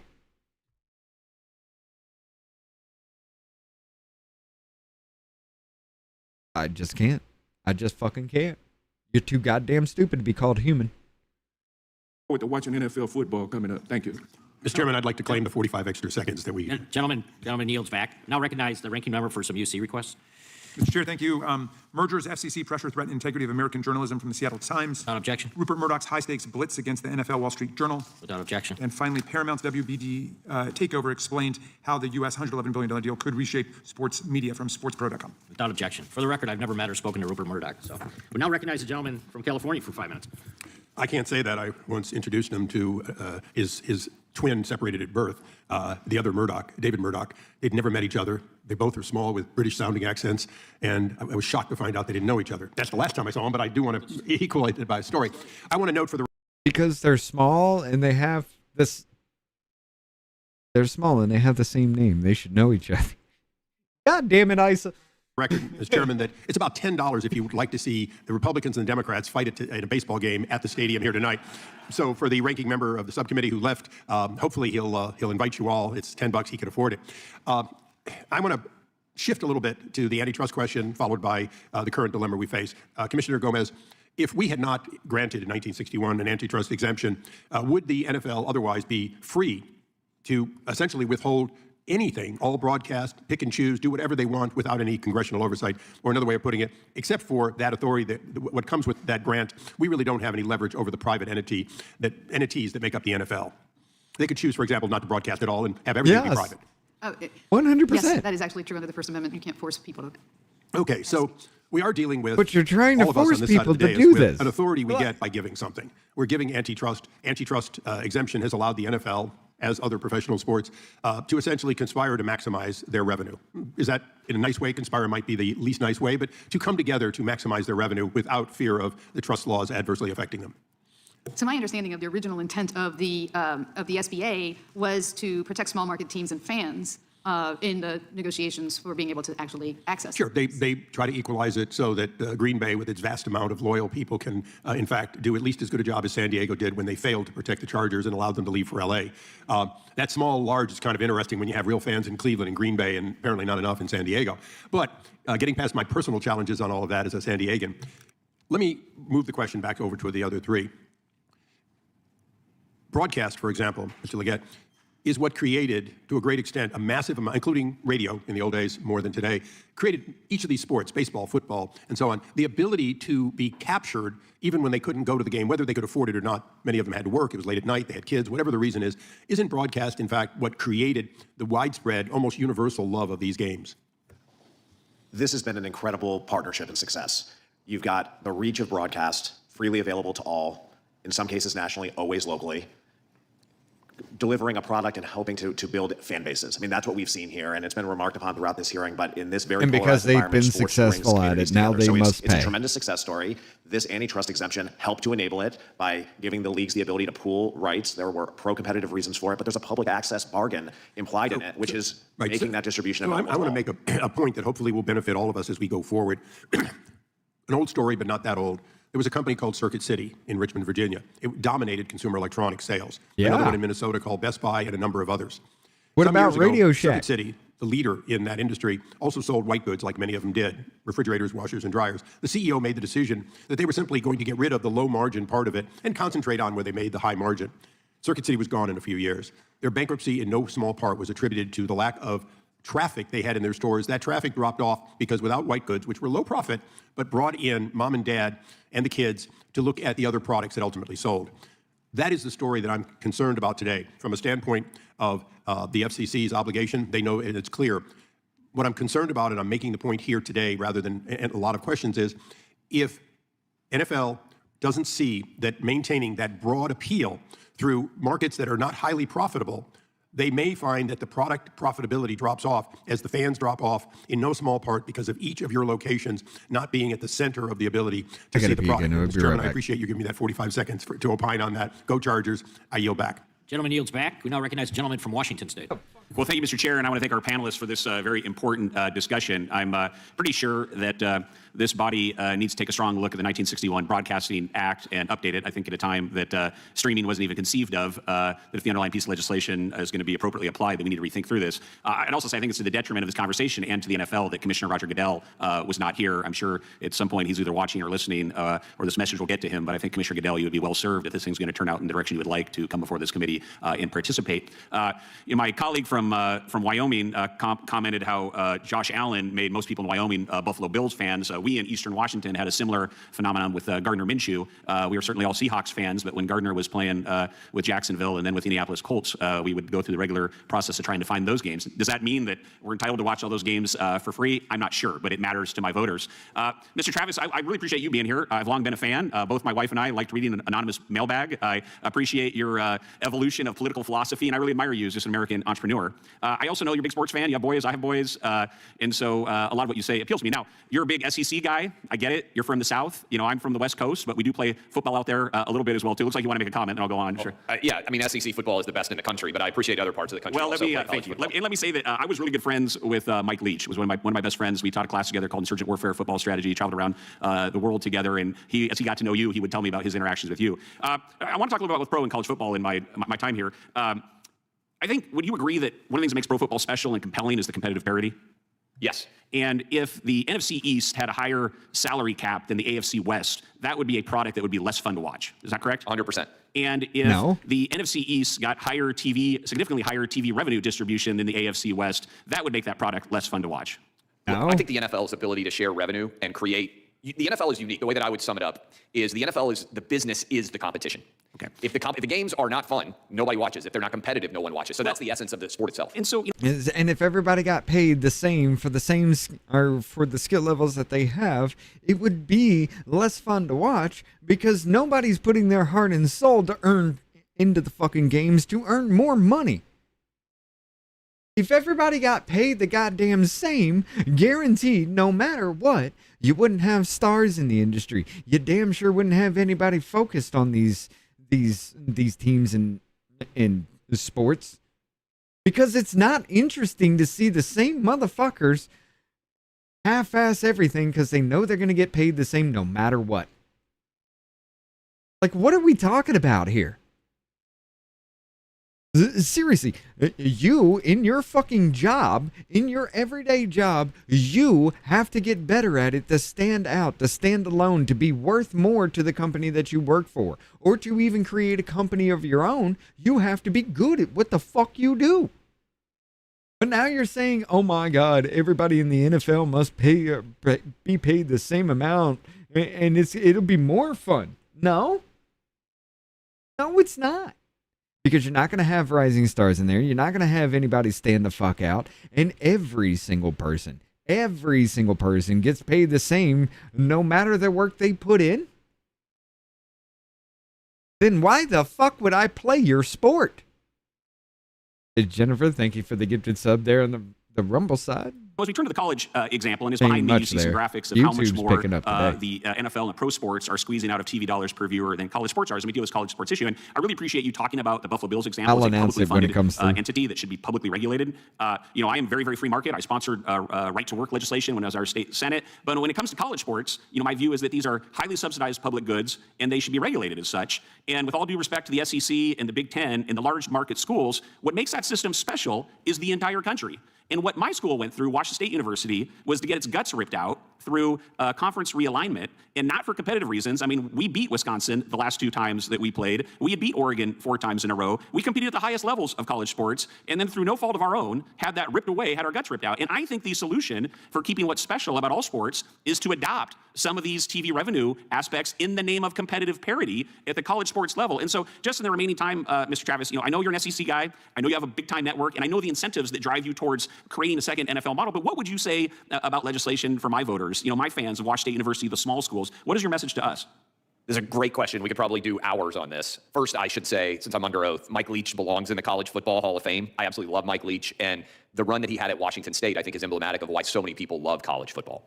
College football needs to be fixed. It is broken, and there's a lot of discussions about how to fix it. I think that it's being underutilized dollars-wise. I think the value of college football is second only to the NFL, and figuring out how to allocate more resources to college football that also can. I'm sorry. The reason why college football is fucking attractive to people over a national football is the fact that it's for the love of the game. It's to get noticed so that after college they can go somewhere. They can be part of the NFL. They can make a name for themselves. You see more heart, grit, and soul on a college fucking team than you will ever see in any NFL game. That's why it's popular. And you're going to sit there and say, let's bring money into college fucking games so that they get paid for playing sports on a college fucking scholarship. I mean, going to college for free was the scholarship itself.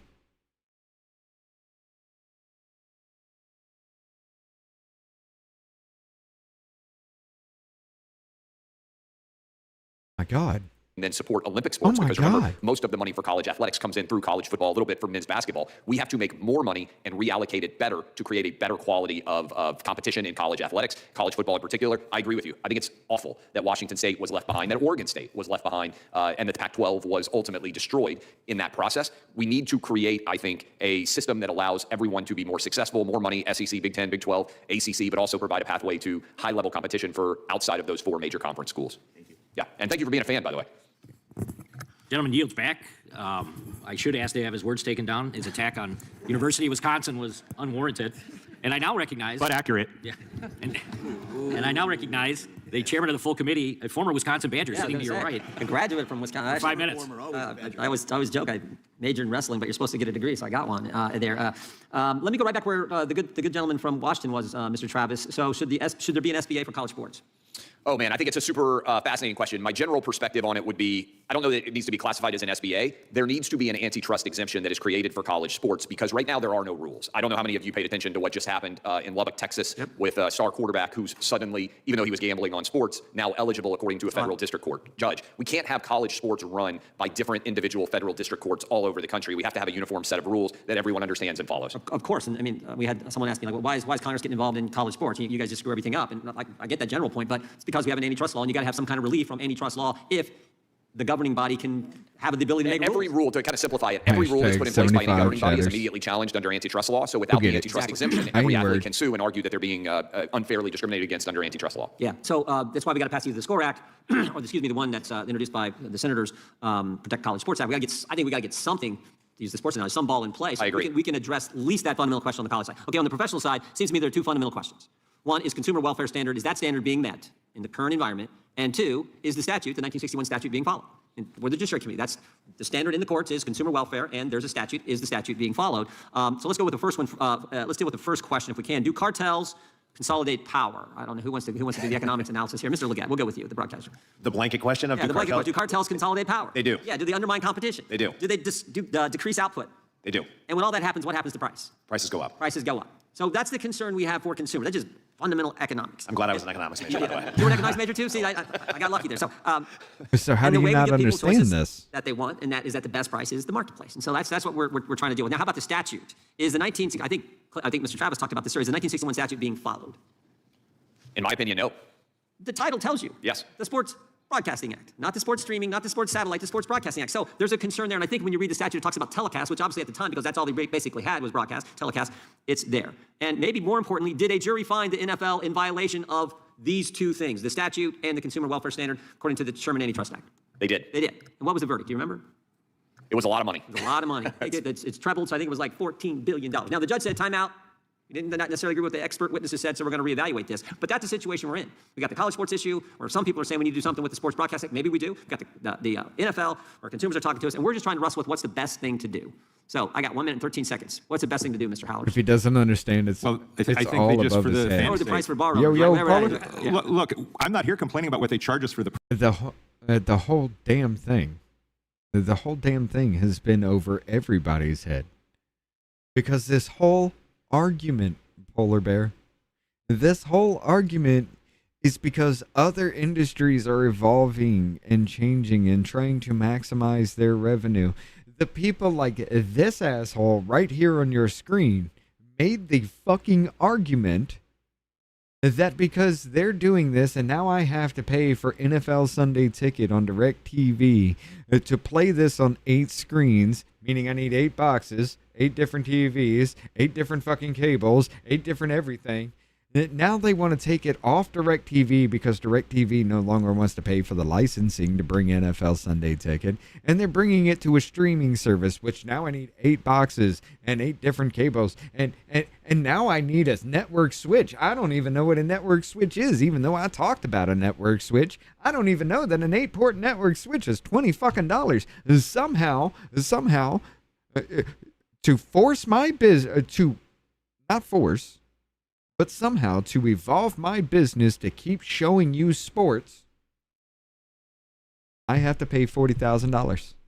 And it should be illegal. It should be illegal to do that because I have to pay $40,000 to upgrade to something to continue to make my business relevant in the business that I'm in. That was that faggot's argument. Programming, and you guys know, we haven't talked about that, but for a small bar, they charge for the Sunday ticket $6,000 a year. For a larger bar, $14,000 a year just for that Sunday ticket for an occupancy 195 bar. Travis is probably the only fan that would ever pay that. It's even more for the bigger bars. Yeah. But we're not here. We're saying charge us. Just don't take away our choices. Just let us get it everywhere fairly. Okay. And that's what the fans want too. They just want access to the program in a fair way, and don't for the fans, of course, they're like, don't overcharge. Commissioner, I will include everyone. I'm being bipartisan today. I want the Democrat witness. Go ahead. Thank you. I think it's very important that we look at where there is market power and where there's no competition that is harming consumers. We've seen this in the consolidation of major media companies where we have seen local communities get harmed because they lose content, they lose the local journalism, they lose diversity of viewpoints, and this really matters to the local communities that these broadcasters are serving. And the last word for Mr. Leggett, Mr. Travis.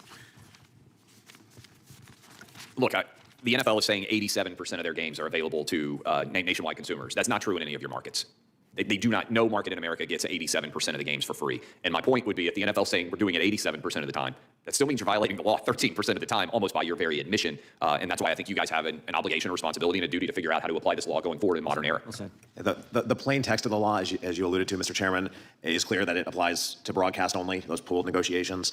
Frankly, the legislative history is even more clear that the committee considered a broader application of the law to paid services and narrowed it to broadcast.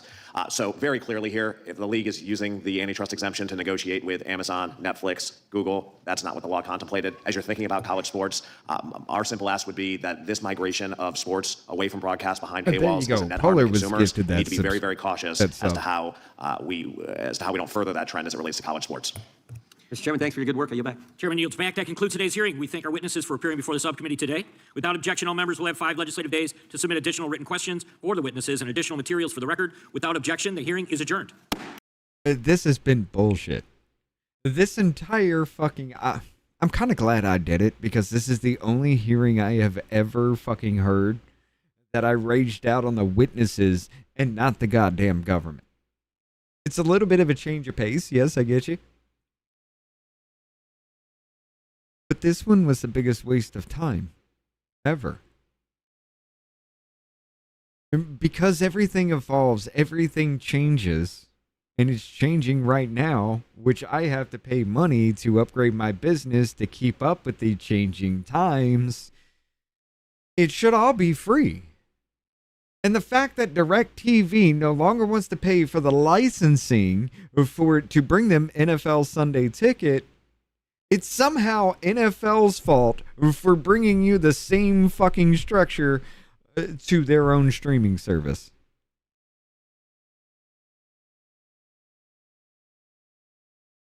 Yeah, I don't. It's not going to make sense. It'll never make sense. The more you listen to this, the more it will not fucking make sense. Because everything is changing. Everything should be free. Because DirecTV doesn't want to pay for NFL, and NFL is bad.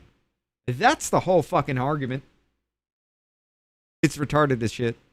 There was no goddamn point in it. And of course, they spawned again. I'm gonna have to kill this bitch real quick. Oh, okay. Fuck it. Give me...